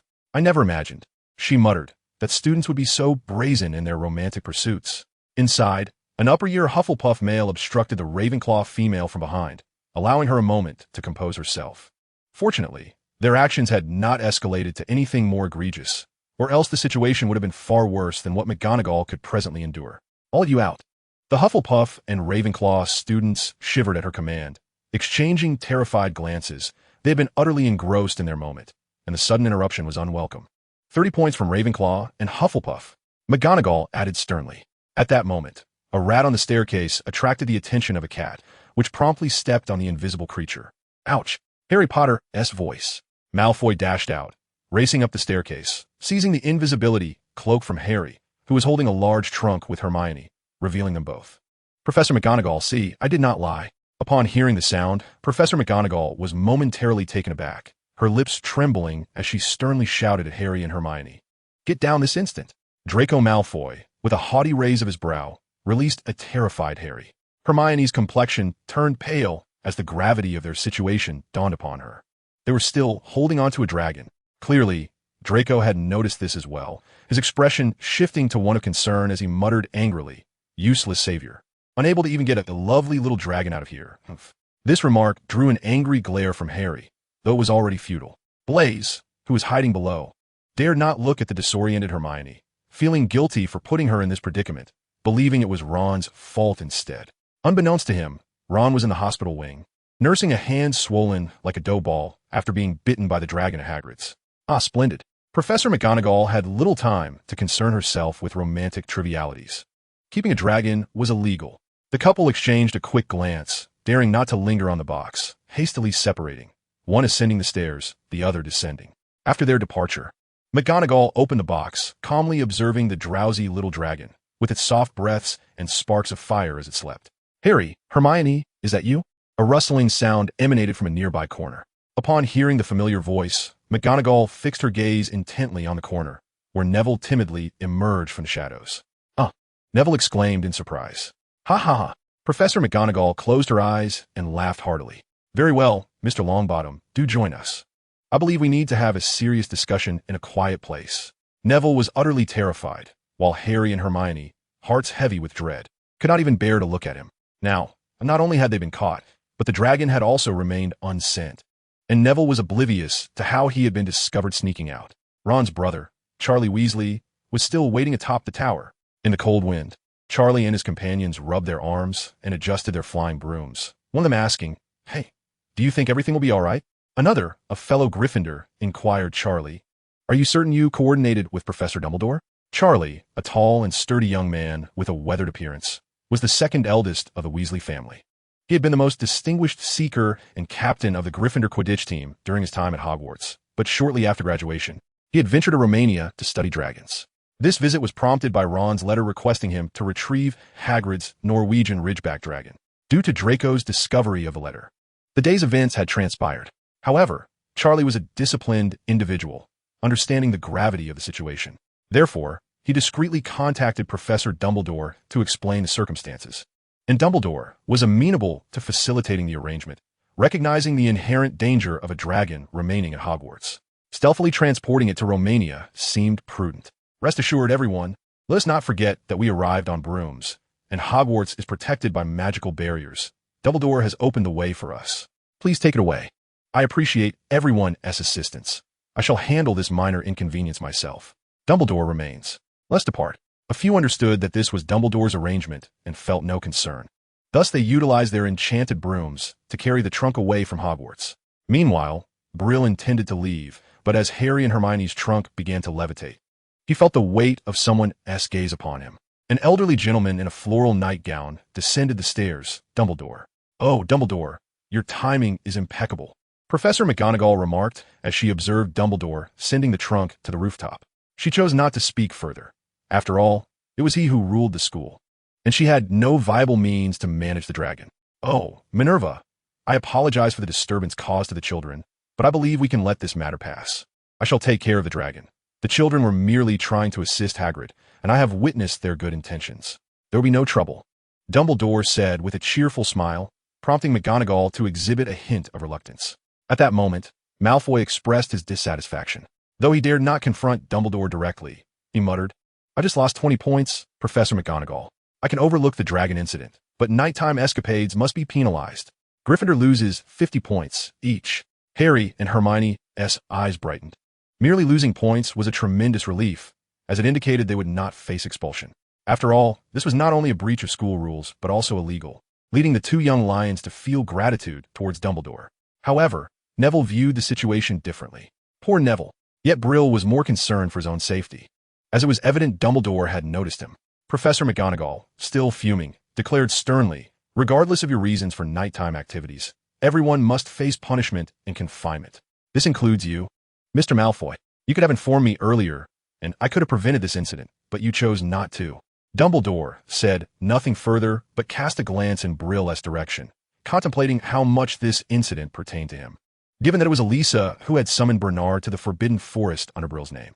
Although the situation appeared accidental, Dumbledore felt a twinge of regret for his earlier negligence in disregarding the Centaur's warnings, resulting in such a calamity.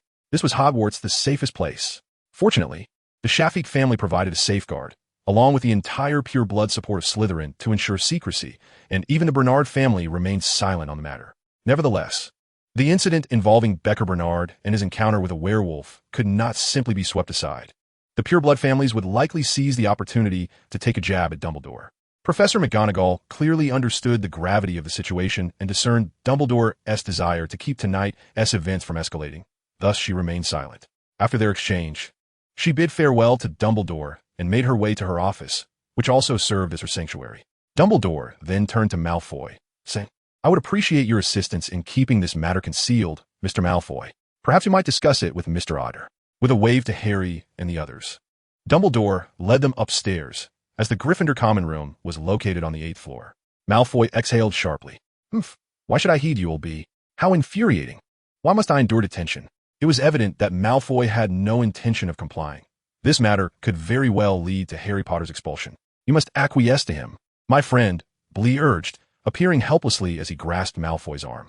"What are you doing here?" Malfoy paused, then suddenly recalled something, his eyes lighting up as he whispered to Bree, "Did you orchestrate that, the rat?" Bree nodded reluctantly, thoroughly exasperated. He should have departed swiftly earlier. Or he wouldn't he now be facing Dumbledore's threats to reign in the disobedient Malfoy? Malfoy seemed to ponder for a moment and sighed. Fine, fine. What a detestable old bee you are, sending you to silence me. Yet, if it weren't for you, I would have unjustly lost 20 points. Now Gryffindor has suffered a loss of 150 points, while Ravenclaw and Hufflepuff each lost 30. I ought to commend Professor McGonagall. Perhaps that way I wouldn't have incurred such a penalty. Malfoy felt a surge of satisfaction, as, upon calculation, Gryffindor had indeed lost 120 points, even exceeding that, which filled him with pride. Chapter 62. News of the Bewitching Herb. The nocturnal escapade had concluded, yet Professor McGonagall's detention had yet to arrive after several days. However, it was apparent that Harry, Hermione, and their friends were faring poorly, particularly Harry, the so-called savior, who had led Gryffindor to a loss of 150 points for a senseless night jaunt devoid of any warning. Had they merely confronted Malfoy, the loss of points might have been justifiable, and the little lions would not be so irate. Consequently, under Blee's relentless point-accumulating prowess, Slytherin had taken a commanding lead. Even Ravenclaw could not keep pace. Look, the already faint hope for the House Cup has now receded further. I had thought this year with the savior among us. Miracles might unfold. Miracles? Humph, we are at the bottom. Even the Weasley twins have never allowed us to sink this low. All right, enough of that. Potter is coming. Harry and Neville trailed behind Hermione, whose expression was equally grim. Beyond sorrow, she felt a profound guilt towards her house for not countering the criticisms faced. I'm sorry, Hermione. If I hadn't sneaked out, perhaps Professor McGonagall wouldn't be so furious, and we wouldn't have to. Don't say that, Neville, Hermione quickly interjected, urging him to silence, for this was a matter that could lead to her and Harry's expulsion. Neville, realizing the gravity of the situation, promptly covered his mouth. At that moment, they spotted Malfoy ostentatiously seated at the Slytherin table, surrounded by peers who regarded him with newfound respect. That night, Malfoy had only incurred a deduction of 20 points, while Hufflepuff and Ravenclaw had inexplicably each lost 30, and Gryffindor suffered a staggering loss of 150 points. This was indeed monumental news for Slytherin, and they had ceased to blame Malfoy for his earlier Quidditch missteps. Ah, our beloved savior has arrived. Please accept Slytherin's gratitude. Malfoy seemed to bounce forward, arrogantly regarding Harry from his elevated position at the table.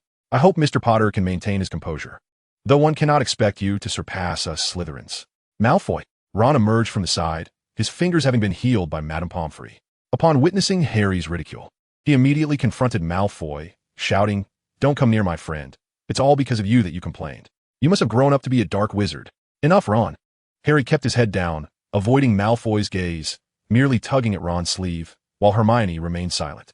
Malfoy scoffed, You should thank me. With that, he departed. Harry and Hermione understood precisely what they ought to be grateful for, as Malfoy had chosen to conceal the matter of the dragon, although they believed it was Dumbledore's words that had kept the little serpent quiet. Bree observed this spectacle, but was suddenly aware of someone tugging at him from behind. It was Cedric. What's wrong? Cedric asked, looking at Bree with a puzzled expression, a gentle smile gracing his lips. Of course, Professor Sprout is looking for you. The Whomping Willow. That was the only possibility. Bree thanked Cedric and quickly finished his meal before heading towards the greenhouse. Just before leaving, he noticed Percy, the fifth-year prefect from Gryffindor, also seeking out Harry and Hermione, along with Malfoy. It seemed their detention had arrived. Professor Sprout. Bree called out to her as she tended to the weeds in the greenhouse. Has Dumbledore given his consent? Professor Sprout, amused by Bree's excitement, replied indeed. Although it took a while for you to wait, Dumbledore has agreed to let you accompany Hagrid tonight. At this point, Professor Sprout appeared puzzled, as she could not fathom why Dumbledore would choose the night and not have her lead the way. However, she reasoned that Hagrid, being the keeper of keys and grounds, would have no trouble taking Bree to find the Whomping Willow, and she did not dwell on it further.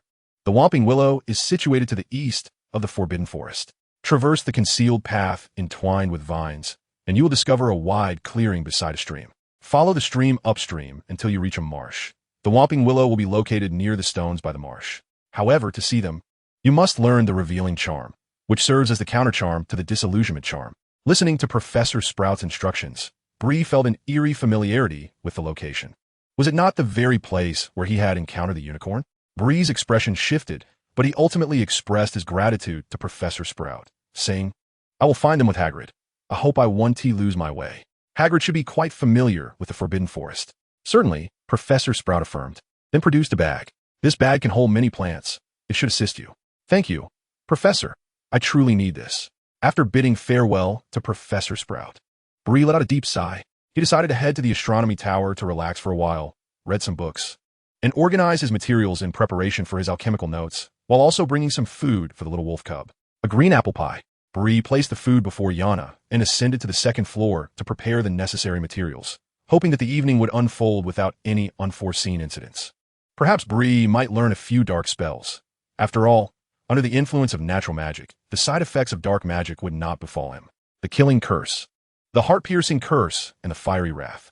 Bree perused some previously recorded dark spells, but found them lacking in comparison to his own natural magic. He extended his hand, gradually conjuring a swirling gust, a wind spell born from the fusion of the hurricane, charm, and natural magic, allowing him to manipulate it at will, sharpening it into a blade, forming it into a spike, or crafting it into a shield, constantly shifting in his grasp. The wind was sharp, tempestuous, yet tender, and Bree relished the power it bestowed. Beyond the wind, he had also harnessed the forces of water, fire, and earth into his natural magic. I wish to wield magic without incantations. I can still become a remarkable wizard. But does a wizard who employs natural magic remain a wizard, or could he be deemed a sorcerer? It was merely a label. As long as Bree could create spells rooted in natural magic, he would decide what to call them. Furthermore, he discovered that a particular growth spell from his notes could harmonize with natural magic. Channeling the magic within him, he influenced the natural magic in his surroundings, causing the four-leaf vine on the windowsill to sense the surge of power and Bree's guiding intent. With the infusion of natural magic, the vine continually extended, spreading throughout the second floor. Bree, don't make a mess. Just as the vine was about to fill the room, Varn hurriedly interjected, reel it in. Fine. After the last experiment, Varn had spent quite some time tidying up the fallen leaves in disarray. He would spare Varn the extra work. Instead, he would let him practice spewing lamp oil to create sparks. Varn, keep an eye on the materials in the house. I will soon commence my alchemical notes. As Bree observed the dimming sky, he took the bag Professor Sprout had given him and prepared to descend. Understood. After dinner, Bree made his way to Hagrid's hut, where Hagrid was feeding his dog. This is Fong. Hagrid recalled the Slytherin who had aided him in transporting the Christmas tree, though he felt little affection. He harbored no animosity either, mumbling nonchalantly, seems he likes you. Fong circled around Bree, growing anxious as Bree showed no intention of petting him, barking excitedly. Hagrid, feeling a twinge of sympathy, remarked, you should give him a pat. Look, though he's timid, he seeks to please. Bree glanced at Fong's ample folds of flesh, touched his wand on his wrist, and chose not to comply. Instead, he cast a sidelong glance at Fong, who obediently lay down, panting eagerly, ceasing his antics. Hagrid remained silent, pursing his lips, unsure of what to say. At that moment, an oil lamp floated from Hogwarts Castle, presumably held by Filch, accompanied by a group of anxious little wizards. Gazing at the four pairs of eyes below, Bree furrowed his brow, while Malfoy, on the contrary, felt a surge of joy. He could not forget the encounter with the werewolf in the Forbidden Forest earlier that day, and seeing Bree now brought him a sense of relief. However, Bree, you two have been sentenced to detention. Hermione expressed her astonishment, perhaps with a hint of unacknowledged relief. She mused, it seems even Bree is not infallible. Harry observed Bree, believing him to be distinct from the other Slytherins. Hermione often mentioned him during their studies, and many asserted that Bree ought to belong to Ravenclaw. Apologies, Hermione. I am not in detention. Rather, I have received Dumbledore's approval to accompany Hagrid into the Forbidden Forest in search of something. As he spoke, Bree cast a glance at Malfoy, who had matters to attend to and could not be allowed to cause mischief, yet ignoring him was equally troublesome. This is not a place for reminiscing, little ones. Hagrid scratched his head, while the ever-grim Filch wore a scowl. Time is of the essence, Filch stated coldly. There should be no kindness shown to them, Hagrid, since they are here to face punishment. With his back turned to the group, Filch added ominously, I hope to see their remains when I arrive at dawn. After uttering this, he swayed and vanished. Malfoy, displeased, grumbled about the filthy oil lamp he had been given, but he honestly could not bring himself to let go of it when confronted with the eerie depths of the Forbidden Forest. Must we really go in? Neville trembled throughout the journey, utterly frightened, unsure why he had been sorted into Gryffindor. We must enter, Mr. Longbottom. You need not worry so. Dumbledore would not send you to your doom. Bree listened, and as he noticed Harry and the others breathe a sigh of relief upon hearing Hagrid's words, he inwardly scoffed. It appears I've been relegated to the role of a babysitter by Dumbledore, or perhaps he is testing my mettle. Bree would not meddle in the affairs of the Savior. Chapter 63. The Unicorn King pursued by werewolves. Hagrid remained amiable toward the Gryffindors. But he showed no such courtesy to Slytherin, offering Malfoy nothing but disdain. Malfoy, emboldened by Bree's presence, disregarded Hagrid's instructions entirely. Hagrid snapped, "We must separate, mister. Ode is not like you. You're in detention, while he is here to seek a certain plant." Fong barked wildly at Malfoy, who remained unmoved, even contemplating delivering a kick to Fong. Fong, sensing Malfoy's intent, wisely tucked his tail and retreated behind Hagrid, only to resume barking ferociously moments later. Bree, now somewhat exasperated by the commotion, reminded himself that he was here to find the forget-me-not, not to indulge in theatrics. "Very well, I will team up with Malfoy. I can locate that spot." Bree turned to Hagrid and said, "You may accompany Hermione and the others. You know my capabilities. And I believe no one can obstruct the power that can levitate a tree. Certainly, adding another dog is of little consequence." Bree waved to Hermione and then, with Malfoy and Fong in tow, confidently made his way down the familiar path where he had previously discovered the elusive plant. Hagrid turned to Harry and the others, saying, "Your detention will involve accompanying me to seek out an injured unicorn. I've discovered one over the past few days. Fortunately, it is not yet dead, only leaving a trail of blood as it evades its enemies. This endeavor carries some risk, but I believe it is merely a pack of wild wolves we must contend with, so as long as you stay close to me, we shall be fine. Now, let us proceed, my little ones." With that, Hagrid led Harry, Hermione, and Neville into the Forbidden Forest, though he neglected to inform Bree about the unicorn. Towering trees loomed above, shrouded in mist, while moonlight filtered through, casting an ethereal glow upon the young wizards below. Malfoy's pale visage displayed a hint of excitement. He had never truly observed the Forbidden Forest. "How could one allow the noble Malfoy to carry a lantern?" he remarked. Yet, despite his words, Malfoy did not relinquish the lantern to Bree. In recent days, buoyed by the flattery of numerous Slytherin serpents, Malfoy had been in high spirits, even finding time to jest with Bree. "Should you require anything that necessitates your personal attention, dear Master Bree, merely utter it, and countless little serpents would gladly serve you." Bree felt a sense of exasperation at Malfoy's words. Did he not comprehend the dangers of the Forbidden Forest? Or did he presume that merely following him would ensure safety? As they traversed a vine-laden path, Bree and Malfoy arrived at the clearing, only to discover a significant amount of blood. "Do not touch anything you do not understand. This is the Forbidden Forest, not the Malfoy family garden," Bree admonished sternly, hoping to temper Malfoy's levity. "This is unicorn blood, imbued with the power of curses.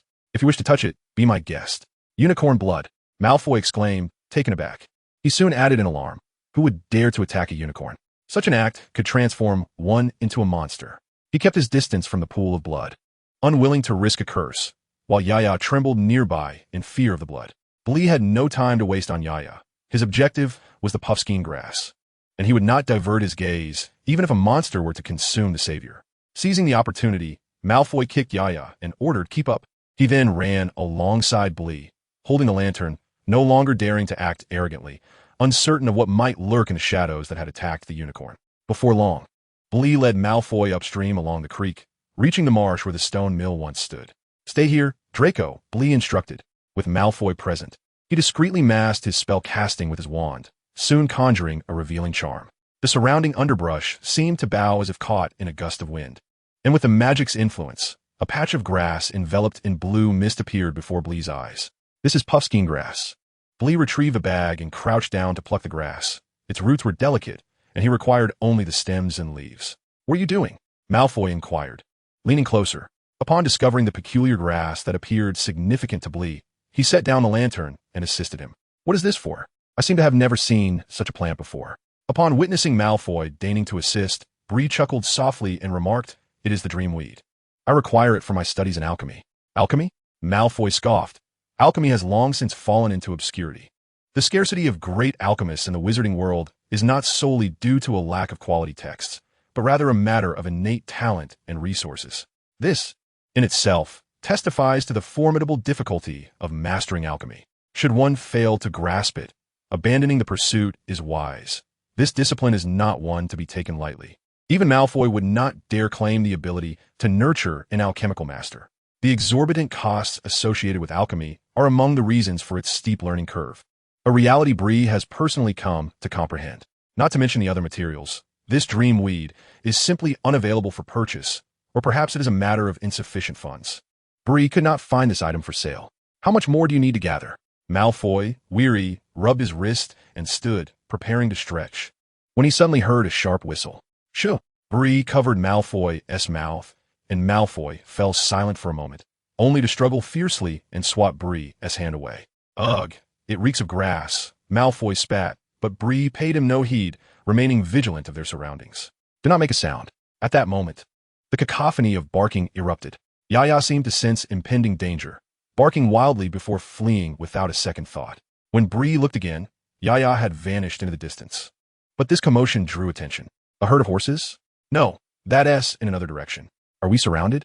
Bree heard the neighing, which seemed to offer guidance, as the resonant sound of hoofbeats began to echo through the forest. Yaya, you all go ahead. Harry, quickly use that spell. Let me handle this, Harry. Voices of Hagrid and Hermione emerged from among the herd. Bree seized Malfoy, pulling him toward the rock mill, yet felt an impending sense of crisis. With a swift motion, Bree conjured a blade of wind that sliced through an approaching boulder, cleaving it in two as it crashed down on either side of the dreamweed, causing Bree to panic. The wind blade shot forth into the darkness, and he heard a whimper. The creature ceased to draw breath. Malfoy trembled, instinctively inching closer to Bree. Just then, the sky erupted with a thunderous explosion, a brilliant red firework bursting forth, illuminating Bree's astonishment and Malfoy's fear in stark relief. Run, Bree urged Malfoy, directing him to find a place to hide, while he summoned the natural magic within, levitating the surrounding boulders and hurling them towards the source of the earlier attack. Oh, whoa, it's werewolves. What a rude bunch. The werewolves emerged from the marsh, but they were met with a barrage of colossal stones raining down upon them, forcing them to scatter in a panic, momentarily halting their advance. Upon recognizing the werewolves, Bree wasted no time, channeling his magical energy. He communicated with the flora of the Forbidden Forest. Instantly responding to his command, the plants began to grow wildly. Vines surged into the marsh, boulders swung like branches, and the aquatic vegetation ensnared the werewolves' limbs, restraining their movements. As the clattering footsteps grew frantic behind Burley, a startled Malfoy exclaimed, "The unicorns!" Suddenly, a shadow was hurled from the rear of the unicorn herd, crashing into the marsh and sending up a spray of muddy water. Hagrid! Harry Potter shouted, perched upon a centaur, with Hermione behind him brandishing a spell and the unconscious Neville beside her. Burley! Hermione cried out, "We must flee. There are werewolves behind us," aiding a creature in capturing the unicorns. The sheer number of unicorns was certainly a feast for such a monstrous appetite. Burley harnessed the forces of nature, exerting minimal burden on his own magical energy. He merely needed to command a powerful consciousness to guide the magic as it dispersed. After expending considerable effort, he swiftly regained control of the water flow. The currents, along with the aquatic plants, ensnared the werewolves, dragging them into the mire and simultaneously lifting Hagrid. The marsh was not deep, but the seaweed and water currents effectively ensnared the werewolves, who struggled for breath until their instincts kicked in, allowing them to break free from the grasp of the water and plants, retreating from the entangling branches and vines. Noticing the peculiar situation ahead, the centaurs halted, and the unicorns came to a standstill as well. It was evident that some unicorns bore injuries, as they shielded a silver-gilded foal. The golden markings? The legendary unicorn Qing. Hiss seized that unicorn. Behind the herd, a pack of werewolves leapt, encircling the unicorns, while a creature, as thick as a man and draped in wizarding robes, slithered among the giant trees, its gaze fixed intently on the young regal unicorn.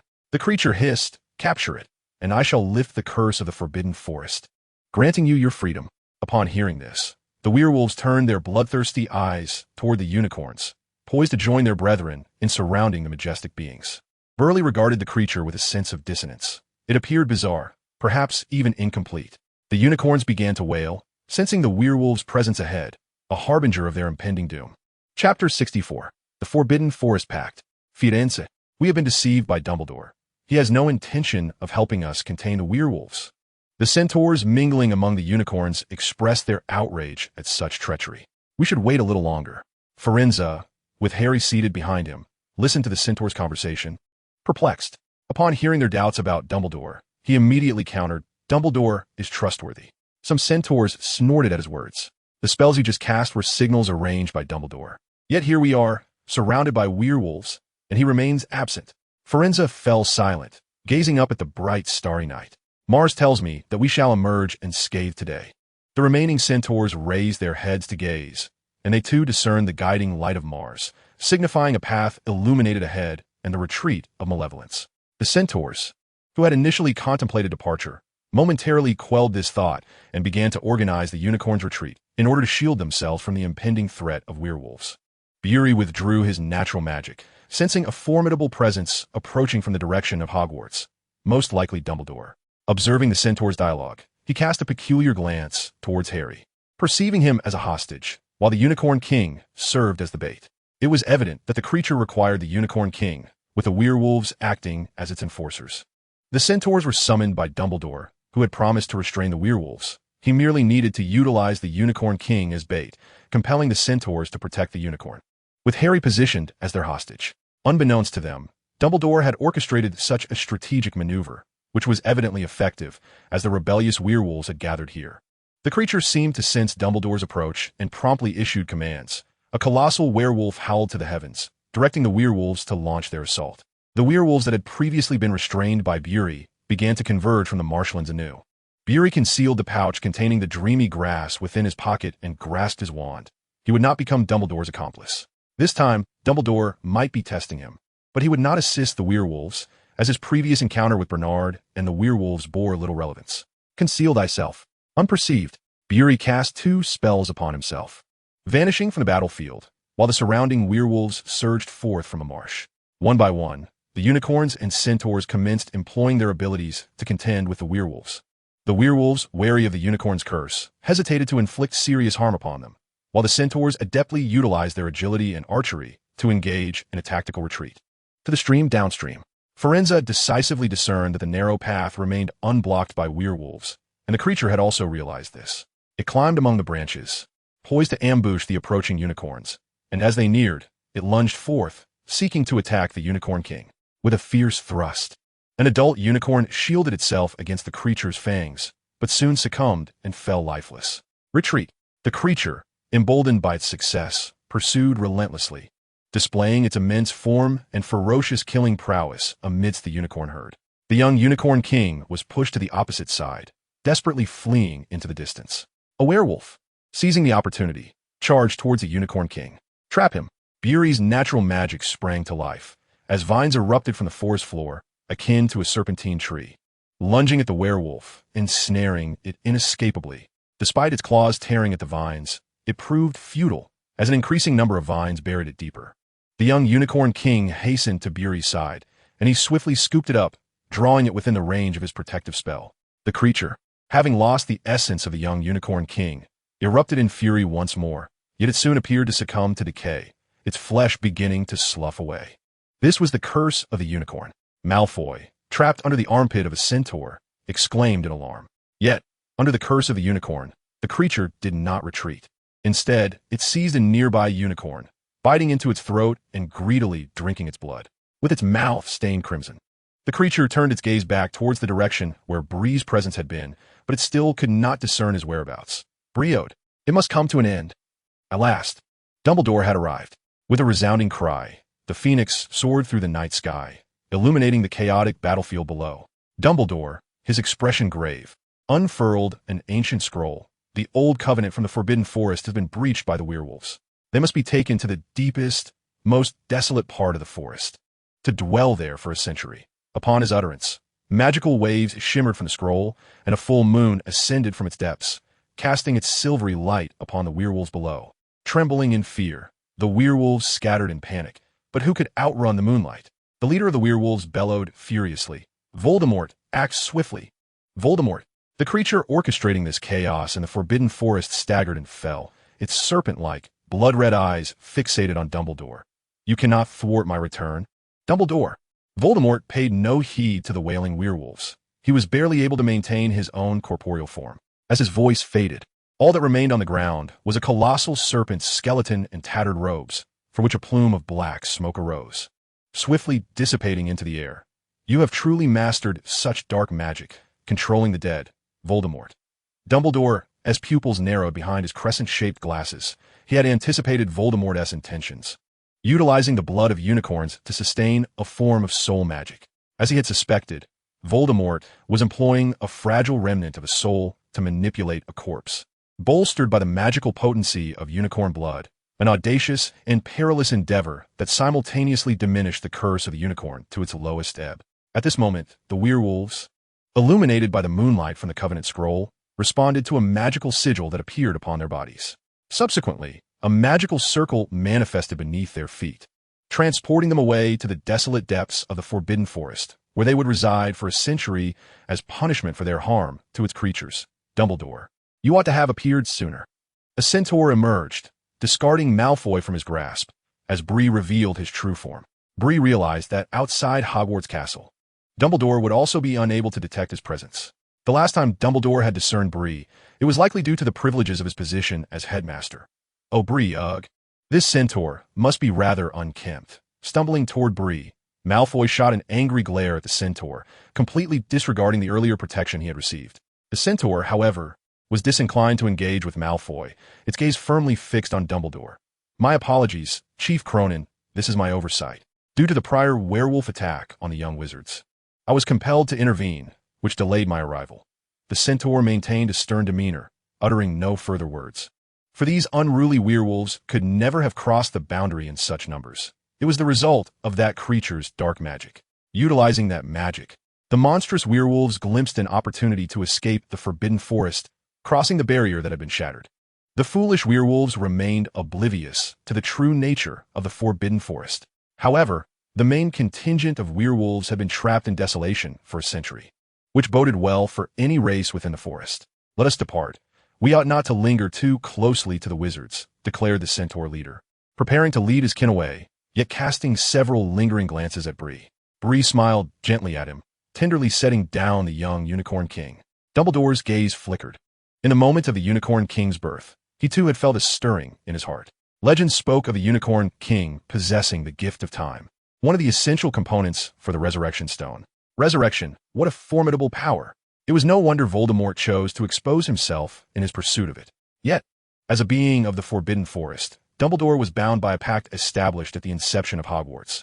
The institution bore the responsibility of safeguarding the forest from disturbance, while the forest would lend its aid when Hogwarts faced peril. Woof, woof, woof. Fong barked fiercely at the swamp as Hagrid awakened. With Bree's assistance, he had not suffocated. Now, he merely trembled, for even a giant could not fully withstand injury. Oh, I hope you're all right, Hagrid. Dumbledore cast a charm, enveloping Hagrid in a warming spell. A powerful incantation that shielded everyone, including Fong. A wave of warmth surged through Bree's heart, soothing the tension that had gripped them all moments before. Neville slowly regained consciousness, but his immediate reaction was a loud scream, clearly terrified. Oh, Neville, it's all right now, Dumbledore is here. Harry hurriedly covered Neville's mouth, directing his gaze toward the smiling Dumbledore. Oh, I'm sorry, I fainted. Those werewolves were terrifying, Neville exclaimed, bursting into tears, which caused Dumbledore to awkwardly rub his nose. Malfoy, standing behind Bree, scoffed. The fluxweed was sufficient, yet Bree was uncertain whether he could successfully concoct it. If not, he would have to make another trip. However, discovering the location was no trivial matter. Bree addressed Dumbledore. Headmaster Dumbledore?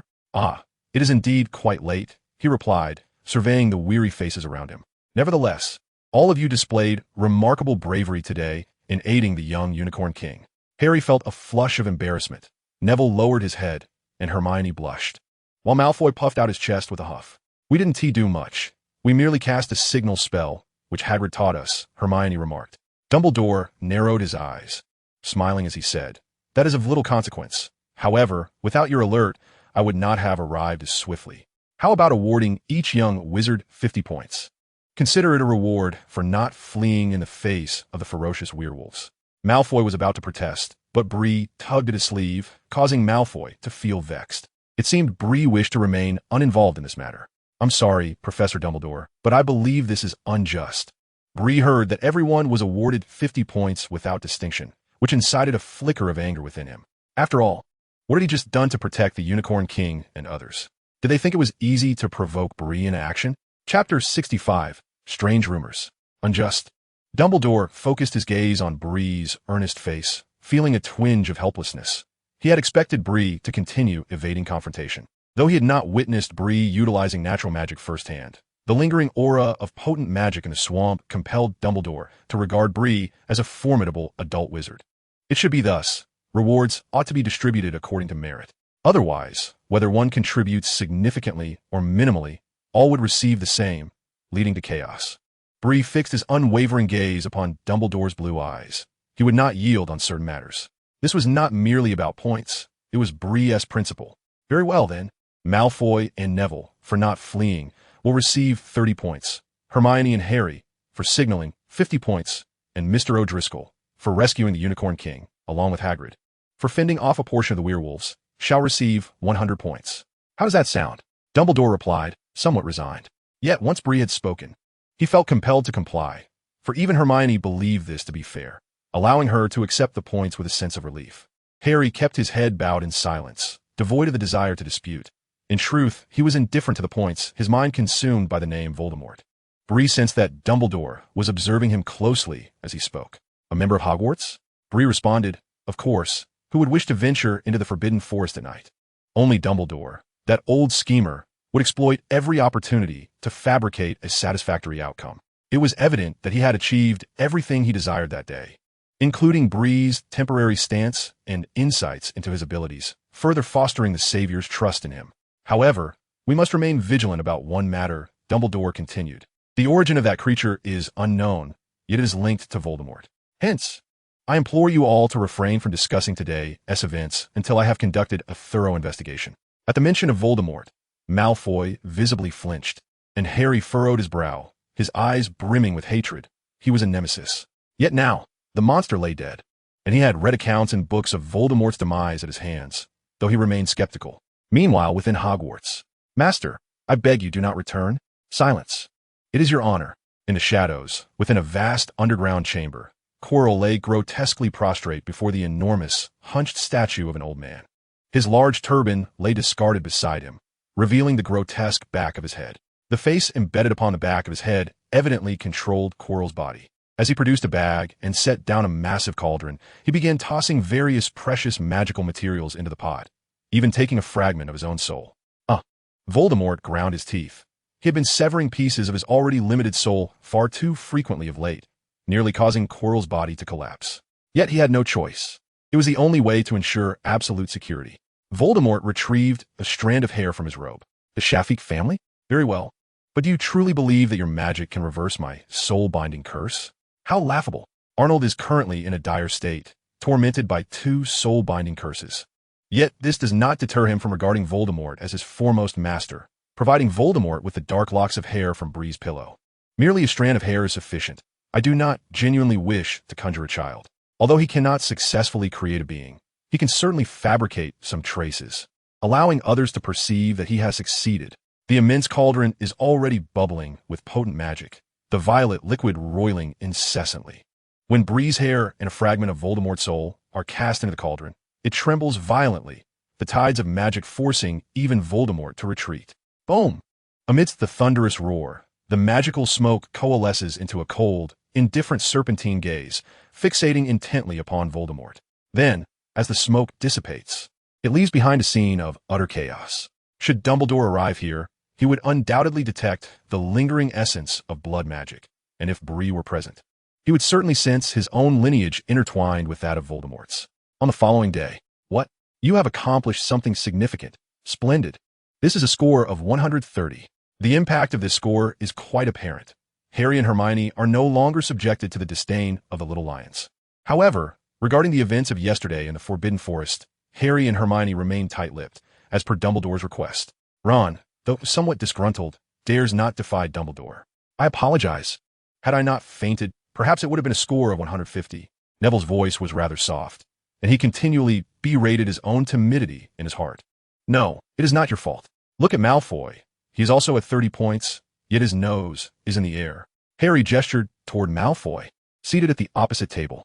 Although the truth cannot be revealed, the increase in points is tangible, providing Malfoy with a basis for boasting. Of course, as the most prominent protagonist, Bree also faces some disturbances, yet the Slytherins possess a certain discernment and do not dare to swarm around him indiscriminately.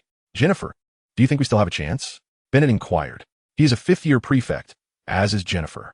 At the start of the academic year, Jennifer intended to invest in Bree, but alas, she was deceived by the still-restrained Bree, causing her to lose her opportunity.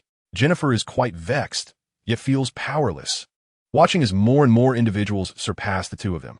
Those lacking insight should remain in their place, scoffed Selwyn, a fourth-year prefect, without hesitation. Two ordinary purebloods, indeed, lack discernment. Clearly, these two fifth-year prefects are unaware of the secrets concealed within Bree's crimson eyes. Such individuals do not even possess the qualifications to partake in this game. Jennifer and Bennett dare not retort. Pure-blood families are indeed different, especially one entirely under the control of Selwyn, leaving them without the standing to counter his words. Can a cup of pumpkin juice truly evoke the air of red wine? Bree slightly bowed his head, intrigued by Cedric's intentions. For he had neither traded with him nor invested in any endeavor, only engaging in that initially perplexing conversation. Hey Bree, what are you looking at? I asked whether you prefer green apple pie or red apple pie. Cedric's face flushed faintly as he scratched his head, secretly pondering that Bree had seen through him. Well, I have a favor to ask of you. My father keeps numerous magical creatures, but one of the Nifflers has encountered a problem. It has been isolating itself in its room. I previously sought the assistance of Professor Kettleburn, who teaches care of magical creatures, a subject only taken in the third year.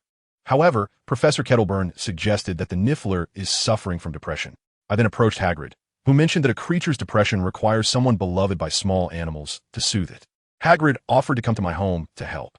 Clearly, Cedric did not place his trust in Hagrid, despite the latter's claims of being adored by small creatures. I also consulted Professor Sprout. She remarked that you are well-liked by plants, and perhaps that charm could extend to small animals. Observing Cedric articulate his thoughts at length, Bree noted the embarrassment and helplessness in his eyes as he said, I hope to find time to visit my classmates during the holiday. I wish for the little Niffler to hold on.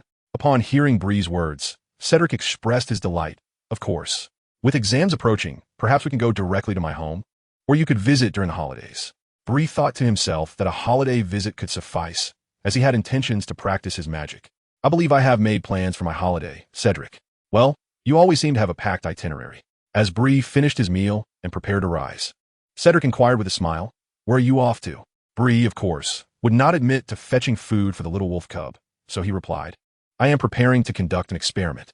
With no classes scheduled for the afternoon, Bree seized the opportunity to begin crafting his alchemical notes, particularly curious about the distance transference function, and unsure if unicorn hair could withstand such magic. An experiment? Oh, you're the first brave badger to sit at the Slytherin table. That's remarkable, chuckled Cedric's roommate.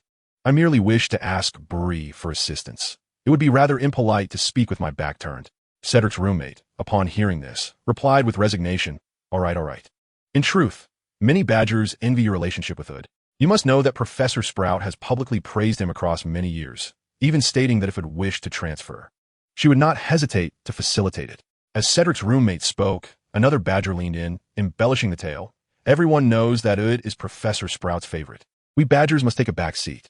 I even heard that Professor Sprout is considering adopting Bree Ud. At this revelation, the other badgers perked up, and the Slytherin table fell noticeably quieter than usual. It was well understood that badgers delighted in gossip, while the snakes might disdain conversing with them. Certain matters could still be overheard. Seemingly inspired, the individual remarked, moreover, Professor Sprout has a niece who is said to be enrolling next semester. We are all aware of Ode's remarkable talent. He is undoubtedly the strongest among the first years, as you all comprehend. It is truly impressive that Professor Sprout has planned so far ahead. Truly a professor. At that moment, another little badger nearby had his own tidings. I believe Professor McGonagall wishes to adopt Ode as well. Hannah Abbott, who had been silent until now, squeezed her wrist, unable to contain herself any longer. Chapter 66, BLI's new notebook. Hannah stood up, her eyes wide, and spoke rapidly. You all know merely trivial news. I eavesdropped on Fat Lady and the other portraits during their afternoon tea.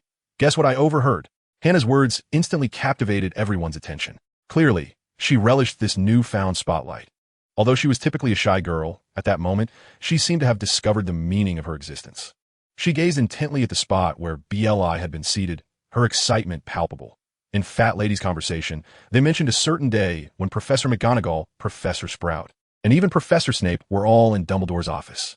Their sole purpose was to contest BLI Ode's guardianship. In their fervor for Ode, the two female professors even confronted Snape directly, urging Dumbledore to amend the school regulations to permit a transfer. Oh my goodness, such events transpired. However, it was undeniably cool when Professor McGonagall cast a transformation spell on Snape's hair. Who could envision Snape with a head full of daffodils? Professor Sprout's audacity in throwing stinkroot was equally commendable. Hannah continued to chatter on, her remarks growing increasingly extravagant, yet for the otherwise mundane life at the academy. Discussing professors was an exhilarating pastime, especially since this peculiar incident was widely believed to have a high likelihood of occurrence. Thus, everyone was keen to listen. As the excitement grew, students from other houses gathered closer, sharing their own hearsay as fodder for conversation. Meanwhile, when BLI and the professors caught wind of these bizarre rumors, they could only twitch at the corners of their eyes, for it was too late to intervene. BLI had already procured some alchemical tools in advance, sparing him further worry. Vern, take Yana upstairs for a bite to eat. Crafting alchemical items requires utmost concentration. I cannot afford to be disturbed by the whelps. BLI first simmered the alchemical liquid in the crucible, as he would soon need to inscribe magical runes on the alchemical items, a crucial step in the art of alchemy. Alchemy and potions are inextricably linked, as BLI crushed the drowsy grass in a bowl, transforming it into a viscous paste. The next phase commenced, trimming the unicorn fur into appropriately sized pages, then soaking them in the paste to imbue them with specific magical rules, ensuring that no one could decipher the text without the owner's permission. As time passed, the alchemical liquid was successfully concocted. This was not particularly challenging, and the pages had finished soaking. The next task was to bind the pages into a notebook, followed by inscribing the alchemical runes, a decisive factor in determining the properties of the alchemical item. Bree did not act immediately. Instead, he retrieved the notes that had been torn apart by the little serpents. These were the only remnants that could attest to his origins, and it was from these notes that his name was derived. He cast the torn pages into the alchemical concoction, watching as they slowly dissolved, before beginning to sketch intricate patterns upon the bound alchemical notebook. These designs symbolize concepts such as space, order, infinite extension, shielding, and positioning, collectively known as ancient runes. Bree had previously self-studied this body of knowledge, and the relatively uncomplicated combinations of runes were swiftly completed. Observing the densely etched lines on the new notebook, Bree pricked his finger, allowing a drop of blood to escape, thus commencing the final step of the alchemical process, the summoning incantation and magical activation.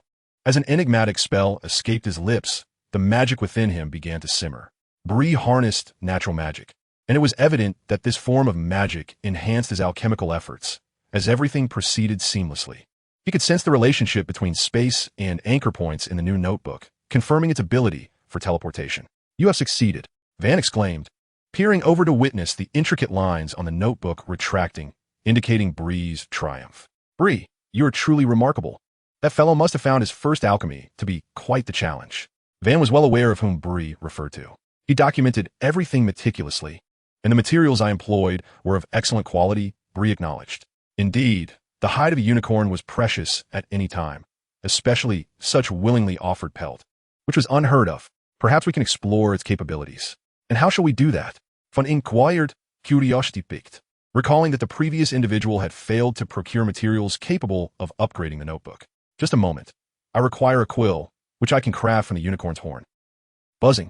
The wand upon Bree's wrist trembled incessantly, perhaps in fear of being forsaken. It exerted all its effort to capture Bree's attention. Crafting a quill from the wand? That is an excellent idea, Bree conceded. The wand itself was a magical material, making it quite convenient for inscribing spells. He then turned a page and deftly tore it out. "This is a page imbued with concentrated magic. It will not harm the integrity of the notebook," Bree explained, using the wand to inscribe a location within the eastern tower of Hogwarts. He placed the paper on the ground and stepped outside, while his notebook levitated gracefully behind him, following closely. This was merely a simple floating spell combined with a following charm. As Bree passed the Slytherin common room, he noted the peculiar demeanor of its occupants. They seemed hesitant to speak, their gazes filled with an unusual intensity of inquiry. However, upon most Slytherins catching sight of the floating notebook trailing Bree, they immediately ceased their scrutiny and turned away, recognizing it as the very notebook that had been torn apart by the little serpents, the catalyst for Bree's earlier fury. "Draco, I need to speak with you," Bree addressed Malfoy, who had been animatedly conversing within the crowd, now rising leisurely to follow him. "Very well. Our dear Bree seeks my counsel. We shall postpone our tales for another time," Malfoy remarked before trailing behind Bree. "What is it?" "It is said that Professor Flitwick's absence was due to you. Had Flitwick not been incapacitated by Snape's potion that day, it is likely that Snape would have been unable to withstand the combined efforts of the three professors." "What nonsense is this?" Bree looked at Malfoy, who was babbling with an air of knowingness, and felt utterly perplexed by his words. He rubbed his temples. Be quiet. Where did you hear such absurdity? Do you truly believe it? I certainly do not, but there is a grain of truth amidst the exaggeration. It cannot all be fabrications. Malfoy, for some reason, spoke with a hint of pride. No wonder you are my roommate. You have connections in all 4 houses. Should you choose to rally the troops, countless would eagerly follow you. Oh dear, how dare you strike the clever Draco Malfoy on the head? Some words should not be uttered so carelessly. I have merely been a diligent student. It is only natural that teachers favor obedient pupils. As long as you remain sincere, you may also achieve such favor. Bree uttered words even a slug would not believe, yet Malfoy nodded earnestly. Indeed, as long as Draco Malfoy desires, he can obtain anything. After saying this, Malfoy noticed something familiar in Bree's hands, a notebook. He watched as Bree tore out a sheet and inscribed Hogwarts Slytherin Dormitory upon it. What are you doing? Without responding, Bree placed the paper on a nearby table and opened the notebook, stating, Anchor points activated. With his words, 2 anchor points materialized in the notebook, each representing the tower and the dormitory. Bree tapped the dormitory, and a transparent magical array descended before him, gradually expanding. He tossed a book into it, which instantly vanished within. Simultaneously, on the dormitory's anchor page, a magical array appeared, from which a book tumbled forth.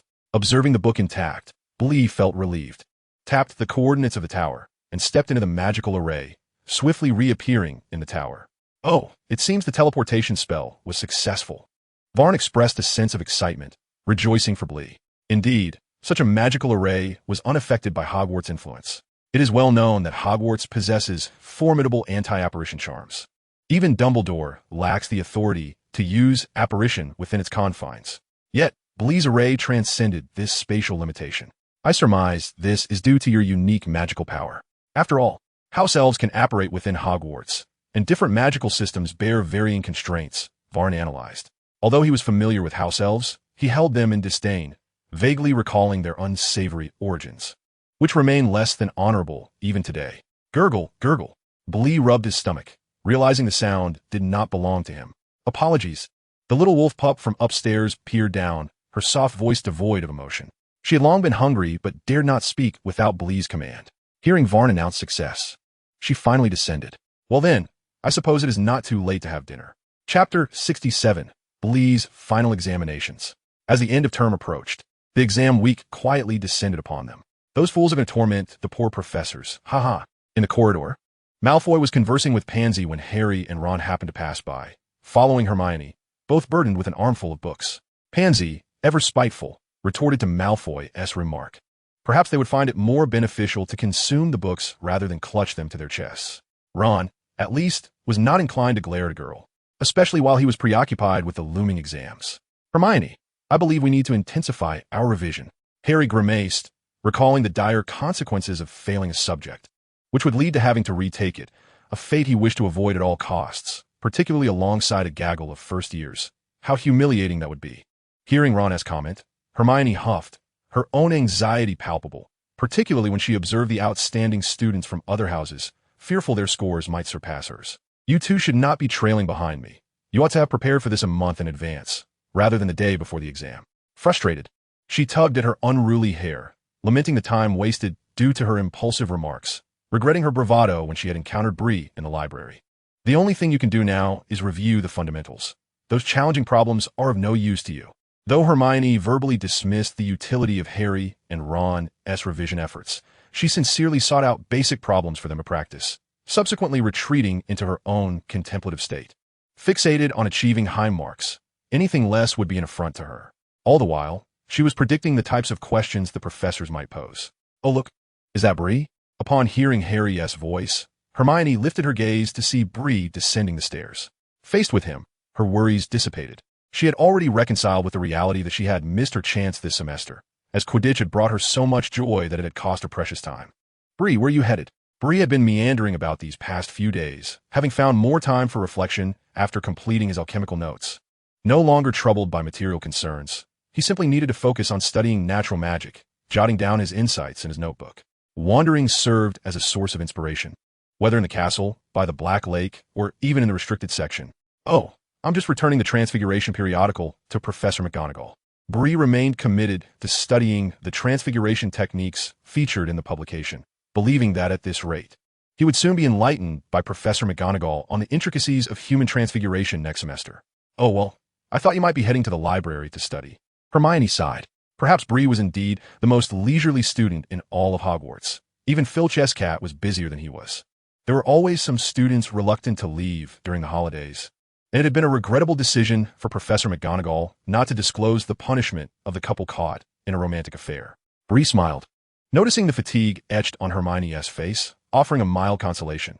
Don't let the exams distress you. Acquiring knowledge is what truly matters. You cannot ensure that what you learn in school will apply outside of it, and your future should not be solely confined to grades. Do try to relax, Hermione. You are already quite remarkable, Bree remarked before bidding farewell to her, offering a slight nod to Harry and Ron as well. After concluding his conversation with Hermione and the others, Bree ascended to the 4th floor, where the library and the surrounding lawn had become bustling with activity in recent days. While this area remained relatively tranquil, Lord Bree. Soon enough, Bree's companions arrived. The little poltergeist zipped out from the side of the wall, closely followed by the more boisterous poltergeist. The latter exclaimed, "Slow down, son. Don't crash into the blood, man, you little demon." As the poltergeist emerged from the wall, it noticed the little poltergeist bouncing in front of Bree, wagging its form like a tail, repeatedly calling out to him, which left the larger poltergeist somewhat bewildered. Bree gently patted the little poltergeist's head, infusing it with a modicum of natural magic from the surroundings, solidifying its form somewhat, which rendered the larger poltergeist speechless. Who had intended to admonish Bree? The essence of the little poltergeist had been gradually dissipating, a fact well known to the larger poltergeist. It was unaware that Bree could replenish the little one's strength. It had endured loneliness for over a millennium and cherished the bond it shared with the little poltergeist deeply. I mean, esteemed Lord Bree, what brings you here? The poltergeist quickly found its bearings, realizing that Bree's affection for the little one was effective in asserting its authority. Please assist me in placing this origami crane in the innermost chamber of the Forbidden Zone. The little poltergeist shall complete the task, the small entity declared, clenching its tiny fists and lowering its voice. Excellent. Soon, the larger poltergeist obstructed the little one, entering the chamber to fulfill the task itself. The little poltergeist felt a tinge of dissatisfaction, but refrained from expressing it in Bree's presence. Now, little poltergeist, keep a close watch on Chilo over the next few days. If he ventures into the Forbidden Zone, make sure to notify me. The week-long examinations had concluded. Many young wizards might remain oblivious to how they had navigated those assessments. However, Bree was confident that even his least favorite class, flying, would yield an outstanding grade. He had no desire to be found riding broomsticks alongside first-year students when he had already progressed to the second year, which lacked flying lessons. It's finally over. The last examination was History of Magic, and Bree felt a sense of relief, albeit slight. Despite often dozing off in class, he had still engaged in research and preparation. Yet, upon reflection, he could only perceive a profound sense of absurdity. Perhaps there's simply isn't much to write about. The memories left by Qing had faded, but the knowledge he had acquired over the years was substantial, especially regarding the culture of Huaxia, which he found increasingly intriguing. I have never understood why Huaxia lacks a wizarding academy. Bree had not encountered any reference to Huaxia in the introductions to global wizarding schools, which struck him as astonishing. Perhaps it is due to a more advanced method of instruction. Bree chose not to dwell on the content of History of Magic further, as the young wizards who had just completed their exams were chattering incessantly, disrupting his thoughts. It was far easier than I initially anticipated. Hermione led Harry and Ron out of the examination room, chattering, "I really don't need to memorize the Werewolf Code of Conduct from 1637 or the details of the House Elf Rebellion." Blah. Hermione noticed Bree looking at her, and she blushed, feeling somewhat embarrassed for wanting to discuss exam topics post-test. However, she quickly shifted her demeanor and cheerfully suggested to Bree, "Shall we head to the lakeside? After the exam, we should take a moment to relax." It was already June at Hogwarts, a particularly pleasant time, and Bree, having no pressing matters, decided to view it as a farewell to Hogwarts before the summer holiday. "Of course, I'm honored to be invited by Miss Hermione." Certainly. At times, Hermione could be quite proud, though her two friends felt a bit awkward. Their relationship with Bree wasn't as close. Nevertheless, gazing at the sky outdoors was a welcome change after a week of oppressive examinations. Outside the castle, Bree and the others were not alone. Many young witches and wizards were unwinding, savoring the final moments of the semester.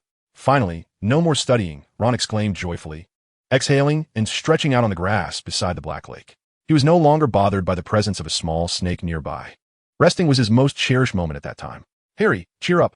We want to know how poorly we did for another week. So there's no need to fret about it now. Sorry, my scar has been hurting, which is a bit bothersome. Just as Harry spoke, a giant squid emerged from the lake, sending a huge splash that drenched Ron's red hair, leaving him resembling a drenched chicken. Ah, you're being ridiculous. It was clearly them teasing you. Ron jumped up, glaring at the giant squid, then cast a reproachful look at the laughing Weasley twins nearby. The squid had been sunbathing in the warm, shallow water, but the twins and Lee Jordan had been teasing its tentacles, which annoyed the creature, prompting it to retaliate, albeit unintentionally hitting Ron instead. In its anger, the squid sprayed Ron once more before swimming into the depths of the Black Lake. Ha ha, our foolish little Ronnie. Go apologize to your own red hair. The Weasley twins hopped over to where Bree was resting under a tree and settled beside him, throwing an arm around his shoulders. George remarked, "Hey, clever little snake, would you care to join us in a rather amusing escapade?" An amusing escapade? Bree had often seen these two running around during nighttime excursions this semester, leading him to suspect they had discovered a new location or needed his assistance. Noticing Bree's skeptical gaze, Fred cleared his throat, clearly confirming Bree's suspicions. "It's just that we want to acquire some stinkweed," George chimed in. "Because we have a new idea." Together, they announced to create a prank shop. Fred lowered his voice and said, "We previously uncovered something remarkable, a map that led us to the former alchemy professor's residence." George added, "There are numerous books there. We've been studying alchemy, and that is how the dung ball came into existence." Alchemical texts? Indeed, there are many in the library, especially with the end of term approaching and Quirrell potentially on the move. I believe you can enlist Peeves' assistance by mentioning my name, but refrain from any outrageous antics. We cannot afford a repeat of the dung ball incident that so unpleasantly affected the dining experience at Hogwarts. "Oh, Peeves?" Fred raised an eyebrow, scrutinizing the situation, while George remarked, "Who would have thought the well-behaved little serpent could command Peeves?" "I recall Peeves has been chasing after his offspring lately," was all that Bryce said, adding, "That was an accident, but Peeves certainly relished the unexpected turn of events." For the latest updates on the esteemed author Qing Dahua's Natural Magic of Hogwarts, please ensure to bookmark for swift access to future chapters. Chapter 68. They traverse the doorway. Once the banquet concludes tomorrow, they shall revel in the joys of summer vacation. However, at this moment, Harry was hurriedly pulling Ron and Hermione along, exclaiming, "Ron, Hermione, we must seek out Dumbledore. Snape is planning to steal the Philosopher's Stone." Harry pressed his hand against the scar on his forehead, panting heavily as cold sweat trickled down his face, making him feel extraordinarily uncomfortable. Yet, recalling the conversation he overheard between Snape and Professor Quirrell, he felt compelled to inform Dumbledore. Upon hearing Dumbledore's name, Hermione immediately responded, "But Dumbledore." She recalled the last time she and Harry approached Dumbledore regarding Snape's intentions to steal the stone, only to be dismissed, with Dumbledore insisting that Snape was a good man. Ron hesitated, noting that Harry had been in a daze lately, appearing quite unwell. Hermione pondered silently for a moment, her desire to assist her friend ultimately leading her to say, "All right, let us go find Dumbledore and clearly express your situation, Harry. I hope Dumbledore will realize Snape's ulterior motives." With that, Hermione pushed open the common room door, leading Harry and Ron outside. "Master Bree, Quirrell has entered the Forbidden Forest." Peeves zoomed up from downstairs, his eyes sparkling with excitement, having successfully completed his task. Has Quirrell finally succumbed to temptation? Bree opened his notebook, marking the coordinates of the last room where he had instructed Peeves to linger on the 4th floor of the Forbidden Forest. In no time, a magical array materialized, and Bree stepped into it. As Bree began to fade from view, Vaynor urgently cautioned, "Be careful. Do not worry, Vaynor. Quirrell dares not harm me due to our pact. Quirrell still owes Bree a life, which serves as Bree's greatest assurance. Moreover, possessing natural magic, he is no longer the naive child who first entered Hogwarts. His formidable power is the wellspring of his confidence. Resolving all current troubles hinges on this one decisive act. Quirrell, I shall not forget your intentions to kill me." Bree traversed the magical array to the innermost depths of the Forbidden Zone, where he encountered a mirror. The mirror of Erist? When Bree last visited, it was not present, yet now it had materialized. It must be Dumbledore's doing. He wouldn't truly use the Philosopher's Stone as bait, would he? Approaching the mirror of Erist, Bree gazed at his reflection, but this time, the mirror did not reveal any changes. He had anticipated witnessing scenes of his growth through the acquisition of the House Cup. "The House Cup is within my grasp. This is no challenge." Thus, the mirror discerned that Bree currently harbored little desire. His intent to kill Quirrell was no longer an obsession, but rather an action he could readily accomplish. What is this? Bree felt an object manifest within his wizarding robe. As he reached to touch it, he sensed a warmth. Upon lifting it, he discovered a red crystal. The Philosopher's Stone. It had come into his possession rather easily. Dumbledore must have been quite careless. Swiftly, Bree opened his notebook, connected to the anchor point on the second floor of the tower, and tossed the Philosopher's Stone into the magical array, provoking a wave of energy that filled his eyes with delight. I hope Vern isn't too astonished when he sees the Philosopher's Stone. Sometimes, one doesn't need to study alchemy to obtain it. The previous owner of the tower must have taken a wrong turn. Ha! Bree chuckled softly, then turned his gaze back to the mirror of Ariste. He pondered that if Dumbledore had employed this mirror as a trap, Quirrell would surely interact with it. Perhaps Bree should add some traps of his own? Without hesitation, he pressed his hand against the mirror's surface, murmuring incantations. Flames that never extinguish, come forth. With a hiss, dark violet flames enveloped Bree, igniting with the natural magic present in the environment. They were then constricted by Bree's power, gradually shrinking into a deep black serpent that glowed with a purple luminescence, emanating a potent aura of dark magic akin to a terrifying hell.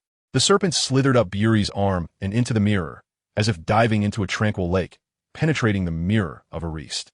Outside the Forbidden Zone, Quirrell was unprepared to adhere to the rules. He had already acquired knowledge from Hagrid on how to bypass the three-headed dog without causing a commotion. Listen to the music. Little pup. Quirrell placed a harp within the Forbidden Zone's chamber, enchanting it to play, yet his expression soon shifted. A woof. Damn it, with Dumbledore gone from Hogwarts. Today is the perfect opportunity. Bree had already cast a silencing charm on the three-headed dog's ears, rendering it oblivious to the sound of the harp. As the massive beast spotted Quirrell, it immediately bared its fangs and lunged toward him. Quirrell promptly overturned his previous schemes, eager to obtain the Philosopher's Stone as swiftly as possible. Although he had not secured the Unicorn King, the abundant blood of unicorns had significantly augmented the power of Voldemort residing within him. Under Voldemort's control, Quirrell unleashed a formidable curse, Avada Kedavra, at the three-headed dog. With a resounding crash, the creature whimpered and collapsed, convulsing on the ground before ultimately succumbing to unconsciousness. Voldemort relinquished control of Quirrell's body and commanded, Quirrell, while Dumbledore is absent from Hogwarts, entice Harry Potter into the trapdoor. Rest assured, Master, Harry Potter must believe that Snape is attempting to steal the Philosopher's Stone. He will arrive shortly. Quirrell had long been prepared for this moment, which he deemed the beginning of his success. By assisting Voldemort in acquiring the Philosopher's Stone and eliminating Harry Potter, he would gain the power and knowledge promised by Voldemort, thereby transforming his dismal existence. Excellent. Your loyalty will reward you with everything you desire. Meanwhile, outside Professor Dumbledore's office, Harry and his companions found themselves in a predicament. Professor McGonagall, her face set in stern disapproval, remarked, I sincerely hope you are not contemplating a midnight stroll. My apologies, Professor McGonagall. We merely wish to see Professor Dumbledore. Hermione quickly defended, it is not yet curfew. McGonagall furrowed her brow. If you seek Dumbledore, I regret to inform you that he is an exceptionally accomplished wizard. His time is invaluable, and he departed for London a mere 10 minutes ago. If you have concerns, you may voice them to me. He has gone, Harry exclaimed in distress. How could Dumbledore have left at such a critical moment? Hermione fell silent, but after a moment's contemplation, she deemed it necessary to inform the professor of their predicament, for they were but students. It concerns the Philosopher's Stone, she stated. The Philosopher's Stone. Professor McGonagall's eyes widened as she scrutinized Harry and his friends, a headache brewing within her. Dragons had previously been an issue, and now the Philosopher's Stone, matters that should not involve young wizards. Harry insisted urgently, No, you don't understand. Snape intends to steal it. Upon hearing Snape's name, McGonagall's expression turned peculiar. Without further ado, she bypassed them and descended the staircase, burdened by the need to organize numerous examination results. The conclusion of finals did not signify immediate respite for the professors. Once McGonagall had departed, Ron appeared troubled. What should we do now? Harry clenched his jaw, his fingers brushing against the scar on his forehead as he resolutely declared, We must stop Snape. Stop Snape? Hermione gazed at him incredulously. How could they possibly contend with Snape? He was a professor, and they were mere students, here to learn magic, not to play the role of heroes. I think you should recall the last time Dumbledore dismissed us. Moreover, you are not the savior. You are Harry Potter. Harry was taken aback. Yet he quickly tightened his fists and, gritting his teeth, asserted, I know, I am Harry Potter, not the savior, but Harry stifled his tears as memories of his parents flooded his mind, along with the unsettling tales of the creature linked to Voldemort he had heard in the Forbidden Forest. His thoughts had spiraled into a tempest of anxiety in recent days. Perhaps that creature was brought forth by Snape to resurrect Voldemort. If Voldemort had indeed perished, then what haunted him incessantly in his mind? Harry dared not voice it, yet he was acutely aware that Voldemort was still alive. I must go. My parents fell victim to Voldemort's hand, and Snape is likely acting on his behalf. Oh, you mustn't utter that name, Harry, Ron exclaimed in terror, attempting to cover Harry's mouth. But Harry pushed his hand away, asserting, no, to avoid speaking his name is to cower before him. Harry loathed Voldemort and refused to succumb to fear. I need to stop Snape right now, regardless of whether he has entered the Forbidden Forest. I must protect the Philosopher's Stone and relocate it to a secure place that Snape is already aware of. As he spoke, Harry lowered his voice, as if pleading. Hermione took a deep breath, convinced that Harry was speaking irrationally. She had already considered him a friend during the last encounter with the troll. Abandoning him was not an option. Ron chimed in, I didn't go into Forbidden Forest last time, but you mentioned that Dumbledore arrived in time. We should go together. Harry felt a swell of gratitude, yet he replied, we need to leave someone to watch over the headmaster's office. I can do it.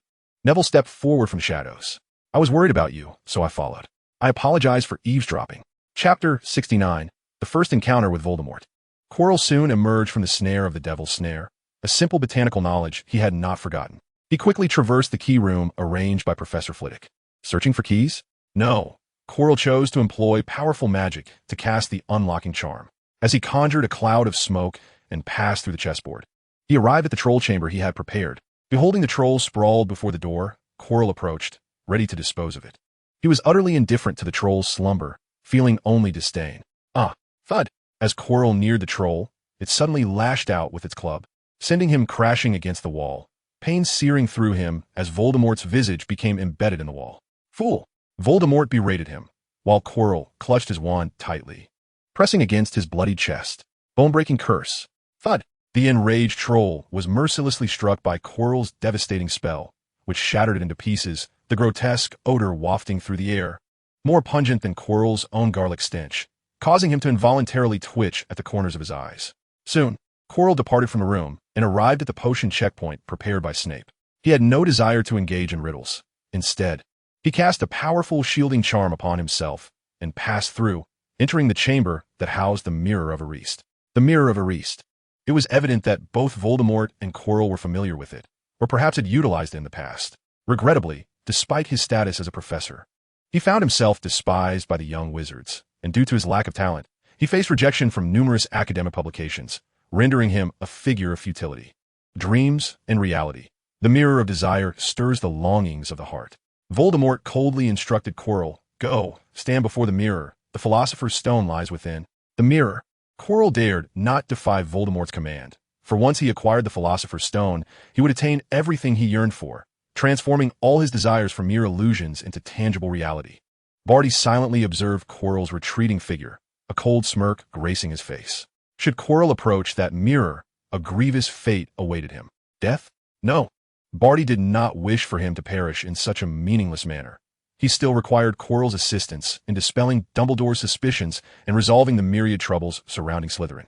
To him, even foes could serve as valuable assets, and only through absolute rationality could a brighter future be attained. Yet, the Philosopher's Stone remained elusive.